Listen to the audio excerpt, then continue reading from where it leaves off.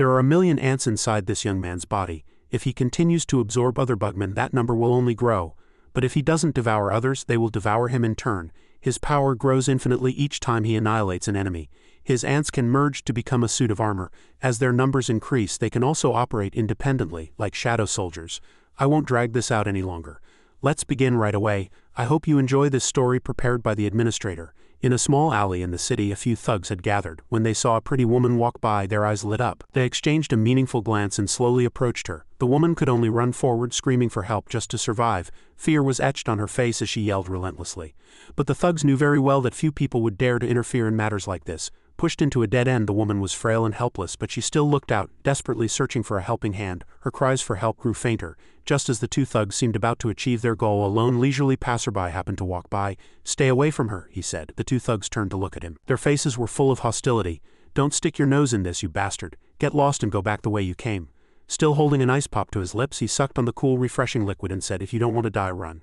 "Ha, what kind of bullshit is this fat ass spouting? Are you done talking? You dare interfere with my boy's business?" He didn't answer. Instead, he reached up and peeled off a bandage on his neck, revealing a mark that looked like a small insect. "Get lost now," one of the two said. But the man beside him could no longer reply, because his blood had just splattered across his friend's face. The faint, coppery smell of blood filled the air. The thug who was still alive froze, his eyes wide as he stared at his fallen friend.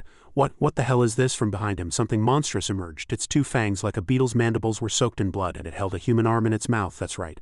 The woman was none other than a hideous monster. Her beauty was gone, replaced by ghostly long hair, pale skin, long and bony arms, and a lower body that was a fusion of various insects. Faced with something so terrifying, the man's screams echoed continuously through the small alley. He scrambled past the bizarre young man, failing to notice that the young man's body was covered in countless tiny black ants, slowly fading into the darkness. And yes, this is our protagonist, Black Ant. The next day, the massacre was discovered. The person who reported it was the thug who had escaped the night before. All that remained here was a pile of rubble and swarms of mosquitoes gathered on something unclean. A police line was set up. Investigators in protective suits like hazmat gear were collecting any remaining clues.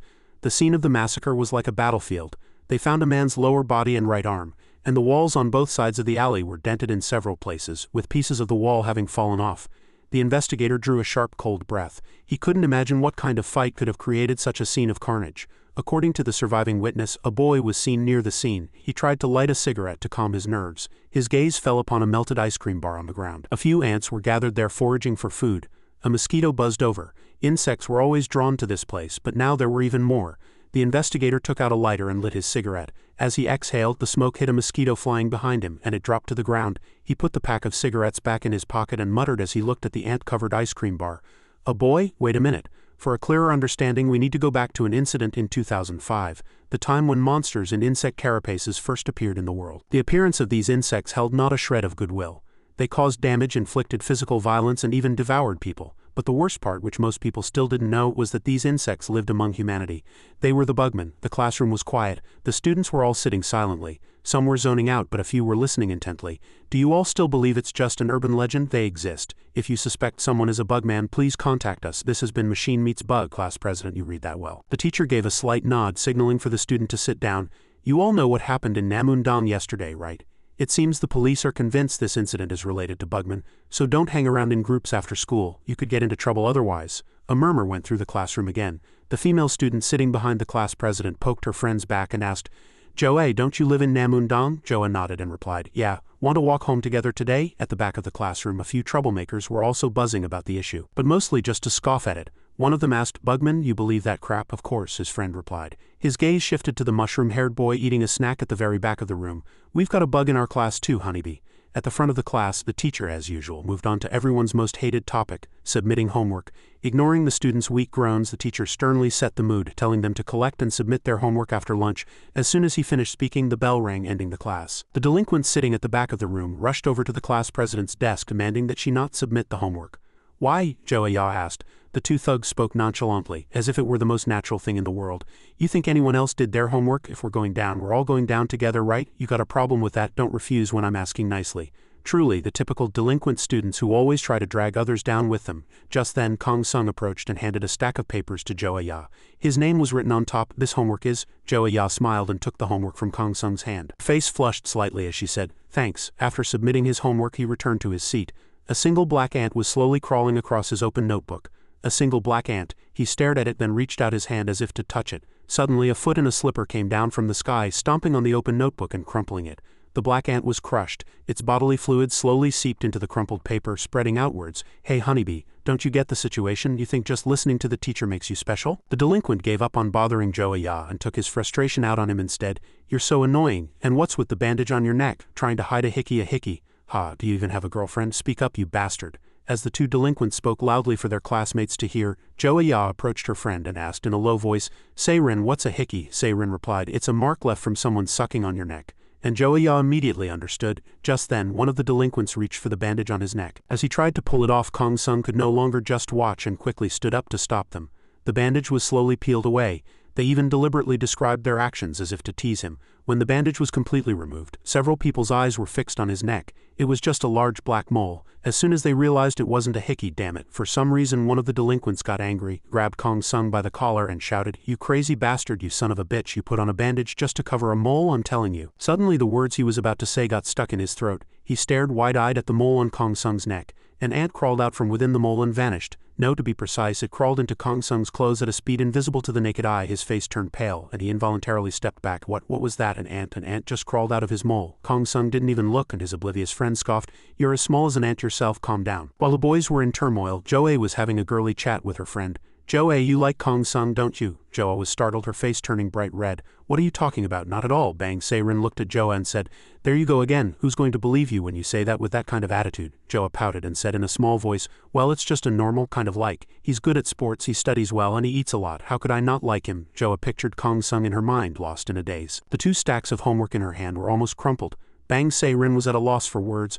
Aren't you going to submit the homework? At her words, Joe let out an and quickly ran to the teacher's office to hand the homework to the teacher. So does that mean only 2 people submitted their homework? Joe nodded. Yes, those little brats, the teacher cursed under his breath. His expression was somewhat strange, but Joe didn't get a good look and thought she had misheard the curse. Sir, what did you just say? But seeing the teacher's gentle smile, the strange feeling that had bloomed in Joe's mind subsided for a moment. He organized the 2 sets of homework and said, You and Kong Sung can go home. The ones who didn't submit their homework will pick up trash after school. Leaving the teacher's office, Joe muttered to herself, lost in thought. If I offer to stay and leave with them, those 2 will probably say something vulgar again. Since Seirin has to stay, should I help her? It's too scary to go home alone because of that incident. Wait, Kong Sung lives in Namundong too. Maybe I should ask him to go with me? Her pace slowed slightly. Just then, Kong Sung seemed to be in front of a lab door looking in a mirror and putting a new bandage on his neck. Kong Sung, she called out. Oh, did you know? The homeroom teacher said that those who didn't do their homework have to stay and clean, but you and I can leave right away. Kong Sung nodded and said coldly, Okay. Joe hesitated for a moment, then smiled as if it were nothing and asked, Want to walk home together today? You live in Namundong too, right? Sorry, Kong Sung said coldly.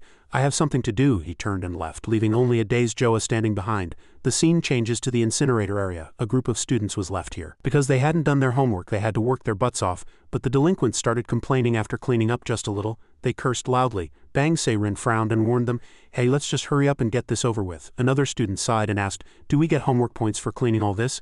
Of course not, Bang Seirin said, helpless. Her gaze turned to her best friend who was sitting not too far away. Her friend was holding a broom, squatting on the ground, sweeping and sweeping. What are you doing? Sweeping the trash, Joe replied. Why are you here cleaning instead of going home? Joe turned to her eyes welling with tears. I'm waiting for you. I'm not kidding. Curious, Bang Seirin went over to Joe and asked in a low voice what on earth had happened. As if she'd been waiting for the question, Joe spilled everything about how she'd asked Kong Sung to walk home together and been rejected. Bang Seirin sighed. It seemed Joe was fated to be rejected.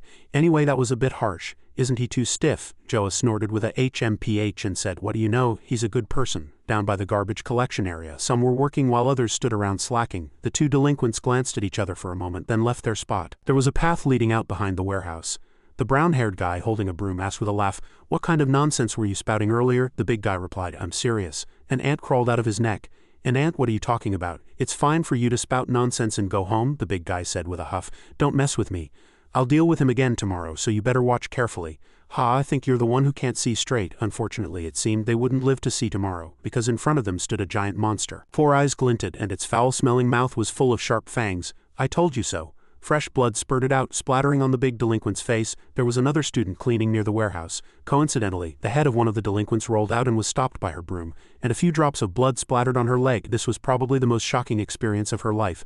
A sharp scream pierced the air, drawing the attention of the students who were picking up trash. The female student, her face pale, whimpered and fled in a hurry. Run quick. It's a bugman, a bugman. I told you so. The insect crawled out, step by step, its body covered in blood. I told you so, I told you so. It kept repeating that phrase as if suffering from a psychological compulsion. It's a bugman, we have to run right now. For students who had never seen such a terrifying creature in their lives, the scene instantly descended into chaos.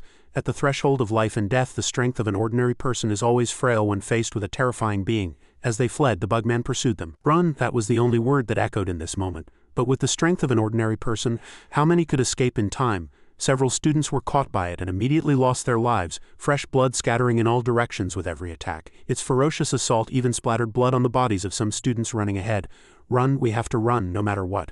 At that moment, a male student with glasses who was closest to the massacre shot forward. The sticky, coppery smell of blood on his face made him panic and lose his reason. He could no longer distinguish anything. Unfortunately, Bang Se-rin was grabbed by the shoulder by him and pushed backward. So this is what it's come to. Someone, while fleeing, accidentally stepped on a friend and ran past. Joa stopped and rushed to help Bang Se-rin up. Get up, Se-rin, we have to run. Se-rin had hit her head hard on a rock and was momentarily stunned. In that brief moment, the monster had already caught up to them. A giant shadow fell across the ground, blocking out the light. Tears streamed down her face and Joa could barely breathe. The bugman's foul stench assaulted her nostrils. I told you so, it repeated. Joa stood up and said in a trembling voice, don't come any closer. Go away. I told you so. As its sticky, blood-filled mouth opened, the teacher's head was revealed inside. His tone was still gentle. Class president, I told you to go home after school. Teacher, you were the bugman. Joa stared at the familiar yet horrifying face. Why, I have to run, but there was no way to escape.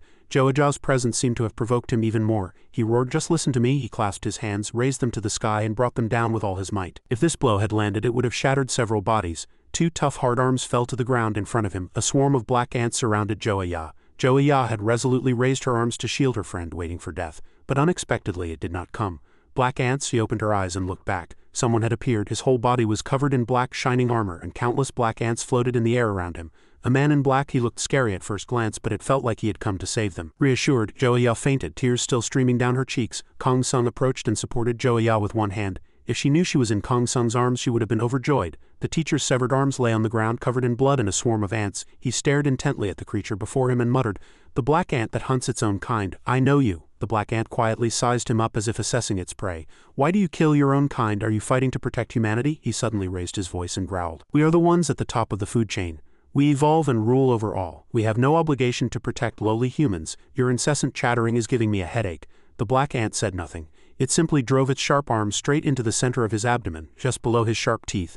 The massive creature crashed into the warehouse wall, dislodging a few bricks. A deep gouge was left in his body, and the ground was covered in the metallic scent of blood and the corpses of several students. The black ant did not approach and continue its attack on the teacher. Instead, it carried Joa and Bang Se-rin to a safe place. Carrying one on his shoulder and the other in his arms, he placed them on a clean cardboard box nearby. A low, cold voice spoke.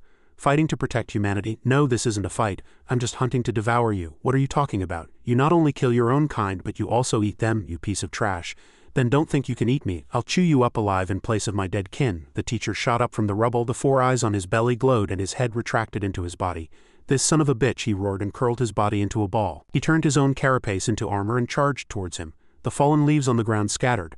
The black ant spread its limbs and clung to the giant insect's body. He stood firm on his 2 feet, but he couldn't stop his opponent from pushing him back. Behind him was no longer empty space, but an old iron fence. Even the iron fence was broken by the 2 of them, and the black ant was sent flying into the trees behind it. His body was so hard that several trees fell, and smoke even rose from a few of them. The teacher dragged his heavy body and approached him step by step. Killing a single ant like you is just a nuisance. An ant is still an ant. As soon as he finished speaking, he leaped high into the air and formed himself into a round ball, a ball harder than steel, capable of crushing anything flat. Die, you fucking black ant. Aided by the force of gravity, his heavy body fell from the sky. Is this how it ends? No, it's only the 2nd episode. This can't be happening.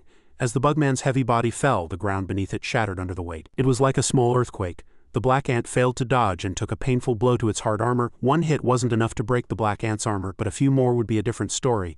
One blow after another, it was like pounding rice with a pestle. The ground where the black ant lay was deeply cratered, and its body was bent in all directions as if it had no bones.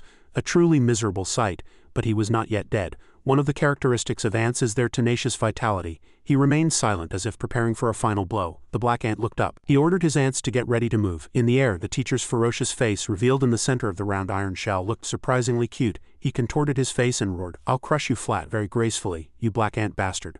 Watching the teacher's rough large face grow larger and larger, the black ant immediately shouted, "Move!" With a loud bang the ground shook as if an earthquake had struck. A thick cloud of dust rose, blurring the vision like a mist, and the occasional gust of wind scattered the smoke. The ground was splattered with the bugman's characteristic purple blood. "Ha ha ha, now you know how it feels to be crushed," the teacher laughed out loud, but he felt something was wrong. Looking down, he saw that the black ant was unharmed, and instead his own hard shell had been pierced by something, fresh blood flowed from it pooling on the ground. He gasped, staring in horror at the black ant below him. The black ant's large hand had pierced through where its mouth had been. "What happened? Were you hiding a weapon?" The black ant didn't answer, and once again commanded the ants on its body to move. Its leg, which had not yet been released as a weapon, moved once again. As the ants slowly separated, the armor on his remaining leg slowly disengaged. A swarm of ants gathered on his arm as if with the momentum to sweep everything away. As the ants gradually disappeared, his slender arm transformed into a larger, stronger one. Its 5 sharp claws looked like they could destroy anything. The teacher in his hands began to feel a sense of terror in his heart. With horror clearly etched on his face, he roared, "Ah, let me go," the black ant said coldly, "if you wish," and he pulled back his hand and a spray of fresh blood shot out towards him. A few of the teacher's scales were torn off. A bit of flesh and blood was stuck to it.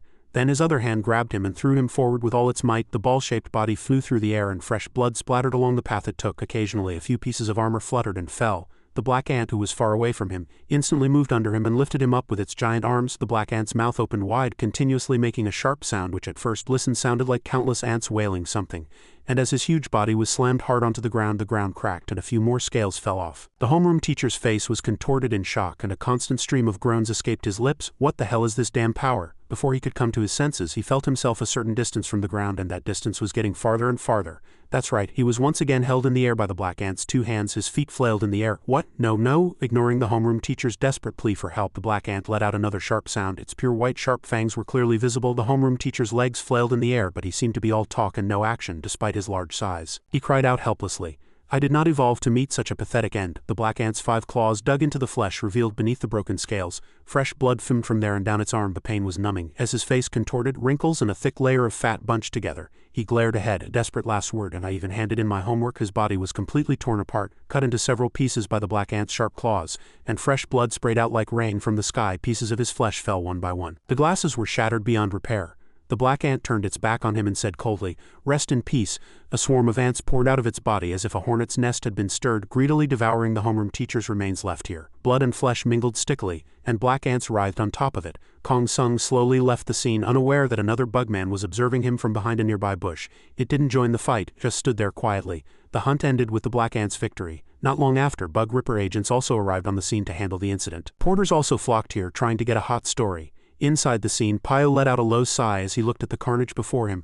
"Late again," the big man with him nodded, then squatted down and clicked his tongue in admiration. "You can say that again, we came prepared too. This is like a battlefield. All we know is that it seems to be a fight between their own kind. But why would they fight?" An old memory surfaced in Pio's mind. He was lost in thought, fighting to protect. Just then a Bug Ripper agent came over and called out, "Captain, the student who encountered the bug has woken up." The female student said that a man in black saved them. Pio looked back at the agent, a look of surprise on his face. They quickly moved outside the cordon.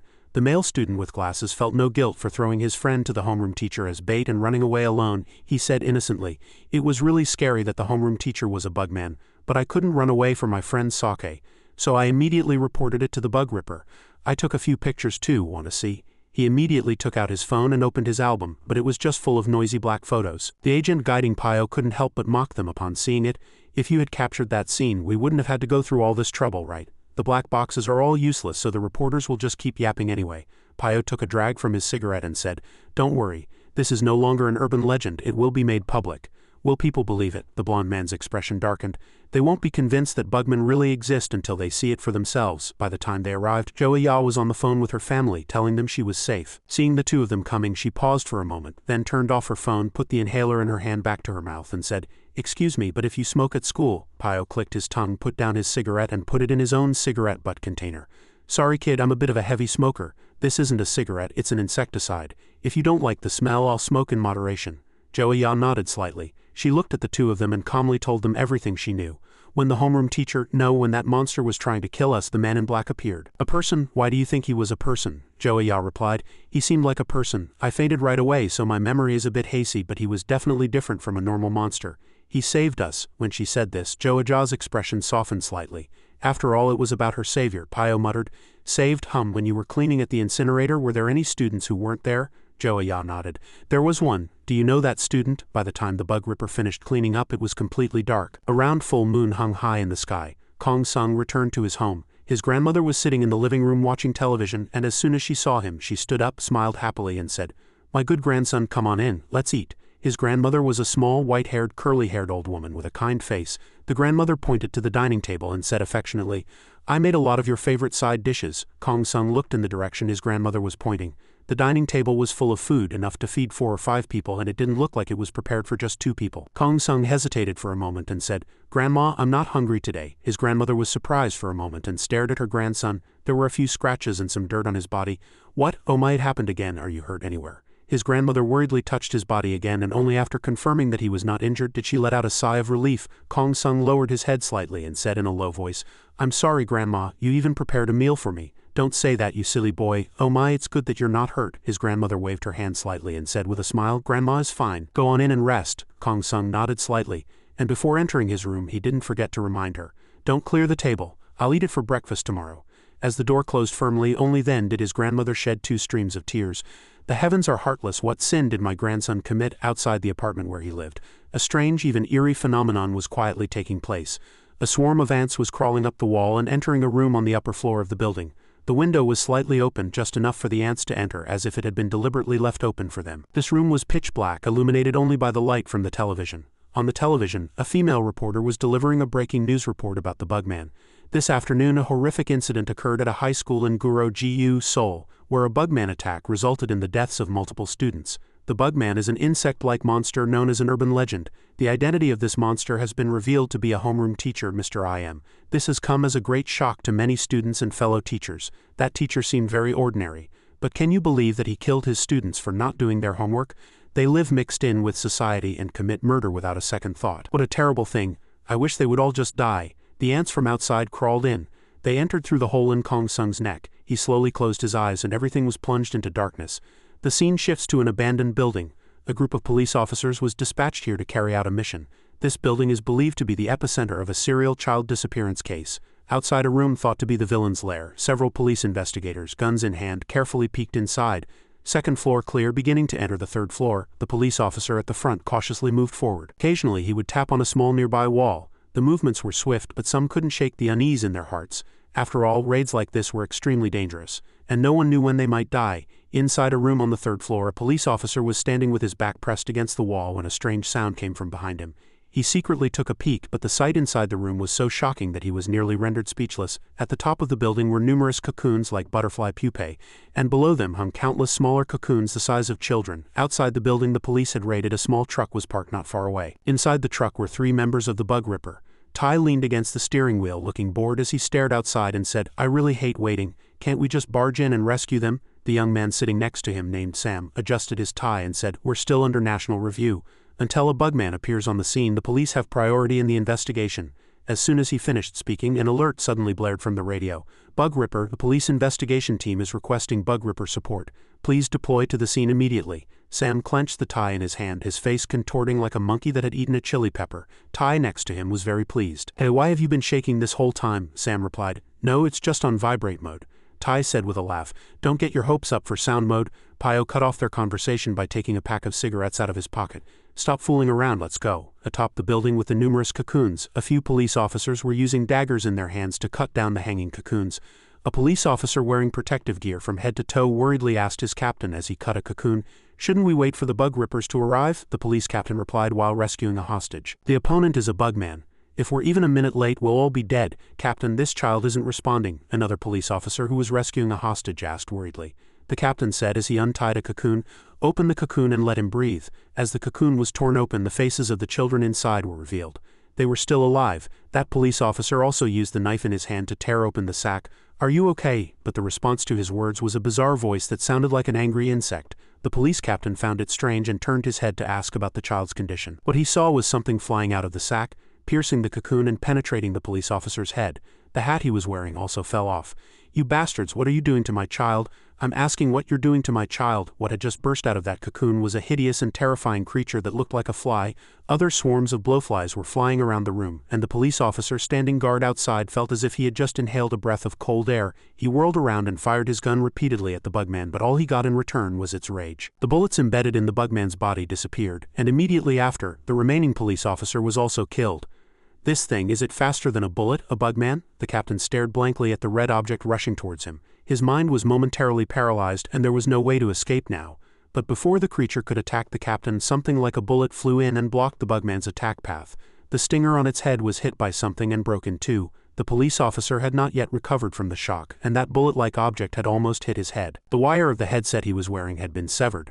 On a tall tower not far away, Sam was lying prone on the iron floor, a sniper rifle in his hand. He reloaded and prepared for a second attack. First shot missed. "This thing is really fast." The fly-like creature stopped in front of the police officer and shouted in rage, "You bastards, what are you doing? How dare you shoot me? What are you doing with my money? I'm angry now." It charged towards the police captain once again. Even though the stinger on its head was broken, it was still not a difficult task for a bugman to deal with an ordinary person. The captain held the child tightly in his arms, his face contorted with fear. It was good to see him fulfilling his duty despite his fear. Before the fly could attack the police officer, a baton appeared and blocked its path. Tai, with one hand in his pocket and the other holding the baton, said in a rough voice, "What's going on here? Kid, I am the bug ripper," Tai roared, and with a powerful swing he brought the baton in his hand crashing down on the head of the fly-like creature. It was immediately smashed into the wall by Tai's single blow, but of course it was not yet dead. Io came over to Tai's side and told the police officer to take the children and leave quickly. The police officer knew very well that he would only be a burden if he stayed here, so he quickly gathered the surviving children and ran out. As soon as the fly saw them leaving, it hastily rushed towards them and roared again. "Where are you taking my money?" Pio took a long drag from his cigarette and exhaled a large cloud of bluish smoke. As the smell of insecticide dispersed in the air, the flying fly suddenly landed and stared blankly at the ground beneath it. "My body, why is this happening?" Pio said nonchalantly. "Are you drunk from this smoke? So just tell me obediently where you sold the children you caught." The fly got up, angrily pulled out the stinger in its mouth. "Damn it, a swarm of flies is buzzing around instead of the black ant showing up." "You're the fly," Tai said calmly. "Black what? Shut up!" The fly flew into the air, and from the spot where it had pulled out its stinger, countless other stingers flew towards Tai and Pio. Pio took a deep breath, puffing out his cheeks, and then exhaled an even larger cloud of smoke than before.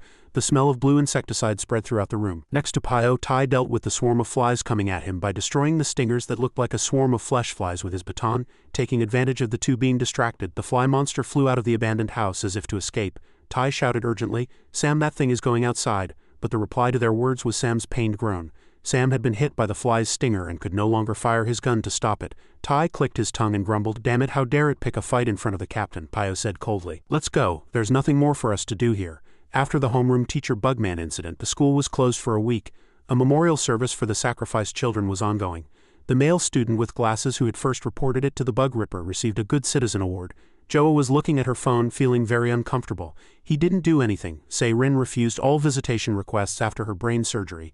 Damn it. Joa sat on a park bench, cursing in anger. One of the two children playing with insect masks suddenly approached her. He startled Joa with the insect mask. Joa remained silent, staring intently at the insect mask in front of her, then smacked the child on the head a few times. Hey, didn't I tell you not to do that?" The child laughed and ran away, saying, "I'm going to tell Mom," Joa shouted.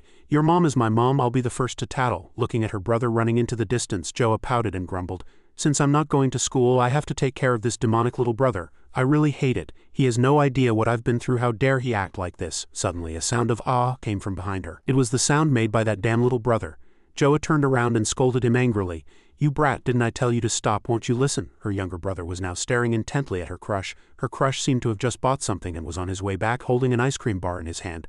Oh, Kong Sung didn't seem to be in a hurry, so he handed one of the ice cream bars in his hand to each of the two. The three of them sat on a bench and ate their ice cream. Kong Sung, with his usual appetite, finished one and started another before Joa and her brother had even finished theirs. She suddenly remembered the question from the bug ripper uncle, asking if any students were absent when they were cleaning the incinerator that day. There was one. Joa asked herself, "Why on earth do I keep caring? Am I being too nosy? Kong Sung, did anything happen that day? An uncle who seemed addicted to cigarettes came looking for you."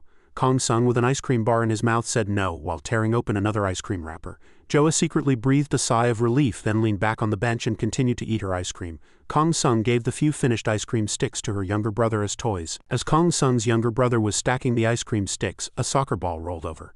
"Sis, I'm going to play soccer." Joa nodded, not forgetting to remind him not to go outside the playground. Suddenly, Kong Sung bit down hard on the ice cream bar in his mouth, and Joa looked over curiously. Kong Sung stared straight ahead, clamping the ice cream stick with his teeth and repeatedly pressing and releasing the other end.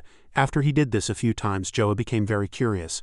What is he doing? She couldn't tell. She hadn't been sitting and resting for long before her younger brother made her restless again. The two children suddenly ran out of the park. Joa's brother pointed towards the bushes and said, "The ball flew over there," Joa said hurriedly. "I'll go find it, wait," but the two children had already run off. Joa pouted and grumbled, "I told them to wait, but they're not listening again." Kong Sung stood up and offered to go himself. "You stay here." Joa quickly got up, intending to say she would go, but Kong Sung was already walking forward with determined steps. Kong Sung easily jumped over the fence. This area had quite a few trees, so the air was somewhat chilly. He looked down. A child wearing a fly mask was holding a ball in his hand, staring intently at him. "What are you doing here?" Outside, Joa's brother had already come out and obediently ran to his sister. "Joel, you're back. Did you find the ball?" Joa shook her head and answered honestly. "No, he told me to go to you." Behind the bushes, he stood face to face with the fly. It was very hostile towards him. "This is my territory. I see you're one of my kind. Same hunting style. I almost caught it, but I lost my prey because of you. Not only that, yesterday the bug ripper bastards took everything. Still, my mood is fine. I'll let you go since you seem to have just awakened. If you step into my territory, I will be angry." Kong Sung said nothing and peeled off the bandage on his body. A swarm of black ants immediately covered his body. "Territory?" Kong Sung could see the shocked face of the child behind the fly mask. "What did you say?" The fly monster blankly took a few steps back. What is it, you? It was not out of fear but anger. The ball in his hand was also crushed. "Black ant, the kin hunter." The fly monster burst into laughter, the peculiar eerie laughter of an insect. "I've been waiting for you. I've heard a lot about you lately. Do you really eat your own kind? I'm next. You arrogant fool, I'll crush you. How dare you break the law of the celestial bugs and eat your own kind? If I just take your head, the larva will hatch immediately and I will become a bug too." The dirty little brat transformed into a fly and shot towards him like a red arrow. The part of his head pierced by the fly monster immediately disappeared. The swarm of ants scattered but immediately returned to his head and became armor. The fly monster flew around in the air and its two wings made a very unpleasant sound. He looked up at the fly. Like its species, the fly made that unpleasant sound and circled around the person at a speed invisible to the naked eye. Moreover, this fly monster also had a habit of showing off. It said in a proud tone, "How is it? Fast, right? The thought of killing both rats and birds makes my mouth water. You can't catch me, right? Are you just going to stand there and watch? Have you frozen up?" He tilted his head and coolly remarked, "Ah, it's so noisy." As soon as he finished speaking, the fly monster was caught in his hand and slammed hard onto the ground. This monster was one of the weaker ones he had caught. Purple blood spurted from the fly's mouth and its red eyes seemed to have been shattered in a single blow. It seemed this fly had been weakened too much by the bug ripper, or perhaps he was just too strong. Outside, Joa was still obediently waiting for Kong Sung to return. He walked out from inside, a red mark on his cheek. Joa's brother ran over happily and called out to him, "Bro, did you find the ball?" Kong Sung nodded. "Found it. Let's go home now." Joa's brother laughed happily and said, "You're the best, bro." "Of course, right, I cleaned up everything you were eating." Joa frowned and said, "You just wanted to eat more ice cream, that's why." Joa's brother pushed his sister aside, looked only at him and asked, "Bro, can I eat all of that?" Joa was helpless with her younger brother, but Kong Sung showed no sign of anger. The corners of his mouth turned up and a very gentle smile spread across his face. Joa's brother took his hand and shook it. "Bro, please let me have two, bro." Kong Sung nodded slightly. Eat them all." Joa was a little stunned. She had never known he could smile. Having gotten 2 ice cream bars, Joa's brother was very happy and ran back to hold his sister's hand. Joa looked at him and said worriedly, "I'm sorry, is it okay if he eats them all?" Kong Sung nodded and said with a smile, "Yeah, I'm full." A gentle breeze blew by and a few leaves fell. In that forest a fly lay dead. The surrounding ground was soaked with purple blood and a swarm of black ants clung to the fly, greedily devouring what was left. Despite the incident, the school couldn't stay closed forever.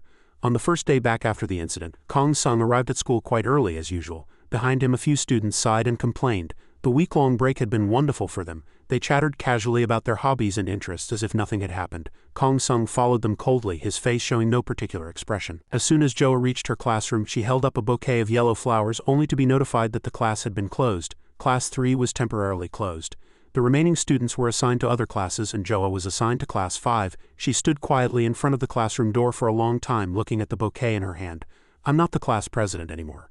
I'll come see you guys every day." Entering class 5, Joa saw an empty seat at the back of the classroom and went to sit there. Bored with nothing to do, she took out her phone and browsed the internet for a while. It all felt like a dream, but it was real. Joa looked at her phone. The screen was filled with messages she had sent to Bang Se-rin, but there was not a single reply. Joa puffed out her cheeks and laid her head on the desk. Changing classes was fine, but why did she have to be in the same class as No Seo-rang? Look at that guy's attitude. He's only good at bragging to his classmates and he's really annoying. Now he was exaggerating even more, mostly making things up. A female student with yellow hair sitting at the bottom of the classroom seemed unable to stand the noise, which was like the buzzing of a fly in her ear. She clicked her tongue, stood up, walked over to No Seo-rang, and kicked him right in the middle of his stomach. No Seo-rang was a weakling, so he fell to the ground in one hit. He shouted at the person who had kicked him, both angry and embarrassed. "Damn it, what are you doing? You're too loud, you bastard." This student's name was Ri-jin. As soon as the guys who had been talking to No Seo-rang heard her say he was being loud, they rushed over, forced a smile, and said, "Ri-jin, were we too loud? Sorry." No Seo-rang frowned and asked, "Why are you apologizing to her?" His friend reminded him in a low voice, "She's the boss of our class." No Seo-rang sat down quietly by the classroom door, making way for Ri-jin to pass. Seeing this, Joa thought to herself that she had to tell Se-rin about it. The classmates said that Ri-jin went somewhere every day as if she was just checking in for attendance and then going home. Just as Ri-jin was about to leave the classroom, Kong Sung arrived at the new classroom, and the two stood face to face. Ri-jin looked at him, and he looked back at her. The two passed each other. One went out and the other came into the classroom. As soon as she saw someone she knew, Joa waved her hand and spoke to him. "Kong Sung, why are you so late? I was worried you wouldn't be able to find the new classroom." Kong Sung went to the window seat at the very back of the classroom and put down his bag. Joa smiled excitedly and asked, "Did you see? The girl you just ran into is the boss of our class. I didn't know I'd be sitting next to her. She kicked No Seo-rang for being loud and it was so satisfying." Kong Sung nodded slightly.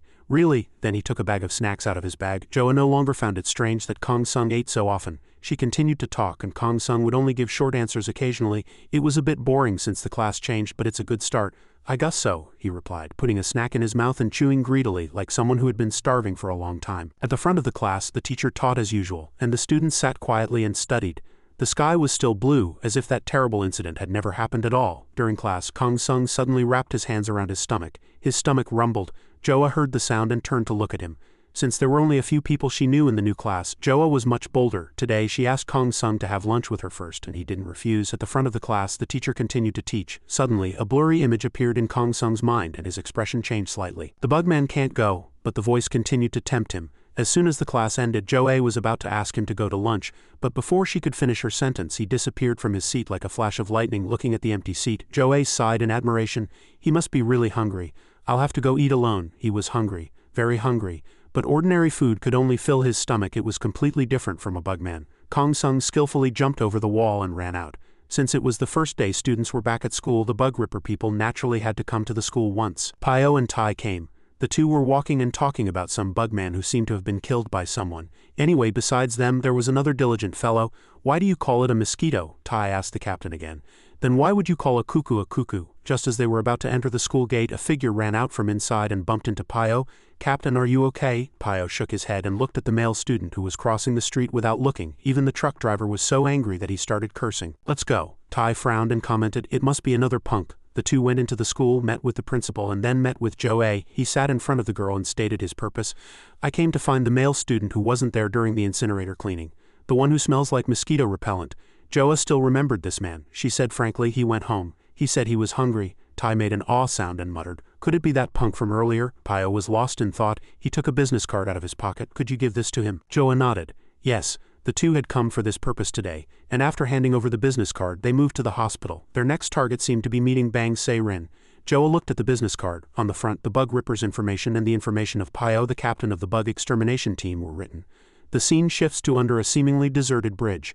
A bugman lived under the bridge. Its 4 emaciated legs looked exactly like the dead mosquito monster Pio and Tai had mentioned. In the darkness, the sound of regular footsteps echoed, pitch black, shiny ant legs. Today, the black ant's target was this very mosquito. It was floating in the air as if being controlled by some force, but it wasn't. It was alive. Seeing the black ant approach, it came down to the ground, placed its mosquito legs on its chest, and took a posture as if it were bowing as the black ant approached it step by step. The mosquito also approached him, but its movements were somewhat stiff. Without any unnecessary words, the black ant immediately rushed in and attacked the mosquito. The mosquito monster stepped back slightly, using the large leg in its hand to fight the black ant, knocking away his black arm. The mosquito jumped into the air and kicked Kong Sung hard in the center of his chest with its 2 hind legs. He lost his balance slightly and fell backward, but he didn't find it particularly strange. That mosquito wasn't as talkative as his other opponents, only making a terrible buzzing sound from its mouth. It charged again. This time it aimed for the black ant's head. The black ant jumped on the tips of his toes and rushed forward, punching the mosquito in the head. He hit it so hard that its head nearly flew off its body, but the mosquito didn't fall and immediately stood up. Its movements were somewhat strange and stiff. The black ant frowned. At this moment he noticed that the movements of the bugman in front of him were somewhat strange. The movements were not normal. He looked up. Something like an ant was attached to a string connected to the puppet's body above the mosquito. That was it. The black ant briefly released the armor on his arm and the ants gathered into a ball and floated above his hand. "Let's check." He swung his arm and threw the ant ball in his hand towards the string. It was a pitch-black, densely packed swarm of ants. The ants flew to the mosquito and stuck to it like they were sticking to honey. They quickly moved along the mosquito's body. At this point, the mosquito no longer attacked and allowed the ants to feel for something on its body. A string was connected to every joint on the mosquito's body. The strings stretched straight to the ceiling, and someone was controlling these mosquitoes to fight. Up above, his ants were swarming the strings. The puppeteer also seemed to have realized that his control strings had been discovered by the black ant. He clicked his tongue and cut the connection to the mosquito himself. Without the strings, the mosquito stumbled for a moment and fell to the ground. The black ant slowly approached, picked up the remaining thread on its body, and examined it. The ants writhing on the ground were disgusting. A thread? Before he could figure out what was happening. The mosquito corpse in front of him should have been a soulless corpse. Suddenly it moved. The head that had been bowed was lifted and it stared at him intently. Inside its mouth it opened its mouth wide to reveal something like a bomb. Yes, to be precise, it was a bomb. As soon as it opened its mouth, a dazzling light shot out from the 4 holes on the bomb. The black ant didn't even have time to escape. It was the first time he had experienced such an outlandish fighting style. The bomb exploded. Smoke billowed and the heat caused the nearby grass to wither. Outside the explosion site, 2 other bugmen stood. It seemed they were the ones who had planned this surprise attack, and one of the 2 bugmen was the one who had been secretly observing Kong Sung from a distance. The black ant was near the explosion, so he took a direct hit, and the black armor covering his body glowed slightly red. How magnificent! Black ant, the kin hunter, seems to have taken a hit for the first time. The moth approached, stepping on the black ant's shoulder, and said with a hint of mockery in his voice, "Seems you've taken a hit for the first time? A fly-like thing dares to kill me. If the fly disappears, we'll be in quite a bit of trouble." The bombardier beetle approached. His voice was low and hoarse. It seemed that in his human form he was an old man in his late 40s. "The complaints from customers who want fresh young meat are piling up on me. We don't deal in children. Your hunting has caused quite a big loss, so you'll have to pay the price. Die." The moth's leg moved slightly. He kicked the black ant's head with 1 foot. Could this be the end for the black ant? No, there was no blood. Only countless black ants were slowly emerging from the armor. Was it just an empty shell? He's fast at running away. Just then, the bombardier beetle suddenly shouted, "Watch out above!" Somehow, Kong Sung had escaped from the armor shell and was ambushing them from above. Currently, only his 2 arms were densely covered with ants. He clenched his 2 hands, fell using gravity, and at the same time delivered a blow to the center of the moth's head. He was going to make him pay dearly for underestimating others. The moth couldn't react for a moment, and Kong Sung didn't miss the opportunity, rushing towards the bombardier beetle and throwing dozens of consecutive punches. The bombardier beetle was difficult to win against in close combat. His strength was in his explosive ability. The bombardier beetle's outer armor was almost pierced by Kong Sung, and his face was beaten almost to a pulp. "You son of a bitch!" The old man leaned back, using the gap to dodge and at the same time create distance, and fired a bomb at Kong Sung. The bomb that came out of the old man's hand exploded as soon as it touched Kong Sung, and the hot heat touched his face. He crossed his 2 arms in an X to block it as if the pain was nothing. He charged again, his 2 hands covered in pitch-black iron armor. He tried to attack the bombardier beetle again. This time he aimed straight for the face, but threads flew from behind him, binding his ant-covered arms tightly. His arms stopped right in front of the bombardier beetle, with only a distance of about 4 to 5 centimeters left. The moth was pulling his arms from behind as if trying to protect the bombardier beetle. It seemed the bombardier beetle's combat power was not higher than the moth's. Seeing Kong Sung's human form, the moth became furiously angry. "Think with your head, you're too arrogant. What can you do in human form?" Kong Sung gritted his teeth. He saw the moth flying up into the air to subdue him from above. His arms trembled stiffly. Tried to break free from the moth, but there was no way out, and it was even difficult to move. His body felt like it was tied up and being controlled by something. The moth held the thread with one hand, and on the other hand he spun his body in the air, aiming a spinning kick from front to back at Kong Sung's face. He took a breath and one of his pupils turned red. He barely blocked the attack with both arms, but he couldn't avoid injury. The moth put his strength into it, and Kong Sung flew back, his whole body in pain, and fresh blood slowly flowed out. Kong Sung fell and knelt on the ground on both knees at this time. The bombardier beetle approached, pointing the bomb in his hand at his head. How futile a delusion it is to try to escape at this distance. Kong Sung's mind cleared, and he was shocked by his returning consciousness. He hurriedly shouted, "Move!" The armor that had been leaning against the wall disappeared, and the black ants scattered at high speed, flying to Kong Sung and forming armor. Every moment could decide his life or death. "The hunt is over," the bombardier beetle said coldly, and once again a loud explosion echoed. This explosion was much larger than the attack the old man had previously inflicted on the black ant. A part of the bridge was also greatly damaged by the explosion, revealing a long stretch of rebar, and pieces of concrete fell down. At this distance, if such a large explosion had hit the black ant directly, his death would have been unquestionable. But just before the explosion, a tree branch intervened, lifting the bombardier beetle's arm, and the explosion missed. "Don't you know you get a fine for setting off firecrackers in the park?" Tai appeared, holding the bombardier beetle's arm with the long iron rod in his hand. Kong Sung was lying on the ground. Tai grinned and said, "What do bugs use instead of money? Leaves? Adieu," he shouted, swinging the club in his hand to attack the bombardier beetle. But the bombardier beetle had already retreated, showing no intention to engage. To be precise, the old man knew he was no match for Tai, but from behind the two of them another voice was heard. The two bugmen were surrounded. Pio calmly walked out, one hand in his pocket and the other lighting a cigarette. Now you're gathering here and breaking things all over the place. Why do you guys keep crossing the line? Have we been too easy on you? Right, that won't do. These damn bugs, let's take care of them all at once. At this moment, Pio was completely different from his usual clumsy uncle self. As expected, the ones who look like troublemakers are usually the most dangerous. The bombardier beetle grumbled, taking a bomb from his arm, the same kind he had stuffed into the mosquito's mouth. Pio narrowed his eyes slightly. These bugmen really don't know their place. The bombardier beetle didn't attack them with the bomb in his hand but detonated it himself. Thick smoke spread in all directions with a pungent smell. It was more like a smoke bomb. This could buy them time to escape. Two large wings unfurled from the moth's back and he took the bombardier beetle and fled the battlefield. Tai stared up at the sky and said helplessly, "They flew away. Bugs with wings are so annoying," Pio muttered thoughtfully. "Should I request helicopter support?" Tai shrugged and pointed to where the black ant had been. "It's a bit of a shame, but we caught that one black bug, right?" Pio let out an "ah" he had almost forgotten. But when they looked at where the black bug had been, there was nothing. It seemed he had escaped using the smoke bomb explosion. Tai was startled. If the captain knew what they had missed this time, his face would surely turn blacker than a pot lid. Not far from there, Kong Sung limped step by step back to his home. His whole body was stained with dirt and fresh blood. He gasped for breath, barely able to walk by leaning his thin body against the wall. He hurried back to his house and greedily devoured the food his grandmother had prepared in advance. Seeing her grandson, she let him sit at the table with his dirty body and eat like a madman. His grandmother, sitting opposite him, couldn't hold back her tears. "My dear, were you that hungry? Without even washing? My goodness, look at this state. Did you not eat anything again today?" "I couldn't eat a single bite," Kong Sung muttered. "I have to fill myself with something." He scooped a spoonful of rice and meat, put it in his mouth and chewed greedily. A few grains of rice stuck to the corner of his mouth. He was that hungry. After eating, he took a bath. Having changed into clean clothes, Kong Sung returned to his room. He locked the door from the inside and his body suddenly fell backward. It wasn't because of the injuries from the recent fight, but it seemed he had been stimulated by something. Kong Sung squeezed his eyes shut. Veins popped out on his neck and he clenched his teeth to keep a groan from escaping. And he suddenly remembered the question from the teacher he had devoured a week ago. "Why do you kill your own kind? Are you fighting to protect humanity?" "Protect humanity?" Kong Sung ground his teeth, sweat trickling down his face. He looked as if he was about to tear his shirt, and he opened his chest to reveal a body full of red marks and faint bruises. "Protecting humanity? No, I break the law of the celestial bugs and devour my own kind. HMPH, the law of insects." The shirt on his body was completely torn off. Kong Sung's body trembled as he tried not to scream. His body had countless black marks mixed with red. To hell with the law of insects. Devour, keep devouring all of them. He couldn't hold it back any longer. Kong Sung threw his head back and screamed in pain, fresh blood flowing from his face and nose. He looked as if he would bleed to death at any moment. Traces of blood mixed with black ants spread all over his body. "I will never be eaten by those bastards." The Dark Knight. Another abandoned warehouse. Inside the warehouse, a strange person in a full-body protective suit was holding a large rope. No, to be precise, the rope was made of thread. The other end was connected to 3 large plastic bags that seemed to contain people. The person in the protective suit stopped in front of a tightly shut iron door. Inside was a cold storage, an ideal place to store corpses at any temperature. 3 corpses were moved into the room one by one. If this wasn't a secret laboratory, there was only one answer. People in these large plastic bags were the food for the bugmen. The person inside the plastic bag didn't seem to be dead yet. A weak, broken cry for help reached the carrier's ears, but it only reached their ears. Rescue was absolutely impossible. The person about to die was thrown inside with the already dead. He looked desperately at the person standing in front of the door and begged, save me, please." But all that came back was the sound of the iron door closing firmly.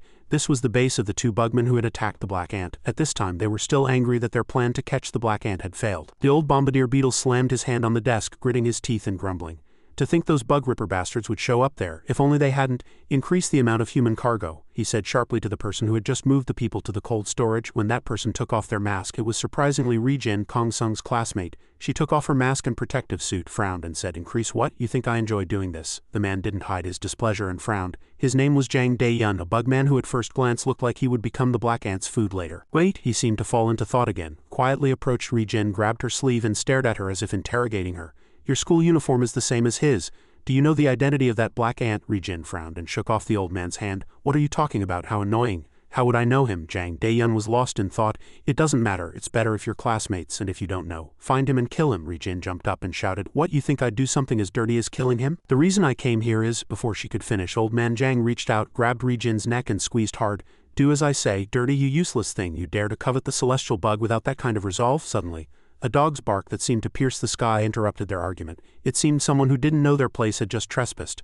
No, a captured prey was desperately escaping. He didn't care if a dog was chasing him from behind. He just ran with all his might. He ran with all his might to live. The dog's bark echoed through the base. Jang Dae-yun approached and looked at the surveillance camera screen. The cold storage door was wide open, and some of the prey inside had escaped. Jang Dae-yun frowned and asked, "Did you forget to lock the cold storage door?" Ri-jin, still recovering from having her neck choked, was full of malice towards him but had to endure an answer. "Of course not." "Then it's fine. If you made a mistake, I wouldn't have let it go. Humans are always foolish and mess things up. Shall we continue?" He changed one arm into insect form and approached Ri-jin. "So what did you want to say?" Ri-jin said, "I want to quit. Let's end our partnership." "Was that so?" Jang Dae-yun seemed to have pressed some button in his hand. The man running outside suddenly stopped, only able to let out a few ah sounds. His skin color changed rapidly enough to be seen with the naked eye due to the change in body temperature. His whole body turned red and the 4 holes in his chest suddenly lit up. It was as if he knew what was about to happen to him. His face was contorted with fear. Stop it. It was too late. The bomb exploded. A huge explosion interrupted the conversation between the two bugmen. The bombardier beetle said coldly, "You know well what I do to those who interfere with my work." "Say it again." 4 holes suddenly appeared on Ri-jin's chest. It was unknown when he had planted the bomb. His body also slowly transformed completely into a bugman. He ordered her to kill the black ant. The next day, lunchtime, the students had already rushed to the cafeteria to fill their hungry stomachs. At the serving counter, a first-year male student was begging the cafeteria lady for more sausage but was refused. Behind him, No Seo Rang was in line with his tray. Aside from where the cafeteria lady was, the loudest place was definitely where Kong Sung was. He always ate an incredible amount and very quickly. Before others could finish one tray, he had already devoured dozens. Next to Kong Sung, who ate like a starving tiger, Jo Ara forgot to eat and just stared at him. Probably even a mukbang YouTuber couldn't eat that much and that fast. No Seo Rang was amazed, wondering how on earth Kong Sung digested it all. He seemed to be eating even more than usual today. But Kong Sung paid no attention to his surroundings, focusing only on eating. The spoon in his hand suddenly fell to the ground, making a sharp sound. Kong Sung paused. "Damn it, the ants are biting me again. Oh, it hurts." He wrapped his arms around himself and red spots began to appear on his body. Seeing him suddenly stop, Jo Ara, who was sitting next to him, asked with great concern, "Kong Sung, are you okay? Did you get indigestion?" Just then, No Seo Rang suddenly approached and for some reason started a fight with him. "Hey, what are you doing? It's hard to get even one extra sausage, and some guy is just sitting here eating peacefully, or is your dad the chairman of this school?" Jo Ara never had a good impression of No Seo Rang, and now it hit rock bottom every time she saw him. She frowned and scolded him. "Hey, if you don't know, just stay quiet. He already paid for 10 servings. No Seo Rang deliberately raised his voice and dragged out his words. "Wow, 10 servings, so that's what it was. Amazing. But his appetite is beyond human limits, so are you a bugman?" The entire cafeteria fell dead silent, and everyone stared at the two of them. Jo Ara shot up and shouted, "Hey, got nothing better to say? What nonsense are you spouting?" No Seo Rang said with a laugh. Like the devil in the incinerator that day, he got expelled because of homework. The people around them also started to surround them and whisper. But right now Kong Sung was not okay. His face was pale from the pain of the ants gnawing at him from inside his body, and his whole body was trembling. No Seo Rang, as if he wasn't afraid of dying, continued to escalate the situation. The ants inside his body were becoming harder and harder to control. They were already eating away at every piece of his flesh. Kong Sung's vision grew blurry. No Seo Rang was still relentlessly picking a fight with him, as if he wanted to be a hero again. But a hero like him would probably die early. "Shut up." Kong Sung reached out, grabbing No Seo Rang's head with one hand and covering his mouth. Veins bulged on the back of his hand. The ant bites on his body were increasing. No Seo Rang was really all talk. Only then did he realize that he had messed with the wrong person. Kong Sung squeezed him tightly, making it harder and harder for him to breathe. His eyes were bloodshot. Jo Ara said worriedly, "Kong Sung, stop." Kong Sung gritted his teeth, swung his arm and threw No Seo Rang hard behind him, where he collided with a female student carrying a tray. The soup from the tray spilled all over his head. Kong Sung had no more time to worry. He hurried out of the cafeteria. Ri-jin was also watching his movements and No Seo Rang could no longer bark. The food spilled on his head and the suffocating pressure Kong Sung had put on him. In the end he was just a coward. After leaving the cafeteria, Kong Sung ran to the rooftop. There was only one thought in his mind. "Hungry, the hunger won't go away. I can't control the ants anymore." He gritted his teeth, trying to run out of the rooftop. The bandage on his body fell off.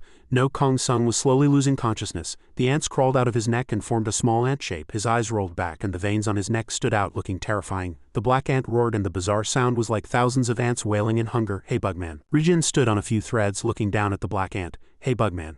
Are you trying to advertise to the whole neighborhood like, I am the black ant Bugman? To be honest, I have no ill feelings towards you. It's just." Ri-jin transformed and jumped off the threads. As soon as he transformed into a bugman, the ants on his neck mixed with his voice, making a sound full of desire. "Grr, give me the bugman." He rushed towards Ri-jin and the ants parasitizing his body also charged forward. It was different from the usual black ant armor state. This time he had truly lost control. Ri-jin gathered her fingertips and looked coldly at the black ant rushing towards her. For my purpose I have to be a bad bitch. From Ri-jin's 2 hands thin long threads appeared. They were flexible but much stronger than most weapons. The black ant rushed in front of Ri-jin. She raised her hand and used the long thread in her hand as a weapon to block the black ant's instinctive first attack. But the black ants on his body bit the thread directly as if they would devour it all. An ant crawled to the corner of his eye. Kong Sung slowly opened his eyes. He had come to his senses. The ants were still crawling on his body. They crawled all over his body, and Kong Sung's limbs were tightly bound. He felt like he was trapped inside some kind of body. At the ends of his limbs 4 large black ants were biting into each part of Kong Sung's body. It was as if they were about to execute the drawing and quartering punishment, and after tearing his limbs they would flay his flesh. The ants behind him were also poised to devour him completely. Kong Sung cried out in pain and despair, "Please leave me alone, how much more blood do I have to shed?" A black ant slowly approached from above his head. 2 sharp fangs were placed on either side of Kong Sung's head. He paused, and he heard his own heartbeat. He could feel the ant's sharp fangs sinking into his neck. And the ants crawling on his body were not enough. The ants were still demanding food. Suddenly a red ant appeared from somewhere and attacked the black ant that was about to devour Kong Sung's head. He stared in shock at the creature that had saved him. The ant's blood splattered, and in the blink of an eye the 5 giant black ants that were about to tear his body apart were now slaughtered by that red ant. He knelt on the ground, staring at the appearance of this strange creature. Kong Sung suddenly woke up. He was lying on a bed with clean sheets, and the hole in his neck was still empty. Kong Sung sat up and confirmed he was in his room. The pain had subsided significantly. Kong Sung dazedly touched the area around the hole in his neck. It was strange. He couldn't remember anything after confronting that girl on the rooftop. What happened after that? The ants were so quiet. Did I actually take care of her in the end? Kong Sung touched the hole in his neck, still in disbelief. His grandmother was sitting on the sofa watching TV. When she saw him come out, she asked if he had finally woken up after sleeping all day. "Let's eat." Kong Sung shook his head. "No, it's okay." His grandmother was a little surprised. "You're not eating? Did you catch a bug yesterday or something?" Kong Sung shook his head and took a carton of milk from the refrigerator. "No, how did I get home?" his grandmother answered. "Don't you remember? A girl with short yellow hair carried you here." Yellow hair? Kong Sung tilted his head back and took a big gulp of milk. His grandmother asked again, "Your body was covered in blood. Didn't she help you?" "I was so surprised then. That yellow-haired girl was covered in blood and her face wasn't ordinary. Did she bring you here because she had nowhere else to go?" Kong Sung shook his head. "She's just a classmate." In his mind, Ri-jin was no longer in the category of a villain and had escaped the fate of being devoured. But more importantly, he was still alive, so why weren't the ants saying anything? Suddenly, an image was transmitted to his brain. A grim old man was staring straight ahead. "Bugman." Kong Sung stood there blankly, not hearing his grandmother calling him several times, and gave no answer. Right now, the only thing in his mind was the image of that Bugman. He was calling him from an open space near the railroad tracks. Crash, a train had just passed. It was probably the last train of the day. Jang Dae-yun and Ri-jin were standing there as if waiting for someone. Jang Dae-yun grumbled at her.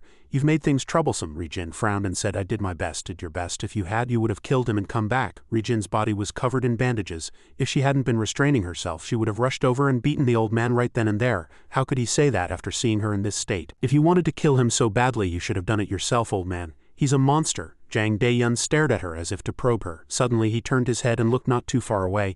"He's here." Surprised, Ri-jin turned her head in the direction he was looking. There was indeed a human figure mixed in with the darkness. It was really hard to notice without looking closely. Another train passed overhead. The light from the train illuminated the area below the tracks. Black ant. He stepped on the grass and slowly approached the two. "Don't disappoint me this time," the old man said. Transforming into his bombardier beetle form, Ri-jin next to him also transformed into a silkworm moth. But her sullen attitude, as if she could betray them at any moment, remained. She rushed forward and said, "Instead of spouting nonsense, just support me." The black ant also rushed forward. It was as if he didn't know Ri-jin at all, as if he didn't know she had taken him home. Ri-jin paused, pivoted on her left foot, and swung her right leg sideways from back to front. The black ant stopped and blocked the moth's fist with his arm. He planted both feet on the ground to balance himself. "Move," he commanded, raising his arm to throw a punch at Ri-jin. The ants gathered around his arm, forming 5 large fingers. When that fist hit Ri-jin's body, his arm was several times larger than his body, and the armor on his lower body was already disengaged. The hard shell surrounding Ri-jin shattered. Her body flew back from the impact. Damn it, Ri-jin was hit so hard that even the lower part of her mask broke. She got up from the ground and stared at her opponent. "He's stronger." "Hey, where are you going?" Ri-jin was bewildered. Seeing the black ant turn his back on her, she hurriedly shouted, "It's not over yet." But Kong Sung said coldly, "Move." Tonight his opponent, or rather his prey, was the bombardier beetle standing over there. Jang Dae-yun, with his usual arrogant and disgusting attitude, immediately criticized Ri-jin as soon as he saw her fall. Useless. Ri-jin struggled to crawl, grabbed his leg from behind, and asked in a trembling voice, "Wait, what have you done? Are you pitying me now just because I helped you once? Don't ignore me. If I can't catch him in the end, I won't be able to achieve my goal of getting revenge on the celestial bug." Old man Jang's old voice cut in. So that's what it was. Ri-Jin was lying on the ground holding onto his leg tightly, just like a worthless bug, you useless thing. It seemed the old man had forgotten he was a bug himself. Wait, Mr. Jang Dae-yun, what are you doing? Stop it, don't do that. Heh heh heh. The old man laughed despicably, and added a few words that pushed Ri-Jin deeper into the pit of despair. You really don't know anything, do you? Did you really think I would help you get your revenge? Ri-Jin raised her head and stared at him blankly. What? Jang Dae-yun smiled and narrowed his eyes. In this world, where would you find a bugman who dares to stand up to the celestial bug? According to the final plan I was going to offer you to the celestial bug. Kong Sung remained silent with no intention of interrupting their conversation for the moment. He too was assessing the situation in his own way. Ri-Jin gritted her teeth and squeezed her eyes shut, then shouted as if to vent all her accumulated anger. You bastard, I've always put up with it and done the dirty things you told me to do. What was it all for? Are you telling me now that it was all for nothing, you bastard? Jang Dae-yun gave a thumbs up as if giving a like sign.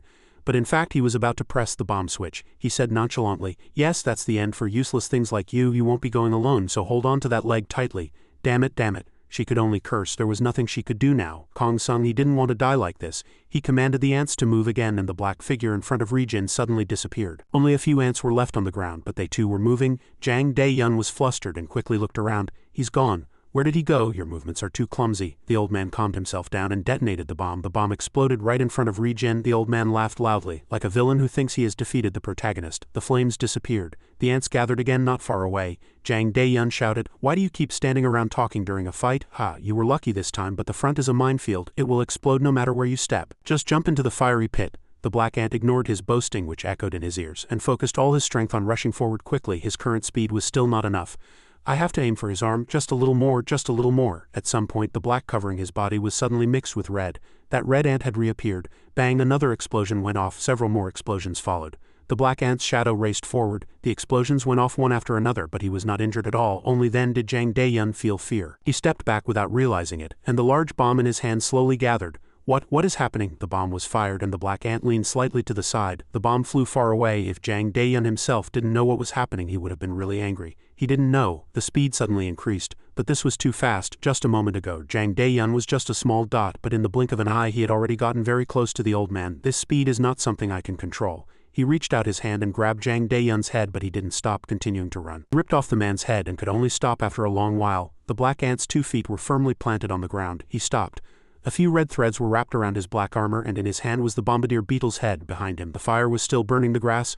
What is this power? He asked himself. It was strangely quiet around him, and a few gusts of wind blew. The fire of the redly burning grass illuminated a corner of the dark night. Ri-Jin was dazed, staring at Kong Sung with wide eyes. His whole body was red, unlike the black ant. The fire was still burning fiercely behind him. In his hand was the severed head of the bombardier beetle. What on earth is that guy? Ri-Jin asked herself. The black ant looked at his own palm, which had turned red. The swarm of black ants moved once again, and the red color disappeared. On the ground were the bombardier beetle's corpse and head. The swarm of black ants separated from his body and gathered into a countless black mass floating in the air. Kong Sung turned his back on the bombardier beetle and commanded the swarm of black ants, devour it and come back. He headed towards Ri-Jin. The swarm of black ants, having received the order, flew over and swarmed the bombardier beetle's head. The writhing sight was extremely gruesome. Ri-Jin still hadn't recovered from the shock of what had happened. She stared blankly at the boy in front of her. She saw the swarm of ants devouring the person who had been her comrade just a few minutes ago. Ri-Jin stood still on the grass.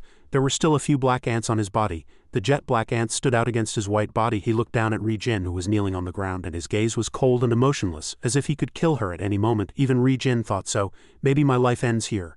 My revenge is over. She squeezed her eyes shut and waited for her death sentence to be carried out. But he, contrary to her thoughts, passed her by coldly with no intention of devouring her. Ri-Jin stood there blankly. What on earth is this guy thinking? She gritted her teeth and shouted in anger. Hey, stop, don't leave in such a hurry. Tell me why you saved me. What's your plan? You have a reason to stand up to the celestial bug too, right? Please, if so, Kong Sung cut her off coldly. Tell me what happened when the swarm of ants came yesterday. Ri-Jin looked at him in surprise. Yesterday? You mean you really don't remember anything? Yesterday, when Ri-Jin was facing the abnormal black ant, Kong Sung was beaten to a pulp a short while later. Fresh blood flowed freely all over his body. What on earth is this guy? I've never heard of a bugman like this. The ant attached to his shoulder was even bigger than usual. His current state was beyond out of control, bordering on madness and closer to pure instinct. The black ant's large head rushed in, trying to swallow the person in front of it. Suddenly, Kong Sung shouted loudly.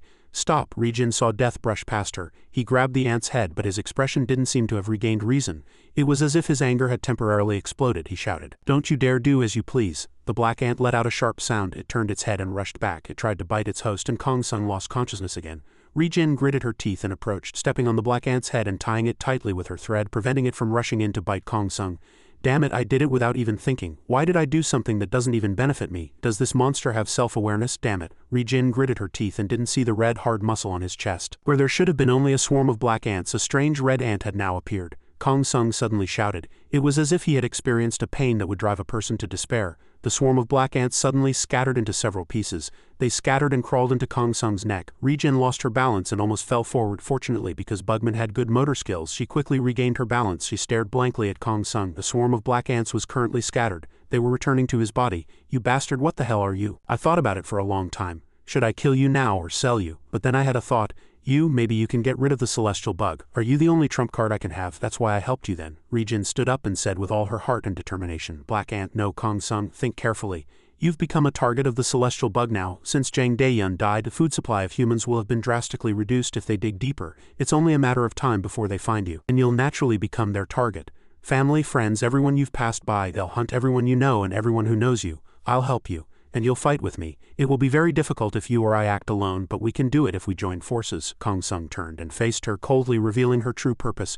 You'll help me? No, you just want to grab onto something because you have nothing. I don't care and I'm not interested in them. He reached his hand out in front of Ri-jin. The swarm of black ants reappeared under his control. Whatever it is, I will devour it all. He reached out and grabbed Ri-jin's small face. With just one hand, Ri-jin was forced to open her mouth.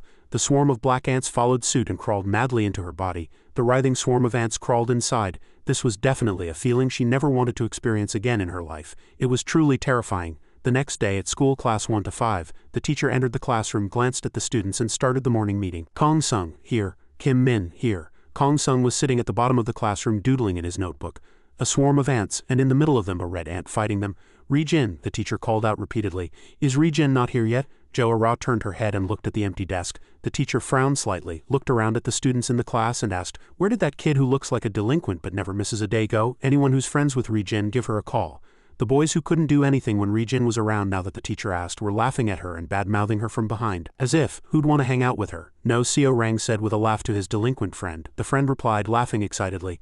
I heard there was an accident in Namundong yesterday. Wasn't that Ri-jin? I saw her go there a few times. If it was her, then we're the bosses of this class now. You talk as if you're already the boss. Both of you stay after class. The smiles on their faces froze. Ri-jin was slowly walking into the classroom from behind them. Here, damn it, we're screwed. Their faces twisted as if they had just chewed on a chili pepper. Ri-jin walked into the classroom, raised her hand and said, Ri-jin, present. Kong Sung was quiet.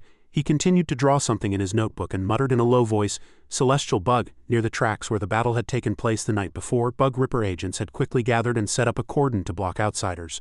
The fire was almost out and only a few guards who didn't seem particularly strong remained. The only thing they had recovered was a prosthetic leg that the ants hadn't eaten.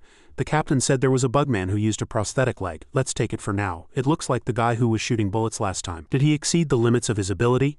As the person holding the prosthetic leg shook it slightly, a pill fell out from inside. It was more like a capsule than a pill. Just then a large man with his chest bare stood in front of the cordon, and an agent was blocking him. The person holding the capsule stared blankly for a moment, then looked intently at the newcomer.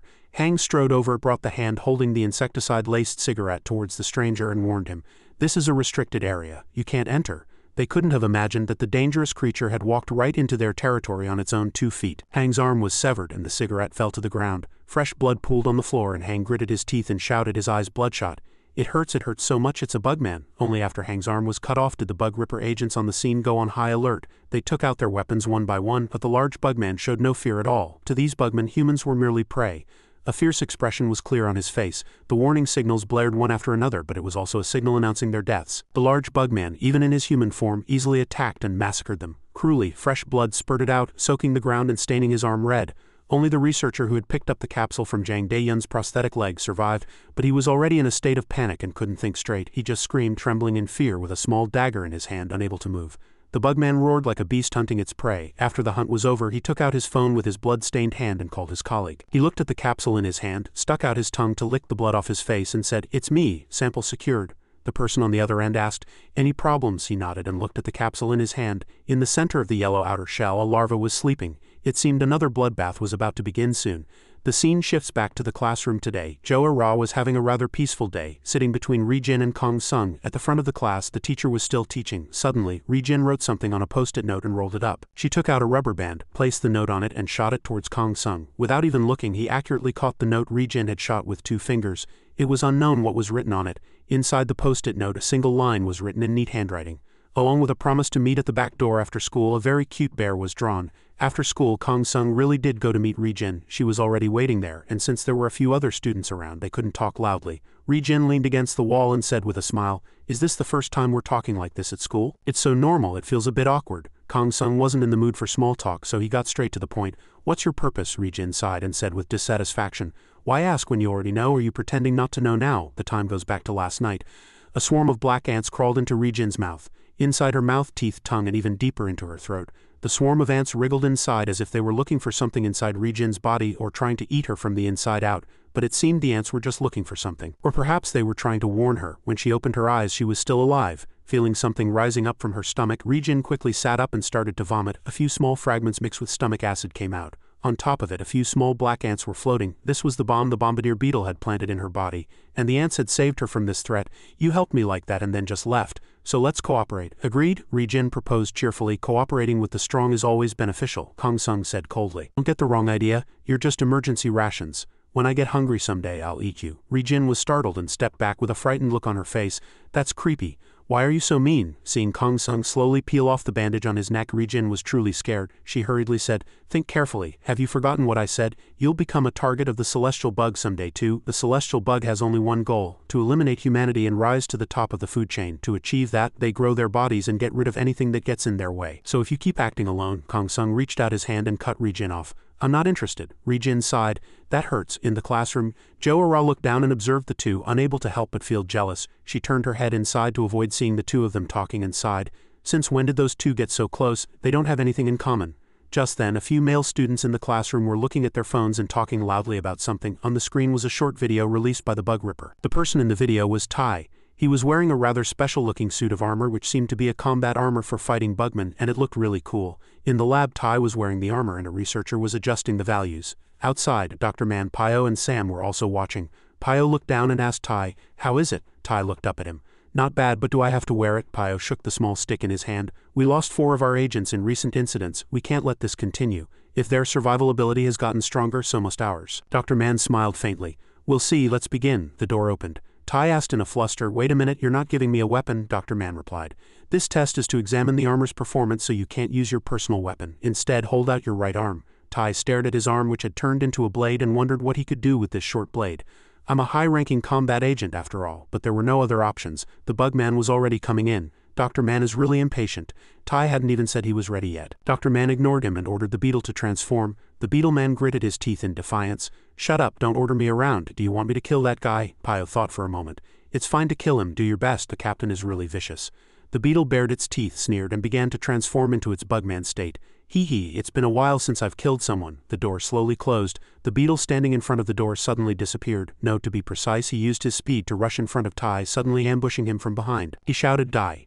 and he extended his long red arm towards Tai. Tai took a breath, twisted his waist to turn his whole body around, and then blocked the attack with the weapon in his hand. Tai stepped back to create distance from the beetle, the corners of his mouth turned up. "Ah, look at this, I quite like this." His gaze was fixed on the short blade he had initially complained about. Dr. Man said with a proud expression, "Of course, it amplifies your physical abilities by 80 times. Pio frowned and warned, "Tai, don't let your guard down. That thing is a beetle bugman with a speed of 300 km/h. As soon as he finished speaking, the beetle flew over, using its speed to surround Tai. To the naked eye, only a large, bluish figure could be seen. "Focus." The beetle stopped and rushed towards Tai, ambushing him. He raised his arm to block, and as the mechanical arm pressed against his cheek, he felt a cold sensation on his skin. "Damn it, who doesn't know that?" He had to smash this beetle bastard. His arm drew a horizontal line across the air. He slashed the beetle's abdomen straight through. After all, this guy was only fast. Once his combat rhythm was broken, he couldn't recover immediately. Tai pivoted on his right foot. He kicked the center of the beetle's soft abdomen hard with his left foot. Its blood spurted onto the ground, the purple stain looking rather gruesome. He bounced back and retreated. "Ha ha ha, this is fun." As he laughed loudly, his face looked several times more grotesque. His arm was currently paralyzed by the beetle's second attack, and it seemed difficult to move it anymore. Tai asked worriedly, "Is it because I was hit in the same place?" Pio said thoughtfully, "Tai, keep fighting. Let's see how much the armor can take." Tai frowned and shouted, "What? Why don't you come in here and do it yourself, Captain?" Just then, the beetle once again used its speed to rush in and attack Tai. If you make a mistake and show an opening for even a moment during a fight, you are the one who will clearly lose. Tai was being choked by the beetle, making it difficult to breathe, and his complexion was turning bluer and bluer. He gritted his teeth and the veins on his neck stood out. This bastard, the people there, of course, couldn't let Tai be sacrificed for this experiment. An electric current flowed out and paralyzed the beetle. From above, Dr. Man warned, "Don't worry. When attacked, that bugman will be electrocuted by the 100,000-volt current that just flowed." This is also one of the armor's defensive functions. The beetle was electrocuted and stiffened. Test over. A mechanical device extended and grabbed the beetle's body. Tai stared blankly as he was dragged away in front of him, wanting to hit him a few more times. Dr. Man said, "Captured bugmen are very important. Bring it in." Tai hit the glass wall and complained, "Hey mister, I'm my mom's precious son, you know." It took a while for Sam to calm him down, and Pio also left after the experiment was over. The beetle returned to his human form and was restrained by 2 bug ripper agents with long leashes. Bugmen are really perverts. Even in this situation he was still sneering. "Let's play again next time." He bit his lip, his face contorted with anger. "This beetle bastard, damn it, daring to mock me, I'll definitely smash him next time." Pio walked slowly down the corridor. Around him were only white-painted walls and dazzling lights. As he walked, he thought about some of the recent incidents. They had lost 3 unawakened agents in a row in recent incidents. If a guy like that awakens, equipping armor will be a game-changer. Why did something so sudden happen? I'll have to look into it. Pio turned and headed for the archives. There was no one in the room for the time being. Above, the bookshelves were neatly organized. Pio approached and started flipping through some documents, and before he knew it, he was reading a book. He had also taken off his jacket and left it to one side, and a few books were scattered on the floor around him. It was a little before 4 p.m. now. Had he been reading for that long already? Pio stretched and took off his glasses. "Useless, I can't find it, what a waste of time." Suddenly, his gaze fell on a book hidden in the corner of a bookshelf. It looked very old. Out of curiosity, he took the book from the bookshelf. He rubbed his eyes and decided to just take a look at this last book. What's this? On the cover of the book, the title was written in neat handwriting. Operation School Anthill. At the same time, Ri-jin was very dissatisfied that Kong Sung wasn't listening to her at all. She shouted loudly, "Really, listen to me seriously. The celestial bug is the celestial bug, but my real goal is to just kill that one guy." Meanwhile, Pio quickly skimmed through the first few pages of the book. Then he came to a page with no information, only a photo. At the top was a photo of a woman and a child, and the bottom seemed to be a bugman's form, but this page was half burnt so it couldn't be seen clearly. Next to that page was a photo of a man named Kyrie, specimen 002 in his bugman form. Returning to Ri-jin and Kong Sung's conversation, as soon as Kong Sung heard the name of Ri-jin's real target, he became agitated. He gripped her shoulders tightly. He ordered in a cold voice, "Say it again." Ri-jin had never seen Kong Sung like this and was a little surprised, but she obediently repeated what she had just said. "The enemy I want to kill is the head of the celestial bug Kyrie." The childhood memories that had faded under a layer of dust resurfaced. It was the face of his benevolent mother before she was killed by the monster named Kyrie. His mother reached out her hand towards him and told him to run away quickly. Behind her was the monster Kyrie, and flames were blazing all around, burning everything. His mother reached out her hand to touch his face, feeling the warmth of her son for the last time. The scene returns to the school. The students were ending their long day of struggling with books as usual and were heading home. Kong Sung was on his way home. Just then, Ri-jin ran up and called out to him. She approached him affectionately, put her arm around his shoulder and said with a smile, "Hey aunt, what are you doing today?" "Let's hang out." Kong Sung, with a candy in his mouth, frowned and said he didn't want to. Ri-jin asked with a smile, "Hey, where are you going?" Kong Sung said coldly, "None of your business." "Ah, why are you being like that? Going hunting?" "Are you going hunting too?" Kong Sung pushed Ri-jin's hand off his shoulder and said, "Stop messing around and get your hand off me." Ri-jin sighed and said, "That's a shame. I was going to suggest we get some meat to celebrate our alliance." Meat. As soon as he heard this, he crushed the lollipop in his mouth and furrowed his brow in anger. Did she mean human flesh? Ri-jin was startled and quickly waved her hands, explaining, "What nonsense are you talking about? Not human flesh. I'll buy you some really delicious meat, so let's go. Just trust me and follow." Before she even finished speaking, the ant beside her had already vanished without a trace. This guy, he really perks up when it comes to food. As soon as she said it wasn't human flesh, he was the first to run off. At a restaurant called King of Meat Buffet, Ri-jin and Kong Sung quickly found an empty table and sat down. They expertly brought a pile of pork and started grilling it. Kong Sung stared intently at the sizzling meat on the grill and muttered, "This should be ready to eat, right? When is it going to be cooked?" Ri-jin couldn't help but sigh. "It's not cooked yet. Just wait a little longer." A buffet employee looked at the owner, sighed and said, "Sir, those damn kids are going too far. They took a huge amount of meat." The owner frowned and said, "Don't say that in front of me. At first, they'll take a lot of meat like they haven't eaten in years, but they won't be able to eat much of it." The employee asked again, "I know, but what if they leave it all?" The owner said nonchalantly, "We'll just fine them for the amount of meat they leave. What's there to worry about? And how much can a couple of students eat? How can you run a business if you worry about things like that? That's just how the world is these days." But the employee looked at the table where the 2 bugmen were eating voraciously and felt extremely worried. Meanwhile, the owner was still unconcerned. Kong Sung picked up 2 large pieces of meat at once and put them in his mouth. Ri-jin, sitting across from him, looked helpless, but she also quickly wrapped a piece of meat in lettuce, put it in her mouth and swallowed. "You really don't know how to eat, do you? It's delicious when you wrap it with vegetables." Time passed slowly, and only then did the owner realize what was so terrifying. The speed and amount these two were eating were not normal at all. Li Jin leaned back in her chair, looked at him and started talking. Hey, are you just going to eat and not say a word? How did you find out about Kyrie? Only after chewing and swallowing the noodles in his mouth did Kong Sung speak.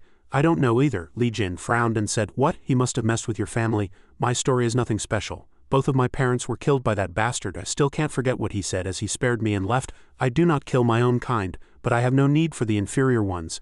My kin awaken. Kong Sung put a large piece of pork belly in his mouth and swallowed. It was as if he wasn't paying any attention to Li Jin's story, showing no reaction at all. Li Jin sighed. Hey, I'm being serious right now.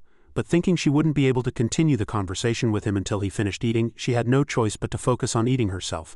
Seeing that the meat was almost gone, she called the owner over and asked for another grill and 2 more servings of meat.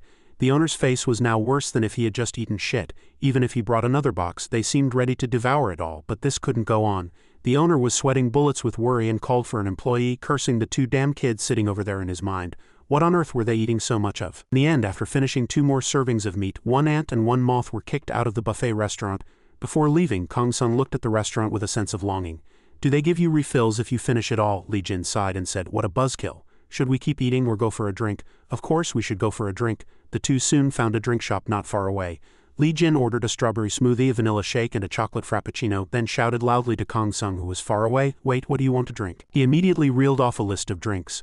1 ice cream with soda, 1 cafe mocha with cream, and 1 matcha latte with whipped cream. Sir, did you get all that? Just as they had ordered their food, his bugman detection sensor went off again. He looked around. Many people were coming and going, talking happily. On the surface it seemed normal, but there was definitely a bugman mixed in with these people. Next to him, some scumbag was trying to take a woman he had just picked up to his house. This man was definitely a bugman. Kong Sung could feel it. But right now he was still maintaining his human form to deceive that woman. There was a clear madness in his eyes, but the woman didn't notice at all. As the two slowly passed by, Li Jin also approached, carrying 2 bags full of drinks. She approached him, looked where his gaze was directed and asked in surprise, what's wrong? Why are you trembling like that, huh? Are you trembling because you saw that couple? What? Is it because you're single? Kong Sung said in a low voice. Bugman, I'm going ahead. Li Jin hurriedly followed him. Why are you going so fast? A bus slowly came to a stop. There were hardly any people at the bus stop. Jo-ra got off the bus. She looked up, her eyes slightly sad. It was the hospital where Bang Se-rin was being treated. She approached and hesitated at the door for a long time, then took a deep breath and calmed herself. Jo-ra approached, smiled quietly and said, Se-rin, I'm here. You don't want to see my face? Then I'll leave your gift here. Be sure to check it out. I'm going now. Bang Se-rin sat quietly in the darkness, hugging her knees. A single tear rolled down her cheek. Outside the door lay a letter and a ring with a blue jewel. Jo-ra's heart was in turmoil as she left the hospital. The doctor had to cut Bang Se-rin's hair for the surgery. Otherwise, her life would have been in danger. But Jo-ra was so looking forward to her debut opportunity. She was so happy to have passed the audition. She had waited for this debut opportunity for so long, but because of that incident, she lost everything. Just then, a woman who looked like a nurse walked by from the front, and Jo-ra couldn't help but stare a few more times. It was because that female nurse was so beautiful. In her hospital room, Bang Se-rin was still sitting on the bed hugging her knees. Outside the window, a bright moon was shining brightly. Suddenly, the door to the hospital room opened. Bang Se-rin looked sharply towards the door and shouted, really, why won't you listen? Please just go. But it wasn't someone she knew. There was no one outside the door. Suddenly, a slightly seductive, soft female voice echoed, my dear, why are you so angry? It was the female nurse Jo-ra had seen earlier. But as soon as she entered the room, the nurse's uniform she was wearing disappeared. She walked up to Bang Se-rin, a slight smile on her lips, and asked in a very soft voice, are you angry at everyone? Can't you contain your anger? As she stuck out her tongue, a capsule appeared from inside her mouth. This was the one that the big guy had recovered from old man Jang Dae-yun's prosthetic leg in that battle. Her thumb gently brushed across Bang Se-rin's lips, dry from illness. She smiled and asked, don't you want to kill all those who get in your way? I'll help you do just that. She held the capsule in her mouth and used one hand to pry open Bang Se-rin's mouth. The capsule disappeared. To be precise, it was transferred into Bang Se-rin's body. Bang Se-rin's pupils suddenly contracted. Her eye color seemed to change and they became bloodshot. All right, play as much as you want. She smiled coldly as she watched the small, frail girl in front of her writhe in pain. Bang Se-rin's mouth was tightly shut, her face was pale and her body was bent over in pain. It was as if something had just invaded her normal cells. In the quiet night, Bang Se-rin's painful and desperate screams echoed throughout the hospital room. The girl's body became emaciated, and her small, frail body stood up from the bedsheets and fell back down again and again. There was no way to control it, and the pain was endless. And next to the bed, that strange woman's face was flushed with excitement. It seemed that her perverted pleasure was watching others suffer during their transformation. In the evening, at a very luxurious villa, the woman who had been tricked by the bugman Kong Sung had found still hadn't noticed anything. After having dinner at the villa, she really did go upstairs to see the bastard's house. There was a swimming pool inside the house. The bugman approached her from behind and said with a smile, why are you so surprised? You're making me shy. Play as much as you want. He put both hands in his pockets, lifted his foot, and kicked the woman in the back, pushing her into the water. The woman floated to the surface, her head and face soaked. As her body floated in the water, she looked at the bastard and said, "Bro, the water seems too deep. I'm so tired." Her two legs thrashed in the water. It was as if something was about to come and pull her down. She called out a few more times, but no one answered. "What? Where did he go, leaving me to play like this all by myself?" The woman puffed out her cheeks and grumbled, but she didn't know that her brother hadn't gone anywhere. He was just in the water, smiling strangely, staring intently at her legs, like a ghost about to devour someone. The woman swam a few laps in the water. A little tired, she headed towards the edge of the water. "I'm so tired." But before she could grab the edge of the pool, something grabbed her leg tightly. She was so surprised that her body froze, and she stared intently at what was touching her leg. It was a man's hand. The surface of the pool rippled once again. As expected, the woman was pulled into the water and bubbles rose around her. She slowly sank. Suddenly she came to her senses and her consciousness returned. Reflexively, she tried to swim to the edge, but once again a hand grabbed her leg. The bugman grabbed her leg and threw her forward forcefully. Her head hit the bottom of the pool hard and bubbles escaped. A moment later, the woman's body floated back to the surface, but she could no longer move. In short, she was dead. The bugman sat cross-legged on the water, looking at the corpse floating in front of him. This is really boring. It's really annoying to have to pay for food and hunt every day. I should fill my stomach first, right?" He opened his mouth to enjoy a delicious dinner. It was supposed to be like that, but tonight's dinner didn't seem to be very delicious. On the water, where it should have been the safest, a black ant was slowly crawling on his face. He stared blankly, one hand still gripping the back of the corpse's neck, and looked at the edge of the pool. A jet-black human figure was standing there. It was the black ant. He stood in front of the glass door, looked inside, and it didn't take him long to decide to break the glass window blocking his way and go in. With his delicious dinner interrupted, it wouldn't be a normal bugman if he didn't get angry. "Damn it, what is this?" through the broken glass. The black ant leaped into the air and delivered a powerful kick with both feet right to the center of the bastard's abdomen. This kick was so powerful that it felt like his internal organs under the layer of fat were being crushed. He coughed a few times and a few drops of blood fell from his mouth. His body slammed hard against the wall behind him, creating a large crack, but he was able to get up immediately after taking a strong blow from the black ant, and even attacked him back. "Where did this crazy bastard come from? What the hell are you doing, you bastard?" He ran across the water, channeling all his anger and frustration into his fist. He delivered a painful blow. The black ant staggered slightly and fell towards the pool. If an ant falls into the water, it's over. But it was fine. This time he wasn't fighting alone. The silkworm moth followed right behind him. Threads wrapped around his hand, forming the shape of a leg, and threads also appeared around the bugman, intertwining with each other. In the blink of an eye, a huge cocoon was formed, tightly binding the bastard inside, leaving only his head exposed. A few more strands of thread shot out. This time they hoisted up the woman who had drowned. Her two hands were dangling in the air, water dripping from her body onto her feet and into the pool. The sight was quite eerie. Li Jin retracted the threads and brought the woman to the water's edge. She quickly checked her. It seemed they had arrived just in time. This person wasn't dead yet, just suffocated from drowning, so she could still be saved. Inside the pool, the bugman was still tightly bound by Li Jin's threads, but his face was still clearly ferocious. It was as if he could make someone his prey with the slightest carelessness. "HMPH, who the hell are you guys? Why are you interrupting my meal?" The woman was safe for a moment. Li Jin returned to fight alongside Kong Sung. The man's face was flushed with anger and his eyes had turned white. He swore in a hoarse voice, "Damn it, you dare to touch me? Can you handle the consequences? I'm asking if you're confident," Kong Sung said coldly. "I'm not interested, I just eat," and he moved forward, but Li Jin suddenly stopped him. "Wait, it's not time yet. If we let this guy go, we'll definitely be able to find something out." The black ant's infamy among bugmen was second to none. Kin Hunter. He smiled with a contemptuous expression, but he couldn't hide the anger in his eyes. "Hey, I've only heard rumors about you, black ant. You look even more disgusting than I thought, but you're hunting me, you guys." He smiled sinisterly. His smile slowly faded as half of his face transformed into the form of a bug. Li Jin shouted sharply, "You can't get out of that net anyway, just answer our questions." He glanced at the cocoon on his shoulder, where there was a vertical crack. "Do you know who I am?" "You damn bastards." Kong Sung frowned and shouted at Li Jin to quickly get back. A sharp cutting line was drawn on the ground. It could cut through rocks and even the water of the pool. The room was filled with sharp orange blades that spread in all directions. Li Jin couldn't dodge in time and was hit in the shoulder by a blade. Kong Sung couldn't avoid it either, but he quickly crossed his two arms in an X to block his face. The ground cut by the bugman's blade glowed red as if it had been scorched by lava and was still emitting heat. As the water evaporated, steam rose. The room was filled with countless blade marks and the cuts still glowed red. Li Jin and Kong Sung stood on the opposite side of the bugman, having barely survived by keeping a considerable distance. "You dare challenge a member of the celestial bugs just because you've caught a few small fry?" Standing upright on the water with its thin sharp legs, its whole body was spiky and it held two thin orange swords that seemed to emanate heat. Those were probably what had made the numerous cuts in the room. This was his celestial bug form. The water strider bugman Zekna, he exhaled in admiration. "Arrogant, truly arrogant. Go on, try to hunt me." He took a stance and stared intently at the two. Kong Sung and Ri-jin also realized that today's opponent was formidable. Ri-jin immediately took out her threads and controlled them with her hands, while Kong Sung ordered his ants to climb onto his arms. The two of them vanished. The thread in Ri-jin's hand turned into a long blue rope, beautiful but a grave mistake to think it would be easily cut. From the beginning, Kong Sung had transformed both his arms into their complete forms. They attacked simultaneously. The water strider, Zekna, still stood there coolly and elegantly, blocking their attacks with the swords in his hands. His voice echoed through the wide space.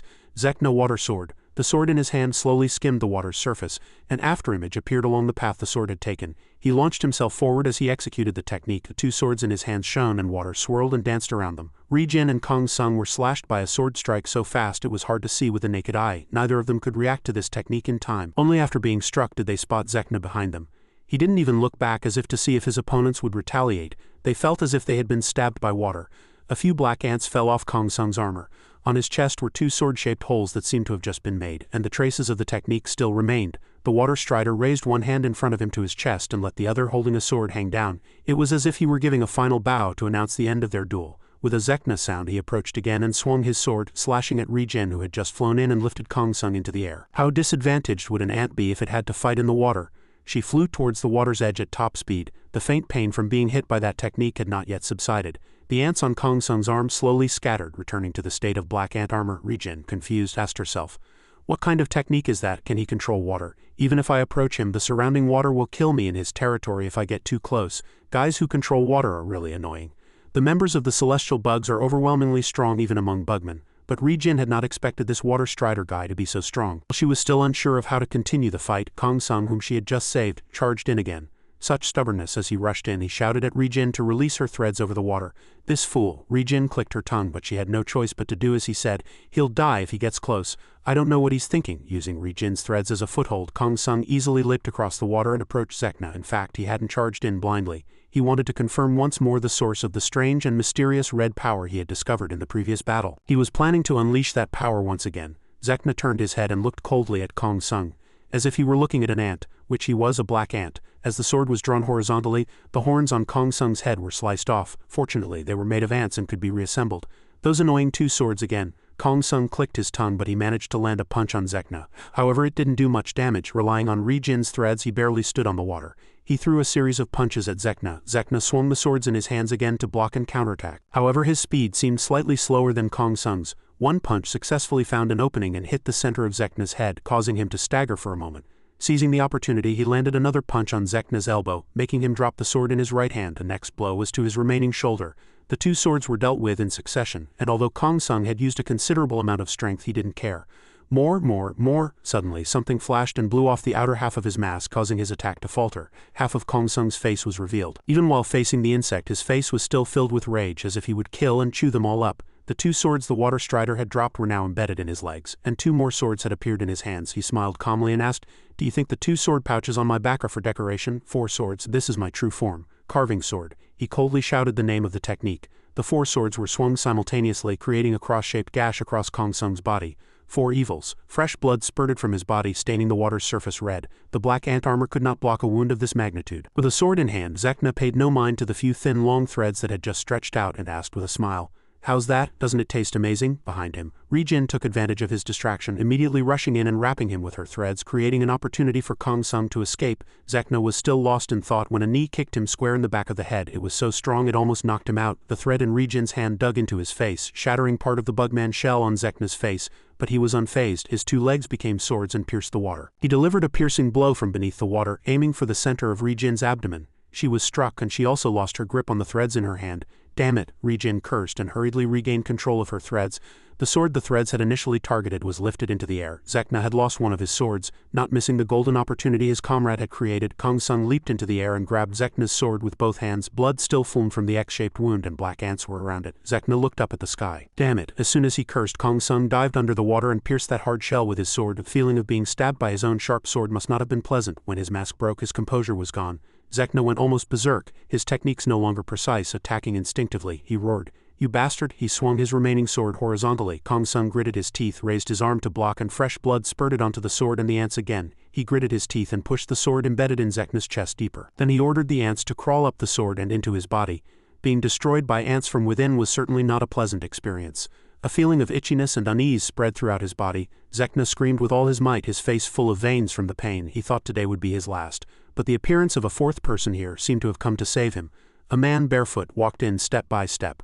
A little surprised, he admired the scene before him as if it were a bit of a nuisance and muttered to himself, just as Ri-jin and Kong Sung reacted. A fist struck Kong Sung squarely in the face. It was so powerful it hurt. It was the same large man who had killed Ri-jin's 4 agents and recovered the pupa capsule. Kong Sung's body was immediately sent flying into the wall, embedding itself and creating a large hole. He slid down, fresh blood flowing down his body. On the water where the threads were tangled lay Ri-jin, who had been knocked unconscious by Zekna's technique earlier. The large man approached, slung the unconscious Zekna in human form over his shoulder and admired nonchalantly. "These guys are quite interesting. I always welcome the strong." After speaking, he took out a card and threw it towards Kong Sung.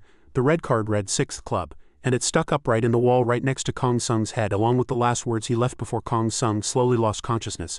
"Come and play." A new day dawned again. It was an ordinary day for everyone, perhaps. In a small alley, a man was leaning against a wall, fiddling with his phone, seemingly passing the time while waiting for someone. A girl in a hoodie, short shorts, and a mask covering her face slowly approached, a completely mismatched fashion. Seeing the approaching person, the man's hand paused for a moment. He looked up and spoke awkwardly. Hello." Confirming that this was the person he was waiting for, he suddenly became shy, scratching his head and blushing as he asked, "Are you a high school student?" "I'm not doubting you, it's just that you're not in a school uniform." The high school girl nodded lightly. The smile on the man's face quickly turned lewd. This man was definitely a pervert. He scratched his head and asked shyly, "Instead of talking here, should we go somewhere else?" The female student shook her head. "No." And step by step she approached him. "Here." He was a little dazed. The female student took off her mask again, revealing Bang Se-rin's beautiful face. She repeated, "Here." Seeing that beautiful and youthful face, how could a pervert like him resist? Sweat beaded on his face and he agreed without the slightest suspicion. Bang Se-rin stood on her tiptoes and kissed the man, and he squeezed his eyes shut. His mind was in a state of ecstasy at the thought of kissing someone he had just met. This is moving too fast, but before he could enjoy the pleasure he felt something was very wrong. Bang Se-rin glanced to the side, her eyes cold. The man was trembling, his face suddenly looking withered as if lacking vitality and nutrients, and he shriveled up like an 80-year-old man. At a rapid pace the man died and fell. Bang Se-rin retracted her tongue. At the tip of her elongated tongue were 3 blood-stained fangs. In front of her was the man's withered corpse. A woman approached, smiling gently, and asked, "Was it delicious, my pretty one?" She approached and hugged Bang Se-rin, smiling as she asked, "It's your first time tasting a human. How was it?" Bang Se-rin licked the bloodstain on her lips and thought for a moment, then smiled lightly.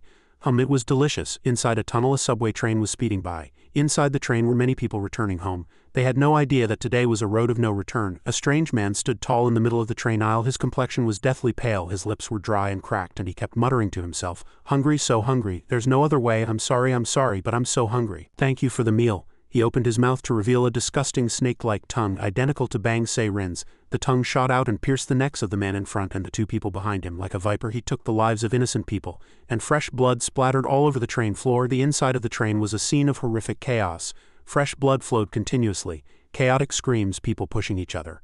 But none of them could escape the fate of being devoured. The elongated tongue was as fast as lightning, taking every life it touched. A man bent down, sucking the nutrients from the dead person in front of him. Corpses were strewn about, and blood stained the train walls and windows. School was still a normal day. Jo-ra happily went to school. Suddenly she saw a familiar back. It was Kong Sung walking right in front of her. Jo-ra ran up, lightly tapped his shoulder, and called out with a smile. Her eyes sparkled like sunshine. "Hey Kong Sung." Kong Sung looked at her. It would have been a really cool scene if his face wasn't swollen like a pig's head. Jo-ra was stunned for a few seconds, then asked in surprise, "How did this happen?" Kong Sung thought for a moment. I fought." "You fought? Did you lose?" I won, but I lost." Jo-ra sighed and couldn't help but warn him, "You're not a kid, why do you keep getting into fights? Don't do that." He shook his head. "I had no choice." "What do you mean you had no choice? Are you going through puberty?" Jo-ra, who was about to continue talking, had to stop. It was because of a familiar back she saw through the classroom window looking at the blue sky. She happily ran over and called out her best friend's name. Se-rin. Bang Se-rin turned to look at her. At the classroom door, Jo-ra ran in and hugged her best friend tightly. Tears welled up in her eyes. "How have you been? Are you okay? I was so worried because I couldn't visit you, fool." Bang Se-rin forced a smile, while touching her short-cut hair. "I was worried you wouldn't want to see me because my hair is like this," Jo-ra said with a smile. "Hey, why does this hairstyle suit you so well? Oh, you're wearing that bracelet, it's so pretty, right? Kong Sung is in our class too?" Jo-ra whispered in a low voice. Bang Se-rin asked out of curiosity, "What's wrong with his face?" Jo-ra told her frankly, "He got into a fight." Bang Se-rin pointed to the empty desk next to Jo-ra's seat again, and she asked, "Is this seat empty?" Jo-ra explained with embarrassment. "Oh, that's the seat of the boss of this class. Her name is Ri-jin, and she's the kind of kid who just checks in for attendance and then bolts." But it was unknown whether the mentioned boss would come to school today, because today she was wrapped in bandages from head to toe, still resting at home without being able to get out of bed. Ri-jin suddenly raised her hand and scratched her ear, wondering who dared to curse her. Suddenly her phone screen lit up. The person who sent the text was Kong Sung. This guy is really crazy. His recovery ability is no joke. He's already at school. Looks like I can't go check in for attendance today. The day has finally come. Ri-jin turned over and held up a red card, staring at it intently. On it was written the name of the club the man had given them last night. After a brief chat, the most annoying guy in this class finally arrived. As soon as No Seo Rang entered the classroom, he went to Bang Se-rin's seat and deliberately provoked her. Well, look who it is. Almost didn't recognize you with your hair cut short. You were an idol trainee, weren't you? So you were right here. Is the wound on your head okay? Look at this scar. What should you do? It's giving me goosebumps. It must have hurt so much, but it's a relief that only the back of your head was injured. The other kids died even though they clenched their teeth and desperately tried to run away. It seems those who are meant to live, live. Then I can feel a little less guilty since you survived, right? Bang Se-rin gritted her teeth, blue veins popping out on her face. She glared at No Seo Rang, who was standing beside her as if she could devour him alive at any moment. At the same time, Kong Sung sensed the presence of a bugman. Before Bang Se-rin could do anything, her best friend Jo-ra rushed in and punched No Seo Rang in the face. The glasses he was wearing fell to the ground and the surroundings fell silent for a moment. Who would have thought that the usually gentle Jo-ra would hit someone so hard? Even Bang Se-rin hadn't expected her friend to act like this. Her breathing gradually slowed, no longer as rapid with anger as before. Jo-ra took a deep breath, so angry that tears welled up in her eyes. She glared and shouted, "You crazy bastard, don't you know how to apologize properly? Forget the guilt. Do you really think someone who threw their friend as bait to escape alone has the right to say that? Apologize to Se-rin properly right now." No Seo Rang was stunned by the sudden punch. He rubbed his reddened cheek and said blankly, "Okay, I'm sorry for abandoning you and running away." After speaking, he approached and bent down to pick up his glasses. In a corner where no one was looking, this coward muttered a curse. "He's a real piece of trash." Kong Sung still sat quietly in his seat, not getting involved. He was focused on the strange power he had been feeling since a moment ago. It was too unstable to be called a bugman. His gaze turned to Bang Se-rin. Her murderous intent was currently focused on No Seo Rang's back, so she didn't notice Kong Sung observing her. It seemed her main purpose in returning was revenge. Inside the subway, the train car was filled with the metallic smell of blood. Inside, a larva-like bug was dragging its fleshy body forward. The train car door opened and a large man entered. He was wearing iron armor with the bug ripper's symbol on it. He went inside. Looking around, he commented with admiration, "This place is a real mess." This man was the younger of the Rowe brothers, Ko, a combat agent for the bug ripper.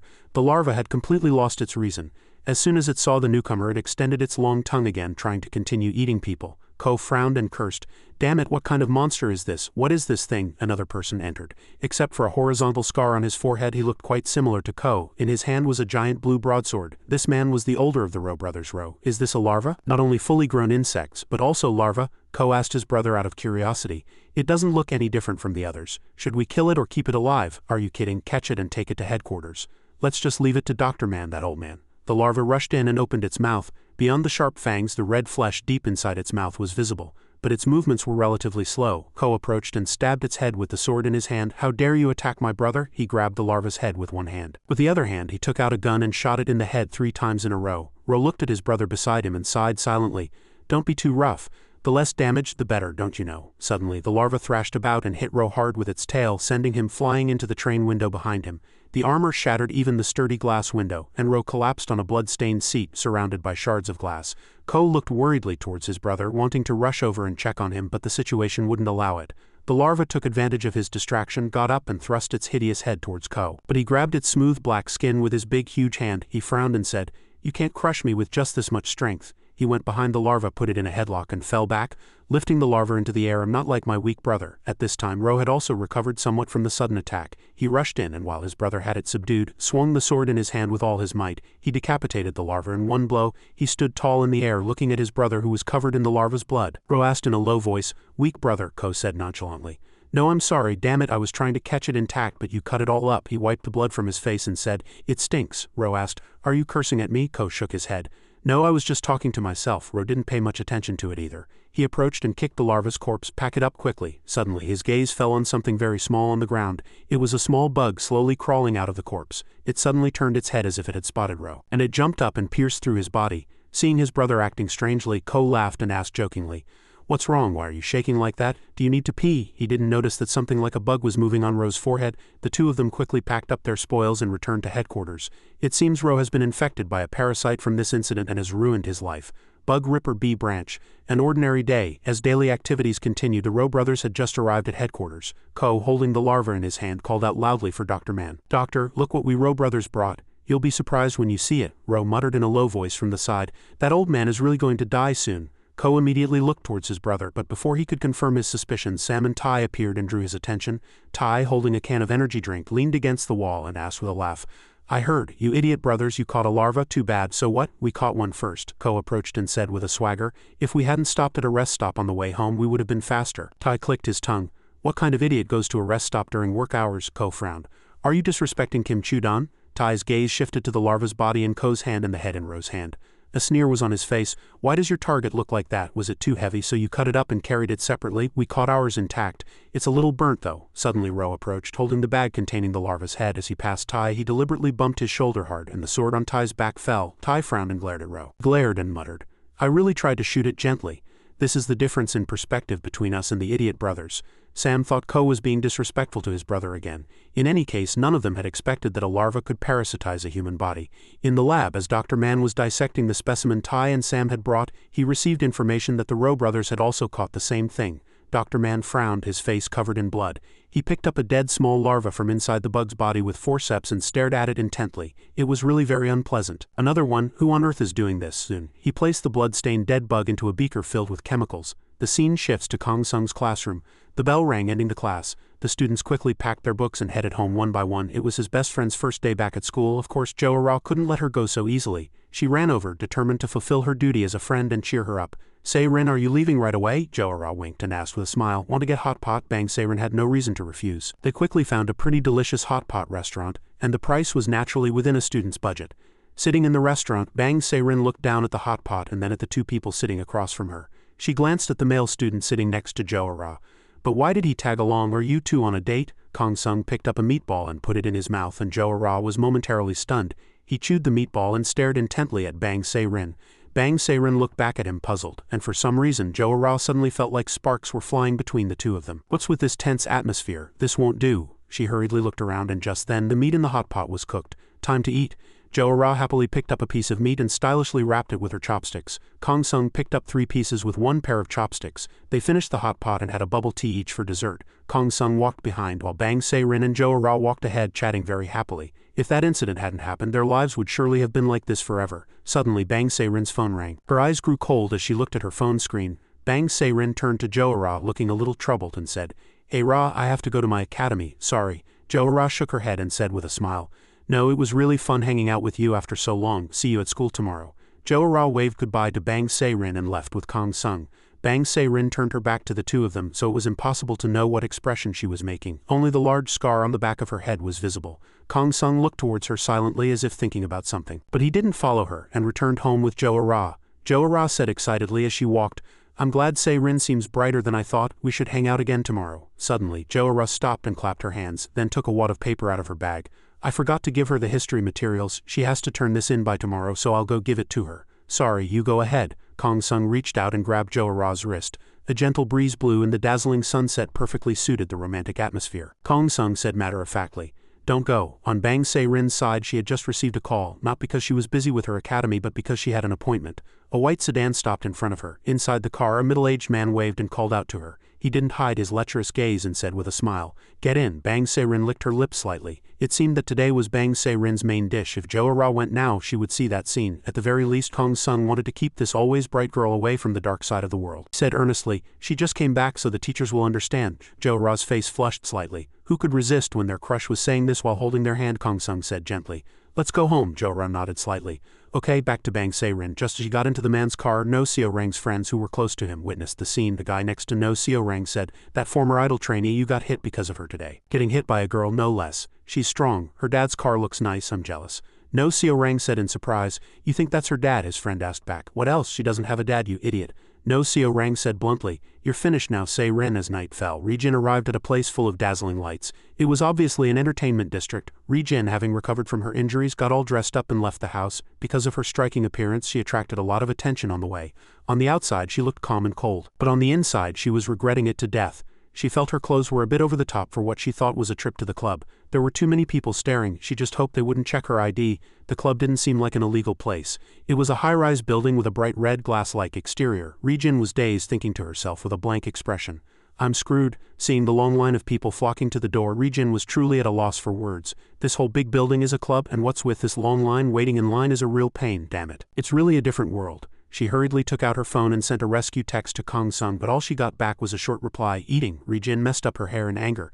This damn bastard is really useless. I've come this far, should I go back? No way. Just then a rather familiar voice called out to her. It was a man's voice from over there. First time here? Ri-jin turned around, a look of surprise in her eyes. This guy? The man surely didn't recognize her. His pickup line was cheap and ordinary. His name was Park Min-gun, the very celestial bug water strider, Zekna. Standing in front of the club door, he bared his teeth and asked with a smile, "Miss, your voice is quite familiar. Have we met somewhere before?" Park Min-gun's seductive whisper lingered in her ear. "Don't worry too much, it's okay. Come here." The sudden light made Ri-jin pause for a moment. She opened her eyes and saw the wide dance floor and the people dancing in the lights below, women in rather revealing clothes and the men surrounding them. Ri-jin stared blankly ahead. To her, the people seemed secondary. Only the brilliant lights high above were the main attraction. Park Min-gun glanced sideways and asked with a smile, "What do you think, shall we go in?" But when he turned his head to look at her, she was gone. Moths are creatures that are easily drawn to light, so Ri-jin ran close to where the mirror ball was hanging and reached out her hand to touch it. Staring intently at the light, she finally came to her senses. Now is not the time for this. The atmosphere here is really amazing. Park Min-gun approached, leaned against the railing, looked down and said with a smile, "This is nothing. Someone with your looks could really heat this place up." Ri-jin looked down. This place was a club on the surface, but if she wanted to get information about the celestial bugs, all right, since it's come to this I have no choice. Ri-jin took a red card from her body and said quietly, "Actually, I was invited here." Seeing the card in her hand, Min-gun let out a small awe of surprise. So she wasn't that kind of guest, but this kind? Well then, let's have some fun together. Ri-jin followed Park Min-gun to a lower level of the club. This place was quite secluded and quiet. Curious, she asked, "Where are we going?" Park Min-gun pointed to the elevator in front of them and said, "We're almost there. We just go in here and head down." Ri-jin was surprised to see an elevator with a door 7 or 8 times her size and asked, "Why is this elevator so big?" The elevator doors opened and the two stepped inside. Min-gun smiled and said, "Of course it's an exclusive area for VIP guests, so it has to be special."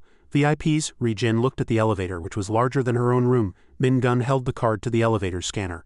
The interior was all red, which was definitely the owner's style. Holding the invitation, he asked with a smile, "Not just anyone gets an invitation. You must know the owner, right?" Ri-jin forced a smile. "I just tend to catch people's attention." Park Min-gun asked curiously, "What kind are you after you awakened? A moth, a mantis?" Ri-jin smiled faintly. "Just a bug."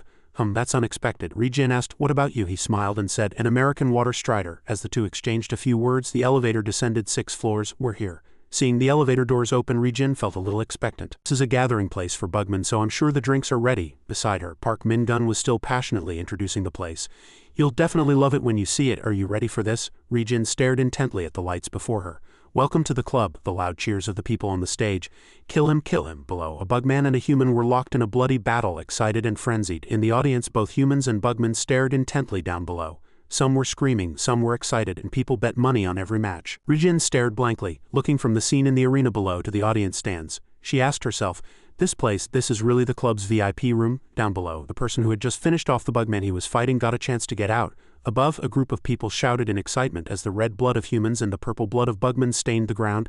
This place was lawless. Ri-jin's expression gradually darkened. Just then, another opponent appeared. The next match was a giant beetle against 3 humans. The giant beetle roared. This one was the same species as the one Kong Sung had killed. It let out a sharp cry and stomped the ground hard, and the 3 people gathered in front of it died without even a chance to scream. When it lifted its foot, the person was crushed flat, and some parts, like their limbs, were shattered and scattered. In the audience stands, the atmosphere seemed to heat up even more as everyone chanted a single name. Lark. Ri-jin unconsciously stepped back and muttered in shock, "What is this? How could a human?" Park Min-gun looked at her in surprise. "This reaction is really unexpected. You don't like it?" Ri-jin could hear her heart pounding in her chest and her breathing became a little ragged. They were betting on fights between humans and bugmen. This sight was truly unbelievable, utterly disgusting. Park Min-gun came up beside her and said with a smile, "Enjoy the place. That terrifying thing is Queen Lark, the top star of this lawless land. Lark has no match in terms of strength and species, though of course there are exceptions." But before he could finish, a round hole was pierced through Lark's chest and an arm thrashed around inside, shattering its armor. Lark stood there, covered in blood, and in front of it was another bugman completely covered in red. The people on the stage immediately roared in anger. "Jess, you son of a bitch," Park Min-gun frowned. It seemed he was very displeased with Jess's actions. "That bastard, I told him to take it easy." Ri-jin forced a smile and asked Park Min-gun, "That's incredibly cruel. What's the point of this kind of violence?" "Point, there is one. It gives humans stimulation and entertainment and the bugmen gain honor." "Honor?" Ri-jin asked. Min-gun replied, "The envy of all bugmen and the chance to become a celestial bug, but when can one seize that chance? Just being strong isn't enough. Above all, you need to have the right conviction." He shrugged. After speaking, Park Min-gun wondered if they also judged by looks. He didn't mind Ri-jin's slightly appraising gaze. So did this guy also go through this disgusting process to get to his position? Min-gun then took out another small Ziploc bag which contained that capsule. He smiled and said, "There's another way to become a celestial bug, interested?" Then he placed the small bag on Ri-jin's palm. She stared at it, wondering what on earth it was. Before Min-gun could explain how to use it, someone came and called for him. It was a bugman dressed in a suit like a human. "Sir, the boss is looking for you." Park Min-gun sighed and grumbled, "You bastard, you're scaring the guest. All right, I'm coming. Wait here for a moment." But the person who had suddenly appeared held up a card and familiarly took the elevator up. Seeing the elevator doors closing, Min-gun asked in confusion, "Hey, where are you going?" Ri-jin clutched her stomach and said with a forced smile, "Oh, I suddenly have a stomachache. I'm just going to the restroom." Park Min-gun was about to say there was a restroom here too, but the elevator doors had already closed, leaving her alone inside. Only then could Ri-jin relax a little. "This is insane," she muttered. "Kong-sung, you'd better be the one down there tomorrow." Park Min-gun seemed to realize he had just been tricked. He was extremely annoyed. What a waste of effort. As the subordinate tried to say something more, he swung his hand and slit his throat, then flicked the blood from his hand. He looked at the corpse with a contemptuous gaze. "I said I was coming, damn it." The next day at school, an ordinary day just like any other. Today, Ri-jin came to school early in the morning. As soon as she opened the door and entered, she saw Kong-sung sitting at his desk eating a snack stick. Ri-jin charged in aggressively and lifted her foot to kick Kong-sung's head, but he leaned back and only the end of the snack broke, leaving the bag of snacks in his hand intact. Ri-jin swung her hand again, attacking him repeatedly, but he dodged her attacks with ease, managing to eat a few more snacks in the process. Ri-jin got angry and cursed. "Damn it, do you have any idea how tough yesterday was for me?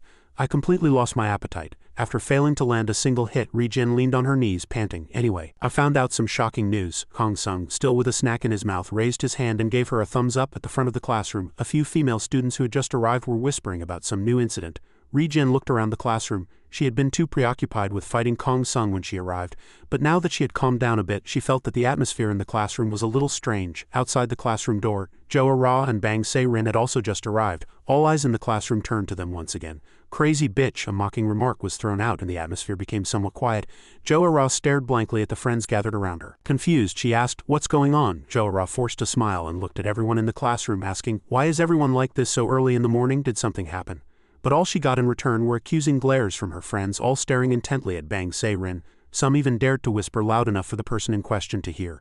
"With a middle-aged man, that's so creepy. She's a trainee after all. Their relationship is a bit." Jo-ra was shocked. She became even more worried when she realized who they were talking about. She reached out, grabbed Bang Se-rin's wrist and asked, "Hey, what are you guys talking about right now? Seriously?" At the back of the class, Ri-jin also noticed the commotion up front and saw the unfamiliar face. She leaned over to Kong-sung's ear and asked quietly, "Who's that pretty girl?" Kong-sung replied, "She's Jo-ra's best friend." Ri-jin said, "But this atmosphere is a little... Turns out this school isn't as peaceful as it looks, huh?" Kong-sung had arrived early and knew where the rumor had started, but he said nothing, just chewing on the snack in his mouth. Jo-ra tried to pull Bang Se-rin's hand and lead her out of the classroom, but just then No Seo-rang suddenly appeared looking for trouble. Still with that sarcastic tone and punchable face. "Where are you going? You know about the rumors, right?" "Oh no, I heard someone saw Bang Se-rin getting out of a luxury car yesterday. They asked if he was your dad, saying they were so jealous." He pointed to the friend who came with him as he spoke. "So I was explaining to him that it wasn't your dad. Bang Se-rin doesn't have a dad, right?" "Oh no, how could you be in your dad's car if you don't have one?" That man's face looked so grim I was really worried. "And who do you think I am?" "I'm No Seo-rang, winner of the Good Citizen Award. So I took a taxi and followed them. Just as I thought, just as I thought. Have my bad feelings ever been wrong?" He took out his phone. On it was a photo of the man entering a hotel with Bang Se-rin, the trainee who fell from grace for her dream of becoming an idol.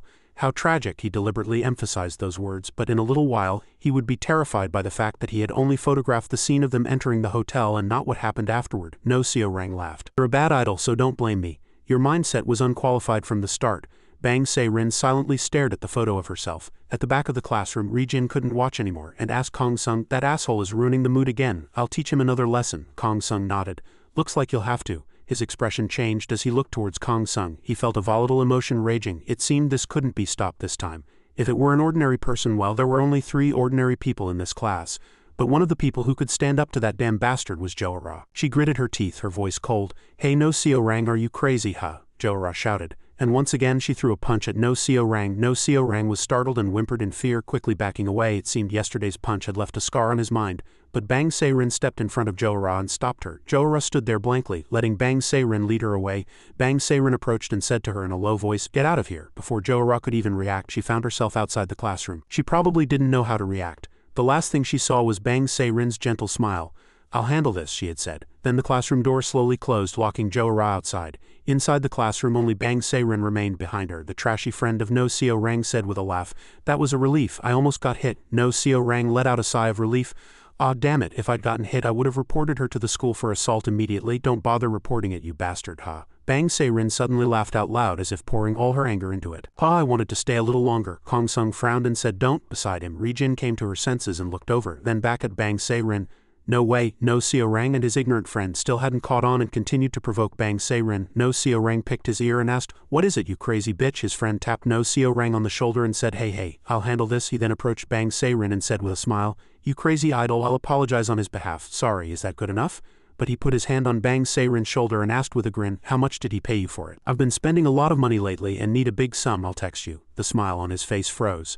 Because what turned to face him was Bang Se-rin, already transformed into her bugman form. 5 murderous eyes glared as if they would devour someone alive. Ri-jin froze. It was the first time she had seen such a familiar friend transform into a bugman. Kong Sung felt truly helpless and even more uncomfortable, because he knew that Bang Se-rin hadn't been a bugman before. He couldn't understand why she had become a bugman after that incident. At the front of the classroom, No Seo-rang's friend backed away in fear. He kept panting, but now he wouldn't even have the chance to pant. Bang Se-rin swung her hand and caved in his cheek with a single blow. Fresh blood spewed out along with a few teeth. The classroom descended into chaos. Some fell over the teacher's desk while others screamed and crumbled to get as far away from Bang Se-rin as possible. No Seo-rang collapsed to the floor in fear. A few students at the back of the classroom had already run outside, but how could Bang Se-rin just let them go? She turned her head slightly, and her hand suddenly elongated, pushing over the desks and chairs by the classroom door, blocking their chance to escape. Outside, Jo-ra was worried, and she saw 2 chair legs burst through the classroom door from inside along with various other sounds. She snapped out of her daze and began pounding on the door from the outside, shouting her best friend's name. "Bang Se-rin, Bang Se-rin." Inside the classroom, the entrance was already blocked by desks and chairs, and Bang Se-rin was guarding the door at the front. Kong Sung and Ri-jin stood at the back of the classroom, and all the students were in a state of panic. "The door's blocked, what do we do?" Ri-jin frowned and asked. "Hey, shouldn't we step in?" Kong Sung shook his head. "There are too many witnesses." At this moment, No Seo-rang quickly took out his phone, intending to report it again, but it seemed it would be difficult for him to escape, because his sin was the greatest and Bang Se-rin was targeting him. She stood there and commanded coldly, "Hey, No Seo-rang, come here." The students all backed away, clearing a path for No Seo-rang to step forward, trembling in fear. A few students hiding at the back whispered, "Report it, everyone, report it quickly." Just as he reached the front row, No Seo-rang stopped. The people standing around him voluntarily moved back. Pressed against the wall, No Seo-rang was left all alone. This time he had to pay dearly for the sins he had committed. Just then, Bang Se-rin's arm suddenly elongated, precisely grabbing No Seo-rang's neck and pulling him towards her. The phone in No Seo-rang's hand fell and he was lifted up and pressed tightly against the ceiling. Bang Se-rin growled in anger. "It's all because of you. My dream was crushed because of a bastard like you. This is all your fault." A snake-like tongue emerged from her mouth. The tongue stretched out, reaching right in front of No Seo-rang. No Seo-rang groaned and said, You bug-like bitch." Bang Se-rin trembled with rage. "If you hadn't existed, if you weren't here, if it weren't for you." The snake tongue opened its mouth wide, about to bite down on No Seo-rang. No Seo-rang was so scared his face turned deathly pale. Just then Kong Sung stepped forward and said to Bang Se-rin, "Stop, how could you face Jo-ra after doing this?" He looked towards the door and Bang Se-rin followed his gaze. Outside, Jo-ra was still pounding on the door worriedly, asking urgently, "Se-rin, are you okay? What's wrong?" "Open the door, Se-rin." Choked by Bang Se-rin, No Seo-rang made a last desperate struggle. "This bug-like bitch, you damn bastards, are you just going to watch? Call the police, quickly." He gaped, saliva and sweat covering his face. He was truly a piece of trash until the very end. "Do you want to get your head smashed in too?" No one looked at him. They all knew that Bang Se-rin was only trying to get revenge on the one who had wronged her. It was obvious they would get beaten up for no reason if they reported it now. No Seo-rang struggled and shouted, "You damn bastards, don't just stand there dumbly. Hey Kong Sung, you stupid idiot, don't just stand there, report it. Hurry up and call the bug ripper bastards to kill this bitch, report it quickly." Bang Se-rin suddenly scoffed. She said, "Kong Sung, whatever you do, don't report this, got it? I'm asking you." Bang Se-rin smiled slightly. Then she dragged No Seo-rang and pinned him hard against the wall with her long arm. She approached him step by step. "Remember this clearly, No Seo-rang. The memory of that day is coming back bit by bit." In her mind, everything replayed like a slow-motion scene. The day No Seo-rang deliberately grabbed her clothes, threw her behind him and ran away. Then he nonchalantly lied to the media and took all the glory for himself. After waking up, Bang Se-rin curled up in the hospital, lost in a daze of sorrow all day long. No Seo-rang returned to his school life, living happily, shamelessly and brazenly. In the hospital room, Bang Se-rin was all alone. No one visited, and she didn't want to see anyone. No Seo-rang hung out with his friends, mocking others. No one knew who his next victim would be if they survived. There were many times Bang Se-rin wished she could just die and be free. And on the day she returned to school, No Seo-rang approached her and said, "Well, look who it is, just as I thought. Those who are meant to live will live no matter what. By the way, since you're still alive, I guess I can feel a little less guilty about you, right?" Bang Se-rin stared at him coldly and said, "You brought this upon yourself. If I kill you today, will I be able to feel a little less guilty about you? But just killing you isn't enough." Bang Se-rin, holding her bag, rummaged through it and found something. It was a handful of familiar capsules that had recently appeared on the market. The pills were the same color as her skin. "I'll make you taste the same fear and pain that I went through." Kong Sung had never seen these pills before, so he didn't know, but Ri-jin recognized them a bit earlier at a single glance. Bang Se-rin approached again and forced No Seo-rang's mouth open, a handful of larva pills in her hand. "I'll let you die at the most miserable moment of your suffering." "No, please." No Seo-rang struggled in fear, kicking Bang Se-rin in the stomach. He tried to push her away, but he couldn't match her strength. He shouted, "Get off, you fucking bug-like bitch! Get off, why me, why me?" Bang Se-rin silently dropped the handful of pills. A cluster of larvae from inside the capsules fell, and No Seo-rang stared intently at that moment.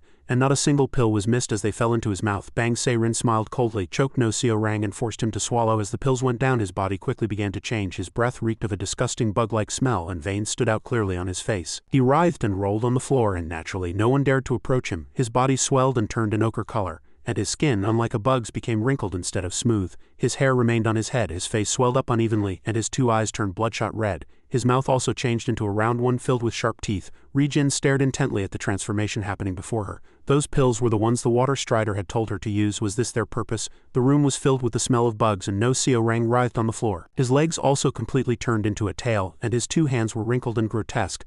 Bang Se-rin smiled nonchalantly and asked, "How does it feel?" No Seo-rang stared blankly into the air, not yet realizing his body had changed. Bang Se-rin leaned against the window, the blue sky behind her.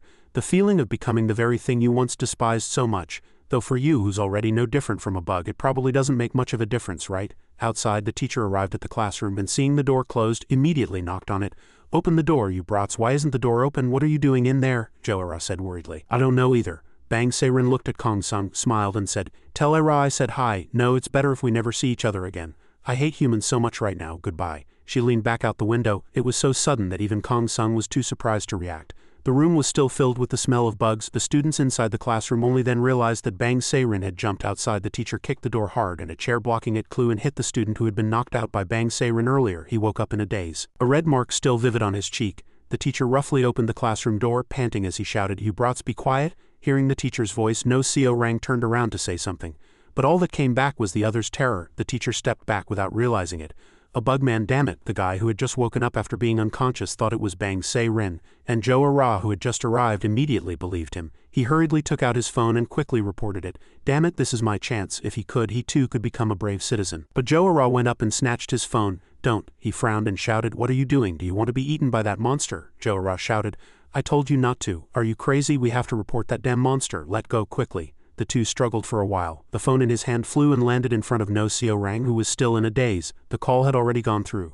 A voice came from the other end of the receiver. "This is the Bug Ripper. How can I help you? Are you calling to report a bugman?" No Seo-rang was stunned. He asked in a hoarse voice, "Report who?" He slowly approached the window to look outside, trying to find who the bugman was, but what was reflected in the glass was his own bugman form. "Me? No way." He fell into a panic and smashed the window, and every shard of glass clearly reflected his grotesque form. He struggled, and his giant tail thrashed wildly around the classroom. "No way, no way." A student standing at the back of the classroom was almost hit by the tail, but Ri-jin, who was nearby, pulled them away just in time. There were only a few desks and chairs left intact. The tail swung towards Jo-ra, who was standing by the classroom door, and just as she was about to be hurt, Kong Sung rushed in, held her, and pulled back, saving her life. No Seo-rang roared at the sky, "This can't be. I can't be a bug-like creature," and he jumped out of the classroom. "I have to escape. I will absolutely not die. I will live. I will live. I have to live." The classroom was empty, with a large empty space in the middle where No Seo-rang had been. It was an eerily quiet scene. Sound of sobbing broke the quiet atmosphere. Kong Sung looked and saw it was Jo-ra who was crying. She squeezed her eyes shut and wiped away her tears. Kong Sung stood beside her and looked towards Ri-jin. Ri-jin nodded slightly. The two quickly left the classroom. Seeing the situation, it seemed class would be cancelled. As soon as they got outside, Kong Sung asked urgently, "The celestial bug, you mean Bang Se-rin?" Ri-jin nodded. "Yeah, she seems to be in league with the celestial bug. The pill she forced No Seo-rang to take is the same one I got from Zekna. He said it was a way to become a celestial bug." Ri-jin took out the capsule she had received last night, still in its Ziploc bag. In that case, the two came up with the same solution as if they had planned it. "Let's chase her." Before Se-rin jumped, Kong Sung had attached an ant to her, and Ri-jin had attached a strand of thread. The two stared at each other blankly for a moment, and without a word they both dashed forward, following their respective signals. They arrived at what looked like an abandoned underground parking garage. The two stopped outside, panting. It was really far. Kong Sung looked around. "It seemed to be around here. There she is." The ant sent a signal, and at the same time Ri-jin saw her too. She pointed to Bang Se-rin, who was going inside. It looked like she had just wiped away tears. "Is this situation okay?" The two approached and called out to Bang Se-rin, "Wait, we have something to ask, let's talk for a moment." When Bang Se-rin turned around, Ri-jin paused and asked in surprise, "Were you crying?" Bang Se-rin shook her head. "No, you guys are?" Suddenly, a beautiful woman walked out from inside, hugged Bang Se-rin and said to the two with a very unpleasant expression, "Stay still, I'm here now. I hate it most when someone touches my things, but who is it?"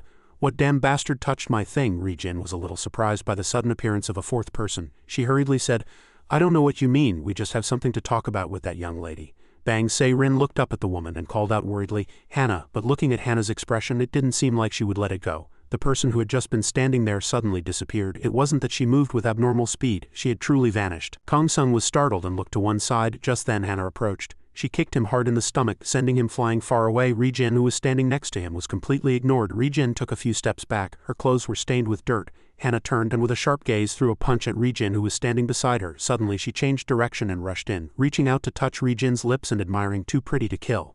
And once again she suddenly disappeared from in front of Ri-jin. She moved behind Ri-jin's head and lightly stroked her yellow hair. Ri-jin flinched. It felt like something wet was touching her ear. The sensation was truly horrifying. Hannah bit down lightly and purple liquid blood flowed from Ri-jin's ear. Ri-jin spun around, threw a punch and shouted, "What the hell are you doing?" But her opponent had already retreated 10 meters away, wiping the blood from the corner of her mouth. Hannah's eyes held a hint of surprise. "What, you were already a bugman? Licking someone's ear on our first meeting? That's disgusting," Ri-jin shouted as she transformed into a bugman. The threads coming from her 5 fingers were like claws. Hannah lightly dodged, looking at the threads. "A silkworm moth, not bad. Then the other one must be a bugman too, right?" She looked above her head. It was where Kong Sung was just transforming using his black ants, jumping in to ambush her. He landed on the ground and threw a punch at Hannah, but before it could connect his opponent had already moved far away. Looking at the destroyed ground, the power he had put into it was extraordinary. He really showed no mercy to anyone but bugmen. After she dodged the first punch, Kong Sung quickly turned his head to find Hannah. "You can't catch me with such foolish movements. My technique is to disappear right before your eyes." In that case, she was really tricky.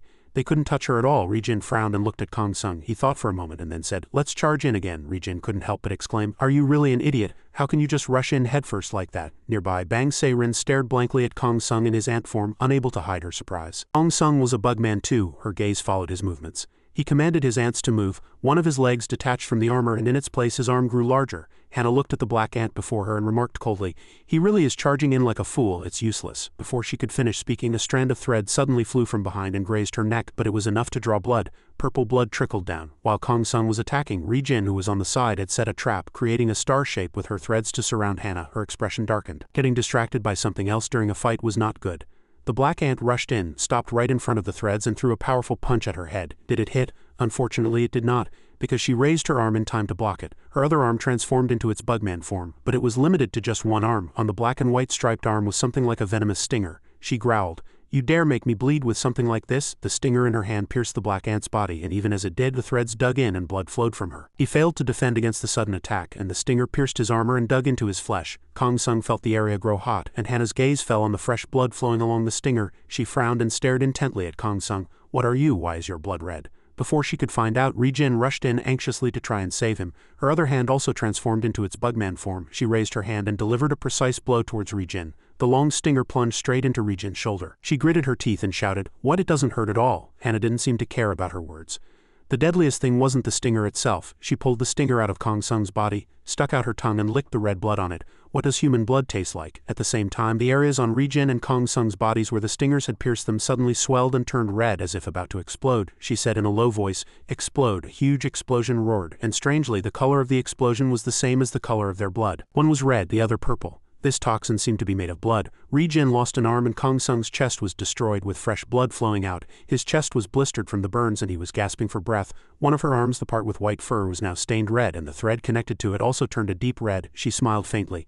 "Tired already? No, don't be. I haven't even started." She was very interested in Kong Sung's blood and wanted to take him as an experimental subject. Just then, Bang Se-rin, who had been standing outside the fight, ran over and stood in front of them. She hurriedly blocked Hannah's attack. "Wait, it's a misunderstanding. These two are guests. They wanted to know about the drug, so I told them to come here." Hannah leaned forward, stared into Bang Se-rin's eyes and asked, "Really?" Bang Se-rin nodded firmly. "Yes." Hannah fell silent as if thinking about something. Her murderous face suddenly changed 180 degrees and a bright smile appeared on her lips. "Oh my, what? You should have said so sooner. I almost killed them." "Phew," she said with a laugh, then turned and left, deactivating her bugman form. A moment later, she came out with a Ziploc bag containing a pupa. "But what should I do? I only have one left." Just as Ri-jin was about to postpone it, Kong Sung cut her off immediately. "That's not what we need right now. I want an explanation first." Hannah was quite patient with guests. She held the bag in her hand and said with a smile, "This is a special drug that gives you great power just by absorbing it. On the other hand, if a human eats it, they turn into a mutant larva. If you eat that larva, of course, the effect is hundreds of times stronger, much more than just taking the drug." Ri-jin asked in surprise, "What, eat a larva?" Hannah smiled as she saw two men running towards them. "Perfect timing, you'll understand faster if you see it for yourself." Then she approached and called out to the two people over there with a gentle smile, "Excuse me, you two, just a moment." Just as the two men turned around, before they could even exchange greetings, a pupa capsule was suddenly shoved into one of their mouths. His body immediately began to change, the veins on his face becoming prominent, his skin turning yellow and dry. In the blink of an eye, he had turned into a yellow larva. It was identical to the larva the Bug Ripper agents had recently caught. "Damn it, this again," Ri-jin cursed. She really hated this type. Couldn't they change into another form? Hannah smiled coldly. "This is a gift of apology for what happened earlier. Eating this will make you stronger. So enjoy your meal." Then she approached, put her arm around Bang Se-rin's shoulder and left, leaving the larva for them and a message. "If you're satisfied, look for Hannah at the 6th club." Before leaving, Bang Se-rin looked back at Kong Sung a few times and then gradually disappeared. Only one larva remained. This situation had really gotten out of hand. How could they resolve it now? On the other side, the poor man who was jogging with his friend was suddenly attacked by the larva. This would surely be one of the most terrifying experiences of his life. Even dealing with a single fully grown bugman was difficult, but a single inexperienced larva was no big deal for Kong Sung. With just a few basic moves, he completely subdued the larva. He beat it so violently that fresh blood splattered everywhere. Ri-jin rushed over, grabbed his shoulder and loudly stopped him, quote, "Hey, stop it, you crazy bastard, stop it right now. What are you doing? Are you going to eat this? Get a grip. This isn't right." Ignoring Ri-jin shaking him, Kong Sung coldly said 2 words, "Experiment." He commanded the ants to leave his body, eat and return. The swarm of ants immediately rushed in and bit into the larva in front of him, a jet black mass covering the larva. Kong Sung stood there unlike before, not leaving but quietly watching the process. Ri-jin stared at him blankly, then looked back at the larva, and then back at the swarm of ants. Ah, that cold expression, that cold face looked as if the man who had turned into a larva would really be eaten alive. Only the poor friend who hadn't turned into a larva felt his emotions continue to plummet. First his friend turned into a larva, then a disgusting writhing swarm of ants clung to him. Ri-jin frowned and asked, "Do you have to go this far? He was a perfectly fine person just a moment ago," Kong Sung said coldly. "Not anymore." Ri-jin was really angry. She frowned and cursed. "You crazy bastard, you think differently from the other celestial bugs, but you're also crazy for power. What's the difference between you and those celestial bug bastards?" Kong Sung glanced at Ri-jin and as usual cut her off. "Be quiet and watch." At this moment the man suddenly went blank. He stared intently at his friend and shouted, as if he had discovered a small glimmer of hope, "He's coming back," the man said in a trembling voice. On the ground the larva was slowly disappearing. The swarm of ants was still writhing on his body, but the body now looked a little more human. He struggled to sit up, constantly dry coughing as if something was stuck in his throat. His limbs spasmed, surrounded by a jet-black swarm of ants. Ri-jin asked in confusion, "How did this happen?" he said. "I've been bothered by it since Bang Se-rin's case. This being always gave me a sense of unease." The man opened his mouth wide and continued to dry cough. He forced himself to sit up, turning his head on the ground. His face now looked a little more human. From inside his snake-like tongue a yellow worm was crawling out. When the man completely spat the worm out of his body, he also returned to normal. The swarm of ants that had come out of his body swarmed towards the worm again. On Kong Sung's body, the remaining ants were still diligently secreting a substance to heal his wounds. Ri-jin stood beside him and looked at the creature lying on the ground. "Is that the worm inside the drug, their true form? But is it okay for the ants to eat it? Won't the ants eating it affect you?" Kong Sung answered in a cold voice, as if it had nothing to do with him. "I'll know when they return to my body." It didn't take long for the ants to completely digest the worm as soon as they finished. They lined up again and crawled into his body one by one through the hole in Kong Sung's neck. Only a few had entered, but suddenly his expression became strange. It was as if he would lose his sanity any moment. Red veins popped out on his face. Kong Sung trembled and gasped for breath. Ri-jin asked worriedly, "Hey, what's wrong with you?" Before losing his sanity, Kong Sung shouted in a hoarse voice, "Stay away from me!" The swarm of ants had almost completely returned to his body through the hole in his neck, and veins popped out and spread like parasites. Muscle fibers were being compressed and Kong Sung tensed his whole body, gritting his teeth to endure the consuming pain. The swarm of ants once again covered his body, forming a thin black layer. The scene shifts to the glamorous Red 6 Club. It was as noisy and lively as ever, the lights so bright they hurt the eyes. In his private room, the club's big boss was drinking straight from the bottle. A few slender women were serving him, and a bald man entered and said respectfully, "Sir, she's here." He put down the bottle and said, "Let her in," just as the person entered the door. A curse rang out and the door closed. Hannah walked in, followed by Bang Se-rin. This woman's temper was really bad. She would curse at the slightest provocation. "Damn it, do I need someone else's permission to come in?" The big man was the one who had saved the water strider that day. The boss of the club, human named Gong Dun. He looked at her and said with a laugh, "Of course you need the boss's permission to come in." Hannah approached and very naturally picked up a bottle of chilled liquor from the bucket. "Don't mess with me. Our relationship is not one of superior and subordinate." The bottle cap was opened and she took a big swig from the bottle, revealing the wound on her arm. Gongdun leaned back in his chair, smiled and asked, "What happened to your arm? Did you get into another fight somewhere?" Hannah put down the bottle and exhaled. "I went to talk business but it was too small and got feisty." Gongdun clicked his tongue. "Fights pretty well. Shouldn't you advertise a bit in Chonjimubiop lawless land?" Hannah was openly contemptuous. Gongdun opened his mouth and received a slice of apple from a pretty helper. "I heard there's a pretty famous guy these days and we're short on fighters." Hannah snorted coldly. "Who cares? What's the reason you called me?" Gongdun chewed on the apple and said, "This bitch, you're impatient." "A large amount of the drug disappeared last night, about 50 pills. Hannah frowned. 50 pills, was it stolen? How do you manage it? No, Gongdun stood up. "Don't get mad at me. The culprit is," he walked very slowly, then suddenly rushed in and grabbed Bang Se-rin's entire head with one hand. It was big enough to crush it in one go. "This very bitch." The guests outside were surprised and quickly moved away. For some reason, the glass door above suddenly shattered. Gongdun tightened his grip and said in a low voice, "This bitch, you dare steal my drugs? You're like a fearless puppy. I'll chew you up without leaving a single piece." As soon as he finished speaking, a very slender leg came up on his shoulder and at the same time a stinger was pointed at Gongdun's neck. He paused. At this time 2 pretty helpers reacted, transforming into a half-bugman form and rushing in. Each pointed a pincer as sharp as a knife at Hannah's neck, forming a very unique mutual threat situation. Hannah completely ignored what was pointed at her neck, and stared intently at Gongdun, declaring, "Touching my person is the same as death, you know." Gongdun smiled faintly. "Then tell me who has the drug. Where is it?" As he squeezed, Bang Se-rin felt like her head would explode. The stinger pierced Gongdun's neck and fresh blood flowed down. He growled and said, "Go?" Hannah became extremely anxious that her person would be harmed. "This crazy bastard, who knows what he'll do?" she shouted. "Let go, you crazy son of a bitch." Poor Bang Se-rin almost had her head crushed in his hand. This son of a bitch didn't seem to know that you have to let someone go first if you want them to talk. "Who would confess if you squeeze like this?" The girl weakly reached out her hand, grabbed his arm and managed to move her head to a position where she could speak, then shouted, "No, Seo Rang, I did it. I did it for revenge and I've already eaten all the drugs." Gongdun suddenly burst into laughter. He was impressed and his face had the expression of a truly vicious gangster. "I know everything. I even know where you took it and what you did." Bang Se-rin's heart sank. She stared blankly at the person in front of her and suddenly felt the pain disappear. Gongdun let go of his hand and his thumbprint was clearly visible on Bang Se-rin's cheek. Hannah retracted her stinger and rushed to Bang Se-rin's side to take care of her. "Are you okay?" The room echoed with Gongdun's maniacal laughter. He laughed until tears came to his eyes. "Ha ha ha, how did you come up with such a crazy idea? You're more wicked than your master. Ha ha ha, did this guy know?" Bang Se-rin was filled with anger and injustice, but she had no way to express it directly, so she could only glare at Gongdun. Hannah also glared at him. Playing games when he knew. This ill-tempered bastard. Gongdun bared his teeth and laughed. "I knew your pet was the culprit last night and followed them. They're probably on their way here by now." He licked his lips. 50 drug eaters, I'm going to eat them all." In the city, citizens were quickly evacuated, and the streets were filled only with bug ripper agents who had gathered to chase the escaped larva and bugmen. And the target of the chase was No Seo Rang, who was currently shedding his skin under a sewer. Hearing the sound, No Seo Rang turned around. A bizarre sound came from his mouth. Just then, someone shouted and the bug ripper team rushed in, each piercing his wrinkled and hideous skin with their weapons. No Seo Rang cried out in pain. Having lived as a human his whole life, he was now being punished in the way humans treat bugmen. He growled in anger and sorrow. "Damn it, why are you only picking on me?" Still that dirty, prickly personality. He tried to take a few more with him, but a cold sword stopped him. The attacker was Pio and No Seo Rang died without even being able to scream. He fell to the ground, still in his spotless white suit, with an insecticide-laced cigarette in his mouth, a sword in one hand and an electric whip in the other. He said coldly, "Shut up." Making a fuss, he looked at the bugmen as if they were weak, pitiful trash. He turned and ordered the surrounding agents to capture the bugman, but as soon as they approached, they felt like they had stepped on quicksand in a desert.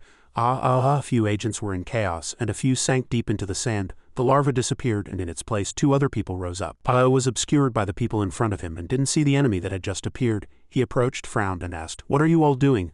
"Oh dear," Park Min-gun laughed softly. "Grab the goods and go first. That guy looks pretty strong." The little antlion with him snorted and said contemptuously, "Then we'll just attack together." "What do you mean go first? Let's just finish this quickly." Behind the 2 of them, only the larva's head remained, not yet completely buried. A gust of wind blew and a few bug ripper agents were still struggling to avoid being buried in the sand.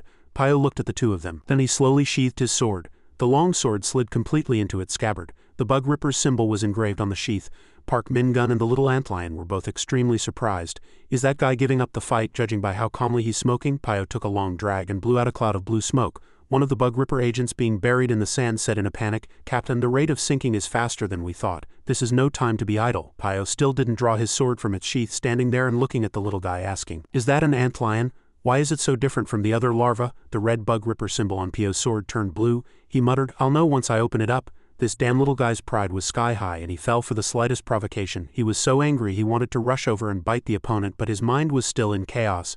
As a few people sank with only their faces showing, they became even more panicked and quickly shouted, "Captain!" Just then Pio moved. He held his sword, lowered his body and spread his two legs to balance himself on the ground. He raised his other hand and placed the hilt of the scabbard on it. What was just a sword was now being used like a gun. The antlion asked in confusion, What is he trying to do at this distance?" Park Min-gun stared intently ahead and said in a low voice, "Something's coming, be careful." But it was already too late. An electric beam shot out from Pio's sword gun and hit the antlion squarely, paralyzing the damn little guy for a moment. This arrogant bastard, Park Min-gun, bit his lip and swore, no longer watching from the sidelines, and transformed into his water strider form. Pio was very swift in his actions, gathering energy again and preparing to fire another shot. He charged forward, following the sword gun. The hilt was the muzzle, firing a beam specially designed to deal with swarms of insects. The speed was no different from lightning. At the same time, the water strider swung his own sword, cutting horizontally across the path of the lightning-fast beam. The antlion was electrocuted and spinning, unable to do anything for a moment. Park Min-gun's sword strike had just saved him from being electrocuted a second time, but he unknowingly put himself in a situation where he was electrocuted himself. Park Min-gun looked towards Pio in horror. His whole body was surrounded by that strange blue current. Even counterattacks are useless. The antlion could no longer fight, and his technique was dispelled. There was no longer a sand vortex on the ground, and the agents quickly crawled out, taking the opportunity to pick up their weapons again. Pio led the group and charged forward like an arrow. He shouted, "There must be a reason these guys are interfering. We must retrieve the larva." The agents heard the order and hurriedly ran to carry it out. Meanwhile, Pio had already drawn his sword and clashed with the water strider's sword. Pio's face was contorted with effort, and he almost bit through the cigarette butt in his mouth. He snorted coldly, his gaze falling on the water strider's orange sword. "So you're carrying a dangerous weapon," the water strider said resentfully. "That would be you." With a showy, arrogant posture, he drew another sword from his back. He used two swords at once from the beginning, just in case. "You're the arrogant one." Two swords attacked simultaneously, and Pio was pushed from an offensive to a defensive stance. The more the water strider fought, the more his momentum grew, and he roared like a madman. "How's this? Are two swords too much for you?" The range of the water strider's techniques grew wider and wider, and the golden light of his sword crossed the air several times. And once again it clashed with the blue sword in Pio's hand. Pio ducked slightly, centering his weight on his legs to block, but with two swords attacking with force at the same time, it was a bit difficult for him to block everything. He puffed out his cheeks and took a hard drag. The cigarette burned crazily. He pushed off and retreated, simultaneously blowing a thick cloud of blue smoke at the water strider. As expected, the water strider lost sight of Pio because of the blue smoke. He stared in confusion at the blurry scene before him, an unpleasant feeling rising in his throat. He swung his sword, trying to use the wind to scatter the smoke. It was really annoying. The antlion behind him was also quite affected, coughing dryly a few times. As the smoke slowly cleared, the person who had been in front of him was gone. Just as he felt a powerful and strange energy appear behind him, Pio jumped down from the sky and struck the water strider's arm hard. A numbing sensation spread through his body, and fresh blood spurted out. The water strider's eyes widened and he cursed. "You insolent human," Pio replied coolly. "I'll take you and the larva together." Suddenly, the ground beneath his feet moved slightly. With his rich experience, he immediately pushed off and jumped into the air. He didn't know when the antlion had come to its senses and created the sand vortex again. It seemed the smoke had snapped him out of it. They stabbed towards Pio and he retreated. Two agents quickly moved forward, using their weapons to push back the tentacles at the same time. Suddenly, a sharp red thing shot up from under the ground. The bald agent barely managed to say the word danger before the red thing had already pierced his chest. This was the tongue of the larva swarm that used it. The bald agent suddenly felt fear and regret. He hurriedly cried out for help. But it was already too late. As the snake-like thing retracted, it dragged the poor agent down into the sand with it. The cries grew fainter, and only a single leg stuck out before finally disappearing. The pit of death was active once again. Damn it. The water strider looked at the antlion in the sandpit and asked if he was done playing dead. The antlion, angry, asked in a cold voice, "What is that thing? The guy with the glasses? What the hell is he?" "What?" The bald agent who had been dragged next to the antlion had already suffocated in the sand. His face had turned blue. The antlion said, "We don't have time now. Weren't we supposed to get the goods first?" Park Min-gun shrugged and said helplessly, "I told you to get them first." The antlion let out an awe and only then remembered that he was the one who had wanted to fight in the first place. Below, No Seorang's larva head sank deeper again. The water strider clicked his tongue and sheathed his two swords on his back. "Let's go back to the club." A few agents were eager to chase them, but the pit of death in front of them gave them no chance. Pio raised his sword again. He was about to fire again to block the two bugmen's escape route. But the disaster was that the bug ripper symbol on the sword didn't turn blue. The battery was dead. It was a good weapon, but its consumption was too high. Near them the ground seemed to shake slightly, and a few buildings seemed to crack. The antlion's calm voice echoed, "Bury them." Countless earth and stones flowed down, sucked into the pit. There was no way to chase them anymore. A few bug ripper agents hurriedly ran over and shouted for Pio to retreat quickly. He agreed to get his men out of this chaos. Meanwhile, he himself, with two wounds on his body, used a few rocks to charge in. That guy is really brave. The antlion clicked his tongue in praise. He thought he was coming to fight again, but no matter how much he hated the swarm of insects, he was still very calm. he just grabbed a subordinate who hadn't been buried in the sand yet and quickly returned to the top. The antlion's head was slightly visible under the sand. "Until we meet again, I'll give you a proper fight then." Pio frowned and clicked his tongue. The suction speed of the pit was getting faster and faster. He widened his stride and hurriedly jumped up. In the blink of an eye, the area in front of them had collapsed into ruins. A few buildings were buried under the pile of sand and the surroundings were covered in dust. The few agents who had escaped couldn't even breathe easy. "These damn bugs," Pio cursed inwardly, looking at them with the eyes of someone seeing the pests of society. He gave the agents new orders to wrap up the current mission. Investigate all the clubs in this area. Now it was their turn to hunt. At night, a quiet night with a waning moon. A bugman was running with all his might. It seemed someone was secretly following him. The bugman was startled and turned his head. Behind him, an antman with murderous eyes was slowly approaching. The bugman shouted in horror. "Kin Hunter," he shouted in despair. "Stop!" Suddenly, countless ants flew out from behind, making him turn around again. At this moment, another antman appeared. The two antmen just stared at him, not saying a word. The bugman was terrified by their cold gaze. What is this?" Seeing the antman raise his hand to attack, he screamed, "There are two kin hunters." A loud thwack seemed to tear through the quiet night. The bugman had already been torn to pieces, his corpse left on the ground for the swarm of ants to devour. The antman, having finished his work, turned and left quietly without looking back. At school, it seemed a seat was empty in the heroine's class. A group of shameless male students placed a chrysanthemum on her best friend's desk. They wrote insulting words, "Bang say rin, you monster." Seeing the words written on the desk, they didn't feel any remorse, but rather became more triumphant. "Ha ha ha, a monster, and with flowers too, ha ha ha." A fat guy was looking in the mirror, fixing his appearance. He bared his teeth and grumbled, "Damn it, I'll have to spend all the money I earned from delivery on braces." Jo-e-ra and Ri-jin sat motionlessly, not daring to say a word. The whispers of the female students in the class could be heard. "She's a trainee at an agency, isn't she? I was so surprised. It was so satisfying to see no Seo-rang get hit. Anyway, she's a monster too." Suddenly, a voice caught their attention. Jo-e-ra approached and said, "She's not a monster, she's my friend." "Watch your mouth." Hearing that, a few reluctantly replied, "Oh sorry." Ri-jin was quite surprised by the heroine's appearance. Because the Jo-e-ra she remembered was a rather timid girl. Jo-e-ra turned and left, thinking to herself, "Those who only talk behind people's backs." Ri-jin asked her, "Are you okay?" She just replied indifferently. The dark circles under Jo-e-ra's eyes were prominent, as if she hadn't slept well. She lowered her voice and asked, "Ri-jin, you were in the classroom then, right? Is Se-rin really a monster?" Ri-jin replied coldly. "Your friend didn't hurt anyone except no Seo-rang. She's not a monster." Hearing those words, the heroine bit her lip tightly. She said, "Really, actually, I'm so scared." As she spoke, she recalled the time of the incident. "I was standing outside and heard the screams. I could see the situation inside through the window, but I didn't have the courage to look. I was scared to see Se-rin transformed into a bugman. I didn't want to see it." She sobbed as she spoke, trying to wipe away her tears with her sleeve. Ri-jin didn't want to see her cry, so she turned her head to the other side with a blank expression. But in her heart, she reassured her. "Don't worry, there's a way." The scene changes to a building under construction. The antman was greedily devouring the bugman he had just killed. Kong Sung watched everything quietly from a distance. He thought to himself, "After absorbing the larva, the number of ants has increased to the point where they are overflowing from my body. So after several failures, we created a new body.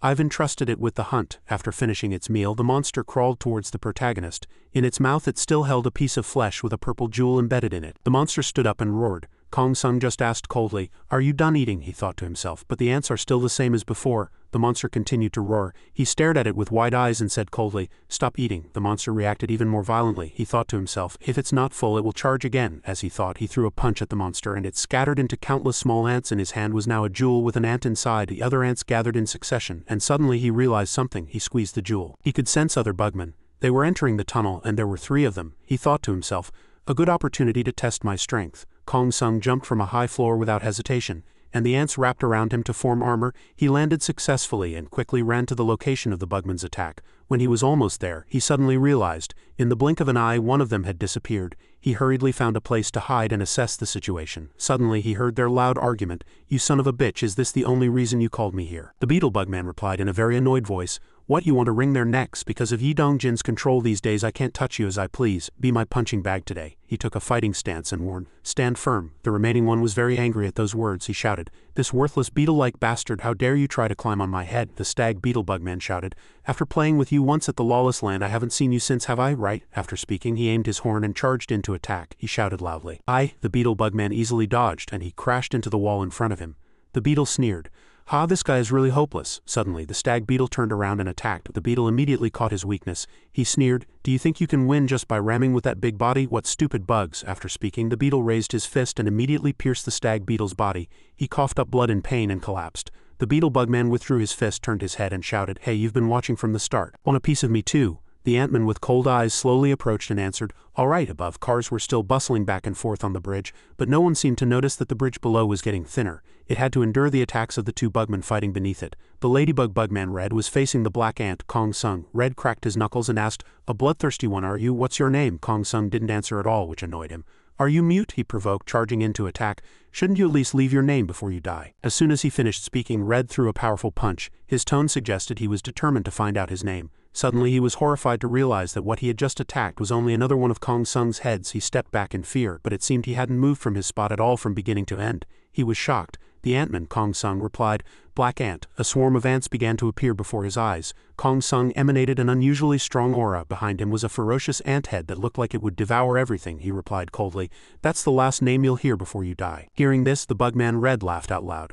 "Haha, really? So it was you?" he scolded, filled with anger as he prepared for his next attack. "You're the crazy bastard who made a mess of me. I've been wanting to fight you." After speaking, he swung his fist, blowing away the surrounding swarm of ants. As the fist approached his face, Red shouted, "Show me what you've got." But he showed no reaction to those words, only continuing to dodge the attacks flexibly. Red was very surprised to see this, and suddenly a mantis popped out of his hand. He was slightly shaken, he said as he retracted that arm. "I wanted to test my skills once more." Suddenly an arm appeared from nowhere, restored to its original state and even became harder. Red clenched his fist at him and shouted, "Come at me for real." At this point Kong Sung had already quickly dodged the attack, and at the same time he slipped under his arm, shocking him. A swarm of ants appeared and began to stick to his body. When it was Kong Sung's turn to attack, Red easily dodged. He sneered, "What's with that clumsy punch? I could dodge it with my eyes closed." Before he could even finish his sentence, he was hit squarely by his powerful attack. Red flew into the opposite wall and the bridge above shook slightly. As the smoke in the cave slowly cleared, a fierce battle between the two was clearly revealed. Red sat down, questioning himself. "What was that just now? I clearly saw the trajectory of that punch, but its speed and power completely shattered my expectations. This damn bastard." When he looked up, Kong Sung was approaching and he thought to himself, "That bastard's thing." He was surprised when Kong Sung asked for his name. "What?" Kong Sung looked at him with contempt and sneered. "Shouldn't you at least leave your name before you die?" His words made his anger boil. "You son of a bitch." After speaking, he slammed his two fists together, and a light immediately appeared. Kong Sung didn't hesitate to attack either. Then he punched his hard shield. He was surprised, and from inside he glared at him and said, "Damn it, I didn't want it to come to this." As the bugman Red commanded, the outer shield grew larger. Feeling that the situation was not good, he immediately dodged the attack. There was clear anxiety in his eyes. A bus passed over the bridge, but no one paid any attention. Below the bridge, a crack had already formed. Crack widened, releasing a terrible force. The passengers on the bus were in chaos as the driver swerved frantically. The bus avoided the explosion, but it was almost thrown off the bridge. The two bugmen had not yet finished their battle, still fighting fiercely to regain their honor. The bus was about to fall, and the desperate screams of the people caught their attention. They couldn't ignore the accident that was about to happen. Kong Sung used the ant head to distract Red and then went to save the people. Red shouted in surprise, "That bastard!" The bus slowly rolled off and the people inside were in extreme terror. Kong Sung immediately jumped up and grabbed the bus from behind. He used all his strength to lift the bus, but it seemed he couldn't do it alone. Red's voice came from behind. "Arrogant bastard." He turned his head in surprise, and Red had already easily grabbed his ant head. He sneered, "Did you think you could stop me with this lame thing?" After speaking, he put down the ant head and helped him support the bus, which surprised him even more. When the bus was safely on the ground, the people inside rushed out, not forgetting to thank them, but they were shocked that their saviors were bugmen. Red approached him at this time, glared and said, "Arrogant bastard, leaving me to do something else?" He continued to charge in and attack, declaring round 2 begins. Kong Sung sighed and blocked his attack with one hand. Before he could be surprised, he was slapped so hard his head turned. He told himself he had to hold on, but the slap broke his beetle mask, revealing his swollen face. Kong Sung grabbed his neck tightly and lifted him up. The black ant's mouth opened wide as if to swallow him. Suddenly Kong Sung paused for a moment. He hesitated for a moment, then threw him to the ground. He opened his eyes. He only saw his figure getting farther away. "Damn it, black ant, I'll definitely crush you." At this time Kong Sung quietly left with a cold look in his eyes. The city's time was drawing to a close and Jo-Ra was walking down an alley calling her family. "Yes, Mom." Her mother's voice was full of worry. "Where are you now?" she replied. "I just came out for a bit of exercise." Her mother warned, "What exercise? I heard everything from A-Ra. You've been looking for Se-Rin every day after school." On the other end of the line, her younger brother complained. "Mom, why did you say that?" Jo-Ra tried to explain. "I really want to find Se-Rin, but not now. I really came out for exercise." She spoke so loudly that she didn't notice someone behind her was hearing everything. On the other end of the line, her mother scolded, "What do you mean not? If you keep wandering around like that, you'll end up like her." She couldn't help but answer, "Oh, okay, I'll be right home." She sighed and hung up the phone, thinking to herself, "Joa, you're dead now." She looked into the distance and said to herself, "That's enough for today." Just then, she heard someone calling from behind and she turned her head. "Hey, if you're talking about Bang Se-Rin, is it the Bang Se-Rin I know?" A boy with a carton of milk in his hand said. But Jo-Ra had no idea that he was the celestial bugmoth human named Choi Yang-gyu. He fixed his gaze on her and asked out of curiosity, "A friend?" Jo-ra innocently followed the boy. She questioned, "Do you really know where Se-rin is?" He answered perfunctorily, "Yeah, I do," she added. "What's your relationship with her?" He hesitated for a moment and then answered, I'm her senior." She was curious when she heard that. Senior. A bugman senior. He was surprised. "What? How did you know?" the girl said nonchalantly. "Just a guess," she asked him. "Is Se-rin doing well?" He still answered with an indifferent attitude. "Doing well. Hannah is stuck to her and won't leave, so you could call it a kind of illness." Jo-ra thought to herself, "Hannah won't leave, then that means she's doing well, right?" As she thought, she hesitated and said to him, "Well, that's enough for today.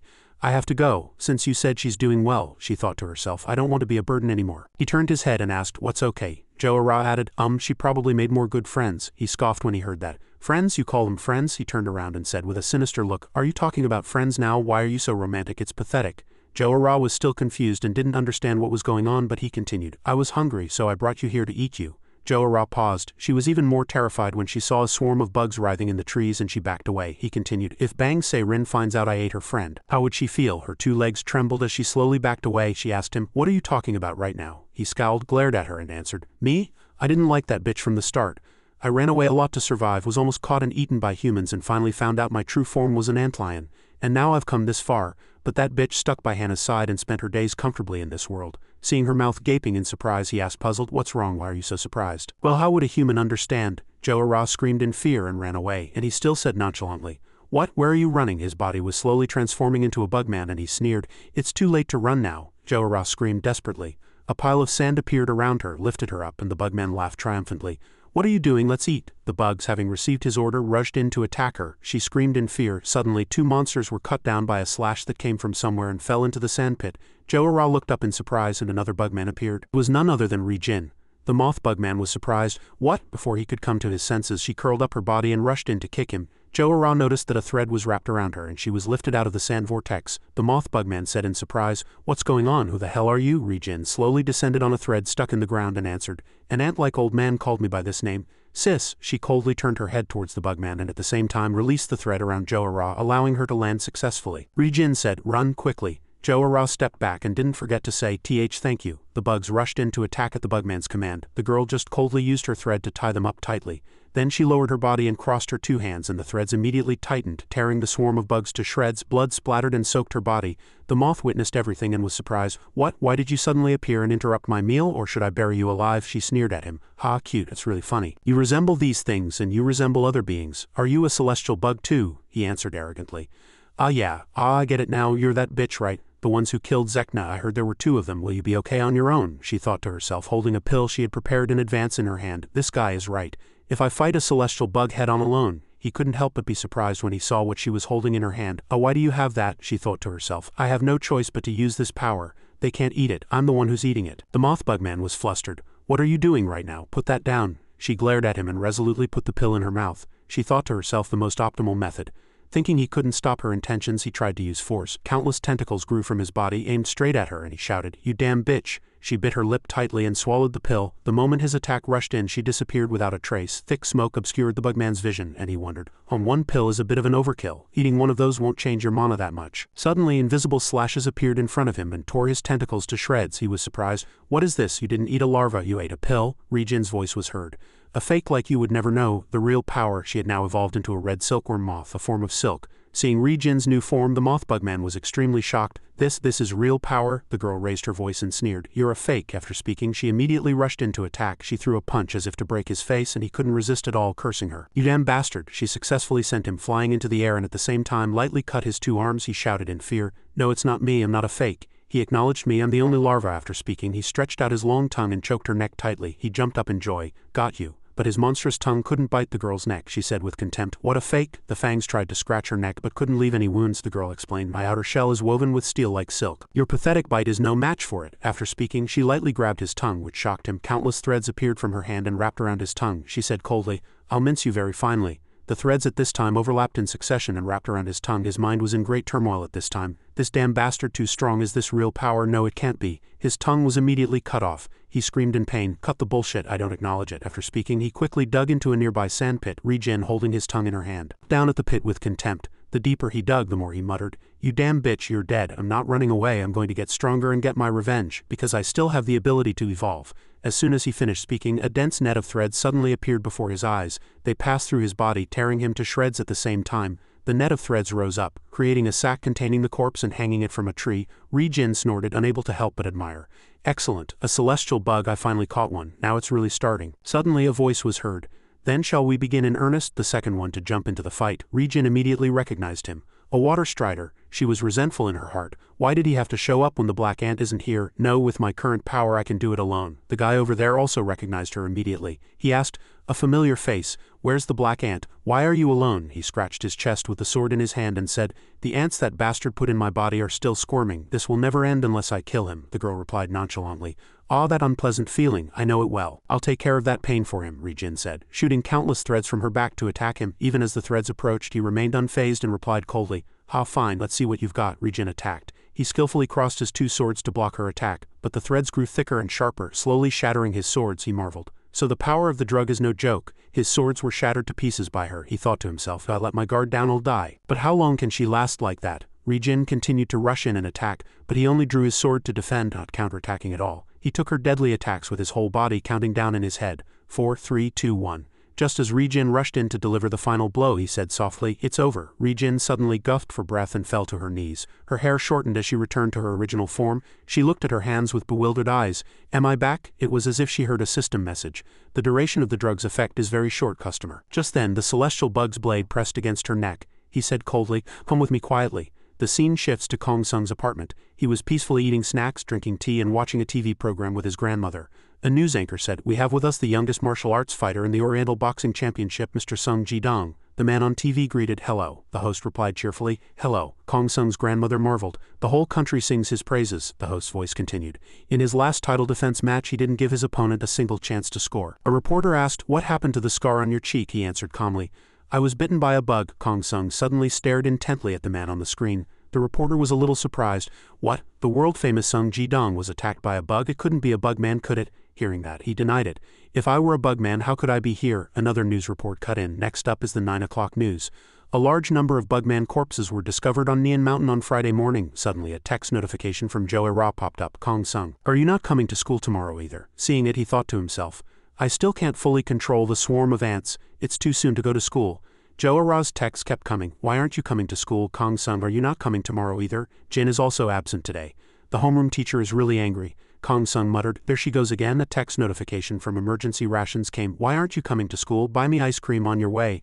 I had pork cutlet today. What kind of school lets students skip class as if it were a daily routine? The scene shifts to a ruined arena. Below, people were killing each other while roars erupted from the stands. At this time, Jin was being beaten to death by other bugmen. Park Min-gun was watching all of this from another location. He muttered, what? I was wondering where that drug came from. Was it that brat from back then, the insolent thing? Suddenly he saw Jin's bag shaking, and out of curiosity he took out her phone. Looking at the screen he smiled cruelly and cursed. Son of a bitch. On the screen was a text notification from Aunt. What are you up to? The scene returns to Kong Sung's house. His grandmother asked, are you going to bed? He answered meekly, yes, Grandma, I'm not going to school tomorrow. His grandmother readily agreed with her grandson's words. Do as you wish. You've rested for a whole week. What difference will one more day make? Hearing that, he was relieved and was about to return to his room. Suddenly his phone notification rang. Emergency rations had sent a photo. The moment he opened it, his expression changed instantly. The photo the other person sent was of Jin's broken mask lying in a pool of blood, and on top of it was the familiar business card of the 6th Club. The 6th Club building, a dark underground prison with numerous cells. The sound of approaching footsteps was heard. It was Park Min-gun. He glanced at one of the cells and called out, hey, are you dead? Inside, Jin was slumped against the wall, covered in blood. Park Min-gun chided, why are you so listless? You're disappointing the customers who spent money on you. Jin opened her mouth weakly. Get lost, he answered slowly. About the drug, it seems the one you took back then was the last of it. What to do? It's all gone now. Some larva brat stole it all. His voice was strangely calm. He continued, it seems our fates are quite intertwined. What the hell are you? What's your nickname? Jin replied coldly. Pest control. Hearing that, he was puzzled. Damn it, are you a bug ripper? We're all the same bugs anyway. He looked at her with a dark expression. I didn't keep you alive for no reason. I spared you because there's a certain bond among our kind, Park Min-gun told her. The next match is starting soon, so get ready. It's a special match for you. He deliberately emphasized this and then turned to leave. The scene shifts to the arena. A bugman MC shouted excitedly, well everyone, you've come to the right place today. The crowd below responded enthusiastically. Next up is the main event. A hellish match where only one among numerous fighters will survive. He was the walking stick bugman Cha, the MC for the lawless land. He plopped down in his seat and declared loudly, let's begin now. He introduced them in turn. Our first fighter and the star of the hell race, the hot new rookie Sis appears. Jin, with a blank expression, was forced to walk out into the arena. The MC continued to introduce the rules of the match. The hell race. According to the Labam rules, an opponent will be added every minute. If you fail to kill your opponent within 1 minute, the enemies will continue to increase. He emphasized a brutal death. He couldn't keep everyone waiting long. He commanded, "Now let the second fighter enter." The second bugman was in the form of a rhinoceros beetle. As soon as he saw Sis, he charged in madly. The MC marveled. "Oh, he's charging in ferociously right after appearing." Sis, with a blank expression, casually shot him a glare. Outside the arena, the ladybug bugman Red was warming up. He kept throwing and retracting his punches. Park Min-gun, who was beside him, watched everything quietly and then asked, "Hey, aren't you getting ready? You're number 10, Red." Hearing that, he answered resentfully, "You want me to participate in such a ridiculous match? If you'd made me the main character, that'd be a different story. Then I might have cooperated." Seeing that Red had no intention of obeying him, Park Min-gun said angrily, "Who do you think you're being insolent to? Killing enemies and ruining business." Before he could finish, Red's fist was right in front of his face. Red looked at him with a displeased expression and said, "It was either you or Gong-dun." Hearing that, Park Min-gun was furious. "Oh, bringing up the boss are we, you insolent bastard?" The two faced off. Park Min-gun smiled bizarrely and reminded him, "I'm letting it slide because you're a fighter, but I'll have to teach you some manners." Red didn't hesitate to provoke him either. "Try it, right now." Just as a fight was about to break out, Park Min-gun's phone rang again. He answered the phone with an annoyed voice. "What is it?" The person on the other end said urgently. "There's big trouble." He pressed, "What is it? Speak clearly." An employee answered in a fluster, "The elevator that takes VIPs down has disappeared." Park Min-gun was horrified. "What?" After hanging up, his expression darkened. He told Red, "Hey champ, get ready." He looked back at Red with a sharp gaze. "Your opponent has arrived." Cha had a horrified expression. "What is going on?" Sis easily defeated her fourth opponent. Does she fight more fiercely, not caring about her wounds? Ri-jin knelt down exhausted. The MC continued to shout. "But fighter number 5, Quan Jess, is already behind you." Sis's eyes widened in horror. The monster roared and slammed the ground, sending Sis flying into the sky. She coughed and spat out blood. Before she even hit the ground, Jess threw a fatal punch and sent her flying. She rolled a few times on the floor. She lay weakly on the ground, coughing with difficulty. But what greeted her was the sound of 2 other fighters entering the arena. The MC shouted, "Don't be surprised, fighters number 6, 7, and 8 are now entering in succession. Don't call it cowardly. Aren't you all here familiar with the reality of the lawless land?" He sat in the upper stands more excited than ever. He said, Now let's head to the climax of death." As the clock counted down from 1 to 0 and then went back to 60 seconds, Cha couldn't help but be surprised. He shouted in annoyance, "What clueless bastard is showing up now?" From one side of the arena entrance, someone was slowly walking in. Cha was surprised. Who's coming?" From behind fighter number 9.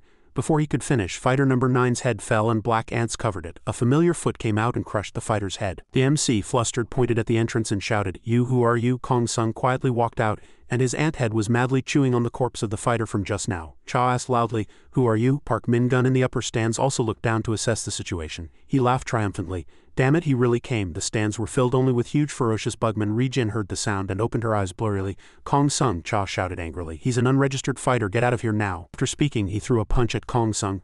But Kong Sung looked at him leisurely and said in a slightly annoyed voice, "You're loud." The black ant head returned to its master's side and wrapped around his arm. He took the opportunity to use it like a gun and aimed it straight at him. The black ant's mouth opened wide, releasing energy that pierced through the arm of the bugman in front of him. His arm melted instantly. Kong Sung, still standing leisurely, declared loudly, "I won't say it twice. Where is Ri-jin? Lead the way." The countdown clock couldn't withstand the pressure and exploded. Kong Sung said coldly, "Bring him." His black ant head turned into a gun, gathered energy and fired forward. The bullet flew at an unimaginable speed and pierced the bugman's body, and he melted instantly. Ri-jin, hazily waking from the shock just now, was horrified by what was happening in front of her. "You idiot, when did you learn such a scary technique?" she shouted in anger. "Hey you idiot, I got caught in the crossfire. I'm over here." Her voice caught Kong Sung's attention. He turned his head towards her. Ri-jin shouted in joy, "Over here," but before she could finish, a blade pressed against her neck. She looked back in horror. The arrogant Park Min-gun said, "Long time no see, little ant." Seeing him act like that, Kong Sung was enraged. He scoffed that he was just a water strider. After speaking, he raised his gun and energy slowly gathered at the muzzle. Seeing that, Park Min-gun pressed the blade closer and provoked him. "What are you gonna do, shoot?" Seeing his comrade in danger, he was furious, but he hesitated and couldn't shoot right away. Park Min-gun commanded the remaining bugmen, "Get to work, kill that guy." A group of bugmen charged menacingly at Kong Sung and he also prepared to fight. Another bullet was fired, instantly blowing away one bugman. He raised the gun again, preparing to fire another shot at the large bugman in front of him. As the bullet was fired, the bugman Jess took the opportunity to pick up another bugman and throw him towards the muzzle. As expected, the bullet hit the small bugman, melting him. Jess then clenched both fists, preparing to smash him with all his might. Kong Sung was slightly surprised and his attack quickly came down on him. A thick cloud of dust rose. Park Min-gun laughed triumphantly. "Oh Jess, you know how to use your head." Ri-jin witnessed everything and was too surprised to speak. Park Min-gun reassured her. "Don't worry too much, you'll be dying too." He immediately commanded, "Jess, bring that guy over here." He followed obediently, but collapsed before he could even get up. Park Min-gun, surprised and annoyed, said, "What are you doing, you bastard? Hurry up, or else." Before he could finish, the bugman Jess screamed, slowly melted, and then immediately exploded. Park Min-gun's face darkened in horror. Kong Sung, covered in blood, coldly walked out from inside his corpse. Park Min-gun frowned and said, "That's creepy, kid. You've gotten stronger than before, haven't you? It seems you were able to absorb just the larva." Ri-jin, who was beside him, was delighted. "Black Ant, nice job." The people in the stands were horrified. They whispered, "Who is that intruder?" Kong Sung stared at him with a sharp gaze. He said sternly, "Hand that kid over." Ri-jin was a little displeased. "Hey, you called me by my name earlier." He replied, "This is my emergency ration." Park Min-gun's eyes widened and he smiled bizarrely. He said, "Are you kidding me? Look at this, you bastards." After speaking, he pressed the blade against Ri-jin's neck and she could only grit her teeth and endure it. The people in the stands shouted angrily, "You're the manager here." "Ah, they're all dead. What about our money? I bet 2,000,000 won on Jess."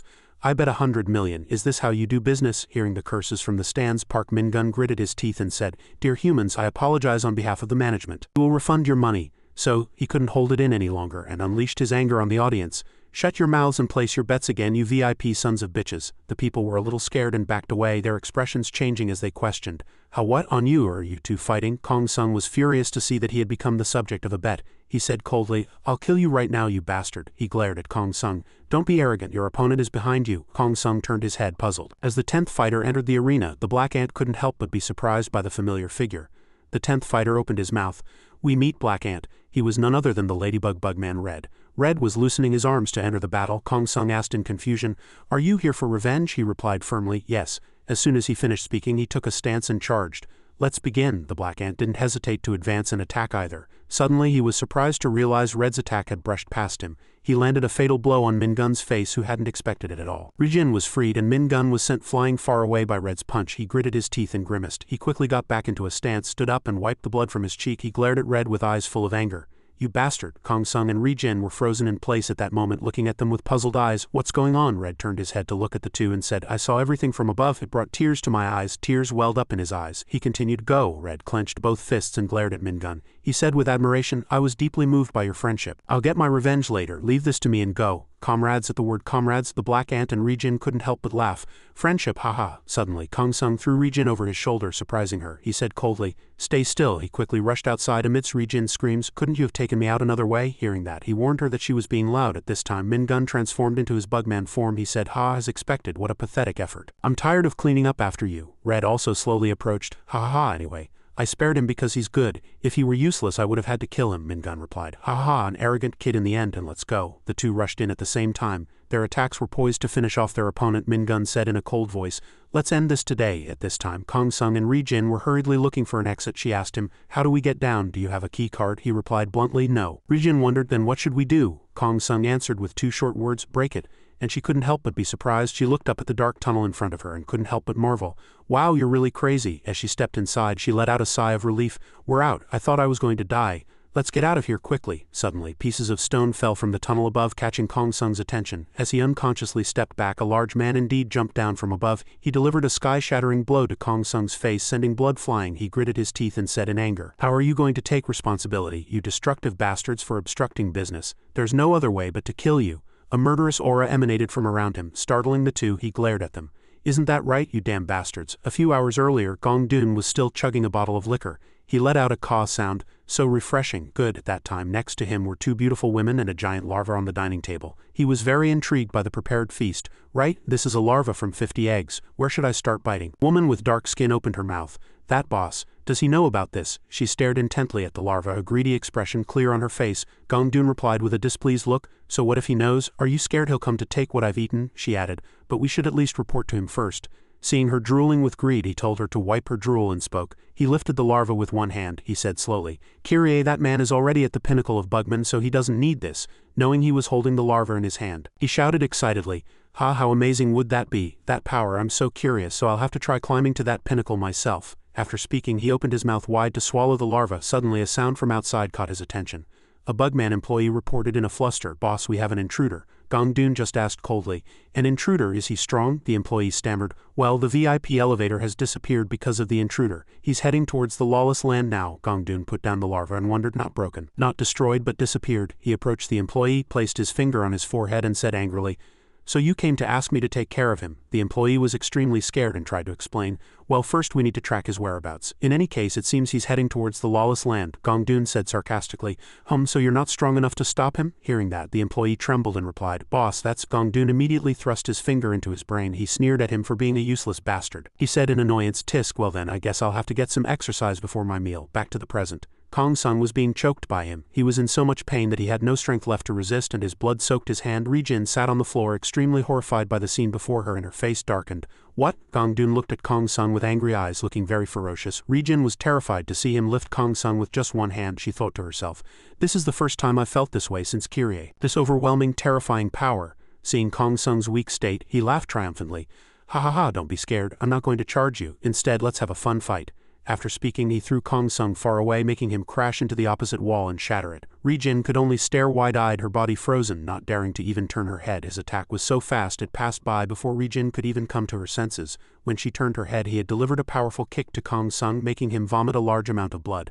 With a vicious face, Gongdun continued to attack the injured area, making it difficult for him to resist. The more he hit him, the more interested his expression became. Look at this, try to be a little stronger. Is this all you've got? Kong Sung coughed heavily and he slapped his cheek again. He shouted, No, I told you no. His hand gripped Kong Sung's head tightly and he shouted, Don't fall, it's not enough, not enough. Show me your power. His face turned red with anger. Suddenly a black ant rushed in from behind and hit his face, but he wasn't damaged at all. As the black ant opened its mouth wide to swallow Gongdun, he quickly blocked it with his hand and prepared to throw a punch. He said sarcastically, What's this? It's even cuter. Before he could attack, he suddenly realized his arm was being held back by something. Gongdun turned his head and saw Ri-jin holding onto the threads with all her might, blocking his attack. She grimaced and thought to herself, He's this strong already, just in his human state. I can't block him even if I release all my threads. Seeing their weak resistance, Gongdun said with contempt, Oh, look at them, they're really asking for it. Suddenly he shouted in excitement, Yes, that's it. After speaking, a force repelled them. Gongdun shouted madly, Be more brutal. After speaking, he turned and immediately pulled Ri-jin in, simultaneously grabbing the black ant's head. The scene shifts to the arena. It was filled with smoke and Red's hands were soaked in blood. He glared at the other side. Zekna was slumped in front of a broken wall. Red said coldly, You're no match for me, Zekna. Hearing that, he got angry and glared at Red. Shut up, it's not over yet. Red approached and raised his middle finger, Don't act tough. Zekna didn't back down and shouted, You arrogant bastard. Suddenly, a loud explosion from behind drew their attention. Kong Sung and Ri-jin were thrown back into the arena. The two were covered in wounds and looked at the other side in horror. You were here, Zekna. A familiar voice was heard and he was terrified. Boss, Gongdun walked out heavily from the smoke. He said with contempt, What a state you're in. Absolutely pathetic, ha ha ha, Zekna said in a hurry. I'm sorry, anyway. Before he could finish, Gongdun shouted angrily in his face. Don't give me that weak-ass excuse. You are Gongdun's subordinate. Hearing that, he lowered his head and answered in a low voice, I understand, boss. Red was slightly surprised. Gongdun, the people in the stands were puzzled. What? Gongdun, wow, crazy, that guy is huge. It's my first time seeing him in person. Did that guy really beat that black thing with his bare hands? No way. Gongdun immediately changed his attitude and greeted the audience enthusiastically. Oh, hello, VIP ladies. I'm the owner here. The people's murmurs didn't stop. He looks like a total lunatic. Suddenly he opened his mouth. I got a little hungry after stretching a bit. Have you guys eaten? Gongdun's expression immediately darkened. He smiled like a demon and continued, I had to come out during my meal. Since so many guests have come, I have to treat them. After speaking, he immediately signaled to Zekna. Let's go eat. Zekna was slightly surprised. You mean? That's for later. Gongdun glared at him and ordered him to open it. Zekna looked at his boss and hesitated for a moment, but in the end he had no choice but to obey. As a door slowly opened from above, Ri-jin said in surprise. The ceiling opened. What are they trying to do? Suddenly a strange object fell, and her and Kong Sung's expressions darkened. It was a person. The boss approached step by step and said slowly, Now don't be shy, everyone. The person who had just fallen inhaled poison gas and slowly transformed into a grotesque bug. He trembled and coughed. Gongdun looked at them with a strange gaze and determined for himself. They look unexpectedly delicious. Red was shocked to see it. That damn bastard. Finally, the door above opened wider, dropping a swarm of mutated humans and insects together. Gongdun comfortably bit into them in front of everyone and declared, Then let's start the meal. Seeing the writhing swarm of bugs before her, Ri-jin couldn't help but be horrified. What is that? It's so disgusting. Suddenly, Kong Sung opened his mouth. This is good. Ri-jin was surprised. What's good about it? Kong Sung opened his eyes wide and said clearly, It's an opportunity. Since you guys stopped that guy from absorbing the larva as much as possible back then, I'll take care of the rest. Ri-jin looked back at Red, her heart slightly uneasy. It's right that we have to stop him, but how long can we hold them off? Red asked back in confusion. Us, and he replied nonchalantly. Leave him there. Ri-jin suddenly realized something. She asked out of curiosity, But who are you guys? The two introduced themselves in turn. I'm Jess and I'm Sue. At this time, Gongdun was eating voraciously. He looked at them and found it strange, looking back and asking, Hey, what are you doing with food right in front of you? Eat, don't just hunt. You'll make the person who prepared the food for us sad. This is something you can't find even if you want to eat it. Gongdun sat on top of the larva, comfortably biting into them and enjoying them deliciously. Suddenly he discovered something inside. Oh, it's out. It was a smaller larva that had been parasitizing inside. Red was very surprised to see it. He immediately rushed forward amidst Rijin and Kong Sung's surprise. Rijin shouted in surprise, "What is that idiot doing? He's really crazy," she thought to herself. "Damn it, me too." Suddenly, Kong Sung's voice came from behind her. "Rijin, run," she asked in surprise. "What are you talking about all of a sudden?" Kong Sung replied firmly. "I told you I came to save you. I'll take care of things here, so you go." Rijin was stunned for a moment, then smiled and said, "Ha, what? You're not that sentimental of a person. Don't talk nonsense. I just have to hold out until you absorb the larva, right?" Kong Sung reluctantly agreed. "Fine," Rijin replied. "Okay, I can't hold out for long either." After speaking, she disappeared. Kong Sung was a little indifferent. He summoned his black ant clone and said, "Eat all of them." The black ant didn't hesitate to rush in and eat the larva one by one. Kong Sung's armor also split into small clones at this time and rushed towards the food. Kong Sung commanded, "You guys eat too and then come back." He looked at the remaining ant armor on his hand and muttered to himself, "Is this all that's left?" A voice caught his attention. It was Gongdun. Before he could even put the larva in his mouth, he opened his eyes and Red's fist was right in front of him. He immediately bit Red's hand and Red was in pain. "Kook, you beast-like bastard." After speaking, he raised his remaining fist to attack but was caught by that guy. He grimaced and shouted, "Don't you know you shouldn't bother someone when they're eating?" He shouted in anger and at the same time threw Red far away, surprising everyone. But fortunately, before Red fell into the stands, a net of threads stopped him. Red vaguely felt that this sensation was too familiar. Rijin shouted, "Run away quickly, I'll help you." Red got into a stance and before Gongdun could put the larva in his mouth, rushed towards him. He quickly noticed and turned his head to scold him. "Can't you let people eat?" Red immediately landed a berry punch on his face. With the help of Rijin's threads, Red could easily launch a series of attacks towards the boss without any hindrance. Red marveled, "Oh, this is incredibly strong. I've made a good friend." Red raised his fist again and delivered a powerful blow, sending the boss flying far away. He also quickly regained his posture to avoid flying further. He leaned back and laughed loudly. Red was surprised. "What are you laughing at?" Rijin was worried from behind. "No way." When Gongdun turned his head, he had a triumphant smile after eating the larva. "That was really delicious." Feeling the power flowing through his veins, he shouted in excitement, "Yes, this is the taste." After speaking, Gongdun's limb muscles bulged. He charged fiercely towards the two. Red was shocked. A punch that flew from that distance, he immediately summoned his shield to defend against the attack. But who would have thought that a punch from so far away would shatter the opposite wall to pieces? At the same time, Rain and the VIP guests were sent flying. The girl was horrified. No way, it was mostly just the wind pressure, and the destructive power of this punch came without any kind of stimulus. Deju snorted, turned to him, and asked, "So want a taste?" And he turned his head and muttered as he left, "I'm going to eat them all." Red, still looking angry, charged in and shouted loudly, "You damn bastard, where are you going? I'm not done with you." Leo Jane hurriedly shouted to stop him, no, because she didn't have a single thread left. Before R's attack could even reach Jun, he was hit by him and was in pain. R tried to use a barrier but it was ineffective, and he was kicked again, crashing into the opposite wall, and his outer armor was instantly destroyed. Rain's eyes widened in horror.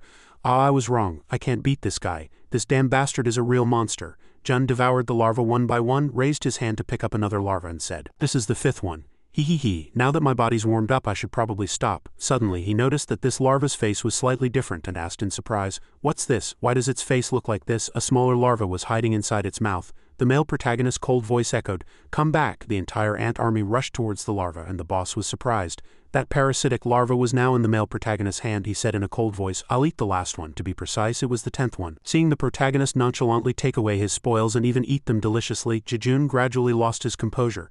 He asked again, "You ate them all, you? This damn bastard." The remaining people in the arena hurriedly clutched their wounds and fled. Jun's eyes widened and he declared, "I don't know what nonsense you're talking about, but I'll swallow you before those things are digested." Black Sword. Misun wasn't afraid at this time. He summoned a swarm of black ants and said without hesitation, "Come here." The swarm of black ants immediately created numerous clones around Mai. His arms were also covered by ant heads at this time and became guns. He aimed the gun at the boss and ordered in a cold voice, "Go and chew that bastard up cleanly." Seeing the male protagonist and the powerful black ant army in front of him, Jane couldn't help but be surprised. "Sensibility?" Dean laughed loudly in excitement. "You called for more? This is getting interesting." "About 11 of them. I guess there's no other way in my state." Men just coldly aimed the gun in his hand at him and ordered, "Swallow that bastard." As the black ant army rushed in as if competing with each other, Jejun became even more frantic. "Ha, good, come at me. I'll tear you to shreds without leaving a single one behind." 8 black ants rushed in at the same time. As expected, they were no match for Jejun. In just a few punches, the number of black ants was noticeably reduced, and judging that they couldn't attack, they clung to him tightly to subdue him. He shouted in anger, "Put some muscle into it. Just clinging to me like this is no fun." As he stomped his foot in anger, the ground immediately cracked. The nearby black ants merged into one, clenched 2 fists and tried to crush Jun, but he was only slightly pressed down. The power of the ant army was not enough to crush him to the ground, let alone kill him, but it couldn't stop his excitement. He shouted, "That's it, struggle a little more." Then he used both hands to strike the black ant in front of him, immediately disintegrating it. What he hadn't expected was that after dealing with the black ant in front of him, he was greeted by two brightly shining muzzles aimed straight at him. As Myson commanded the detonation, the two black ants in front of him immediately activated their guns. Two huge energy sources rushed towards him, and since the swarm of black ants was still clinging to his legs, he couldn't dodge. The energy sources hit him directly, and in succession other bullets were fired, and he gritted his teeth and endured. May ordered more shots. As thick smoke rose, Leo Jane couldn't believe her eyes. Is it over? Myson also stopped shooting and looked ahead, full of suspicion. When a vicious smile appeared in the thick smoke, Myson was horrified. 1 foot slowly walked out.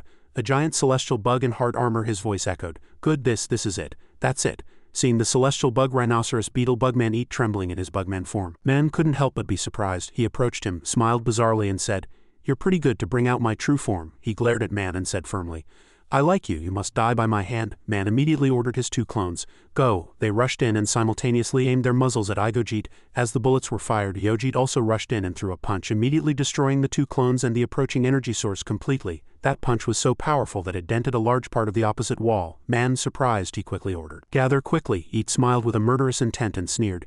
"It's too late." He slammed into the protagonist with his shoulder and sent him flying. Rijin worriedly called out Man's name. It didn't stop there. Yogit continued to approach and pushed him hard against the wall. Myson could only scream in pain. He looked at his weak state and said, "This is the price for 10 larvae." Then he swung his hand and slammed him against the wall. Myson continued to vomit blood, and he grabbed his head tightly and lifted him up, saying boredly, "Is it over already?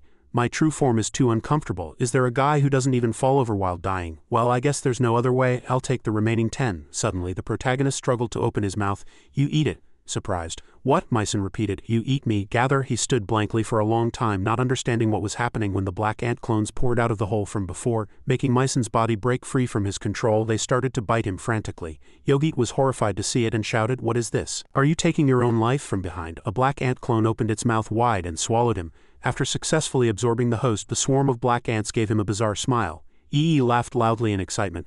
"Ha ha ha, my goodness, what is this form? Good, I was waiting for you to appear." Then the two real monsters rushed towards each other. It was difficult to predict the outcome of the match.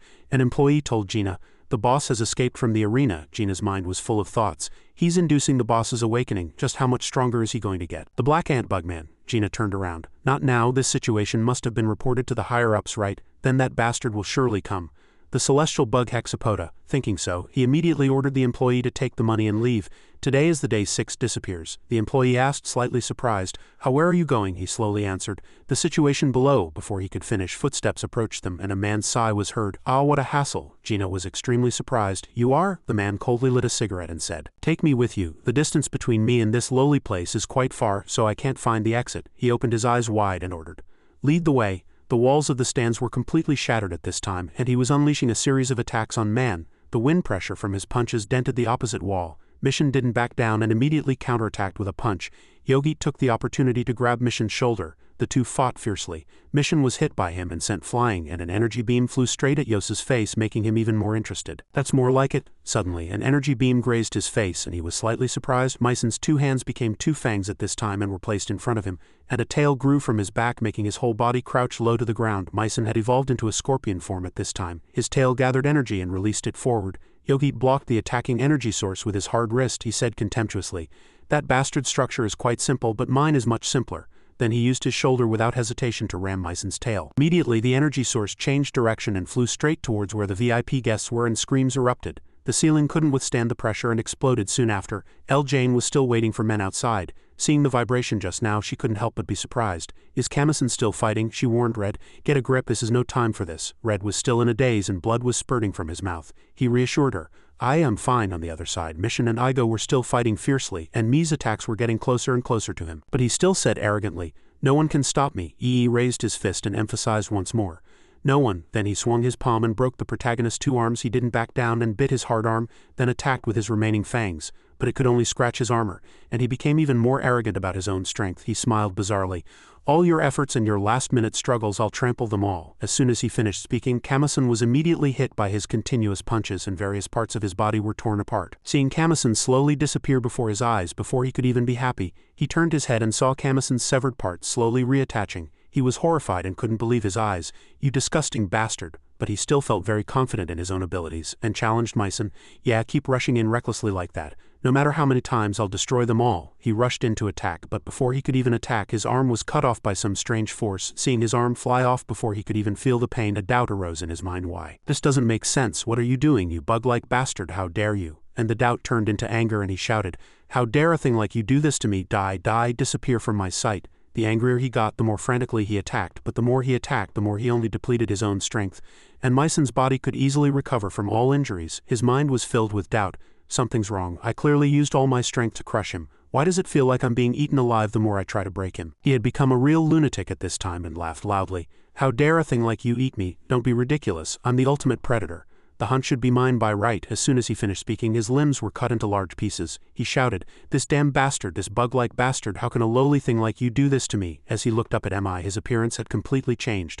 All the wounds he had inflicted with all his strength were now gone from his body. He opened his eyes wide and looked at him in surprise. What is this? This feeling, this pressure, it's like the fear when I faced that bastard. He only now realized that death was near. He trembled and shouted, save me, a bone-chilling voice echoed. Hungry, so hungry. Yogit was completely torn to shreds at this time and became a feast for the black ants. Myson seemed to have no consciousness at this time, chewing on the corpse and screaming. His shouts successfully caught the attention of Jane and R. They looked at Minson in front of them and were horrified to see that he had defeated that boss. In an indescribable fear, Rain quietly called his name, but when he turned his head, his eyes were bloodshot and he had a bizarre smile. Hungry, Mi turned his head and looked at the two of them. The two were horrified by Man's strange appearance. Rain wondered, that guy is smiling. Red asked her back, is that what's important now? His eyes have turned red. He's completely insane. Before the two of them could even react, Masong rushed in front of Ryan. Red shouted, watch out. Masong grabbed Jane's neck tightly and lifted her high. At the same time, his tail pushed Red against the wall. Red gritted his teeth. This again. Masong lifted Leo Jane and smiled bizarrely. Rain resisted with all her might. Clear fear was in her eyes and she tried to call Kamison's name. His eyes looked at her coldly and he bared his teeth and said with a smile, let's eat. Suddenly, someone rushed in from behind and punched him, saving Jane. Rain shouted,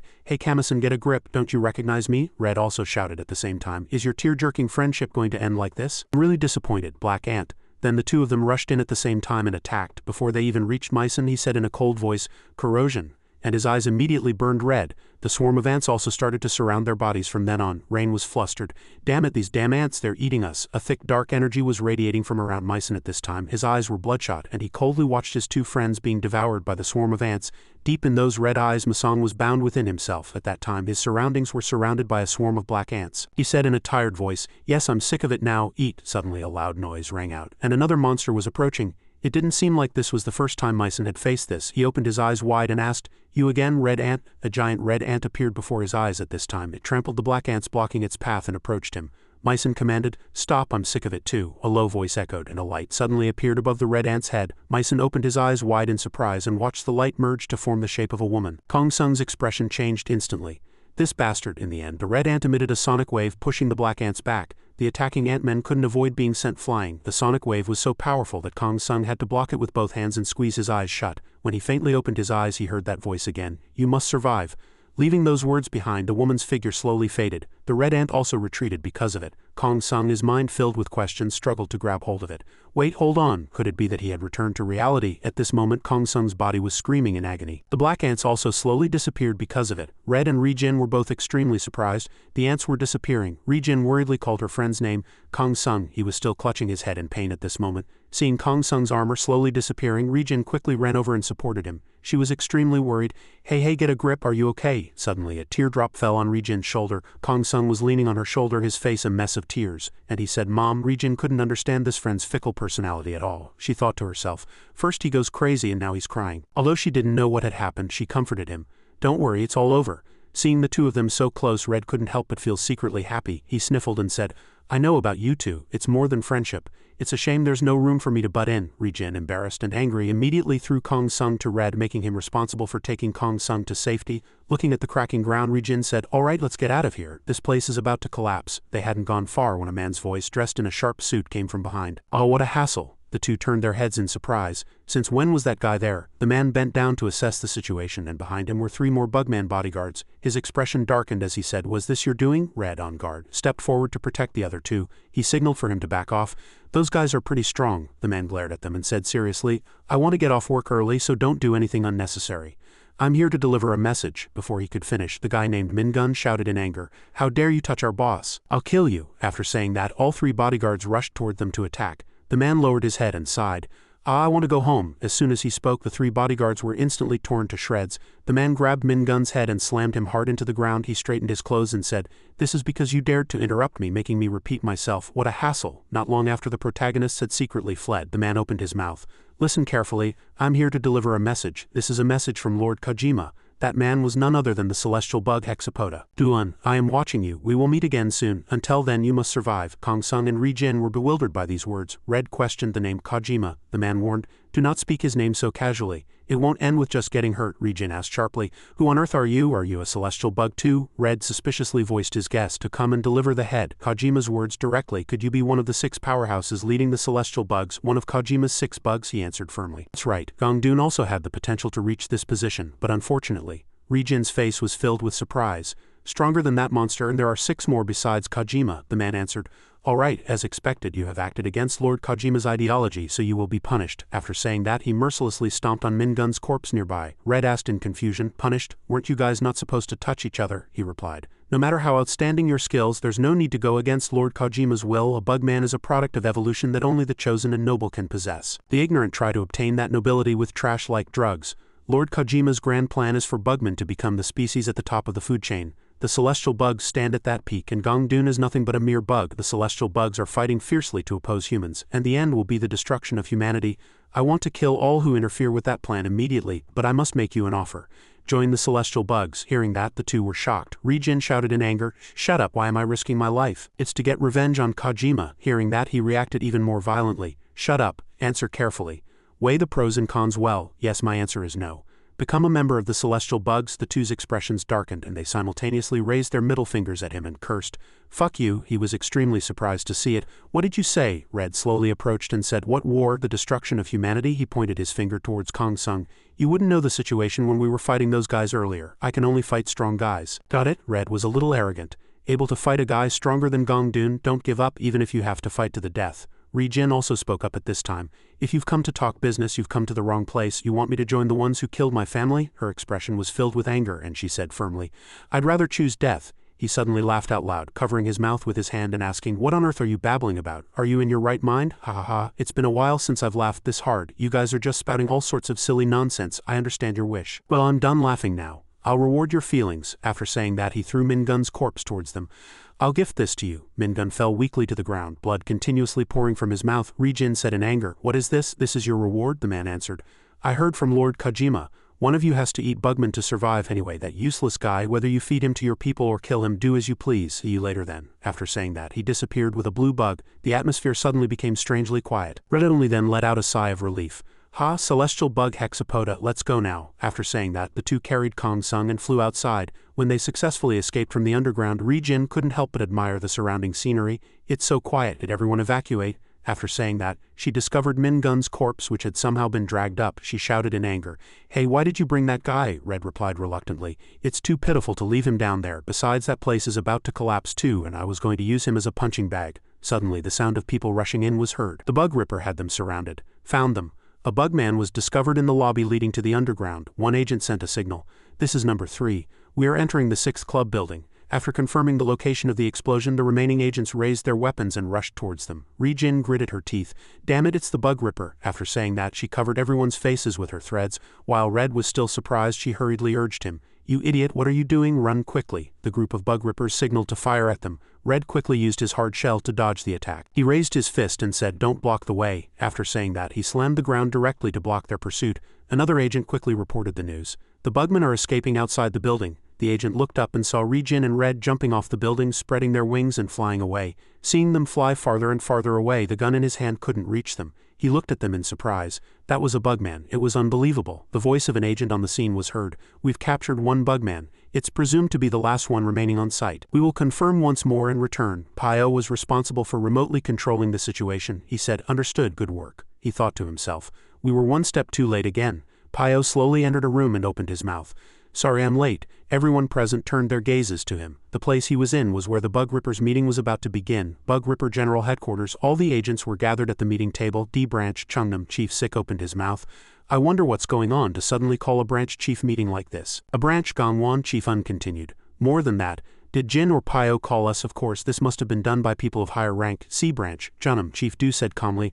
Rank is necessary in group life. The branch chiefs were also very disappointed with the current situation. Branch Gangwon Chief Min said, slightly displeased, trying to teach us a lesson with that high and mighty attitude. Anyway, Jin and Pio are of different ranks. By the time we were still agents, he had already been demoted and was no longer a branch chief. His original rank was director, wasn't it? Don't be too harsh. Let's hear what everyone has to say. Branch Jongnam Chief Nan opened her mouth. It's not just a matter of rank. I heard there have been a lot of incidents in the areas those two are in charge of recently, and they've lost quite a few agents. Thanks to that, the Bug Ripper's image has become very bad. Branch Seoul Combat Captain Jin said, I know what you all think of us. That's why we're here. To come up with a countermeasure to prevent future sacrifices, unsneered. Countermeasure to prevent unnecessary sacrifices? What is that? What's wrong? Shouldn't you call back the disciple who left your side? Becoming more and more arrogant, he pointed his finger at Jin's face and laughed loudly. Why isn't that right? Your subordinate received the Bugman factor and was promoted to a special combat captain rank. Nan hinted that it was a bit much to talk about that friend in front of Jin. Immediately retorted, no, what did I do wrong? That guy volunteered for a life-or-death experiment to protect his master. Now he's soaring as a special agent dominating the battlefield. But someone coldly turned his back on him. What's wrong with receiving the Bugman factor? Aren't you just jealous? Jin answered, you've been opposing me from the start. This is a gathering of bug catchers, the Bug Ripper. But why is there a bug mixed in, buzzing around? Looking at Un with fiery red eyes, he said coldly, I should kill it, right? Un was extremely angry at being provoked. What a bug, you son of a bitch. Branch Jongnam Chief Nan complained. Shut up, what now? Let's just finish this quickly. Branch Seoul Captain Jin only then opened his mouth. Director IM is right. Both of you stop.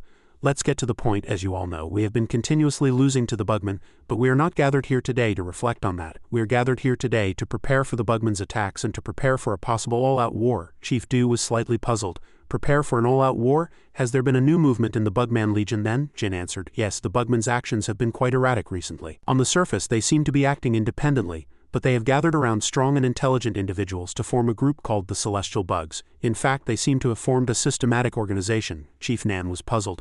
Celestial Bugs, as in piercing the heavens? Are they trying to reach the top of all living creatures? Chief Min was surprised. Weren't Bugmen able to fly? Chief Sik said seriously. I myself have fought a celestial bug. They are certainly completely different from ordinary bugmen, Un said in a sarcastic tone. Ha, did those morons have brains? Jin answered in a cold voice. Therefore, if we are to counter the bugmen, we need their enemy. After saying that, he took out a bundle of documents from his pocket. This is the ANCASTO project. The other branch chiefs looked at the photos in the notebook one by one, unable to help but wonder who the people in the photos were. Who is the person in the middle? Jin was holding the project documents, and he suddenly stopped at a page with information about the two Kojimas. He asked Pio, what is this book? Suddenly, a voice was heard. I'll explain. Dr. Man from the Science and Technology Department slowly entered. I don't know where you found that book, but stop reading it. I personally have a very heartbreaking experience related to that book, Pio asked in surprise. Is this book yours, Doctor? He answered firmly. No, it belongs to my disciple. Pio added, how much do you know about this project, Doctor? Were you directly involved? He didn't deny it and answered, of course. I was always by the side watching the project. TER was a secret project established back when the Bug Ripper was a humble research group before it became a combat unit like it is today. This was a research project to create an enemy of the Bugmen. Research proceeded very successfully, and 3 enemies of the Bugmen were created. One day an unexpected explosion occurred. The explosion consumed everything, and only a single specimen was brought out. She couldn't help but be surprised by those words. Then where is that specimen now? Why hasn't this information been disclosed? The doctor quietly shook his head. That's all I know. The rest followed the orders of the higher-ups, so I don't know much either. Pio turned his head, slightly disappointed. The remaining specimen, but Dr. Man continued, if we need a power comparable to a Bugman, there seems to be no other way, other than injecting the Bugman factor. He answered with a cruel smile. Everyone present was extremely surprised. As Jin glared at him, he became even more excited and continued, contrary to the intense conflict between Jin and the agents, the performance of those who were injected with the Bugman factor was very good. Before Pio could even finish, he laughed excitedly. It's been proven that the ON branch also has a specialized unit that has completed the Bugman factor injection. Is that all? I'm talking about that friend. Jin's disciple who is active as a special member of the organization. Originally, that guy was very strong too, but he became even stronger through that experiment. And now he's considered the next branch chief. Isn't that amazing? Participating in the experiment back then was far more dangerous than it is now. Thanks to him, injecting the Bugman factor has become much more stable. At this, Jin suddenly slammed his fist on the table so hard that it cracked. His expression was extremely foul as the crack widened and split the table in two. Everyone present was stunned, including the old doctor. Jin called out to him sternly, Doctor, that's enough, we'll stop here. The branch chief stood up. Didn't forget a final sarcastic remark, all this talk about human dignity. I wonder how many more people have to die because of that stubbornness. Approached the doctor to console him. Doctor, don't be discouraged. I'm a huge supporter of your research. So when shall we proceed with the experiment to strengthen our team that we discussed before? The two whispered, sharing a meaningful smile. The branch chiefs left one by one. Pio approached Jin and called his name. Jin quickly cut him off. Don't say anything about him, let's go back. Bug Ripper B branch. He was suddenly stabbed and fresh blood spurted out. The one who stabbed him was his older brother Ro. Blood dripped from his blade. Ro's eyes were bloodshot as he stared terrifyingly at his younger brother. With a sickening thud, Ro plunged the sword into Ko's body, then coldly turned and left. As he walked, he muttered, "Awaken." Before him was the Bug Ripper's forbidden door. Ro pressed his thumb to the fingerprint scanner. The door opened and a giant creature slowly revealed itself. Suddenly, 6 red eyes appeared on Ro's face. Ro opened his mouth. Receive him. He stared at the monster before him with eyes full of greed. I've been waiting. Kojima. The alarm blared loudly. A giant creature walked out slowly. Ro laughed loudly in joy. Kojima, please help us. He immediately knelt, clasped his hands and said, please awaken. The giant creature extended its claw towards Ro, gripping his head tightly. This only made him happier as he continued to call out to Lord Kojima. A deep, low voice echoed, "You want me to awaken you mutants?" Ro was stunned to hear this. Kojima sneered at him, "Don't be ridiculous." As soon as he finished speaking, he crushed Ro's head, splattering fresh blood all over the walls. An emergency announcement blared. This is the Sector A secret armory. Bugman intrusion alert. All personnel wear masks and immediately spray SS insecticidal chemicals. Security guards quickly appeared before Kojima, aiming their guns at him. Ko was severely wounded by Ro's sword. Ro, the older brother, had his head crushed and was killed by Kojima. The alarm only intensified the fear. The guards opened fire without hesitation. One of them looked horrified. How did he get this far? Did he break through all the bug defenses around the base? Kojima spoke with cold significance. These inferior beings are going mad. Where is Ko? Kojima swung his arm, decapitating a nearby guard. The onlookers were terrified, but it was too late to run. With a single wave of his hand, all the security guards were sliced in half. Kojima emerged from the sea of flames, his eyes gleaming with murderous intent. The scene changes. A car was approaching at extreme speed. Inside, Pio, Jin, and Tai were on edge. A trembling voice came from the other end of the line. "Captain." "Where are you?" Pio quickly reassured her. "We're almost there. Are you okay over there?" she urged Pio to hurry. "The intruder is a single bugman. Kojima." The three were shocked to hear this. "What?" Jin asked Pio, bewildered. "Wasn't Kojima a product of the Bugman War? How is this possible?" Pio replied in annoyance. "Damn it, how should I know?" Tai floored the accelerator and shouted, "We'll be there soon, just hang on." Suddenly the headquarters before them began to burn. Pio was horrified at that pillar of fire. Away, the flames intensified and then erupted in a massive explosion. Tai slammed on the brakes. A wall of orange fire completely blocked their view. Pio and the others were stunned. How could this happen? Tai punched the steering wheel. "Damn it!" Pio stared blankly into the distance. A deep, low voice echoed, "He is not here." Kojima emerged from the flames. Jin's brow furrowed in anger as he glared at him. "So that bastard is Kojima." Sensing their presence, Kojima turned his head. The car door opened. Pio stepped out, weapon in hand, and stood facing him. Pure hatred was written on Pio's face. He took out a cigarette and ordered in a hoarse voice, "Tai, head back to Central Command." Suddenly, Jin shouted from behind him, "I'm fighting too." Pio reminded him, "You're not a combat agent, get going." Jin stood his ground fearlessly, gripping the hilt of his sword with both hands and cursing, "I'm going to kill that bastard." Pio lit his cigarette and replied, "I won't stop you. I have to kill that bastard too." And so, with hearts full of hatred, the two of them stood together against the monster. Kojima sneered, "Pathetic," and the battle began. The scene shifts to a house. The interior is luxurious and immaculate. Jin couldn't help but admire it. "What a nice place. Why does every bugman but me live so well? It's so annoying." She then turned her gaze to something sparkling. Jin was amazed. "Whoa, what are these? It's all gold and silver." She walked over curiously to look at a trophy. The untouchable Sung Ji-Rang, undefeated WBC Oriental champion. Just then, Ji-Rang walked out, having just finished a shower. "If I compete in bigger tournaments, it's hard to avoid the blood test, so I'm content with this." He reminded Jin, "You should wash up too. You stink." So the Red Ladybug's human name was Sung Ji-Rang. Jin pouted, looking at him with a hint of jealousy. "This jerk. You said you were living in a tiny rooftop apartment, beating up humans to make easy money. You must be really happy." Ji-Rang quickly retorted, "I make money by beating up bugmen, and do you have any idea how hard it is to hit a human just enough not to kill them?" Jin answered firmly. "I know all too well." Ji-Rang was a little surprised. "What, have you hit a human before?" Jin hesitated for a moment, then said she had. Ji-Rang placed a first aid kit on the table. Kong Sung was unconscious in a chair. He was curious about him. Jin cut him off. "Oh, he'll be fine. He recovers really quickly." Ji-Rang frowned. "No, that's not what I mean." Spotting the black ants scattered around the house, Ji-Rang jumped. "Bringing him here was a bad idea," he shouted. "Damn it, what are all these?" Jin nudged him. "They're sesame seeds." After disinfecting Kong Sung's wounds, Jin lowered her voice. "Hey, rich champion, try to understand. He lives with his grandmother. If she saw him like this, she'd pass out." Ji-Rang sounded resigned. "Then why didn't you take him to your house?" Jin answered flatly. "My place is a mess. Even the sofa looks filthy," she thought. Suddenly, as if remembering something, Ji-Rang pointed at Kong Sung. The black ant is different from us, isn't he? His blood is red, Ri-jin said coldly. I suppose so. Ji-rang sensed that the message left by Kojima was also aimed at him. Existence number 1, what in the world is their relationship? Ri-jin agreed. I'm pretty curious too, she said to Ji-rang, but that's not important. I saw it. I saw the rage in his eyes when Kojima was mentioned. Kong Sung wants to kill Kojima more than anyone. The blade slashed and thrusted, but Pyo and Jin's attacks couldn't even scratch Kojima. Kojima raised his hand, unleashing a slash of his own. Jin and Pyo immediately fell back. Kojima swung his hand again. Pyo and Jin quickly dodged to either side. Suddenly Jin was startled by a swarm of ants that appeared around them. Ants, Pyo replied.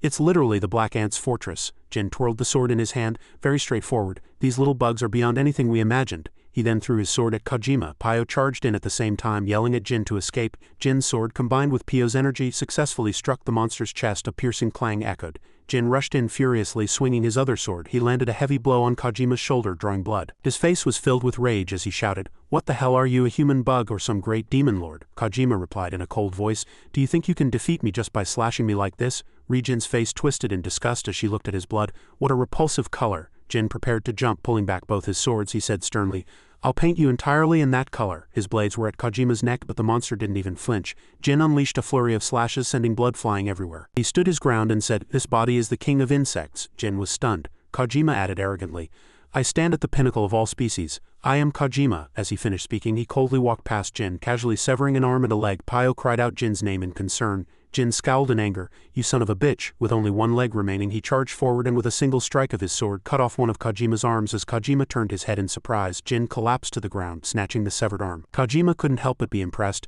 "You're truly extraordinary, but is that all you've got?" After saying this, he slowly walked past Jin.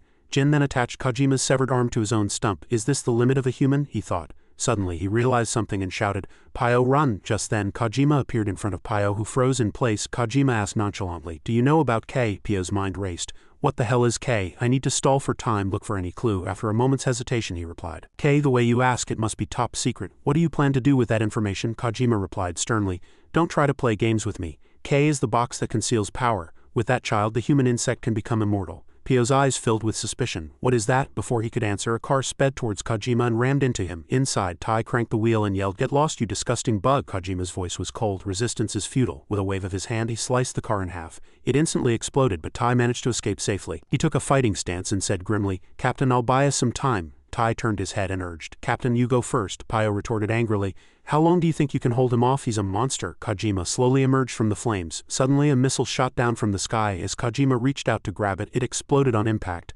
An attack helicopter descended towards them. A familiar voice called out, "Captain, are you two all right?" Sam appeared from the helicopter, a large gun slung over his shoulder. "Sorry I'm late. Get on the chopper, I'll cover you." Tai went to Jin, concerned. Jin handed him Kojima's arm and said, "Keep this safe." The ground was a sea of smoke and fire as the helicopter took off. "Is it over? We dropped bombs, all we have to do is retreat."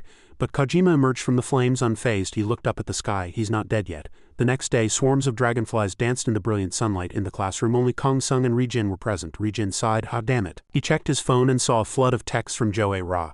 "The teacher is asking if you're coming on the field trip. Are you even planning to graduate? The trip is tomorrow. They moved the date up for some reason." Ri-jin yelled in frustration, "Damn it, I wanted to go on the fall trip too. Why would they move it up when we're not there? I left my phone at home, so I didn't even see the notice." Suddenly her expression hardened. "In that case," she said firmly, "we're going too." Kong Sung slung his backpack over his shoulder and stood up. "How are we supposed to get to Pohang? Do you have a plan?" Ri-jin smoothed her hair and grinned triumphantly.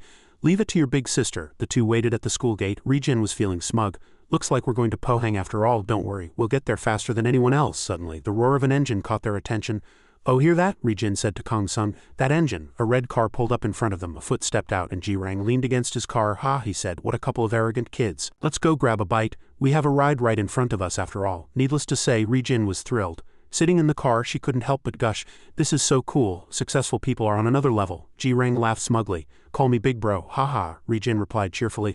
"Let's go, big bro." Kong Sung, sitting in the back, turned on his phone and texted his grandmother. "Is it far to Pohang from here? I'm going on a field trip." His grandmother replied instantly, "Take the Gimcheon IC and get on the national highway." "And I got it," Kong Sung texted back obediently. A small smile played on his lips as the group shouted excitedly, "Let's go!" Field trip. From above, a single dragonfly separated from the swarm and began to secretly follow the group. Dragonflies filled the sky. One landed on a blade of grass, but two fingers immediately pinched its wings, grounding it. the dragonfly was lifted into the air. "See that?" a man said proudly.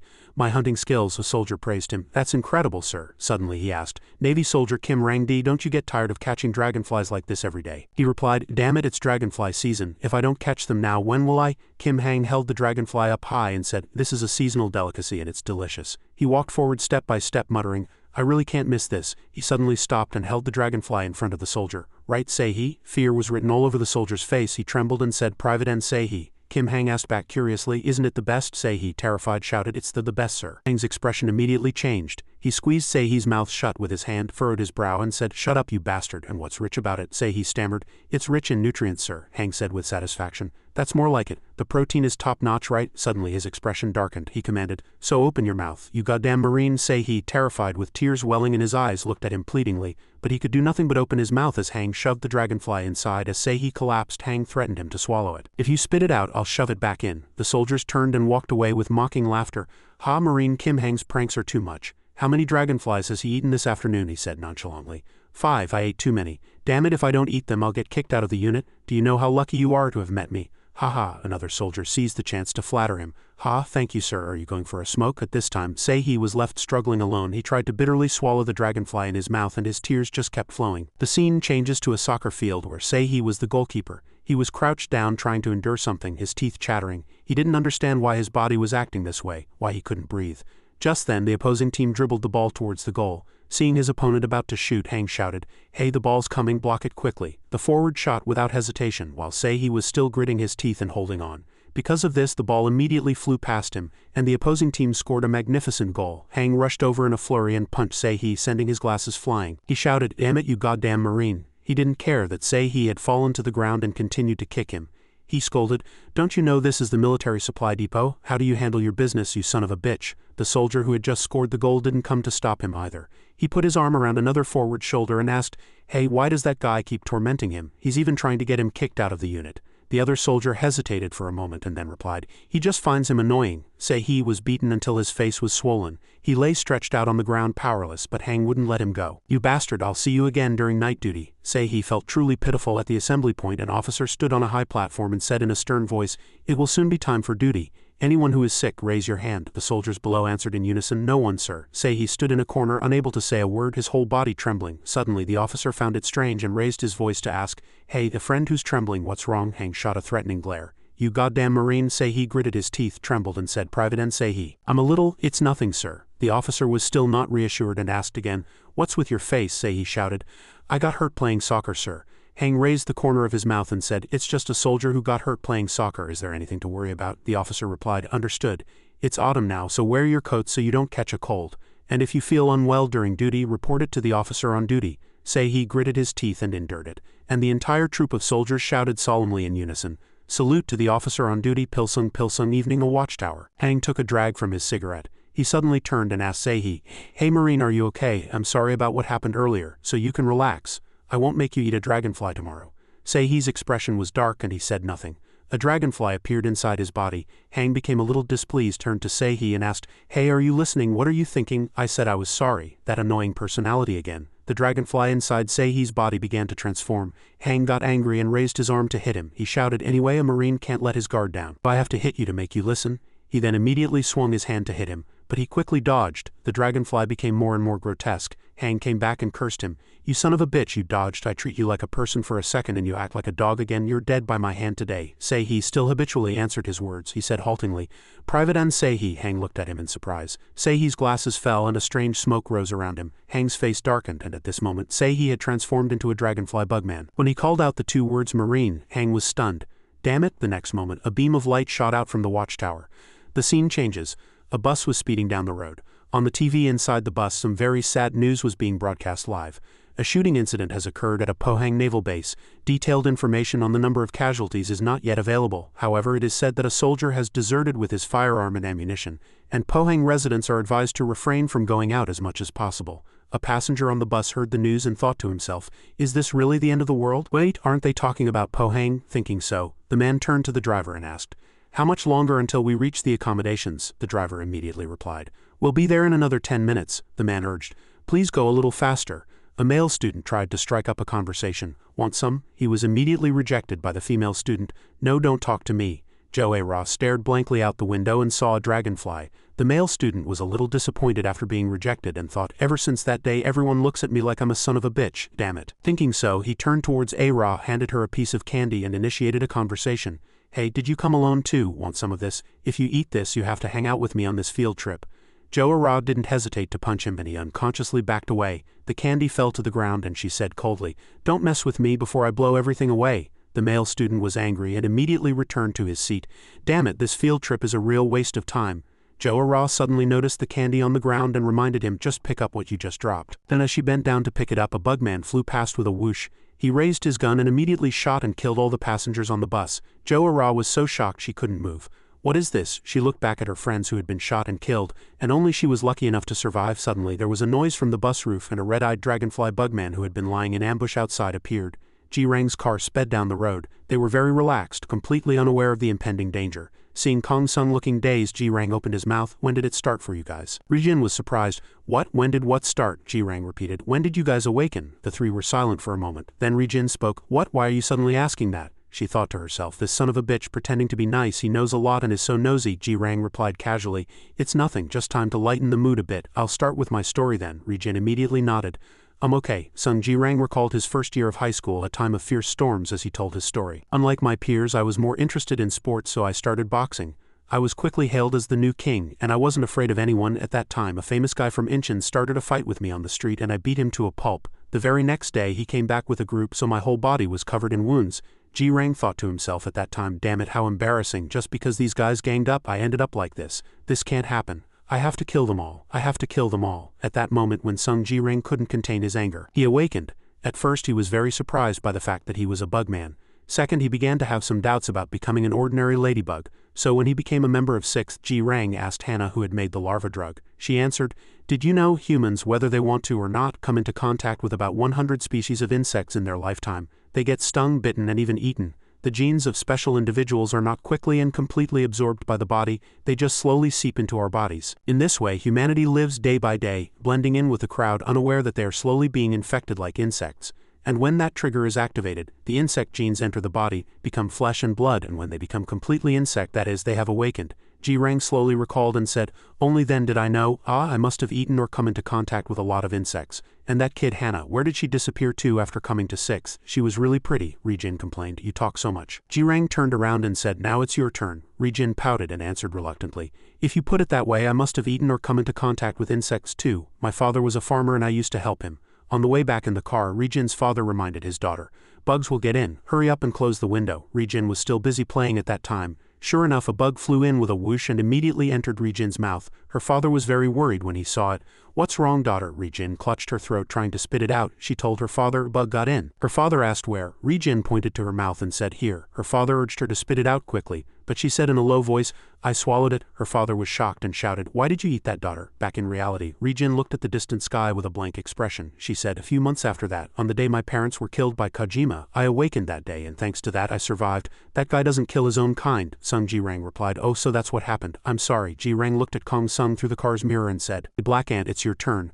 When did you awaken? Kong Sung answered coldly. When I was little. I don't remember the details. Jin nodded slightly. If it was when you were little, you might not remember. Ji-Rang told Kong Sung that if he thought hard, he might remember a little. Ri-jin hurriedly reminded him to just drive. At this time, a sign on the road appeared, indicating they had arrived in Pohang. Ji-Rang raised his voice, guys, we're here. Ri-jin was very excited to hear that, but she suddenly looked ahead and was surprised. What? Why are those cars turning back? There were also more soldiers on the road. Ji-Rang waved to a loyal soldier. The soldier saluted him and warned, please turn your car around. Ji-Rang was surprised. Yes, what's going on? He said in a low voice. The students here need to join their field trip group. Jin also played along, putting his hands together and pleading. Kong Sung suddenly felt that something was strange. The soldier opened his mouth. No, we're suppressing a deserter up ahead, so it's dangerous. Please turn your car around quickly. A loud noise rang out, and the soldier said it seems to have started. Turn your car around immediately. Ji-Rang turned his head towards the two, his mind filled with doubt. Was that a gunshot? Ri-jin was a little uneasy. What happened? What's going to happen to the friends who went ahead? From behind, Kong Sung suddenly opened his mouth. Let's go. Ji-Rang asked blankly, where are we going? They told us to go back. Kong Sung replied. No. Kong Sung's eyes turned red. He said in a stern voice, there's a bugman up ahead. Hurry. Ji-Rang saluted the soldier and said, yes, Pilsung, thank you for your hard work. We'll turn around up ahead. He also saluted and replied, Pilsung. As Ji-Rang's car sped up, the soldier was extremely surprised. Inside the car, Ji-Rang had a triumphant smile. Damn it, I didn't know this would happen either. Other soldiers hurriedly tried to block them. "Hey you can't go," but the protagonist's car had no intention of slowing down. The scene shifts to where the attack is happening and gun muzzles were pointed upwards, continuously firing bullets. A soldier gave the signal to fire. In front of them was now the dragonfly bugman. He skillfully weaved through the bullets. He swooped towards the soldiers. He immediately slashed them to pieces. Another soldier was hiding in a corner, constantly muttering, requesting backup, he informed the other side on his radio. He said with a tremble, "The first squad has been wiped out. The target is currently picking up the soldiers' weapons. He handles weapons very well." The bugman picked up the guns one by one and the soldier on the other end continued to groan, "Please, we need backup, please save us." He didn't realize the bugman had thrown a grenade in front of him. The grenade immediately exploded and smoke and flames billowed. The soldier covered his ears, thinking he was dead. But when he opened his eyes he had been rescued by two mysterious figures. He couldn't help but be surprised. "You are?" A woman with purple hair opened her mouth. "No, are you okay?" She ran over, patted his shoulder and comforted him. "If it's a bugman, this bug ripper will take care of it." Then she turned around to look at the bugman on the other side. He was aiming a gun at them, constantly muttering. She immediately stood up and confronted him. She said in a cold voice, "Don't be insolent." "Are you confident?" Behind her stood two bug ripper agents. A blue electric current flowed from her hands. She was none other than Nan, the chief of F Branch, Jongnam. The dragonfly bugman aimed his gun at Branch Chief Nan and said, "Ah." Her cold gaze shot towards him. "It's useless." A bullet was fired. The two bug ripper agents immediately shielded her with their capes. They charged instantly, and the bugman hurriedly flew into the air. He fired at them repeatedly with his gun, but all the shots were blocked by the bug ripper's capes. Jade-colored blades emerged from the two agents' hands. Threw the blades at the bugman. The blades, connected by ropes, swiftly cut off both of the dragonfly's arms. As the blades dug deep into his wings and instantly released an electric current, he was electrocuted, his body jolting. Nan then charged between the two agents. She said contemptuously, "You became a bug, yet all you do is use a human's gun?" She raised her fist. "In that case, we're not on the same level." As Nan thrust her fist forward, a blue electric current shot out from it. She hit him square in the face with maximum power. He was sent flying by her punch. His body still trembled, electrocuted by her insecticidal fist flash. He collapsed to the ground, his whole body still stunned. His eyes suddenly shot open. Nan rushed in front of him, throwing a punch, followed by a stormy barrage of attacks. As she raised her fist, he suddenly opened his mouth. "Unsay." Nan paid him no mind. Glaring at him with murderous eyes, she said, "You damn bug." Her actions triggered his painful past memories. In front of him, Hang Jin raised his fist and shouted, "You bastard, Asai." His eyes also gradually returned to their human form. He trembled and said, "Stop." Nan didn't listen and struck his swollen face. He shouted loudly, "Private Unsay, stop." Nan was surprised. Half of his face gradually returned to its human form. He continued to speak. "Stop, please, please stop." Nan was stunned for a moment. He continued, "Marine Kim Hang Jin." Nan stared at him intently, then turned to her colleagues and said, "Hey, it seems he still has some reason left. Capture him alive." The other two agents heard her words and immediately obeyed. At that moment his arms began to regenerate. He muttered, "Kim Hang Jin, you bastard." Fragments of his memories of being abused flooded back and he was consumed by rage. "How dare you?" he shouted. "How dare you do that to me, you bastard?" His arms had now regenerated into a new form. Nan's two subordinates reacted instantly, hurriedly warning her, "Captain, it's dangerous." The bugman's arms had now turned into two guns. He shouted loudly, "You guys eat this too, you bastards." From the muzzles he fired a swarm of ferocious dragonflies, attacking them. The swarm of dragonflies rushed towards them. Nan's subordinates quickly stood in her way to protect her. The blood of the two men splattered all over Nan, and a look of horror crossed her face as she watched her two comrades fall one after another. Their heads were completely destroyed by the dragonfly swarm. He had now evolved into the dragonfly bugman, Asai. Nan shouted in rage, "Are you crazy, you damn bug?" Asai slowly flew up and looked down at her devastating defeat. Tears welled up in his eyes. Then he aimed his guns at Nan and said, "Charge." The dragonfly swarm rushed forward quickly. Nan realized he was commanding something. She gathered all her energy into her right arm and raised it. The blue current instantly electrocuted the dragonfly swarm. A distinct hatred filled her eyes. "I will kill you." Seeing the bugman gradually fly away, Nan shouted loudly, "I will never let you go." She gathered all her strength into her two hands and aimed at the sky. The power formed an energy sphere which she fired at him. The sphere hit him directly, making him stagger, but he suddenly accelerated and flew away. Nan cursed at him. "That son of a bitch." She quickly gave chase and said, "I will find you." The scene changes. The bus carrying the field trip students was cordoned off. The police ordered the people, "Please step back."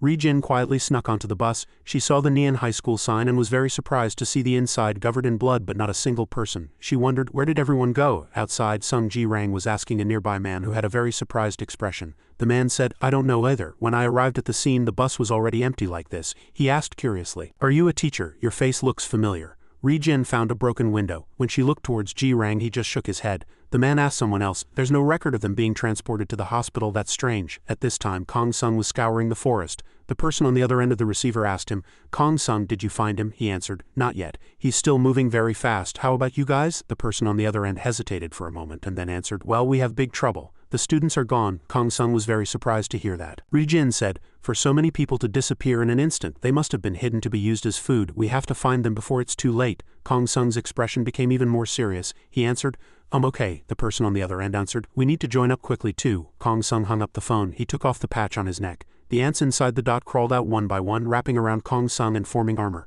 Kong Sung's gaze was fixed on a distant place and he quickly ran forward. A-Ra's face was filled with fear. A voice came from outside. Is anyone there? A-Ra was surprised to see a bugman enter, quickly hid behind a seat, her heart filled with extreme terror.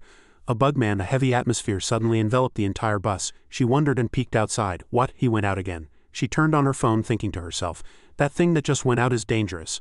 I have to report it first. I have to report it. Suddenly, a drop of liquid fell onto her phone screen and Jo-Ra's face immediately turned pale with fear. When she looked up, the bugman hanging from the bus roof was staring at her greedily. He narrowed his eyes, smiled and said, let's eat. He opened his mouth wide. When Jo-Ra opened her eyes again, in front of her was the blood-soaked corpse of her classmate.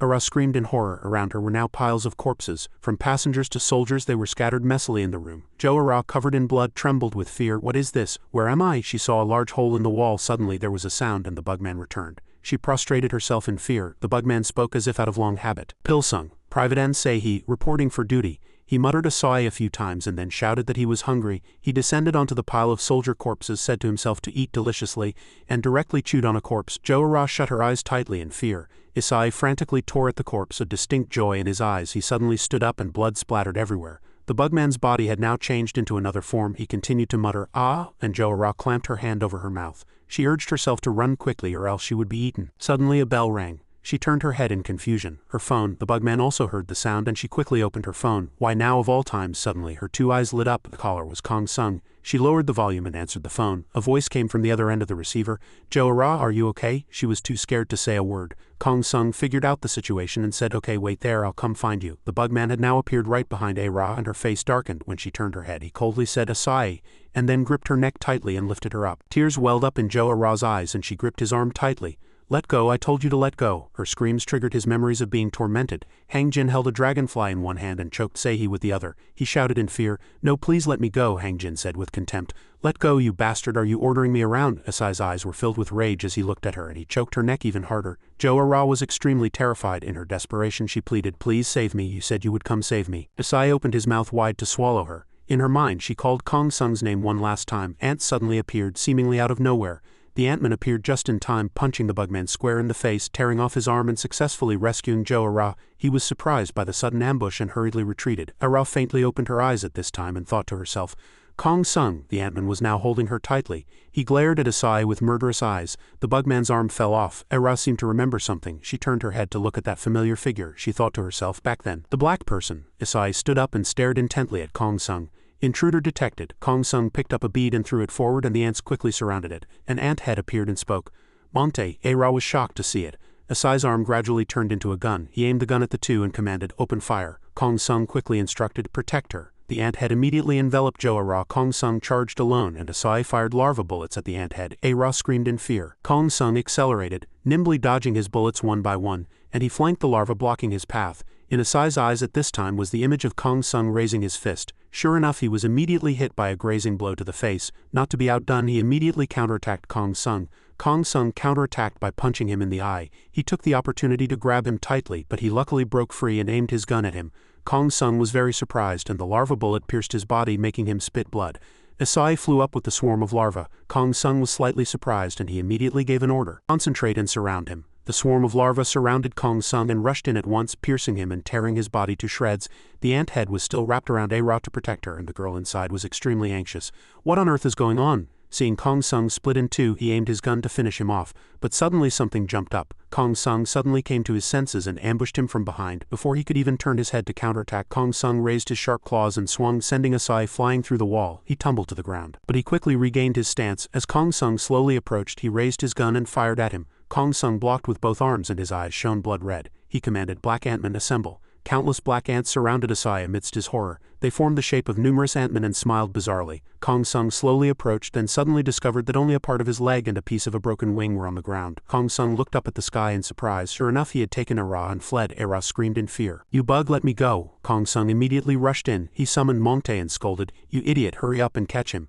Monte immediately merged with Kong Sung, turning into wings and helping him to easily pursue. Seeing them, A-Ra felt as if she had seen a lifeline and thought to herself, that person is chasing from behind, could it be? Isai opened his mouth at this time. Why is he trying to save you? Why did no one save me? Why? Tears welled up in Isai's eyes. I hate everyone. Kong Sung was horrified and A-Ra stared at him blankly. He immediately threw A-Ra away. Everyone should just die. He gathered all his strength and swelled the gun on his arm. He aimed it straight at A-Ra. At this time, Kong Sung caught her just in time. The bullet was also fired at that moment along with a giant and ferocious larva. Kong Sung quickly hugged A-Ra and fled. A voice was heard. Got you. Kong Sung turned his head in surprise and Branch Chief Nan appeared, casting the insecticidal fist flash, injecting a large amount of blue current into his body and instantly electrocuting him. Her face was expressionless as she looked at him. Kong Sung witnessed everything from the outside. Nan suddenly called out to him. When I'm being nice, put that kid down. Nan flew in front of him, and a powerful electric current emanated from her body. She growled and said, that kid is getting in the way of my slaughter. As Branch Chief Nan flew over, she thought with great confusion. I saw it. Her gaze stopped on the insect man holding the human woman and her expression stiffened slightly. She thought to herself, right before the lightning struck, Branch Chief Nan had seen the scene of the black guy holding the girl, and a confusing thought arose in her mind. Could it be that he genuinely wanted to save that kid? Impossible. Absolutely impossible. Branch Chief Nan's gaze sharpened. She flew up high, observing everything below with a solemn face. She continued to think to herself, that bug-like guy, I don't think he has a reason to do that. And she asked him, are you planning to take that child hostage? The bug spoke in a strange language that an ordinary person couldn't understand, but after she heard it, her expression stiffened and her eyes became bloodshot with anger. She growled and said, don't be insolent. And she swung her fist with all her might, hitting the bug square in the face. The bug was sent flying very far. When the girl fell from the bug, she rushed over with a worried expression. Just in time to catch her, she placed the girl on the ground and covered her with a blanket. And the branch chief stood there, her eyes not leaving the bug. Her next action was to activate a technique and fly towards the bug. The child below slowly opened her eyes. Her vision was blurry and she frowned slightly, then looked up at the sky and saw dazzling fighting scenes. The child witnessed it and really couldn't believe her eyes, opening them wide. Amazingly, Branch Chief Nan was hitting the bug. With one hand she grabbed its shoulder, while with the other she balled her fist ready to attack. Nan thought to herself, what on earth is this bastard? He's only defending. Nan continued to throw punches, unable to hide the rage on her face, but the black bug opposite her only blocked, never counterattacking. Does he really have no intention of attacking? Nan thought. Her expression momentarily stiffened. Just then a huge bolt of lightning shot down from the sky, plunging deep into the ground and kicking up a thick cloud of dust that obscured everything. Nan asked the black bug, what are you? Her voice was filled with suspicion. Branch Chief Nan stood there and asked with displeasure, what the hell are you? Are you really trying to save that kid? At this, the black bug spoke. Yes, his voice was as cold as metal. Do I have a right to? Branch Chief Nan said. 387. Her eyes darkened. Branch Chief Nan gathered lightning in her hand and said, that's the number of my comrades who were killed by bugmen in just one day. And now you're going to protect a human? Branch Chief Nan was furious, her eyes flashing as she shouted, do you think I'd fall for such a cliched line? Just then a loud scream came from behind. No, Branch Chief Nan paused for a moment and turned to look as if the source of the sound was quite unexpected. The screaming continued. I said no. At that moment the little child approached, her face filled with fear, and said, that person, don't hurt him. The black bugman and Branch Chief Nan were very surprised, their eyes widening slightly. A person? Nan asked. The child came closer and said, ma'am, you're a bug ripper, right? You defeat bugmen and save people, right? The girl approached and continued, her voice low but her gaze firm. He's the same. He fought a bugman and saved me. And this isn't the first time. She approached the two and said, so? But Branch Chief Nan didn't understand and she frowned and said, hey. Nan shouted, it's dangerous. But suddenly the child ran to the black bugman, spread her arms to shield him and said, please stop. Branch Chief Nan's expression hardened. She was clearly trying her best to remain calm and explain. She lowered her voice as if to make the child understand the situation. Listen carefully, that's a bugman, a bugman. Her expression hardened as if she could no longer hold back her irritation. She continued to try and explain. They hurt and kill people, even if it looks like he saved you now. She frowned slightly, as if genuinely concerned. She said, but he might have some ulterior motive and be playing tricks on you. Branch Chief Nan continued in a serious tone, unable to hide the worry in her eyes. If your family and friends are all threatened, can you handle that? The short-haired girl stood silently for a moment. Her gaze suddenly fell. It was as if she had been dragged into a memory she didn't want to recall. She remembered that horrific moment. Countless people lay fallen. Terror and confusion were written all over the girl's face. Branch Chief Nan's voice, standing beside her, grew more urgent. Do you know what kind of bastards my comrades fought against? They were killed by bugmen like that. Hearing those words, Branch Chief Nan's gaze deepened, and her expression grew serious, as if suppressing something. She hardened her face and said, to be serious, a bugman is just a child. She looked to the side as if recalling something and said, to protect humans, they were all killed by the created bugmen because of humans. Branch Chief Nan, standing beside her, suddenly clenched her fists. Rage was evident in her eyes, and she spoke in an even angrier voice. They were all killed by a bastard named Kojima who opposes the bugmen. The black bugman opposite her paused for a moment upon hearing that name. Surprise flickered in his eyes, and he thought to himself, Kojima.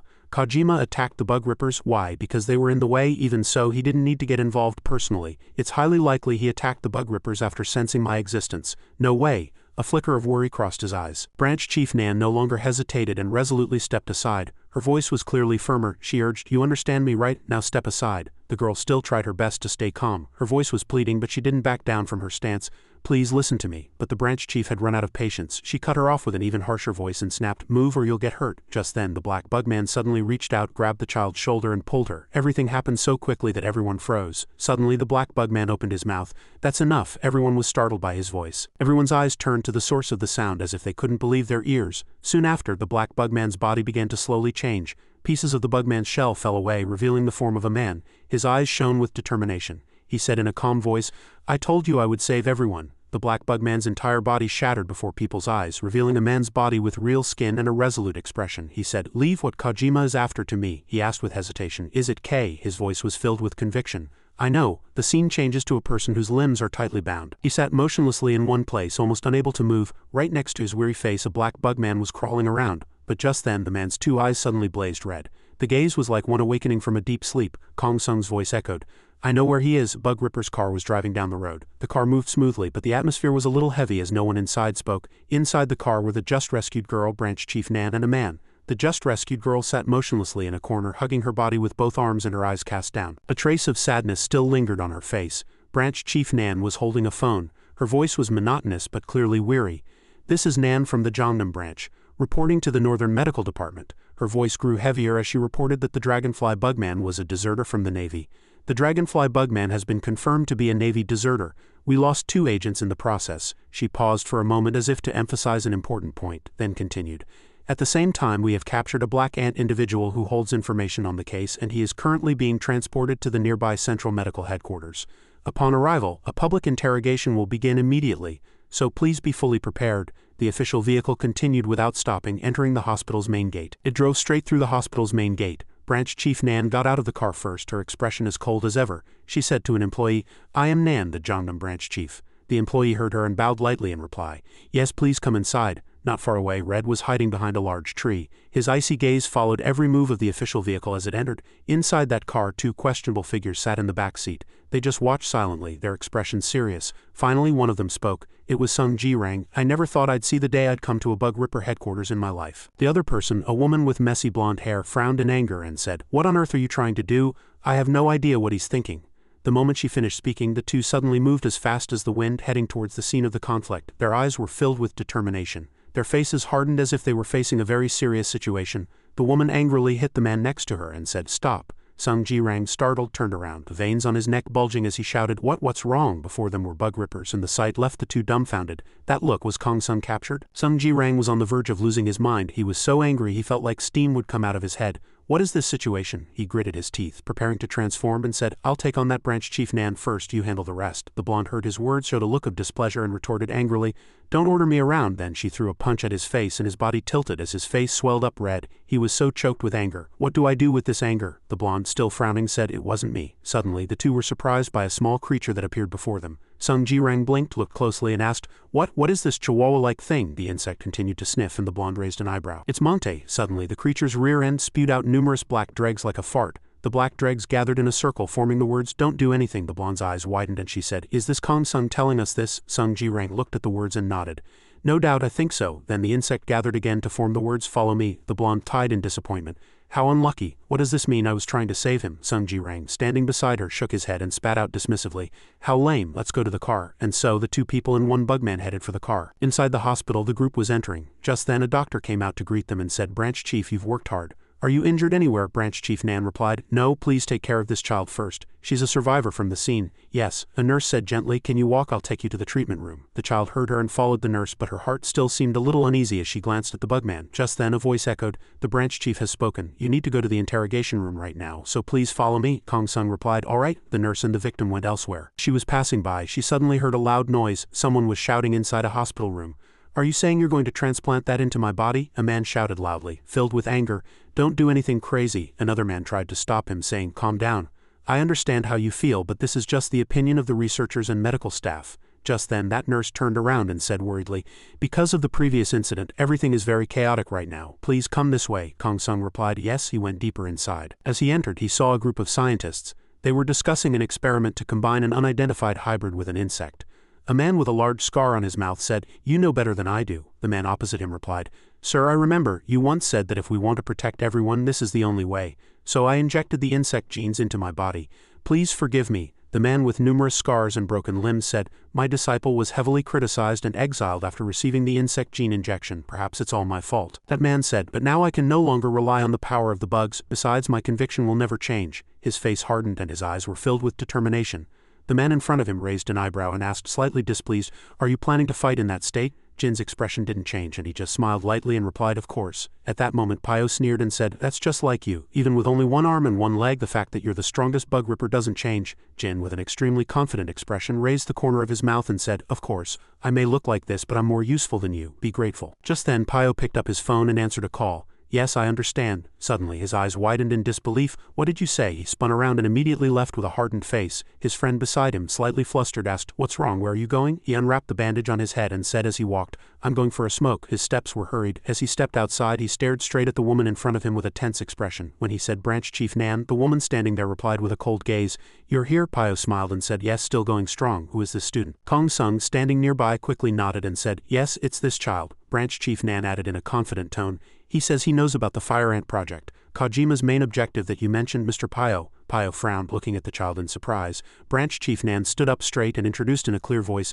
"This child is Project Number 1, the Black Ant." Inside the interrogation room, the three people looked at each other as if still unable to process the information in their heads. On the other side of the screen, numerous people were watching, some with wide eyes. At this moment Pio frowned slightly and thought, if it's Number 1, this woman would naturally come to mind. But is he pointing to this child? Pio shook his head slightly and cut in, "I have a few questions. Do you know about Kojima, who calls himself the King of Bugmen? In other words, are you also a product of the same project as him?" Kong Sung said nothing. His face turning cold, he replied, "No, don't equate me with a bastard like him.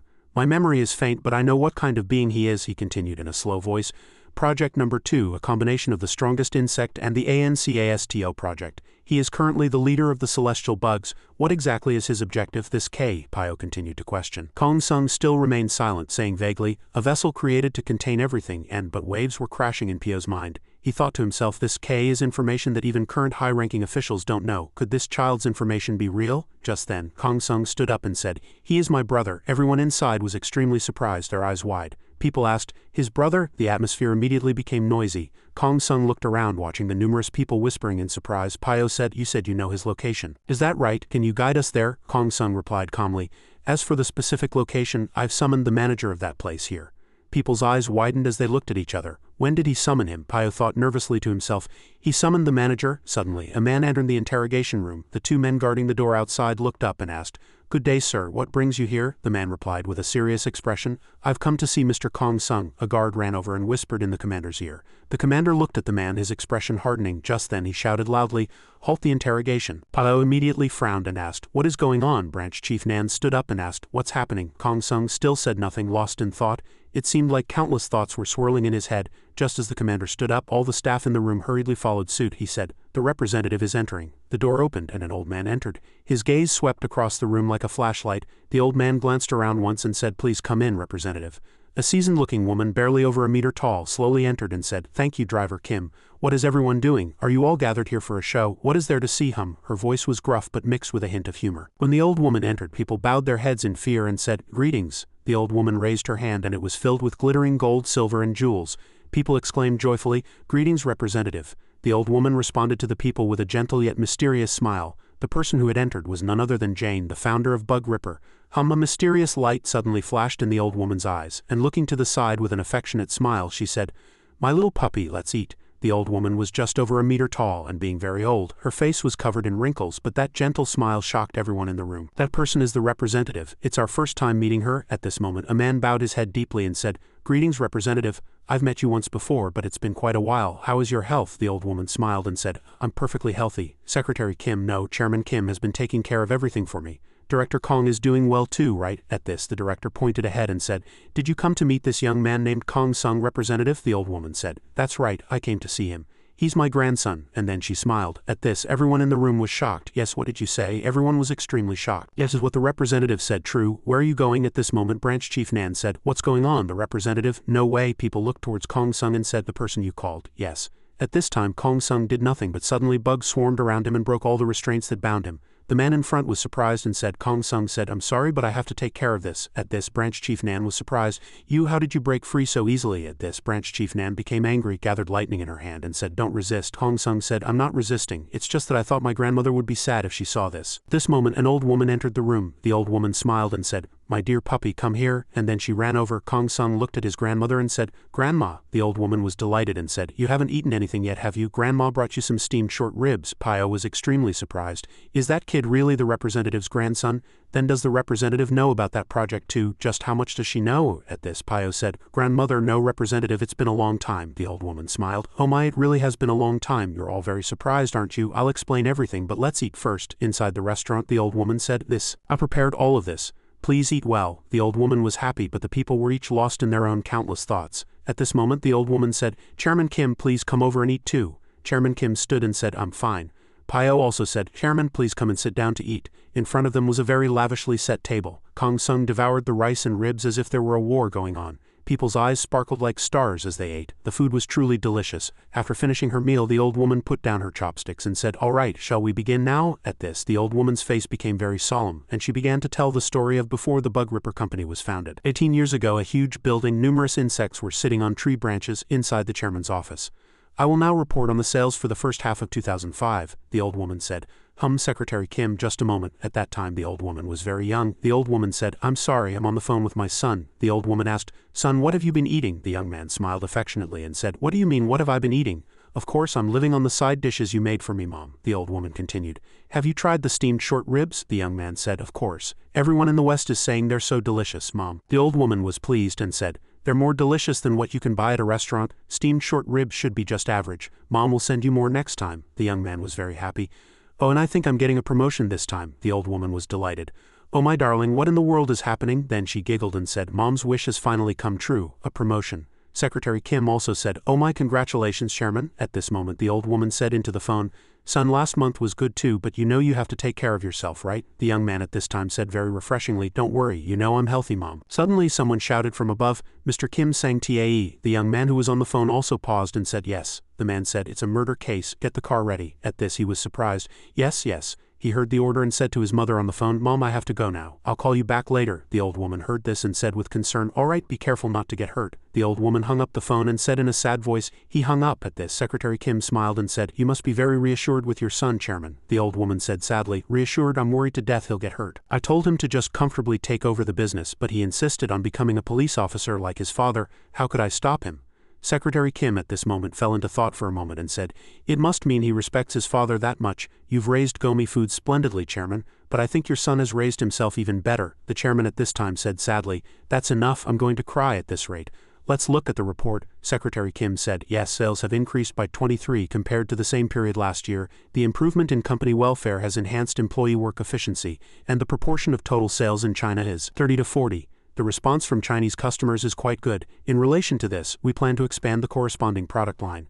While the two were talking about the report, the grandmother's son had to arrive at the scene of the death, but there were countless insects around in front of him. A half-human, half-beast man killed his colleague and said, What are you? He shot at the insect and said, What the hell are you? But the insect didn't flinch and didn't die. The insect's red eyes looked at him, and his eyes became more bloodshot with fear. Then the insect said, I will kill you, and it rushed at him. They said in anger, Die, he was surprised. In despair he could only shout, It's a monster. A short while later, the old woman who heard the news let out a heart-wrenching scream that echoed through the sky, Darling, and then she sobbed uncontrollably. The old woman who had lost her son cried out, How am I supposed to live, you bastard? The doctor came in and said, The autopsy results are out. This is insane. These are not wounds that a human can inflict. At this, the old woman became furious. What does that mean? The old woman collapsed and cried, saying, To say it can only be explained as being attacked by an animal. Do you think that makes sense? After recovering her son's body, the grandmother wept endlessly. Sitting at the chairman's office desk, the grandmother called for Secretary Kim. He said, lost in thought, Yes, Chairman. The grandmother said, Find the one who killed my son no matter what it takes. Secretary Kim said, Yes, Chairman. Then the grandmother left the food company. She went with the man in front of her to find the answer to this matter. An urgent yet polite voice was heard from outside. Chairman, then she asked, What is it? Secretary Kim hurriedly reported, A guest has arrived. The grandmother heard this, frowned slightly and said in a dissatisfied voice, I'm sure I told you not to let anyone in the room. At this moment the old woman turned around and a hint of curiosity crossed her face as she heard the other person's words. He says he has something to say about your son's death, Chairman. Yes, this caught the grandmother's attention. The grandmother's gaze turned to the man standing in front and she frowned slightly. The two were lost in thought for a moment, and the atmosphere suddenly filled with tension. The grandmother asked back in surprise as if in disbelief, "What did you say? What are you talking about now?" "Yes, are you saying a bug killed my son?" The man remained composed, his eyes full of conviction as he said yes. "It's true." At this moment the man in the white coat stepped forward, presented numerous photos and said with a serious expression, "We call them bugmen, Chairman." Hearing this, the grandmother frowned, her attitude slightly suspicious. She gently held her teacup with her hand and slowly said, "The autopsy team said it was an animal, and now you're saying it's a bug?" A moment later, the grandmother put down her teacup, looked ahead with empty eyes, and asked tiredly, "Who are you?" The young man still stood tall and answered firmly, his voice without a hint of hesitation. "We are not joking." The man standing next to him opened his mouth, his voice flat but tinged with seriousness. "I forgot to introduce myself. I am Dr. Cho. I am researching the Bugman Prevention Project. We have come to see you, Chairman, in the hope that you will help with this project." The chairman at this time was slightly surprised and opened her eyes a little wider. "What did you say?" The man immediately continued, "If the being that killed your son, Chairman, is one of them, we will find and deal with it. In return, please promise to support our Ant Legion Project research funds." Grandmother at this moment sighed slightly and said, "I really want to find and kill the one who harmed my son." But a sense of caution still remained on the grandmother's face. The grandmother took a sip of tea and slowly said, "But how can I believe you when there is no basis for your words? If I'm not certain, I won't invest." The man heard this and nodded once, his voice still calm but full of confidence. "I will show you." At this he turned toward the door and said loudly, "Come in." The door creaked and slowly opened. Then a person entered and the two people in front were extremely surprised. They opened their eyes wide in disbelief. Suddenly countless insects swarmed around the person who had just appeared, and the sight truly terrified the grandmother, who screamed, "Ah, monster!" The grandmother's hand trembled as she turned towards Secretary Kim and said in a trembling voice, "Secretary Kim, sound the alarm immediately." Secretary Kim's face turned pale and also afraid. He stuttered, "Yes, yes." The man at this time took a step forward, raising his hand as if to calm her, and said, "Now please calm down. The one standing before you, Chairman, is the hope of humanity and my daughter." His face was filled with pride and solemnity. "Ancasto Project Sample 0, this is Mijin." The woman right in front of them, Mijin. The grandmother was surprised, her eyes wide as she stared intently. The grandmother asked, "What did you say? Is it magic? How can something like this happen in the world?" The man continued, "Chairman, are you a little interested in this project now? I will show you more details in the laboratory," he said. "I will await your answer, Chairman." A luxurious sedan was rolling down the road. The chairman got out, her face cold and full of suspicion. The grandmother went inside. Grandmother said, "Secretary Kim, are we sure we've come to the right place?" Secretary Kim said, "Yes, this is the laboratory Dr. Cho mentioned." At the completely ruined scene before them, the grandmother frowned. The doctor came running in a hurry and said, "Chairman, you're here. I've been waiting." He extended his hand and said, "Please come inside." The grandmother looked ahead, her eyes lost in thought and a slight doubt in her heart. Then she said, "Let's go." Secretary Kim obediently listened. Yes, the three people went inside together. Walking down the path, they had to pay attention to the numerous pictures of all kinds of reptiles. He muttered, "My goodness, it's really spacious. What is all this?" According to my investigation, Dr. Cho is known as a world-renowned doctor in the field of entomology. Among them, his specialty is ants. It is said that he has discovered over a dozen species on his own, the grandmother said. "But where is the daughter who came with you last time? Are you alone?" Then the doctor said, "Mijin is waiting for a demonstration match to show you, Chairman." The grandmother sat down. "What kind of match are you talking about?" At this time the doctor said, "She will fight a bugman. This way." The three had to look at the screen in front of them. The grandmother saw blood spatter and couldn't hide the shock on her face. "Mijin, are you ready?" the doctor said. Mijin turned her head with a blank expression, signaling that she was done. At this moment the doctor pressed the power button, and as the door opened, a bugman approached. He kept saying, "It hurts." The grandmother was surprised, her face blank. That's a person." The man in front of them, who had lost one arm, said, "I said it hurts, you bitch." The grandmother shouted loudly. Her face was full of anger. "Didn't you say bugmen were bugs?" The doctor's face was lost in thought as he stared intently at him.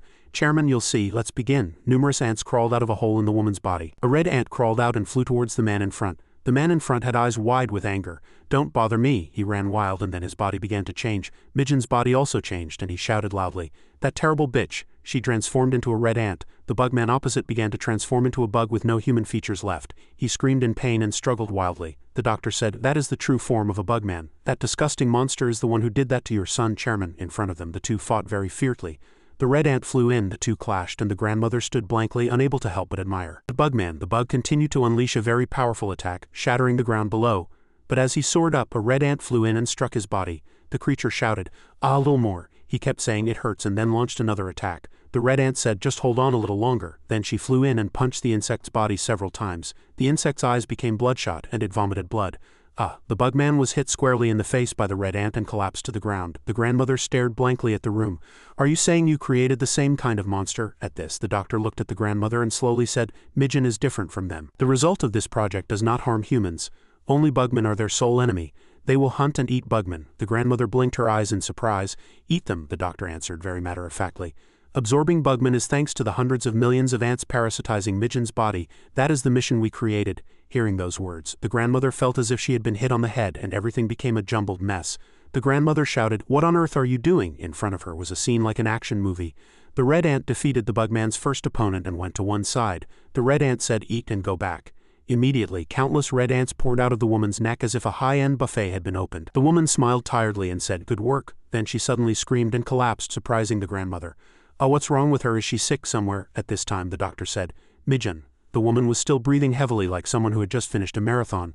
The doctor looked at the grandmother and said, "She's not alone." The grandmother's face stiffened as if she had eaten a lemon and she asked, "What did you say?" Then she shook her head violently and said, "What nonsense are you talking about? Are you in your right mind? How can you use your own pregnant daughter as an experiment subject? No matter how difficult it is to catch the one who killed my son, that child is your daughter. She even has an unborn child. I didn't mean to interfere, but what kind of parent could do such a thing?"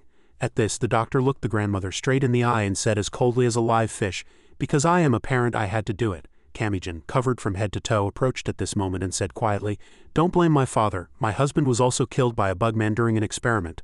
I didn't know I was pregnant back then. I was blinded by revenge and made a rash decision, but I don't regret it. The future is more important to me than revenge. I can't give birth to my child in a world where bugmen roam freely. To continue this project, please help us. Please, for the future of the world." The grandmother at this time had received so much shocking information that she was speechless, as if she had a connection error, and she clenched her fists and thought, "How can I turn my back on a parent who sacrifices everything for their child?" Finally, she raised her head and said seriously, "I will support you," and she shouted, "But you must not let anything happen to the child that it cannot handle." She spoke in a voice mixed with 30 anger and 70 worry. "Do you understand what I mean?" The doctor bowed his head in thanks. "Yes, thank you, Madam Chairman." The two shook hands as if they had signed a multi-billion-dollar contract. It was a contract that didn't need notarization. Afterwards, the grandmother turned to the doctor's daughter and with a bright smile like a national grandmother invited her to come and eat a very delicious dish she made, which was spicy braised short ribs. She said it was her specialty. And everyone continued with their respective tasks. The doctor devoted himself to research as if he were going to the Olympics, and Kamijin's belly grew bigger day by day. The grandmother, with extreme anticipation, carefully took care of her without missing a moment. Inside the bedroom, she held the baby and said softly, "Oh my, you went through so much. To be so small, you're really small." Her tears flowed like a primetime Korean drama. She asked what the baby's name was. Kamijin smiled. "It's Kamasan." She looked at the doll-like beautiful baby and said, "Kamasan, does it mean to hold son? You took your mother's last name. It's a really pretty name." And she looked at the second baby and asked, "And what about that child?" Looking to the side, she said softly, "Kamasan's younger brother, Kamichan." The child opposite had silver hair just like his grandfather and his name was Chan. Time flowed quietly like that, and the two children grew up together in days filled with laughter and the sound of them calling each other while playing. They often played soccer together. Once one child got excited and kicked the ball hard forward. The ball flew like an arrow and hit the grandmother squarely in the face. The grandmother's face contorted from the unexpected impact. Her eyes widened and her lips mumbled. The grandmother let out a painful sound and said, "Oh my goodness." Her face turned as red as a ripe tomato. She shouted at the children, her eyes wide. She chased after them angrily, holding the ball in her hand, and said threateningly, "Take this ball." As her voice rose, the two children were frightened, stepped back, and said in a trembling voice, "You're so scary, we're sorry." Inside the Fire Ant Organization's science research lab, a warm scene was unfolding. The three of them, a mother and her two children, were smiling brightly and looking at each other. The grandmother gently held the two children in her arms, her eyes filled with affection and love. With a faint smile on her lips, she said, "You're 5 years old now." The two children snuggled close to her, their eyes clear and shining. They answered in a chirping voice like a bird, "Yes, we're 5 years old." The grandmother sighed slightly and a look of worry crossed her face. "Oh my, I'm going to die. Raising kids at this age is really no ordinary task." At this moment, Kamichan's voice was heard hesitatingly. "Grandma." The grandmother turned around, slightly surprised, and her gaze softened as she asked, "What is it?" Kamichan asked with an expectant look. "When is Mom coming?" The grandmother smiled faintly, and a slight sadness was in her eyes. "Oh, you mean your mom? She'll be here after tonight. Don't worry." Kamasan also hugged his grandmother, wrapping his small hands around her waist, and said affectionately, "I miss Mom." She gently stroked the children's heads, and said, "Mom will come back safely." That evening, upon receiving important news, the grandmother's gaze suddenly became serious. "What? You found him?" She frowned in front of the screen and the other person's voice was heard. "Yes, we are tracking him. And this is the video sent by our tracking agents." The grandmother narrowed her eyes and looked closely, saying, "I can't tell what's what even if I look at it." In front of her was a chaotic video from a recent incident in Jeju Island. 64 deaths were confirmed at the scene, and the grandmother's face gradually changed. When she heard the additional information that their wounds were very similar to her son's, her lips trembled. "As far as we have confirmed, they are all the same." She was dazed for a moment, and her gaze gradually sharpened. Her voice became resolute. "It's clear. That's the bugman who killed my son. At this moment, Mijin entered from outside and asked, "Where is he?" The grandmother turned around, slightly surprised, and said in a puzzled voice, "Mijin, you're back." The man in front said he has not yet left Jeju Island. My agents are continuing to monitor him closely, Mijin said with a determined look. Please prepare for departure immediately. The man answered seriously. Yes. The grandmother frowned, looking slightly worried. She clenched her fists and said, Kamijin, that guy is no pushover. What about the kids? Mijin said with a resolute look. It's time. And she looked at the grandmother and smiled gently, saying, It's time to keep my promise to you, Madam Chairman. The grandmother looked at her with worried eyes and sighed. Still, she continued softly, but thanks to the chairman's help and the ever-developing technology, I was also able to reach a perfect state. Her voice became firmer. I will catch him and return safely. Please don't worry, Madam Chairman. The grandmother's eyes were still filled with worry, but she couldn't help but nod her head and say, all right. She approached the grandmother and said with a deep gaze, and I have something to tell you. It was a very mysterious atmosphere. The grandmother tilted her head slightly and said in a surprised voice, What is it? Afterwards, the two went out to the hallway next to the stairs together. The atmosphere became quiet and only the sound of footsteps could be heard. The grandmother frowned and asked, What you just said, is it true? She nodded and said softly, Yes. The grandmother's face wrinkled slightly as she said in a worried voice, Is that child okay? When did he become like that? Mijin said in a slow voice. Not long ago I was watching TV with the children. Her eyes recalled a peaceful moment. The two children were watching intently. Excited lines of a superhero flowed from the TV. Die, Transformer Man. It's useless. On the screen, Taser Man unleashed a finishing move like a tiger's roar and cut down the villain. As he suffered, I won't forgive you. Kamichan's eyes shone brightly and he shouted happily, Taser Man, he said happily. Taser Man is the best. The child turned around with sparkling eyes and said, Mom, I'm going to be Taser Man when I grow up. Mijin gently stroked the child's head and smiled affectionately. Really? Our Kamichan has a dream, Mijin interjected and said, A dream, Mom, please buy me a tiger blaster. At this, Mom Mijin smiled and said, Let's go buy it this week. Kamichan whined and said, Now. But his mother still refused in a gentle voice. It's night, so no. At this, Kamichan got angry, his face turning red as he said, I hate you, Mom. She just looked at the child with sad eyes and consoled him, saying, If you say that, it makes Mom sad. I'll buy it for you tomorrow. Suddenly, Kamison appeared with a serious face, and numerous bugs swirled around him. Kamison turned to his brother and said with a slightly awkward expression, Kamichan. Kamichan, who was whining, suddenly turned around and asked with surprised eyes, What's wrong? In front of her, Mom Kamijin was horrified to see countless familiar insects flying around. Suddenly, Mijin calmly used the bugs to create a sword and said, Here, take it. Kamichan's eyes shone brightly, and he said happily, Wow, and Kamichan held the sword with an excited expression. But Mom Mijin was not happy at all and her eyes were filled with disbelief. How can he do something like that? Kamison said softly. You shouldn't make Mom sad now, Kamichan. At this, Kamichan raised his hand in excitement and laughed, saying, Finishing move, tiger's roar. And he played with the sword. But the two children's mother was not happy at all and her face hardened as she said, Kamison, I'm sorry. And she hugged Kamison. Kamison's body at this time was surrounded by numerous black ants which would give anyone goosebumps. At this moment, Kamijin continued to hug her son and said with bloodshot eyes, Kamison, Mom is really sorry. I'm sorry. The son was surprised and asked with an incomprehensible expression, Mom, what's wrong? And now she was talking to the chairman with a somewhat pensive expression. I found out for the first time that day. Kamison said he had known about the ants living inside his body for half a year. The grandmother heard this, walked a few steps with a worried look and asked, Then what about Chan? Is that child okay? She nodded her head and said softly, Yes, I had him checked and fortunately nothing was found. The grandmother also let out a sigh of relief and her face softened as she said happily, That's a real relief. She continued, So far only my father and you, Madam Chairman, know about this. The grandmother's eyes widened slightly and she asked worriedly, What did Dr. Ka say? The chairman gently hugged her grandson and though her face was old, her eyes were filled with love. She replied, You know my father's personality, Madam Chairman. He just taught Kamison a few things. The grandmother frowned at this moment and said angrily, I see, Mijin said in a low voice. I'm worried you'll be surprised to see it when I'm not here, Madam Chairman. The grandmother smacked her lips and said with a resolute look, What's there to be surprised about? And she smiled brightly and said, Did you think this crazy old lady would be surprised to see her own grandson? All children are cute. And she swallowed a slight tear and said, her voice choked with emotion, Mijin, don't you worry about the kids either. Be careful when you go. I'm afraid I'll lose you too, who are like a daughter to me. And she sobbed, her face filled with emotion. She replied, her voice choked, Thank you, Madam Chairman. Back in reality, the grandmother was lying next to the two children and had fallen asleep at some point. Her younger brother Kamichan tapped her on the shoulder and said, Let's go tease the failure, uncle. Kamison bared his teeth and laughed happily, saying, Let's go. And the two went inside together and through the glass saw the man in front of them screaming in pain. Amidst the numerous painful cries, people said, The green ant of the Ancasto project is transforming. His body trembled. He moved restlessly and was about halfway transformed. The fusion rate with the ants was 70 and then it gradually rose to 73. At this moment, Mijin had a very worried expression and thought, Will I become like that too? Maybe so, she thought from the side. The two of them looked ahead together, their eyes wide with fear. At this moment, Mijin's face turned slightly pale and she said, Really? Kamichan looked to the side and said seriously, Don't you think so? 60-45, the fusion rate is getting stronger. Imagination is very important. remember what you looked like when you transformed, but the numbers continued to decrease. The doctor bowed his head with a sad expression and said, it's no use. The assistant next to him also sighed and said, the transformation has been cancelled. The man in front returned to the body of an ordinary person. He knelt on the ground and cried out in pain, damn it. His face turned pale and he frowned. I can't imagine anything. His eyes rolled back and his brain felt like it was spinning. At this moment the assistant said, it seems he's not yet used to giving commands to the ants. If he can't even do this, he can't become number one. His voice was as calm as if he were reading the weather. Dr. Yongwu said, let's give him a little more time and see. Then the man said angrily, don't be ridiculous. How much longer do we have to watch? Isn't it your fault? He glared as if he were about to hit the table. I am the undefeated UFT champion Choi Sung-gun. I gave up my growing career as a player and applied. I thought I could be a hero, but all you do is blame me, right? His voice was choked with injustice. It's been a year like this already, the assistant said. Don't be in such a hurry. Just having ants live in your body is a success to some extent. Now all that's left is the transformation. His voice was as gentle as if he were putting someone to sleep, but it angered the listener. The young man got dressed with a defeated gesture, turning his head without looking at anyone. The assistant next to him reminded him, this is your responsibility, Sung-gun. There's no way we can help you.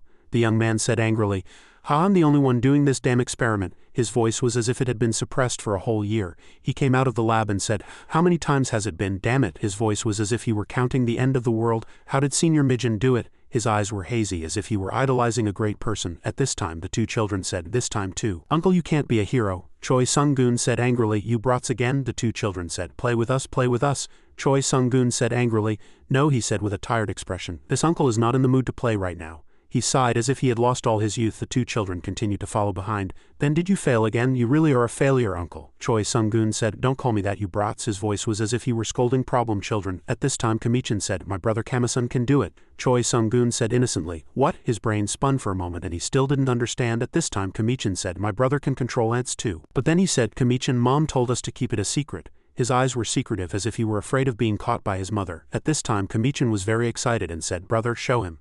His two eyes shone brightly like LED lights. Choi Sung-gun was very surprised, and he said, Kamasan, how did you do that? His mouth gaped open like a fish out of water.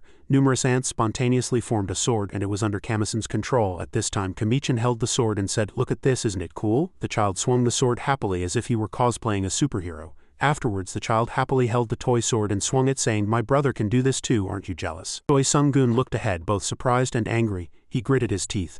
Ha, fine, he glared and said, I'm jealous, and he lifted the child and his face was very scary. How did you do it? Choi Sung-gun shot at the child in succession. Is it genetic? Did you inherit it from your mother? His eyes were as if he were investigating a genetic record, and he got angry. Say something, damn it, I asked you how you did it. He was almost about to catch fire. At this time Kamichan grabbed Sung-gun's leg and said, why are you doing that to my brother? Finishing move, Tiger's Roar. He shouted as if he were using his final technique. Suddenly a voice was heard, number 0. The red ant has returned. Project number 0, red ant has returned. Hurry, the injury is serious. The two children were surprised. Mom, and the two children also ran after them. As they ran inside they heard the grandmother's voice.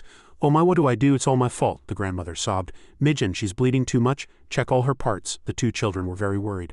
Mom's back. She was seriously injured and her face was pale without a single drop of blood, but she squeezed out her last remaining strength and approached the chairman. A glimmer of determination flashed in her eyes. The doctor shouted with a voice full of worry, stop. At this moment her weak body could no longer hold on and collapsed to the floor. The grandmother was horrified and she cried out with a pale face, and with the child she rushed to Kamijin in a flurry. Mom, Mijin squeezed out her last remaining strength and tried to get up, and she said, her lips trembling, Auntie? The grandmother shook her head, tears streaming down her face. Don't say anything, Mijin. Mijin continued. We finally caught him, that damn bastard, we caught him. In the room the sound of giant chains clanged loudly, and numerous chains were tightly binding the madly struggling beetlebugman. His face was filled with rage, his eyes blurry and fierce. The assistant next to him said coldly, that bastard is behind all the incidents. The most ferocious bugman we've ever met, the stag beetle bugman Duen. Inside the cold white laboratory everyone was rushing to treat Kong Mi Jin. The grandmother and the two children couldn't stop crying from outside the glass window, stammering Mijin's name. Mom, the doctor said in a solemn voice, she's past the critical stage now, but his expression darkened. However, her condition is so severe that it will be difficult for her to perform her role as number 1 in the future. The grandmother covered her face and sobbed, speaking with trembling hands. As long as she's alive, that's all that matters. Please, I'm so sorry, Mijin. The two children hugged each other and wailed. Mom, you can't die. please wake up. The grandmother looked down at the children, her eyes darkening. Her heart grew heavy. What have I done to these children? The children's pain was evident on their young faces. Just then a man with a stern face entered. It was the two children's grandfather. As the grandmother turned her head to look at him, Dr. Cho suddenly approached. His face was silent, as if he had made a heavy resolution. The grandmother opened her mouth and asked, "Doctor?" The doctor approached and said in a low voice, "Kong Mi Jin is fine." He nodded and said slowly, "Please step outside for a moment." "Yes." Then he went to the bedside and gently caressed his daughter's face. A hint of pity flashed in his eyes. The grandmother said in a sorrowful voice, "Dr. Cho, I have no words." She shed silent tears, her tear-filled eyes mixed with regret. "I said I wanted revenge. Let's stop now. I don't want to lose anyone else." Dr. Cho thought for a moment, then sighed softly and said, "It's thanks to you, Madam Chairman." The grandmother asked, "Yes, what do you mean?" But there was no change in his expression. Dr. Cho said without changing his expression, "He was a terrifyingly powerful bugman, unlike any we've seen before. Against such a monster, Mijin brilliantly completed her mission as a prototype." He looked at the grandmother and said in a voice that was not loud but clear, "It was all possible thanks to your help, Madam Chairman." The grandmother frowned, her face slightly bewildered. How can he be like this in a situation like this? Her face was filled with worry. "Aren't you worried about your daughter, doctor?" he said calmly. "I've done enough worrying." Suddenly he turned to the child and said with a resolute expression, "Come here, Kama-san." The two children looked at their grandfather in surprise. He held out his hand and said with a cold smile on his lips, "Let's go with Grandpa." Kama-san hesitated and asked, "Where are we going?" The grandmother was startled and quickly reached out, grabbing her grandson's shoulder and pulling him towards her. Her eyes were filled with shock. "Why the child?" Dr. Cho smiled faintly, but there was something chilling in his eyes. "Kama-san is a special individual chosen by the swarm of ants since birth. I'm going to check the child's physical condition and improve any deficiencies." The grandmother shouted with an angry face, "You're out of your mind. What are you saying? He's just a child." The grandmother hugged the child tightly and said, "He's still too young." Dr. Cho slowly shook his head. "That child is not an ordinary child." The grandmother shouted with bloodshot eyes, "I know that too." Kamichin was standing at a distance at this time, quietly listening to everything. The two adults continued their conversation. "Kama-san is the child who will become a hero and save humanity from the bugmen." Dr. Cho finally reached out and took Kama-san, saying with a cold gaze, "And he's also my grandson," he said, holding the child with an emotionless face. "That bastard is tied up in the underground prison, so you can go and see him if you wish, Madam Chairman." Kama-san struggled and said in fear, "I want to stay with Mom." But his grandfather didn't stop. He left nonchalantly as if nothing had happened. The grandmother collapsed to the floor, her face blank, and said in a choked voice, "Oh my God, what have I done all this time?" The grandmother burst into tears, saying in a choked, trembling voice, "Whether that bastard sinned or was killed, it doesn't matter anymore." She cried, calling Kong Mi Jin's name, her eyes filled with pain. The remaining child slowly opened his mouth. His face was hesitant, as if trying to remember something. "I heard Grandpa say something before. When he was holding my brother, Grandpa said, 'Kama-san, you are number one.'" He kept repeating that. Then Kamichin also spoke. He said with sparkling eyes, "I want to be number one too." The grandmother flinched for a moment, her face changing in fear as she stammered Kamichin's name. "Kamichin, why would you say that? You shouldn't say things like that.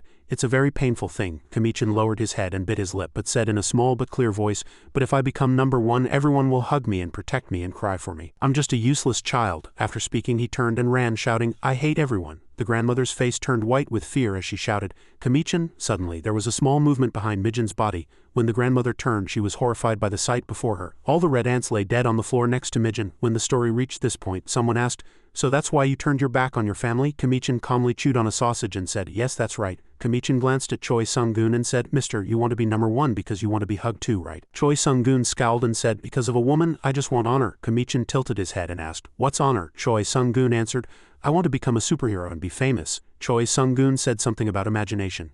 Ants were crawling on his face. He frowned and raised his hand, trying to control the ants, saying, "If this just works," but reality was harsh, and the ants disappeared without following his command. Kamichin said with a blank expression, "A failure." "Failure, mister." A vein popped on Choi Sung-gun's neck as he got angry. He gritted his teeth and said, "Damn it," then punched a nearby wooden pillar. His face was filled with rage. He muttered, "Damn it, even a kid can do it, so why can't I?" Just then, Kamichin looked at him with his round eyes and said, "Oh, mister." Choi Sung-gun turned, slightly surprised, and asked curiously, "What is it?" Kamichin blinked and said, "It's a hornet." At this, Choi Sung-gun shot up and ran, shouting, "Run away, kid." Then he said with a tense face, "I can't transform, but I can probably catch a few hornets, right?" Suddenly, ants emerged from Choi Sung-gun's body and flew over to bite the hornets. But as a few hornets still attacked, Choi Sung-gun muttered, "Damn it," in fear. At that moment, Choi Sung-gun panicked and shouted, "It's dangerous." Kamichin, also terrified, shouted, "No," and hurriedly backed away, carelessly falling over. Just then a hornet flew at Kamichin and suddenly disappeared into his body. At this, Choi Sung-gun's eyes widened in shock and he said in a choked voice, "Kamichin, are you okay?" Soon after, Choi Sung-gun shouted. His voice echoed in the chaotic space.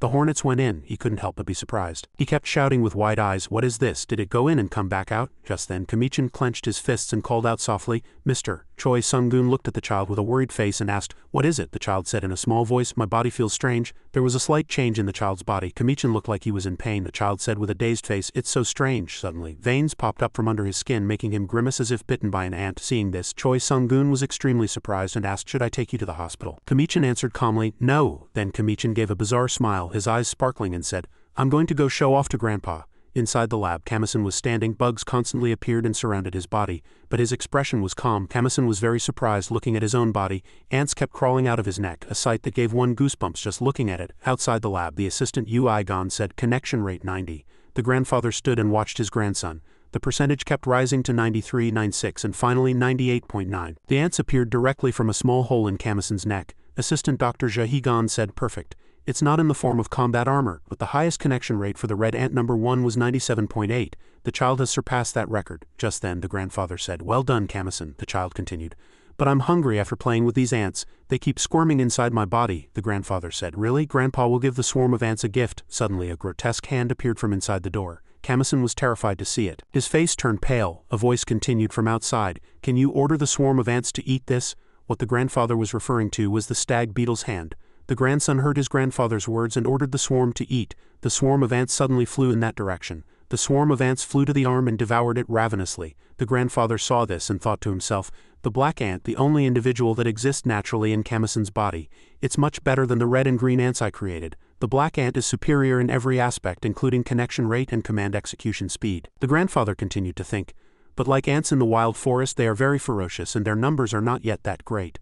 So they can't harm Kamison's body yet. If the number of ants increases enough to form armor, the one swallowed by the swarm will not only be the bugman but the child himself." The grandfather thought, "I will never let that happen." Inside the lab, 83rd floor, the elevator door suddenly opened and Kamichin appeared, running forward quickly. He thought to himself, I will have power too." As Kamichin ran quickly towards his grandfather, he thought happily, "The power to become a hero," he said cheerfully. "Mom is number 0, my brother is number 1, and I'm number 2. We're a Superman family, hee hee." Fingerprint recognition successful. Kamichin ran quickly into the lab. He shouted, "Grandpa, look at this, I have power now too." When he went inside, there was no one there. Kamichin was surprised. "Isn't Grandpa in the basement?" Then the child thought for a moment. Suddenly a sound came from a dark corner and the child looked in that direction with curiosity. The place where the sound came from was the powerful bugman Duen. Suddenly a red alarm blared throughout the entire lab. The grandfather and his assistant took notice. Then an urgent voice was heard.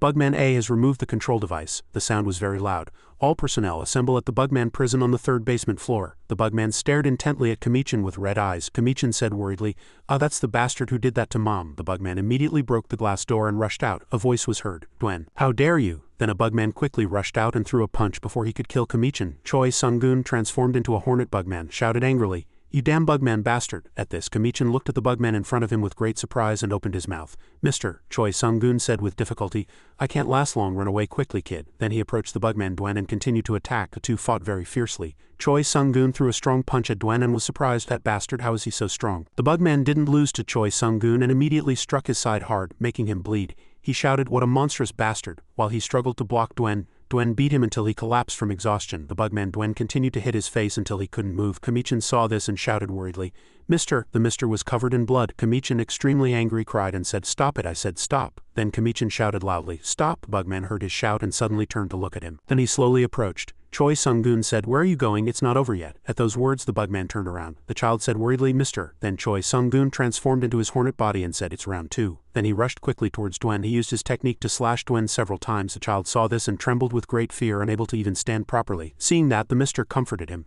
"Don't move, just stand there." Then Choi Sung-gun rushed quickly towards Duen, stabbed him hard in the chest and threw him far away. Duen finally spat out a mouthful of blood. Kamichin shouted, "Mister!" Just then, Duen saw Kamichin right next to him and filled with rage shouted and rushed towards the child. Kamichin continued to shout, "Stop, stop." He used his hand to command Duen to stop. And indeed Duen stopped. Then he was sucked into his hand. He screamed in pain and Duen, in great pain, was absorbed by him and disappeared from the world, leaving only the chains behind. A moment later, when the child's grandfather and his assistant appeared, the sight before them was of Kamichin holding Choi Sung-gun's hand. Choi Sung-gun and Kamichin's hands were glowing, and suddenly Choi Sung-gun's body, which had been covered in wounds, gradually healed, and he smiled very brightly. "New York, the situation is not good."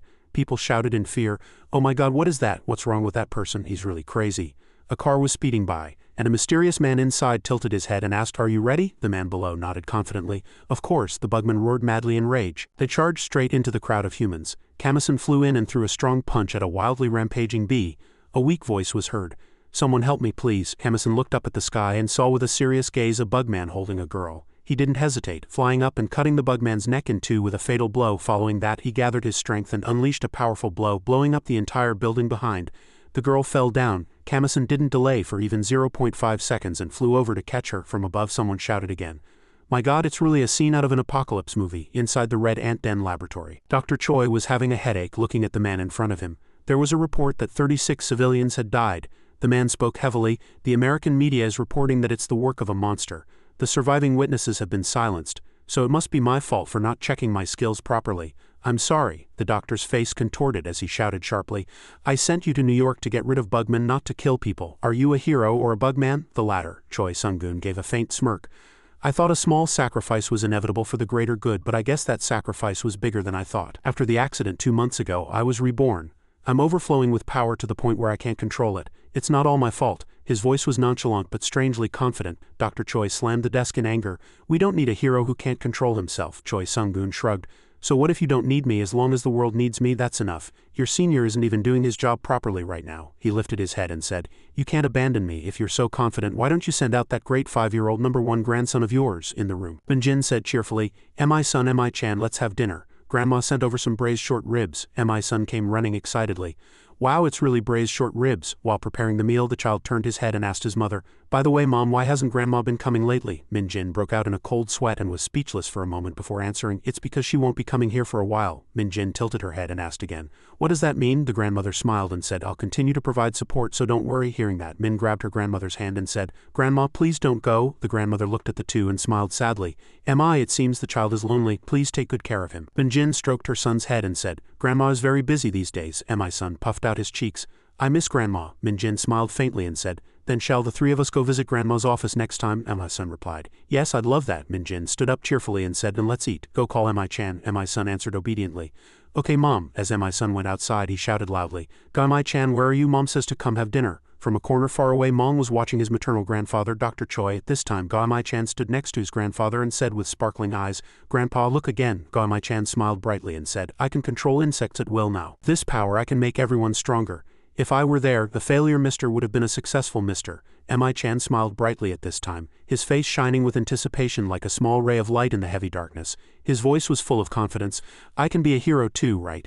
Your grandson is like a passage for insects. He can absorb not only bugs but also bugmen into his body and transfer that power to others. When Mi-chan called a butterfly, a strange bewilderment as if he didn't quite understand his own power flickered in his eyes. At this time the doctor and his assistant were talking. The faces of the two hardened with a mixture of worry and shock. What does that mean? The assistant replied. Yes, it's just as you thought. That child is a very dangerous individual with the potential to mass-produce bugmen. At this, Dr. Choi's hand trembled slightly, and he hugged his grandson Mi-chan. He hugged the child tightly as if afraid of losing something. Mi-chan's eyes widened in surprise and he asked with a curious look, Grandfather, what are you doing? At this, the grandfather sighed heavily.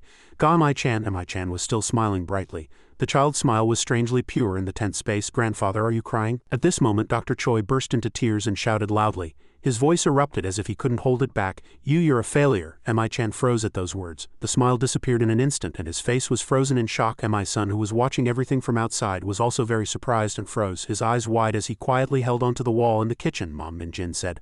All right, Mi-san, Mi-chan. Mi-san said, I'm sleepy. Mom asked, Really? Min-jin was very sad. Her eyes sank heavily, but she took the two children to bed. The two children fell asleep in their respective corners. The room was submerged in a soft darkness. At night, Mi-chan suddenly sat up. His two eyes were empty and his face was coldly hardened. Then Mi-chan approached his younger brother Mi-san. Suddenly, the mother in the next room heard her son scream, What are you doing? Stop it. She groggily woke up at this. Mi-san shouted even louder, his voice cracking with terror.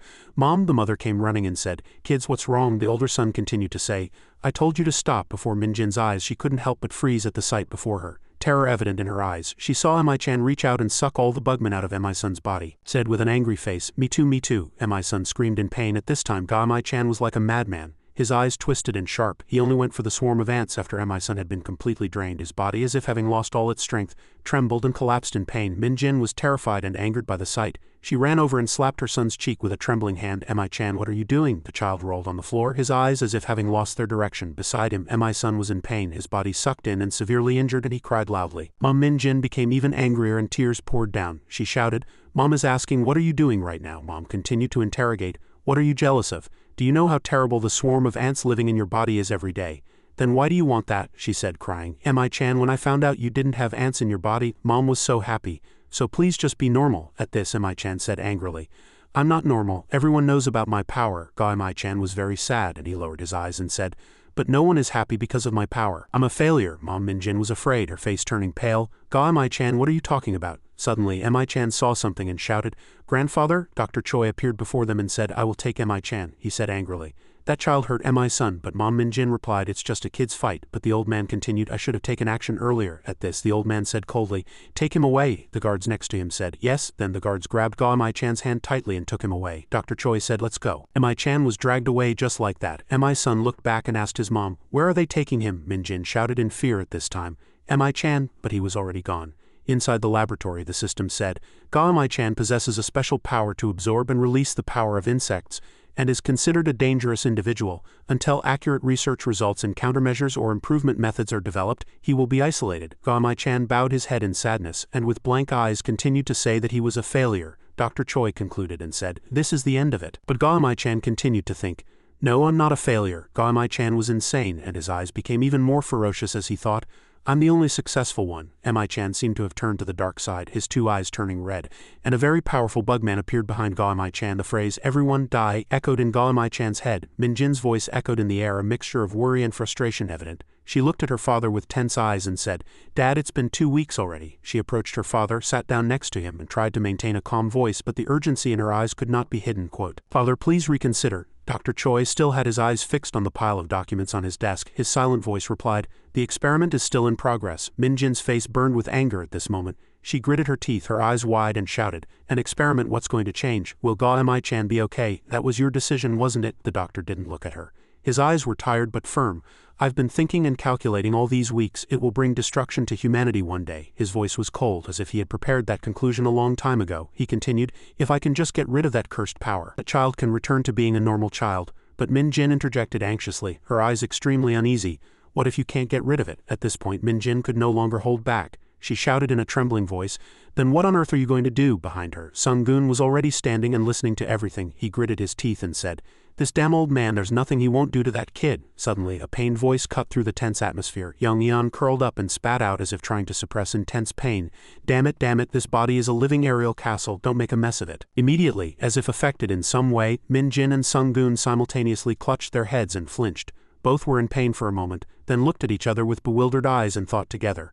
This is a reaction to the bugman, then, elsewhere, and seemed to be unconscious, and a strange energy emanated from her body as if calling other bugmen. Because of this, Chung-gun and Min-jin clearly felt an incomprehensible vibration in the air. Dr. Choi could no longer maintain his composure at this time. His eyes were filled with anger as he looked at the shaking data panel, and he shouted, what's all this commotion again? Ta-min, standing next to him, clenched her hands in bewilderment. She couldn't maintain her inner calm and said firmly, Father, stay still. Then she turned her body, her eyes filled with determination. I'll go check. On the other side, Sung-gun was also angry, and he scowled as if he were about to eat someone alive and thought, this reaction is coming from where that bastard is, it's ridiculous. Then when young Bu came running, he saw that Senior K Min-jin was also running. Inside the lab, numerous doctors were injured and blood was splattered everywhere, a sight that would make anyone's spine chill. Mi-chan was there controlling a giant bugman. He was very nonchalant, as if playing with a toy. The guards were terrified, and with trembling hands they shot at the bugman with sniper rifles beside him. Mi-chan said, with this power I can do it too. His eyes shone with a dangerous excitement. Mi-chan muttered so that no one could hear, as if engrossed in a drama. At this time the guards said in fear, ceasefire, it's the doctor's grandson. They were terrified as if they had seen a ghost, but Mi-chan used his power to control the bugman to attack people. Mi-chan made all the guards scream in pain, clutching their faces and wailing. Elsewhere, Mi-son also felt a strange energy coming from the bugman inside his body. The child cried out in fear. Mom, tears poured down, but there was no one in the room at this time. Elsewhere, Min-jin ran to Mi-chan's side and shouted, Mi-chan, her voice cracked with shock. Seeing numerous bugmen surrounding the child, she said in fear, Mom will save you, wait there. Her lips trembled as if she had drunk cold water. When Min-jin summoned her bugmen, she couldn't control them because of her injuries, and her face was pale as if all the blood had been drained. At this, Mi-chan said, Mom, you're wrong. This is me, I'm not the one being attacked. His voice was resolute, as if declaring his sovereignty. Min-jin was terrified, as if she had been robbed, and said, Mi-chan, what are you talking about? She trembled all over as if she had a fever. At this, Mi-chan shouted, this is me. Please accept me. The sound vibrated and echoed. Then the bugmen all followed Mi-chan's command and attacked Mom Min-jin. As the bugman was about to stab and kill Min Jin, the mother's voice echoed, "Of course mom accepts you." The voice was choked as if tears were flowing from her heart. Gaimai-chan felt a slight waver in his heart. His eyes were momentarily confused. At this moment Min Jin continued to shout, "Whose son are you? Mom will always believe in you." Then she turned her body and stabbed those bugmen. The action was as resolute as a mother tiger. She ran to Gaimai-chan, hugged her son and shouted, "Mi-chan, mom was wrong. I'm sorry for hitting you." The tears pouring down were like a soap opera. She said, crying, "So Mi-chan, please stop." Min Jin continued to hug her son and said, "Be good, my son." But from behind, the insect summoned by Gaimai-chan pierced her chest strongly. She couldn't say anything more. Mi-chan looked at the bugman angrily and said, "What are you guys doing now?" His eyes were red as if they would burn everything. The bugman said, "Why, grandfather?" At this time Gaimai-chan said angrily, "Disappear." But the insect did not disappear and continued to say, "No, grandfather," attacking everyone inside. Choi Sung-gun appeared at this time and cut down the other bugman. His movements were as agile as an action movie. When the other bugmen were completely defeated, a loud "ah" was heard from afar. Mi-chan shouted in fear. "Mom," his voice was cracked as if stuck in his throat. At this moment Mi-chan ran to his mother's side and said, "Mom, are you okay? What should I do?" But Min Jin had already collapsed and was frighteningly quiet. At this time Dr. Choi approached. "Mi-chan," Gaimai-chan shouted worriedly. "Grandfather?" Then Mi-chan cried and said, Mom. His voice was choked and he stammered like an abandoned child. The child continued to say, "What did that thing do to Gaimai-chan's mom?" The doctor said nothing and directly fired a single shot that pierced Gaimai-chan's face and said, "Get away from my daughter right now." Mi-chan was very surprised to hear that. His heart felt as if it had been squeezed by someone. "Grandfather, why are you saying that?" At this time Dr. Choi was also going crazy and said, "How dare you do that, you failure? Disappear from my history." He continued to shoot like a madman. But fortunately, Sung-gun came running and blocked him to protect the child. At that time Sung-gun said angrily, "This damn old man, what are you doing now?" His anger seemed about to explode. The doctor pretended not to hear and said, "Move number 2. The doctor shouted angrily, "That thing is a very dangerous being. Move, this is an order." Choi Sung-gun did not listen at this time. "Do you think I would follow such an order?" The doctor said, "If you don't move, I'll get rid of you too." At this Sung-gun said, "Haha, get rid of me, then go ahead and try." Bugman Choi Sung-gun spoke in a nonchalant voice, but his eyes were sharp. "I dare you." The doctor and the bugman faced each other. The doctor raised his gun, his hand trembling slightly. His heavy gaze was ready to shoot his grandson to death. At this time the doctor looked at him, and the corners of his mouth hardened slightly as he said, "Have you given up on being a hero?" A look of ridicule was evident on Choi Sung-gun's face. He raised the corners of his mouth slightly. "Give up? How? Don't make me laugh." He turned his gaze to the unconscious child and said, "Protecting this child is far more heroic." At this Dr. Kachel clenched his fists and lowered his eyes. He closed his eyes and said, "I understand." Then he put away his gun and said with a hardened expression, "In that case I'll have to eliminate you first." He took out a red and a blue button. Choi Sung-gun was momentarily surprised and the gazes of everyone there turned to him. "Is one person enough?" Suddenly, Sung-gun rushed forward, choking Dr. Kachel's neck with bloodshot eyes. He was enraged. He gritted his teeth and growled, "What are you trying to do with that?" The doctor looked at him and said with a blank expression, "I've made more preparations since that incident. A mutant monster." Sung-gun growled, "This damn old man with fire in his eyes, what did you say? Are you saying you planted a bomb in my body?" The doctor said in a cold, unwavering voice, "Of course." And he gritted his teeth, his eyes flashing with anger, and said, "And there's something even more terrible than that inside your body." A moment later a bloodied Gaimai-chan said in a weak voice, "Mister, I'm sorry." Choi Sung-gun, his whole body covered in wounds, asked with a pale face, "What are you talking about?" The child bit his lip, his eyes welling with tears, and said, "He said that because of me the insect genes in your body were activated." Gaimai-chan lowered his head and said, "I'm sorry." Choi Sung-gun frowned slightly and said in a gentle voice, "Don't say such foolish things," and he looked at the child, forced a smile and said, "Don't cry. Because of you this insignificant Choi Sung-gun was reborn. I have awakened, as a hero of justice." At this Gaimai-chan heard the words insignificant and awakened but didn't understand what was happening and had a dazed expression. But Choi Sung-gun looked straight into the child's eyes. He said in a firm voice, "So don't apologize to me." And he smiled. He smiled gently as if he couldn't help it and said, "Because you are my hero." Gaimai-chan, seeing that smile, was happy and his eyes sparkled. And he raised his hand, high-fived Choi Sung-gun and said, "Yes." In the present Gaimai-chan shouted in a voice trembling with fear, "Mr." Choi Sung-gun groaned in pain. "Ah," and the doctor was also sent flying. At this Choi Sung-gun narrowed his eyes, gritted his teeth and said, "The ants are going crazy, you damn old man. What did you do to the ants?" The doctor, with a cold gaze, said slowly, "I implanted a new green ant queen in your body, and I've just used the detonator to order the insects to attack," the doctor said. His eyes glinted like metal. "The only target in this space is the half-bugman to eliminate you," the doctor said. "It's you, Choi Sung-gun." And the swarm of ants bit into Choi Sung-gun's body. The doctor muttered with a cruel gaze, "At least die like a human." Choi Sung-gun's face contorted in pain as he was bitten. The insects were eating his flesh and blood. Gaimai-chan, enraged, shouted without stopping his tears, "No." And the child ran to Choi Sung-gun's side. His expression was firm. The child extended his hand and gave some kind of command. His words always echoed in the child's mind, "You are my hero." Gaimai-chan muttered, "No, mister, you can't die." And the child held out his hand. A faint light spread, transferring energy, and the child said, "No." Suddenly a change occurred in Sung-gun's body. The half-bugman had transformed into a completely different being, a full bugman. The doctor, horrified by the change, coughed. Gah. He looked ahead and saw not Sung-gun's flesh and blood but a true bugman. The doctor's eyes widened in surprise. That guy has really become a monster. But Ga-mi-chan, standing next to him, shook his head and said with eyes mixed with despair and hope, "Mr. is not a monster." At this, the whites of Ga-mi-chan's eyes showed and he seemed to have lost consciousness. He spoke incoherently like someone sleepwalking. "He's truly awakened, right, Mr. Choi Sung-gun?" At that moment a growling scream echoed and it was no longer a human voice. Dr. Kachel floated in the air, thinking with tense and pained eyes. "I have to detonate it." Choi Sung-gun's face was ferocious and contorted with rage. He raised his fist towards the doctor, about to deliver a fatal blow. A resolute voice echoed in the doctor's mind. "There's only one way. I have to detonate the bomb installed in my body." Just as he was about to do so, his body began to tremble slightly. But at the very moment he was about to detonate it, his daughter Mi-jin suddenly rushed in, grabbed Sung-gun's raised arm and blocked the punch. She grimaced in pain, letting out a "ah," and her body trembled from the strong impact. The doctor turned in surprise and said in a trembling voice, "Mi-jin." At this, Mi-jin stared intently at her old friend as if pleading. She shouted, "Get a grip, Sung-gun and Ga-mi-chan," but Choi Sung-gun's face was already contorted. There was no trace of humanity left and he bared his eyes, trembled his lips and growled, "Don't talk nonsense." Elsewhere, my son was looking for his mother. He looked frantic, his eyes anxious, and he kept shouting, "Mom, where are you?" The child entered a dark space. He said as if his head were spinning, "My head is spinning and I'm so dizzy." In the present, Choi Sung-gun threw a strong punch, sending Mi-jin flying into the wall. Blood spurted violently from the hole in her chest and she collapsed, her body trembling faintly in pain. Dr. Kachel, horrified, called for Mi-jin. Fear and pain were in his old eyes. The bugman Choi Sung-gun did not stop, his eyes filled with madness. At this moment, the doctor approached Mi-jin and said quickly, "Mi-jin, I have a plan. I'll handle things here. So you go upstairs, take son and run away." Hearing those words, Mi-jin paused for a moment. Her gaze wavered and she asked, "I have to take Mi-chan too, right?" The doctor shook his head tiredly and said, "Don't you understand the situation?" He emphasized in a bitter voice, "Ga-mi-chan is already finished. What we have to do is protect Mi-son." Just then a small voice was heard.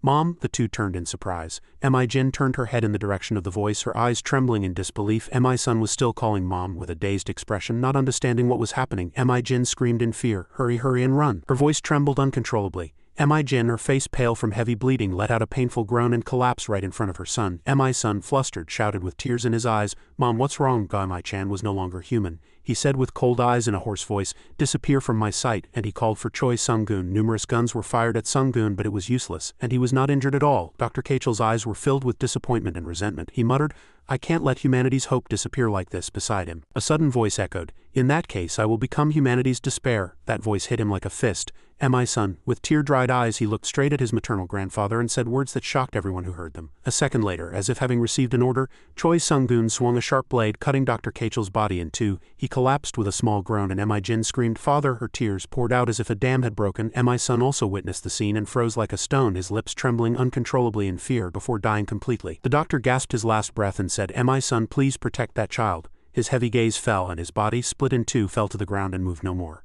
But his finger was still pressing the bomb's detonation button. Discovering that, Mi-jin screamed in pain. She ran over, hugged son and tried to envelop her son's whole body. She sobbed, clutching the child tightly as if to protect everything. Meanwhile, Mi-son still couldn't understand. He shook his mother and asked, "Mom, what's wrong?" A huge explosion sounded from the entire laboratory upstairs and fire and smoke engulfed everything. When the dust settled, only Mi-jin's corpse remained in the ruins. She lay there, hugging Mi-son and enveloping him with her whole body. She had used the remaining red ants in her body to wrap her son, and lay quietly collapsed beside the child. Numerous ambulances and fire trucks appeared in front of the laboratory door, and a huge explosion occurred. Representative Jane watched the scene in front of her worriedly. Her face was tense, as if she had lost something very important. She said, "I can't believe it." She looked ahead, extremely horrified, and stood frozen like a statue. At this moment, people in gas masks discovered something and shouted, "Over there!" In front of them was Mi-son. The child shouted loudly, "Mom, Mom." His voice was choked as if swallowing tears. The child hugged his mother's body and said, "Wake up." His trembling hands were as if trying to pull his mother from a dream into reality. When the rescue team entered, the woman presumed to be the mother was dead and the child was unharmed. People said in great fear, "What is all this?" Another person continued, "There's something more over there." The rescue team shouted, "We found a survivor." Representative Jane was extremely surprised. Her eyes widened as if she had seen a ghost. The rescue team continued, "It's a child." "No, it's two." His voice was urgent, as if he couldn't believe the words he had just spoken. Two children survived. The rescue team was going back inside the laboratory, and the swarm of ants was still circling, the dust not yet settled. The next morning at the hospital, Mi-son was lying on a hospital bed, his face calm as if in a deep sleep. The grandmother asked the doctor from a distance, "Is Mi-son okay?" The doctor replied, "Yes, he's safe without a single scratch." He closed the book and said, "The mother saved the child." That man was Dr. Yoon, the assistant who was always with Dr. Kachel. Representative Jane covered her face in pain and cried, saying, "Mi-jin." She swallowed her tears and said, I will hold the funeral for the three of them. Each word was spoken with difficulty as if choked.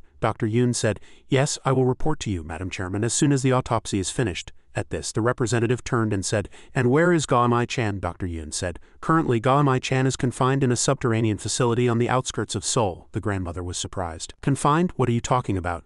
A mere 5-year-old child. She couldn't believe her ears. Dr. Yoon said, Madam Chairman, the fact that Ga-mi-chan is a dangerous individual has not changed. At this, the grandmother became angry and thought, it's all because of that damn old man Kachel.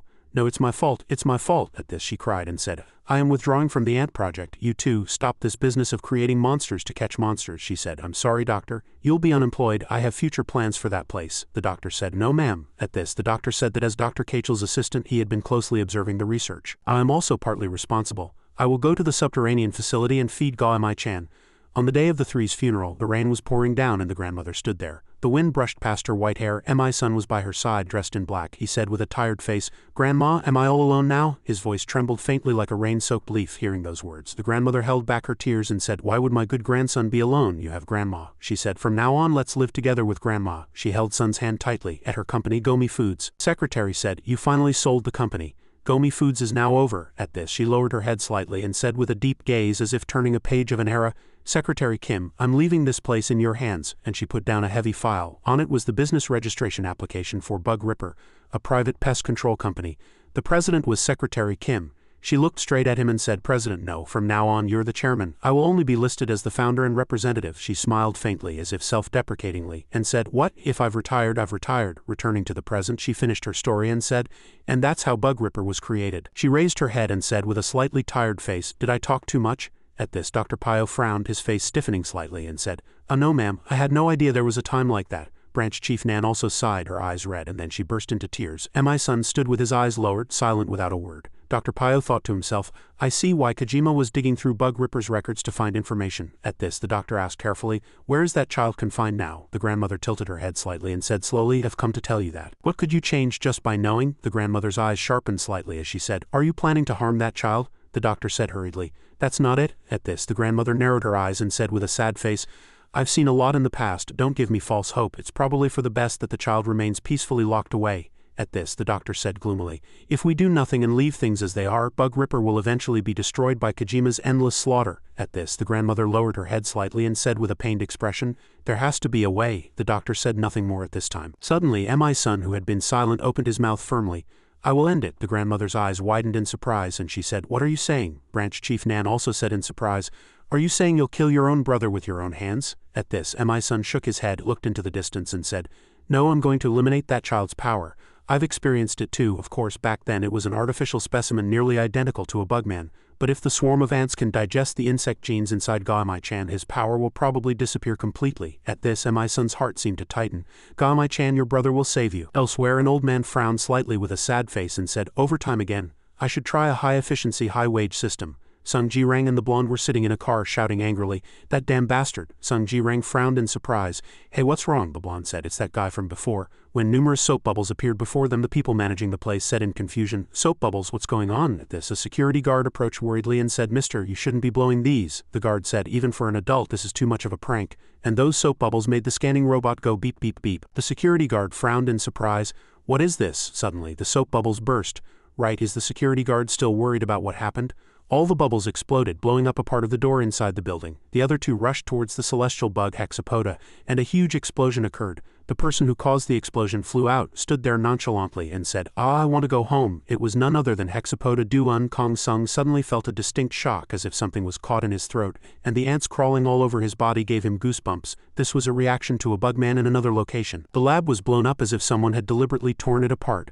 The alarm blared. The sound echoed throughout the entire building, making even those who heard it frown. He asked Branch Chief Nan what was going on. His voice struggled to suppress the tension.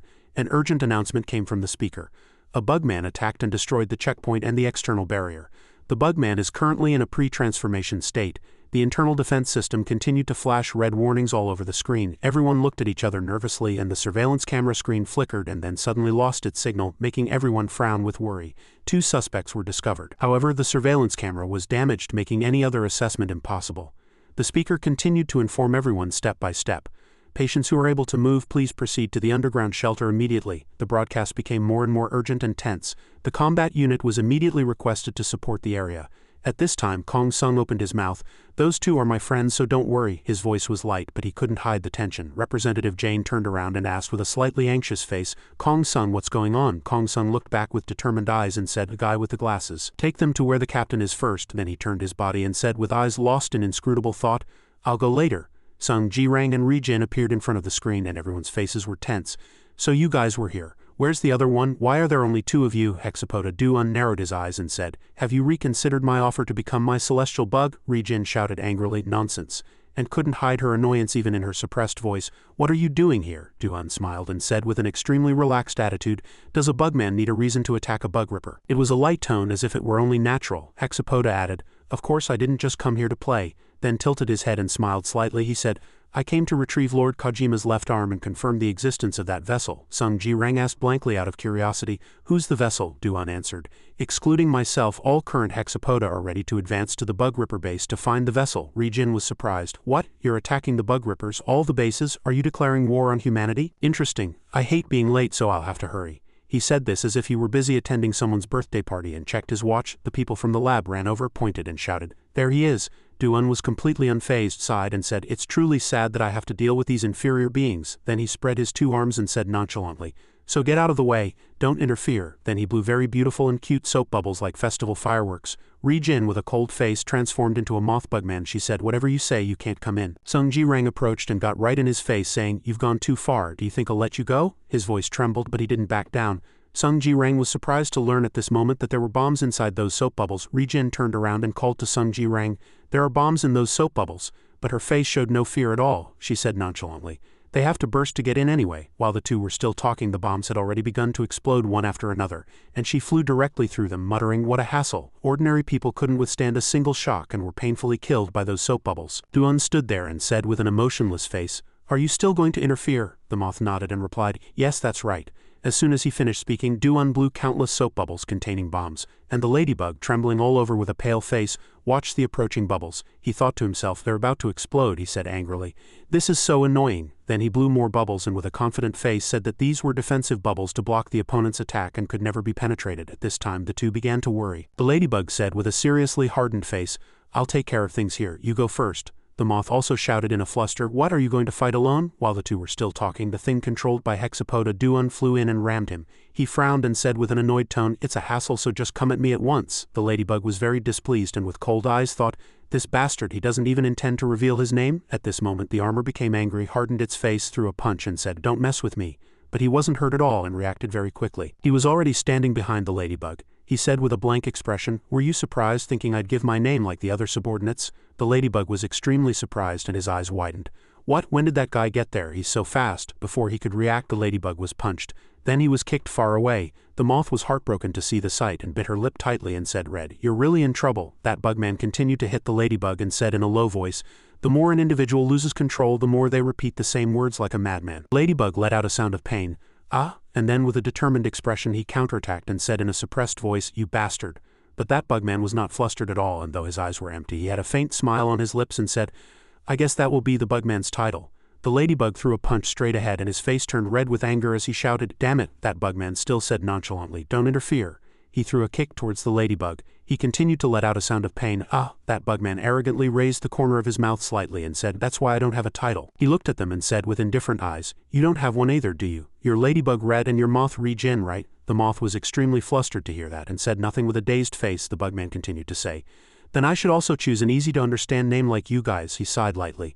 What would be good? How about just Bubble Cicada? Yes, Bubble Cicada Bugman, he said with a confident, proud look. In this form I have one more skill besides soap bubbles. It's not a good name, but, as he spoke about that skill, suddenly the ladybug with a determined face gritted his teeth and said, I'll show you. Then he flew in and said in a suppressed voice, it's useless, did you warn your friend? The moth at this time still hadn't grasped the situation and asked with a flustered face, what's wrong? He said, it's the frog jump. This proud frog jump skill allows me to jump up to the tallest building. The Bubble Cicada's eyes flashed and he said confidently, can you block that kick with all that power? Then he continued to fly in. He charged faster than a missile, creating a huge shockwave. The ladybug was extremely worried and with both eyes flashing said, damn it. The ladybug at this time returned to his human body, and with a face contorted in pain said, I followed the path of Asura to test my limits, Sung Ji-rang thought, but I just kept getting beaten up, undefeated champion my ass. Sung Ji-rang with a cracked body trembled and hugged himself because of this. The ladybug at this time took off his face protector and said with a calm but firm gaze, this heavy and cumbersome shell is not my fighting style. I am a fighter. A heavyweight fighter. The bubble cicada stood still unfazed and the moth had already collapsed. He approached Ri-jin, lifted his foot and said coldly, this is the end. Then he used the reverse jump skill, rushed towards the moth very quickly and stomped on the ground hard. But when he stomped, the moth's body was nowhere to be found. It turned out that the ladybug had appeared and attacked him. The cicada got angry, frowned and said, ha, what is it this time? The cicada got angry. He sighed tiredly. I'll be working late again today. From a distance, the ladybug left with the moth, but he didn't leave, his eyes full of determination. He put her down in one place and said something. Then he came back to the bubble cicada, who was slightly surprised. Then the bubble cicada smiled happily, his eyes flashing as he exclaimed, ho ho ho, this is getting interesting. The ladybug was extremely angry, his face full of killing intent. Then he said, I'll end it in one blow, there's no overtime. When a woman named Hannah was engrossed in her work, a cold voice was heard. Hannah, she whipped around and said with a face full of annoyance, you're not gone yet, can't you see I'm busy with my research? Sung Ji-rang stood there with a curious and dazed face. He said, if you eat that lump-like thing, will you really become stronger? Hannah didn't even look at him and threw out a word. Of course, who made it? She picked up a bug, and as if showing off a special object, her eyes flashed and she said, all the punks went through that. Then she came closer, held the bug towards Sung's face and with a mischievous and cunning look said, you try it too. It doesn't taste good, but I guarantee the power is really good. Sung Ji-rang at this time with a pale face instinctively backed away and said, don't bring that near me. Why should I eat that? At this time Sung Ji-rang clenched his fist, looked ahead with a serious and determined face and said, I will become strong on my own. Do as you please. Hannah sneered and smiled mockingly. You'll soon hit your limit. Sung Ji-rang was surprised and dazed. What do you mean by that? Hannah put the bug back into the test bottle, her face calm. She said, this larva is just a drug that temporarily lends you strength, she continued to explain, her eyes sparkling cunningly. When your craving for power reaches its peak once again, you will break your own limits. Then she looked at him, raised the corner of her mouth slightly and smiled, saying, that is the second awakening. Sung Ji-rang was speechless. He remembered when he was inside their bodies and said with a thoughtful look, he really broke through. He broke through right then. The bubble cicada said as if to prove it on the battlefield. His face was contorted as if he had chewed on a lemon. This is quite strange. Then he sighed. A hassle. Then the ladybug stood there, had a dazed expression for a moment, and then said nonchalantly, my body is much lighter, I feel like I can fly. Then the two bugmen attacked each other together and the ladybug dodged the skill. He said, this can block me. I don't need to dodge anymore. Then he began to attack. He threw a punch but missed and the cicada easily dodged it. Then he threw another very fast punch at the cicada's face and he couldn't react and fell straight to the ground. He got angry, his face turning red as he exclaimed, At this time he was really mad and shouted, stop it, it's really too much of a hassle. Then he flew towards him very quickly. The ladybug frowned and said, where are you going? At those words the bubble cicada was extremely surprised and his face hardened. He hadn't expected the ladybug to dodge so quickly. Before he could even come to his senses, the ladybug hit the bubble cicada very hard, creating a large shockwave on the ground below. The cicada lay still as if he had been shelled and shouted angrily, don't get cocky just because you broke through once. The cicada continued to fly in. He said with a face full of killing intent, I've broken through countless times, you know. Then the cicada used a new skill to approach. The ladybug continued to block and dodge. The two fought, and the bubble cicada continued to blow bubbles while the ladybug used his red leopard to charge. The fight between the two sides was currently a stalemate, but the ladybug, with a face flushed with anger, said, these soap bubbles are really driving me crazy. He stared intently at the cicada's stomach and said with a surprised face, are these soap bubbles boiling? The cicada spat out a mouthful of blood and shouted in pain. At this time his neck was swollen red, and with a face full of anger he looked at the person who had hurt him but could do nothing. At this time the ladybug frowned and said, I can't listen to your title anymore. The bubble cicada was mentally and physically wounded, and after shouting in pain and vomiting blood several times he turned into a huge explosion. The ladybug gradually turned into a human, returning to the form of Sung Ji-rang. Ri-jin saw it and said, he defeated Hexapoda's celestial bug? She was extremely surprised, her mouth slightly agape in disbelief. But suddenly the sound of footsteps was heard next to her and a strange person approached. It was Kong Sung. Hey, what are you doing? Ri-jin smiled and said, the fight is over. He defeated Hexapoda, isn't that amazing? He completely overwhelmed him. Suddenly Kong Sung said, get up. Kong Sung suddenly turned into another person and said quickly. His eyes were bloodshot and Ri-jin was extremely scared, surprised, and looked ahead, her eyes rolling back. In front of her and him was the bugman army that covered the sky. Sung Ji-rang was in his human form after fighting the powerful Hexapoda. Beyond the smoke he was surprised. What's wrong? He finally saw the face of the person who followed him. he said proudly. The fight is over. He laughed loudly and said, I won. He had a very surprised face. He opened his mouth. What is this? Suddenly he collapsed. A woman named Hannah stood in front of him and said, I'm sorry, this is the only way to make him acknowledge my research. In front of them, numerous insect troops were flying in the air, filling the sky. Jin said with a very surprised face, what on earth are those bugmen? Are those all celestial bugs? At this, Kong Sung answered, no, they're not bugmen. They feel similar to the larvae that were at the 6th. He asked again. So you're saying those larvae have metamorphosed? Suddenly, a missile flew toward the swarm of flying bugmen, blowing them up. From behind, someone gave a personnel report. People from the lab appeared and said the total number of combat troops at headquarters is 65. This is all we have, a man from behind asked. Reinforcements at his research team's speed. We've requested support from all regions. But it seems they're all in a similar situation as us. Every location is fighting dangerous celestial bugs, Representative Jane said as she ran with her secretary. Damn it, this number of personnel is impossible, someone shouted in surprise. Why is the grandmother in there? When they went inside, people found Avrado was also there. Everyone went up. Seriously? Jin said angrily. So we have to fight alongside those bastards? Kong Sung said without a change in his expression. Yes, please. Hearing this, Pio said angrily, what do you mean please? While the two were talking, the swarm rushed at the people. She shouted, they're coming. Then she used the Gujiam Gung technique to block them, preventing the attack from penetrating deep inside. Countless bugmen were hit by her energy blast and fell freely to the ground. A few easily broke through. Scared and angry, she said, they broke through. The monster appeared right in front of her and roared. Pio had to use another technique to push them back. Suddenly, Kong Sung's bugmen appeared and swarmed everywhere, devouring the monsters. He was surprised. So many black ants have appeared. It's Kong Sung. He summoned and gathered them all, then used the black ants to attack the bugmen directly. The scene before them became extremely chaotic. The ground shook and the air seemed to freeze. The beastmen madly broke through the protective shield, roaring and attacking the people. Amidst the chaotic shouts and dust, the people fought back resolutely, their eyes filled with tension. Inside the empty laboratory, only the sound of urgent footsteps could be heard. A woman looked around and shouted in a sharp voice. With a serious face, she said, go quickly. Some were still doctors, still working hard amidst the confusion. While dragging and moving the sample arms from the experiment, something strange suddenly happened.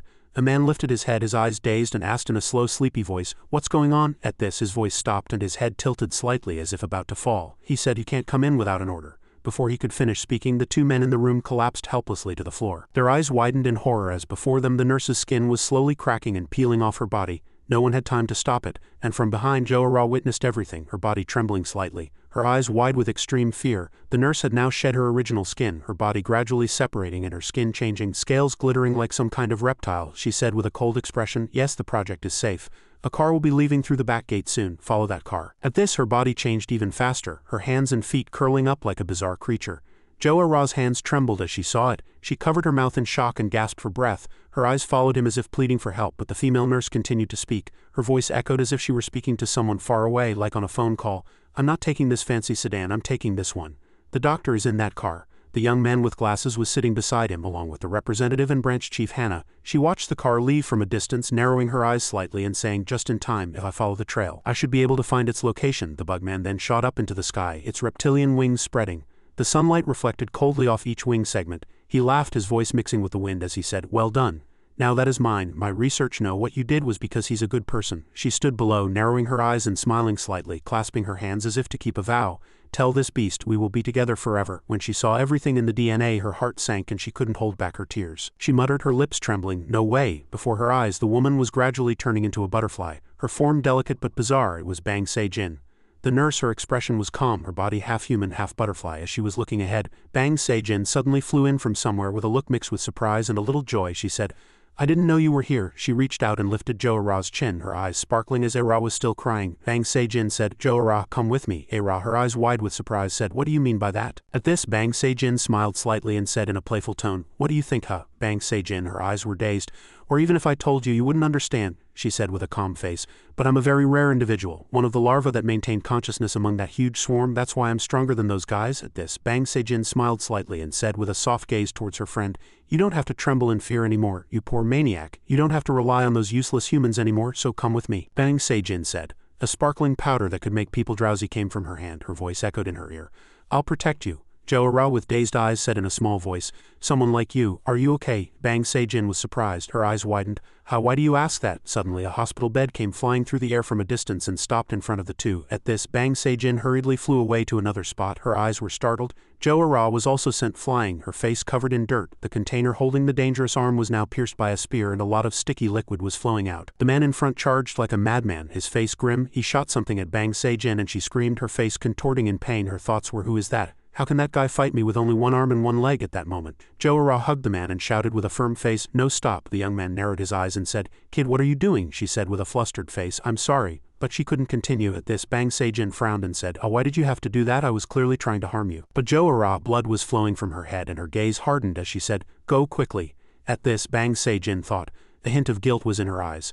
"You got hurt because of me." Then she quickly flew away to another place to escape, her face worried yet resolute. Before escaping, she looked back again and saw her friend Jo-ra, seriously injured, her face pale, looking like she was about to lose consciousness. But she didn't stop at all and continued to fly away into the sky outside. Returning to the other scene, the situation was chaotic between the swarm of monsters and the lab security guards. The monsters were rampaging madly, not caring about anything. Their eyes were bloodshot as they grabbed the guards' arms and guns. On the guards' side, everyone's face was grim, but they didn't yield as they fought back. The two sides fought each other, sweat and blood mixing. The man in front growled, his face filled with anger, and said, "These bastards, why don't they die? This is horrible." Another young man next to him said with a thoughtful look, "Aiming for the head is useless against them. They just get back up even if they fall. It's really scary." But even as they said that, they didn't stop at all. They continued to fight the monsters. Suddenly, a man flew in from a distance and with a cold face cut off all the monsters' heads. It was Kong Sung.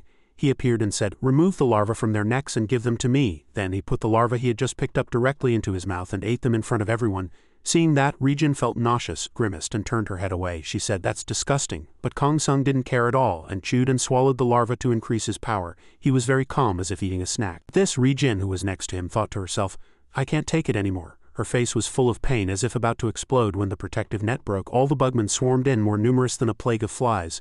Damn it, they had many eyes and many noses. If this were reality, people would have been horrified to see these things with so many hands, feet, eyes, noses, and teeth. It was like a combination of bizarre toys. When Ri-jin couldn't stand it any longer, she too inadvertently absorbed some power, and she officially molted, transforming into a new generation bugman, the silkworm moth. Her eyes shone brightly like LED lights. Elsewhere, 4 people were leaving together in a car.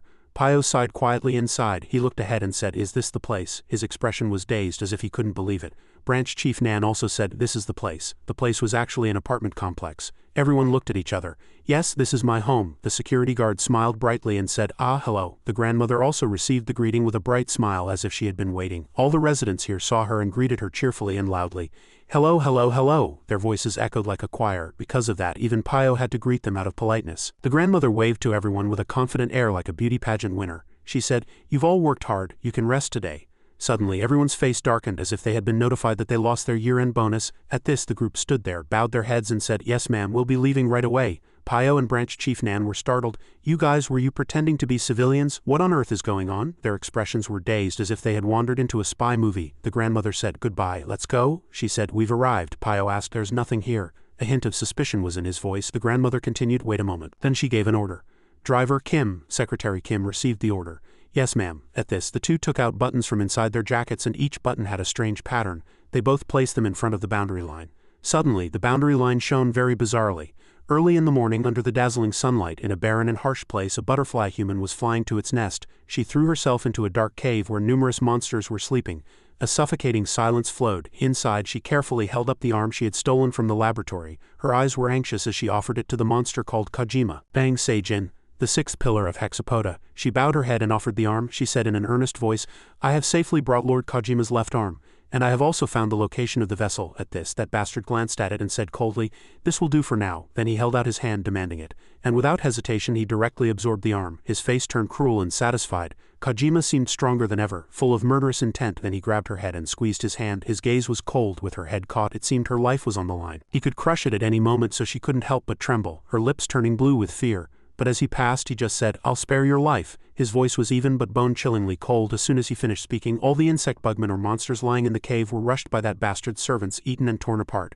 It was a gruesome sight. The bugman Kojima said, "Lead the way." She stayed still without asking, her eyes trembling, but she didn't dare resist. Then he continued, "To where the vessel is." As his words echoed, a very long and narrow staircase appeared before them, leading into the darkness with no end in sight. The 4 people quietly went deep into the stairs. Pio frowned and said, "I can't believe there's a secret basement like this in this building in this dry season." Branch Chief Nan said calmly at this time, "I'm used to this kind of thing by now." Her voice was calm and emotionless. The grandmother smiled faintly and said, "This is my first time coming here in person too. I'm sorry to make everyone go through this trouble." Branch Chief Nan nodded slightly. She said, "It's all right, Madam Chairman." She said in a soft voice, "This building was built on the site of the Ant Nest Strategy Lab that burned down in the past." Her voice was calm, as if telling an old story. "This is the Naiman apartment complex. It's where Kong Sung and I live, and it's where Gami-chan is imprisoned."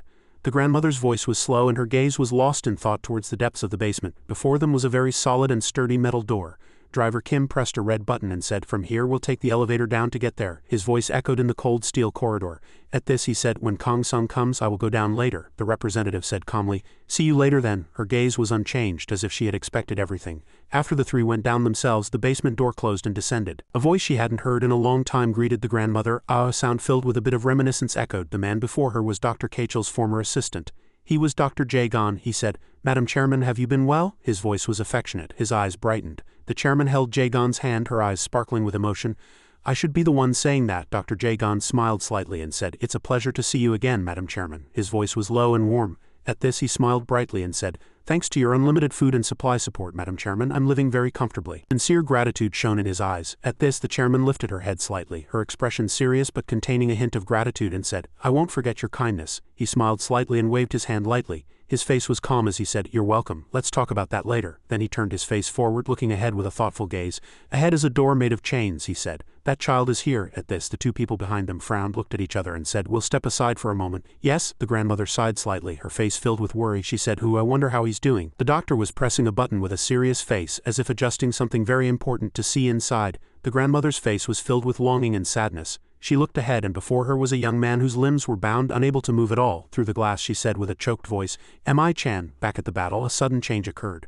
Moth Ri-jin urgently shouted that the ant nest was gradually disappearing. She looked around in a fluster and said, "Kong Sung, where are you?" Then she charged in with a determined face. She cut down the monsters. Kong Sung was eating the bugs, the spoils he had obtained from killing the monsters. His eyes were filled with ecstasy. He ate and absorbed them like a madman. Then he raised his hand and said in a clear voice, "Gather." All the black ants around him formed a giant vortex circle centering on him. He roared in pain, his eyes bloodshot, and his body was evolving and transforming. At this time Moth Ri-jin stared with a blank hardened face and said, "What's that form?" Kong Sung nodded and said with a slightly proud face, "Thanks Ri-jin, I've evolved." Then he said, "Follow me." As soon as he finished speaking, he suddenly disappeared from before her eyes, leaving only the wind behind. She panted and shouted, "That idiot, how am I supposed to follow if he goes that fast?" The two flew through the air, handling everything very simply, their actions agile. The people below said with wide surprised eyes, "Who on earth are they?" "They dealt with the bugs in an instant and left." Another person shouted, "They're reviving." A young man was surprised. "What, Samuel, what's wrong?" The other young man stammered, "I don't know either." But they were reviving in human form. Returning to the lab, the grandmother looked at her grandson before her with a sad face.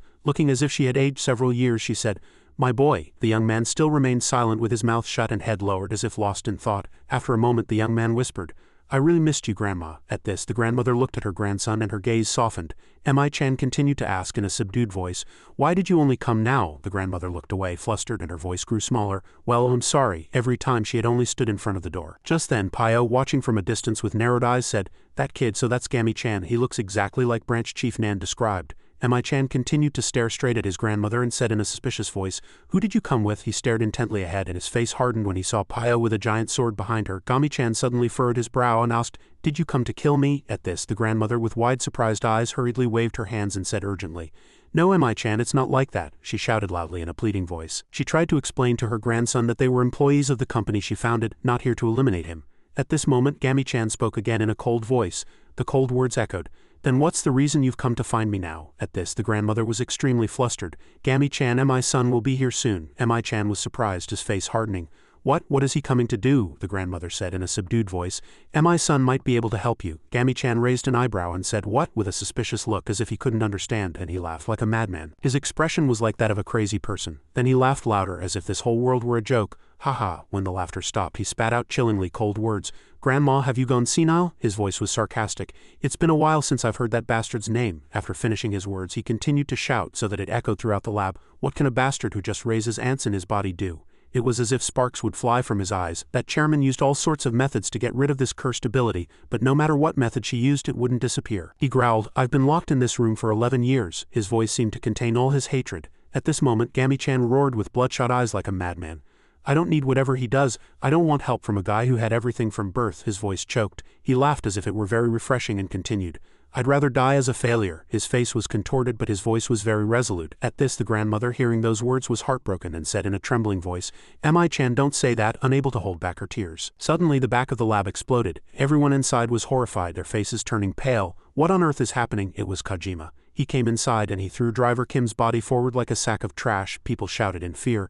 Mr. Kim, Secretary Kim. The situation became chaotic. Everyone was extremely worried, but the branch chief blocked the way in time and said urgently, "Madam Chairman, step back." Her face was serious. As Kojima came closer, everyone trembled in fear. "No way, could it be that man?" Almost everyone in the room held their breath. Everyone stared ahead with wide eyes and no one dared to breathe loudly. Mi-chan spoke, "The complete bugman, so you're the one." His words were like a blade. Pio drew his sword at this moment, his hand trembling slightly. Branch Chief Nan also prepared herself and said, "Protect the chairman." Her voice was resolute. Kojima said, "My hero." Like a whirlwind he used his power and flew forward. Pio was struck and let out a painful kook, his mouth agape with a look of disbelief. Then he used a technique to blast Pio, leaving him covered in blood. With numerous wounds, it was a hellish sight. People shouted, "No, chairman!" The sound echoed everywhere. The chairman, she was already collapsed, her body unmoving at this time, everyone said worriedly. "Chairman, wake up, chairman." Her voice was as if stuck in her throat. The grandmother's body was cut in the middle and split in two. Everyone was speechless at the sight. The evolved Kong Sung was floating in the air, his heart pounding violently. His eyes kept shaking and his expression was stiff.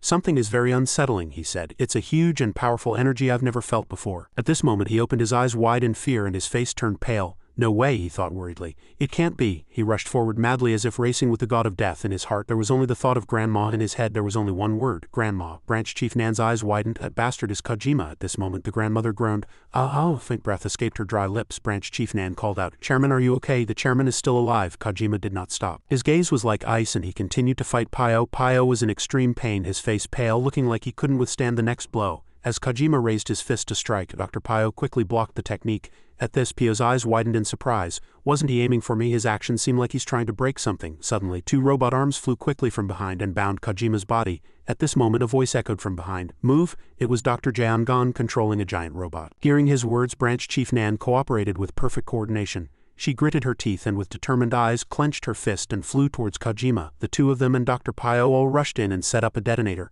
He was attacked by their techniques simultaneously and was in great pain, his face contorting and his body trembling. At this moment Dr. Jaeon-gon said, "You two, hurry and take the chairman and get out of here first." Dr. Pio said worriedly, "But what about him?" At this time Jae-gon said, "Gami-chan tried to escape in the emergency but the door didn't open due to a system error." Then Jae-gon continued to shout, "I'll take care of the rest, so everyone hurry and escape." Everyone heard him, picked up the chairman and left very quickly, leaving only Kojima, Jae-gon and Gami-chan. At this time Jae-gon said, "I never thought the day would come when I'd have to use this method." Then Jae-gon said, "Chan, if you stay still there, at least you won't die." Mi-chan's face turned pale and he stared ahead with empty eyes. Dr. Jae-gon said, "Dr. Kachul, I think it's time for me to follow you." Then he looked at the red button in front, clenched his hand into a fist and slammed it down on the red button, saying, "Please forgive this unworthy disciple for following you only now." Suddenly his hand trembled. He said, "Why won't my hand suddenly move?" A woman named Hannah caught his hand, stopping him, and said, "Self-destruction is a bad thing." At this moment Gami-chan slowly stood up and said with icy eyes and a resolute face, "I won't fall into a trap a second time." Dr. Jae-gon was terrified, his face aghast. He stammered, "How? Why was Gami-chan able to escape?" Hannah smiled, a hint of pride in her eyes.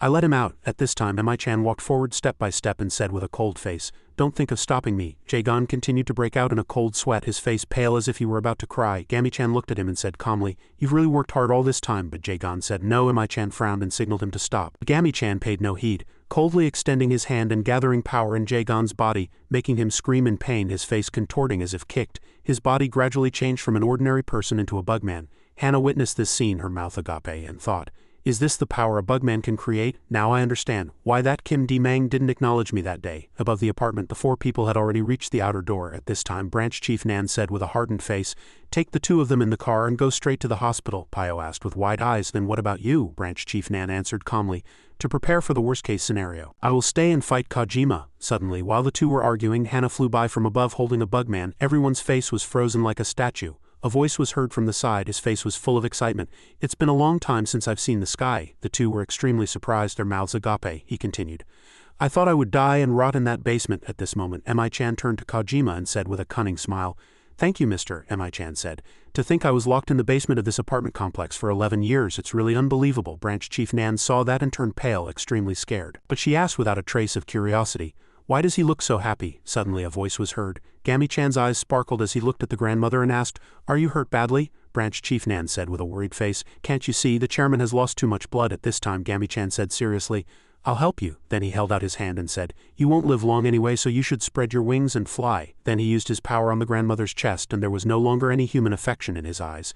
You have to give me a chance to get my revenge. The two reacted very quickly, and with hardened faces jumped to the other side saying, hurry and dodge. When the two dodged, a bird flying in the sky stopped, was hit by the technique, and suddenly turned into a very terrifying bugman. Mi-chan at this moment said with wide surprised eyes, oh, it's a success. Branch Chief Nan saw that, her mouth agape, extremely scared. What is that? Why did a bird turn into a bugman? Pio was just as surprised, stammering.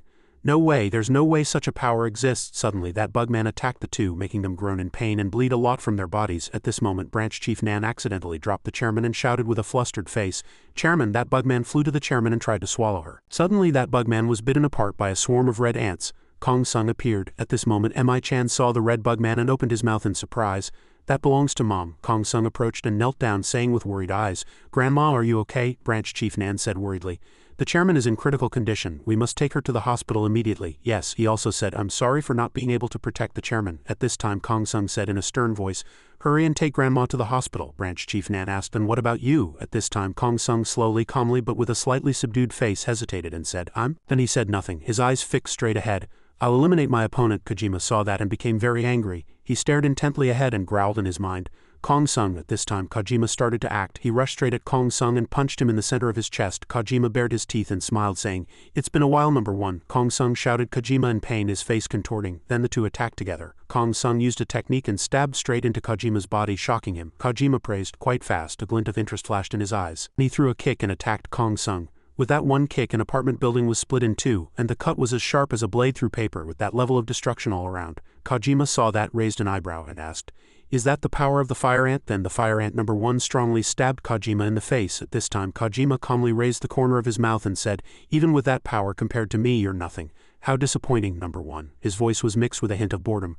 Then he used his own hand to slash the center of Kong Sung's stomach, causing him pain. He grimaced and was sent flying far away. With that one blow he pierced through 3 apartment buildings in a row. Kojima did not forgive him, and with bloodshot eyes flew straight to his side and slammed his fist down, knocking him to the ground. He let out a scream of pain. Kojima continued to stomp on him and said, I really respected her. Every time I saw her, the dream of wanting to become a hero inside me was revived. Then Kojima said, In other words, since I couldn't become a hero, don't you dream of becoming one either. His angry gaze turned vicious. Then he continued to hit Kong Sung and said, Die, and then with one blow he split him in two. He sliced Kong Sung's neck with his hand. Kong Sung's head was severed and flew far away, but a new head sprouted from his back and he said, It's useless. His face flushed red as he looked ahead and said coldly, Where do you think you're playing tricks? After that, Kong Sung pierced the center of Kojima's chest with his sword. There was not a hint of hesitation in his eyes, and Kojima howled in pain. Then Kong Sung commanded the ant swarm, Kill that bastard. Countless ants poured out of his body, enveloping Kojima and devouring his body ravenously, making him howl in pain. Just then Kong Sung let out a sigh of relief, but at that moment Kojima's voice was heard from another place.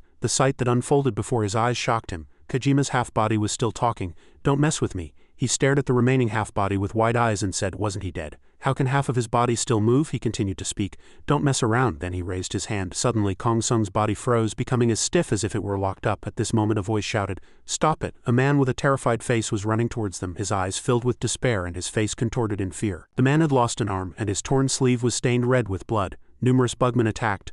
A voice was heard. It was as cold as a blade cutting through the night. From now on you will be food for the bugs. A man appeared before him. He looked confident, as if he had been waiting for a long time. You've come, the 10th one. The man was afraid, his legs trembling, unable to even stand properly. He pleaded, Please spare my life, you lost one arm. Is that still not enough? At this moment that bastard had a devilish face. With a distorted face and a chilling smile he said, Don't you dare treat us as if we're on the same level as you lowly things. Today I will offer a bastard like you to become a parasitic bugman.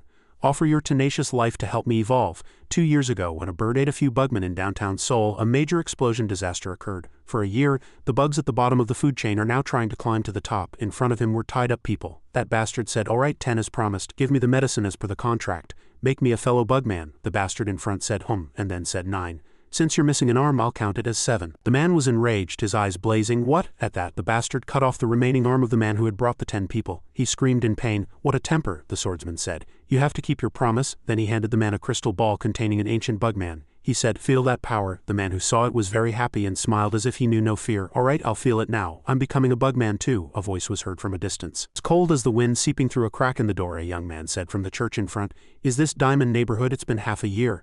As the bastard opened his mouth to swallow the bugman, everyone was suddenly bound by something like silk thread. It was the silkworm moth, she said. Let's exterminate the bugs. At that, the group of bugmen became afraid, their eyes wavering as they said, hey, it's the bug rippers. Before they could even react, another man flew in and shot their heads countless times. A bugman said, you idiot, we're bug rippers, not bugs. A bugman became enraged. With a face hardened with anger, he said, who the hell do you think you are to interfere in our business? You bug ripper bastards, I'll send you all off together. With murderous eyes, he charged forward and shot the remaining bugmen countless times. One person said angrily, do I really have to use this? I feel so stupid. The electric bugman Park Min-woon's face turned red with anger as he said, if the lines are tangled, just untangle them. How dare you talk back to Deputy Captain Ha? Watch your mouth. An angry voice echoed loud and clear. Both of you stop it. It's already been half a year since our team started its activities. Even after that, people continued to fight and the screams continued to echo. He furrowed her brow and said with a look of realization, that's right, I forgot about those bastards. Then, while continuing to fight the group of bugmen, she said, that bastard is the reason we're here. Park Min-woon, with a murderous face, his eyes wide, stared straight ahead and said, I can't believe you were the black ant.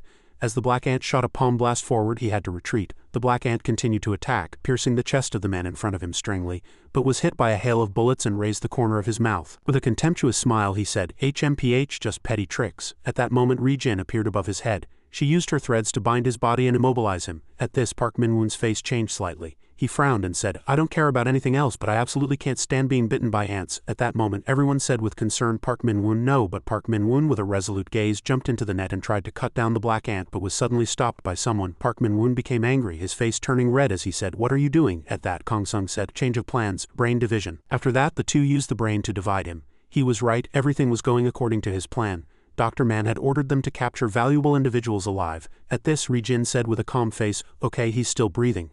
Then I'll see you all at the construction headquarters. I have to go somewhere first. Yeah, it's been a while since you've been to Iman neighborhood, so be careful. A man frowned and pouted his lips. Hey, I really don't like that guy. He always acts so high and mighty. I think that description fits you better. Ri-jin raised an eyebrow slightly and looked at him, saying, do you think Kong Sung is just pretending to be strong? He's just the strongest person. Inside the bathroom, warm water poured down, washing away the bloodstains on the man's body. His expression was as cold as stone. He remembered a woman saying, am I son? She kept saying, am I son? Her voice echoed in his ears like a memory from the past. After that, everyone said in fear, get him off right now. They shouted as if watching a horror movie. My son was caught, and Jo-ra was tied up in front of him. It's been a while, a smooth voice echoed. It was Pio, you've worked hard. Then the glass window came down. Everyone was so surprised their mouths fell open and they said, hey, what's going on? My son suddenly became enraged, his face turning as red as a ripe chili pepper. The promise to find Grandma and the promise to protect A-ra. At that, people aimed their guns at him and said, don't move or I'll shoot. But Park Min-woon pointed his sword at the black ant and said, or I'll stab you. His voice was as if he would bite a person. Pio said, stop it. He was in pain and his gaze seemed to be groaning, but Kong Sung, as if he couldn't forgive him, grabbed him by the collar like a sack of rice and lifted him up. After everyone left, he just said, wait for me. A long time later, someone asked, are you okay? Pio said from beyond the glass room, I've been hated by him again. My son looked at the half-screen in front of him and said, she lost her memory? His gaze was full of doubt. The old man said, well, we'll have to wait and see, but that's my opinion for now. You said you found her inside something like an egg sac or a cocoon, right? In that case, she might have metamorphosed into a complete insect. At this, my son was extremely enraged, clenched his two fists and said, what did you say? Ri-jin was also surprised. With wide eyes, she said, that can't be. I've never heard of anything like that. But the doctor said, I've researched a lot about bugmen, but this is the first time I've seen a case like this. The bugman in front of them kept saying, my son, and then went on a rampage. The old man said, it seems your name has become her nickname. Inside the bathroom, he couldn't escape from the sad memories of the past. His face was expressionless, as if his emotions were frozen. He changed his clothes and lay down on the bed to rest. Suddenly, Ri-jin opened his door and shouted, hey, you haven't eaten anything for 2 days, have you? Her voice echoed throughout the house. That moment, Kong Sung said, be quiet. He was surprised and said, are the other kids coming here soon too? In front of him were numerous cups of ramen. Suddenly, a bugman flying over the city was struck by lightning and couldn't get inside. Kong Sung was surprised, and his eyes glinted as if he had spotted an enemy. It's been half a year. Ri-jin reached out and called Kong Sung, bring A-ra, but she couldn't stop the metamorphosis. She disappeared and then returned to her original form. Kong Sung said sadly, I couldn't protect her. At this, my son became enraged. With a hardened face, he said, I will definitely find that bastard Gami-chan. Ri-jin heard those words, looked slightly worried and fidgeted with her hair, but he said that everything would be resolved. Ri-jin laughed at this time. Then she stroked his head and said, that's just like you, you're amazing. She comforted him for a moment and then said, be careful on your way. As she stepped out the door, she sighed and said, what a fool. The corners of her eyes turned slightly red. She thought sadly, you look like you're about to cry. A scream echoed from inside the room. Ah, Jo-ra, she was shouting inside the lab, growling like a beast, and the old doctor man said, she's still in an incomplete awakened state, so I need to find out what kind of species she is. Then he frowned in disappointment and smiled sinisterly. Then he raised his hand, looked ahead and said, let's see. He was slightly surprised. Suddenly her body transformed into a millipede-like species with numerous legs. A very happy and sinister smile spread across his lips. In Bengtson a rough breathing sound of ha ha ha was heard and his face was tense. A man's eyes, desperately running away, were filled with fear. He was a bug ripper employee. He held a gun tightly in his hand. Sweat dripped down his forehead. Then he shot his gun forward and said in a voice filled with despair and anger, "Die." He was shooting at a bugman. As that bugman fell, a triumphant look appeared on his face. Then he said, "Come on, try me again. You damn bastards, I'm a bug ripper." He walked arrogantly and said, "I'm not the least bit afraid of you guys." The corner of his mouth curled up arrogantly. Suddenly a foot appeared behind him, and his gaze stopped ahead. He opened his eyes wide in shock.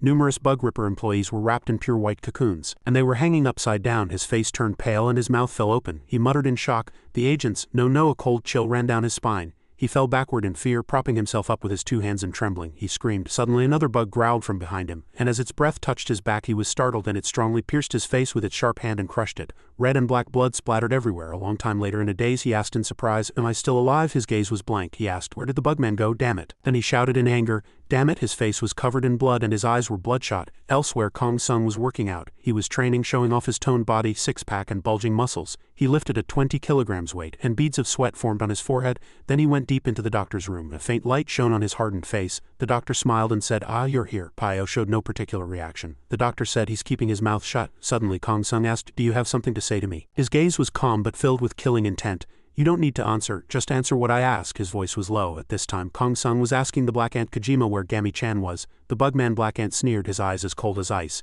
"You mean that little kid?" Then he said something, and Mi-sun suddenly became enraged, his two eyes becoming bloodshot, leaving only the whites. He said, "What did you do to Ara?" At this time the bugman approached, smiled and said, "I am merely a person who conveys his will. My mission is to tell you what he wants to say to you." Black Ant said, "There are no more heroes." His voice was flat but his gaze was sinister. Suddenly, Bang Se-rin ran in, her face full of concern, and said, "We've completely lost contact with the special agent team dispatched to Kyoto." She continued to say, "We have to go and see what's going on." He said, "All right, I'll go up." His voice was resolute. Suddenly he looked towards the doctor and felt something was strange. His gaze sank, but the special forces had to leave because of the mission. He made a call to another place and said, "And Sei-he, how's the situation over there?" The bugman and Sei-he said, "What on earth is this? The entire mountain is covered in spiderwebs." He said, "Mi-sun needs to come here himself." He said, "All right, I'll send the coordinates." At this time Sei-he was hanging from a spiderweb and shot a gun at a part of it. He said, "All right, I broke through." Suddenly, that spiderweb reconnected as if it had never been broken. He was surprised. "What's going on?" He opened his eyes wide.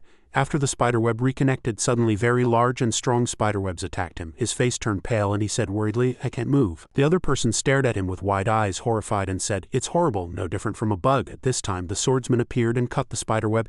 He raised the corner of his mouth and sneered, My, if our ordinary friend wasn't here we would have been in big trouble." At this time he said, Thanks, I've arrived at the scene." His face was calm as if everything had been calculated. When the Black Ant unit appeared they were on guard and at the same time looking for the agents who had lost contact. In front of them were numerous spiderwebs. Mi-sun had a serious face but his eyes were still moving quickly as he said, "First, we'll proceed with rescuing the agents." While being wary of Choi Sung-gun, got it. He sensed the bugman's presence. When he arrived there his face hardened and he said, "I feel something here." A bugman suddenly shot up from under the ground. When he arrived there his face was extremely enraged. "You damn bug ripper bastards, don't even think about getting out of here today." At this time he frowned and said, "Are they all bug rippers?" Then everyone moved to their respective positions. Kong Sung suddenly shouted, his voice urgent, "All bug rippers, maximum instinct 20 open." Minwon's necklace on his neck. Rien and Sei reacted and transformed into bugmen, but their transformation state was incomplete. Riel Jin attacked first. She used her threads to bind the giant bugman's body tightly. Then Minwon charged. He told Rijin to hold the creature tight. Silkworm Moth. Minwon unleashed a series of slashes at the bugman. After finishing his attack, Minwon stepped back. He shouted excitedly, "Dragonfly." Sei immediately sprang into action. Energy gathered in Sei's gun, going in now. Sei fired a single energy blast. The energy stream he shot flew straight towards the scorpion bugman's body with terrifying power. Minwon watched this energy and smiled in satisfaction. He's reliable. The next moment, the scorpion bugman's tail flew rapidly toward Riel Jin and Minwon. As its tail struck down, Rien and Minwon quickly jumped up to dodge. Sei shouted, "Be careful." The scorpion bugman's pincer charged at Sei. The pincer's speed was so fast that Sei didn't have time to react. "I can't dodge this," he thought to himself. Just then Kong Sung leaped down, using floating rocks as footholds. He swung his sword at the scorpion bugman's pincer, deflecting the attack. He had successfully saved Sei. Kong Sung landed on the ground. Minwon was startled. "What on earth is that monster?" Rijin was also shocked. "Our attacks didn't work at all." The scorpion bugman stood before Kong Sung's group completely unharmed. It spoke in a contemptuous voice. "Kakaka, you foolish things, your pathetic attacks are useless against me." It arrogantly revealed its name. "My name is Viber Sandstalker." It was also a celestial bug. Viber spoke in a triumphant voice. "This is the excellent body chosen by Lord Kojima." Say couldn't understand. It's clearly a scorpion. And those spider-like monsters from before weren't bugmen only insects, Minwoon immediately explained. Not necessarily, that's just a general term because the common forms are more numerous. Kong Sung opened his mouth. Minwoon is right, I've seen a few like that myself. Kong Sung's tone was serious. The Gammy-chan of today is probably an individual several times stronger than that thing, Viber shouted in anger. Ha, that's ridiculous. He smashed a rock in front of him with his pincer and yelled loudly. There is no one stronger than me. Minwoon and Rian were now behind him. Minwoon said with contempt. This stupid thing is all brawn, he shouted. He's way slower than us. Viber's tail flew in. He swung his tail like a sword, attacking Rian and Minwoon. Riel Jin and Minwoon were hit by the attack and fell down together. Say shouted their names. Viber said triumphantly, is this fast enough for you? Minwoon and Rian landed safely, but they were severely weakened. Minwoon said in a rage-filled voice, damn it, if only we could awaken, you'd be nothing. Do you want to know what it feels like to be torn to shreds and die? I'll show you what real power is. As he was speaking, Minwoon suddenly coughed up a mouthful of dark red blood. Kook, Viber smiled in satisfaction. It seems the poison is starting to take effect. Even a small wound is enough to get poisoned. At that moment, poison was gathering in his tail. He shouted loudly, you will all die poisoned. Just then, several bullets lodged in his body. Say continued to fire at Viber. Viber sneered. Such petty tricks, he said, preparing to attack with his pincer. Don't even tickle me. But Riel Jin shot her threads, binding his arm, and joined forces with Minwoon to pull on it. Viber shouted in anger. Ha, these pests. Minwoon and Rian's entire bodies had now turned purple. Minwoon shouted attack. A current flowed from Kong Sung's sword. Kong Sung leaped down, aimed his sword at Viber's chest, and unleashed his detonator technique, releasing the current. However, his sword, far from piercing the creature's body, shattered into pieces. Kong Sung couldn't help but be surprised. It broke in two. Viber burned with rage. You bastard. He attacked Kong Sung with his tail, but Say blocked the attack for him. The two fell to the ground together. Say rolled a few times on the ground before quickly regaining his balance. Kong Sung shouted in a surprised voice, Kook Say. Seeing Say lying motionless on the ground, Kong Sung thought to himself, he jumped in to protect me. Kong Sung scanned the surroundings with his eyes. Riel Jin and Minwoon were both in critical condition. It was a dire situation. Kong Sung knew he had to do something. He gritted his teeth. I have to do something, but I can't do anything without a sword. Just then, Kong Sung saw his backpack on the ground. Viber approached Riel Jin and Minwoon. His giant shadow loomed over them. His tone was full of mockery. You miserable traitors. He swung his pincer and said loudly, I will offer you as a sacrifice, earn Lord Kojima's recognition, and ascend to become a hexapoda. At that moment, Kong Sung rushed in as fast as lightning. He was holding two knives in his hands. Kong Sung's attack speed was extremely fast, and he inflicted deep wounds on Viber's arm. His arm was torn to shreds by Kong Sung, and he screamed, It hurts. What on earth is this? Viber shouted in a resentful tone. You bastard, what did you do? Kong Sung's weapons, the two knives, had a bizarre shape. He crossed both arms in front of his chest and muttered, Kong Sung lowered his voice. He looked at Viber with enraged eyes, and a strange energy emanated from his two knives as well. He continued, will tear you to shreds. Before Kong Sung came to Bongungsan Mountain, he had opened his mouth with a surprised expression. That's, Dr. Man handed him a pair of knives and said in a calm voice, I made these for you, take them. Kong Sung confronted Dr. Man in an angry voice. Why did you take matters into your own hands? I could have gotten more information out of that thing. Dr. Man replied, I couldn't wait any longer. How could you not bring the ant eggs? He looked at Kong Sung with a meaningful gaze and said in a low voice, so I extracted them myself. Kong Sung was frozen, at a loss for words. Dr. Man cut him off firmly, telling him not to be so angry and that he knew it as well. He said in a slow voice, the ants in your body can no longer reproduce on their own. Now you just have a body that's a little sturdier than a normal person's. Do you think you can fight bugmen with that? That body is even useless against insect larvae. He handed Kong Sung a pair of knives and a backpack. From now on, the only way you can fight is by using this. I hope you understand that. Dr. Man handed the backpack to Kong Sung. He told him to take it. Returning to the present, Viber shouted in anger, You bastard, what did you do? Kong Sung rushed in, saying in a dark voice, I will tear you to shreds. He charged at Viber. He pulled one hand back and his eyes were blood red. Kong Sung inflicted a deep wound on Viber's remaining arm as if sawing through a tree, and he screamed in pain as that arm of Viber's fell to the ground. He couldn't contain his anger and shouted, Kook, you insignificant thing, how dare you? He then controlled his tail to chase after Kong Sung. To use the viper-proof technique, he quickly backed away. After that, Kong Sung easily cut his tail to pieces. Viber was so shocked his jaw dropped. Before he could react, Kong Sung charged in, plunged the two knives into his chest and knocked him backward. Kong Sung pulled out the two knives and Viber's blood splattered everywhere. Kong Sung's eyes were filled with rage as if a flame were burning within them. Viber no longer moved, and Kong Sung's form seemed to soften. He once again stabbed Viber in the chest with his knives, making him scream in pain. Kong Sung warned, Listen carefully. No matter how strong you are, you can't defeat us, he shouted.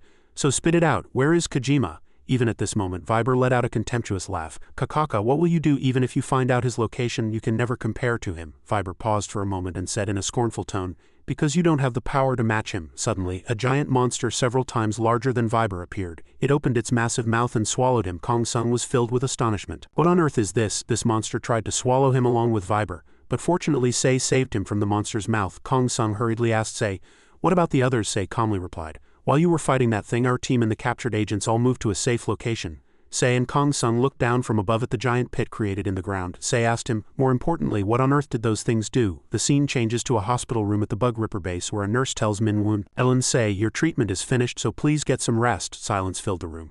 The three of them stared blankly at each other. To break the atmosphere, Min Woon spoke in a lecturing tone. You used it, didn't you, that damn weapon? He's completely looking down on us. Rian frowned and said to Min Woon, stop it. If Kong Sung hadn't done that, we'd all be dead. Min Woon touched the necklace with 2 fingers and gritted his teeth. Damn it, if we weren't treated like this from the start, I would have taken care of those things cleanly. Min Woon turned his body. He spoke with displeasure. Damn it, I could have finished off those damn celestial bugs and gotten my revenge, but to think I'd be controlled like this. He kicked the wall in anger. Bug Ripper, it's all their fault. At that moment, Sei spoke in a low voice, because we can be dangerous. I think we have to accept that. Sei said slowly. Min Woon turned to look at Sei and shouted, Ha, he asked Sei in anger. Hey Dragonfly, do you think it's right for us to be controlled like this? Sei replied in a cold voice. That's not what I meant. Min Woon's tone became mocking again. Or do you think you can become human again after working with humans? Min Woon reminded Sei. Don't forget what you did to get here. Don't pretend to be a normal person, Min Woon said in a sarcastic tone. How impressive. How many died back then? 2 Marine teams, 1 company. At this point, Rian told Min Woon to shut up, but Min Woon continued, you wiped out an entire high school class. Oops, let's see, you've killed more people than me. You deserve to be controlled. Rian couldn't take it anymore and grabbed Min Woon by the collar. Hey, I told you to stop. But Min Woon didn't stop and asked Riel Jin, did I say something wrong? Come to think of it, we're being controlled because of that guy. Riel Jin shouted loudly, that's enough, you bastard.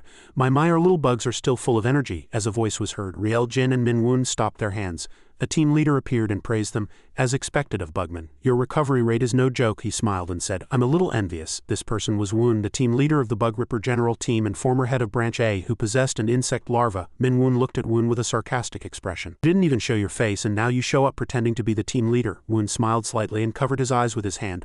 Right, I forgot your nickname. Was it cocky bastard? Woon said. Red veins bulged around Woon's eyes. He raised the corner of his mouth and smiled. That's a fitting name for you. If you want to fight, I won't stop you. It's been a while. How dare you ignore your team leader? A pair of wings appeared from his back. His right hand turned into a pincer, and his 2 legs also transformed into a bugman's legs. Woon raised his voice. Today I will properly teach you a lesson. Riemann coldly said to Woon, don't waste your energy. It's not scary at all, Min Woon said with contempt. Why is he suddenly acting like that? Needless to say, Woon was so embarrassed he wanted to hide in a mouse hole. He shouted loudly.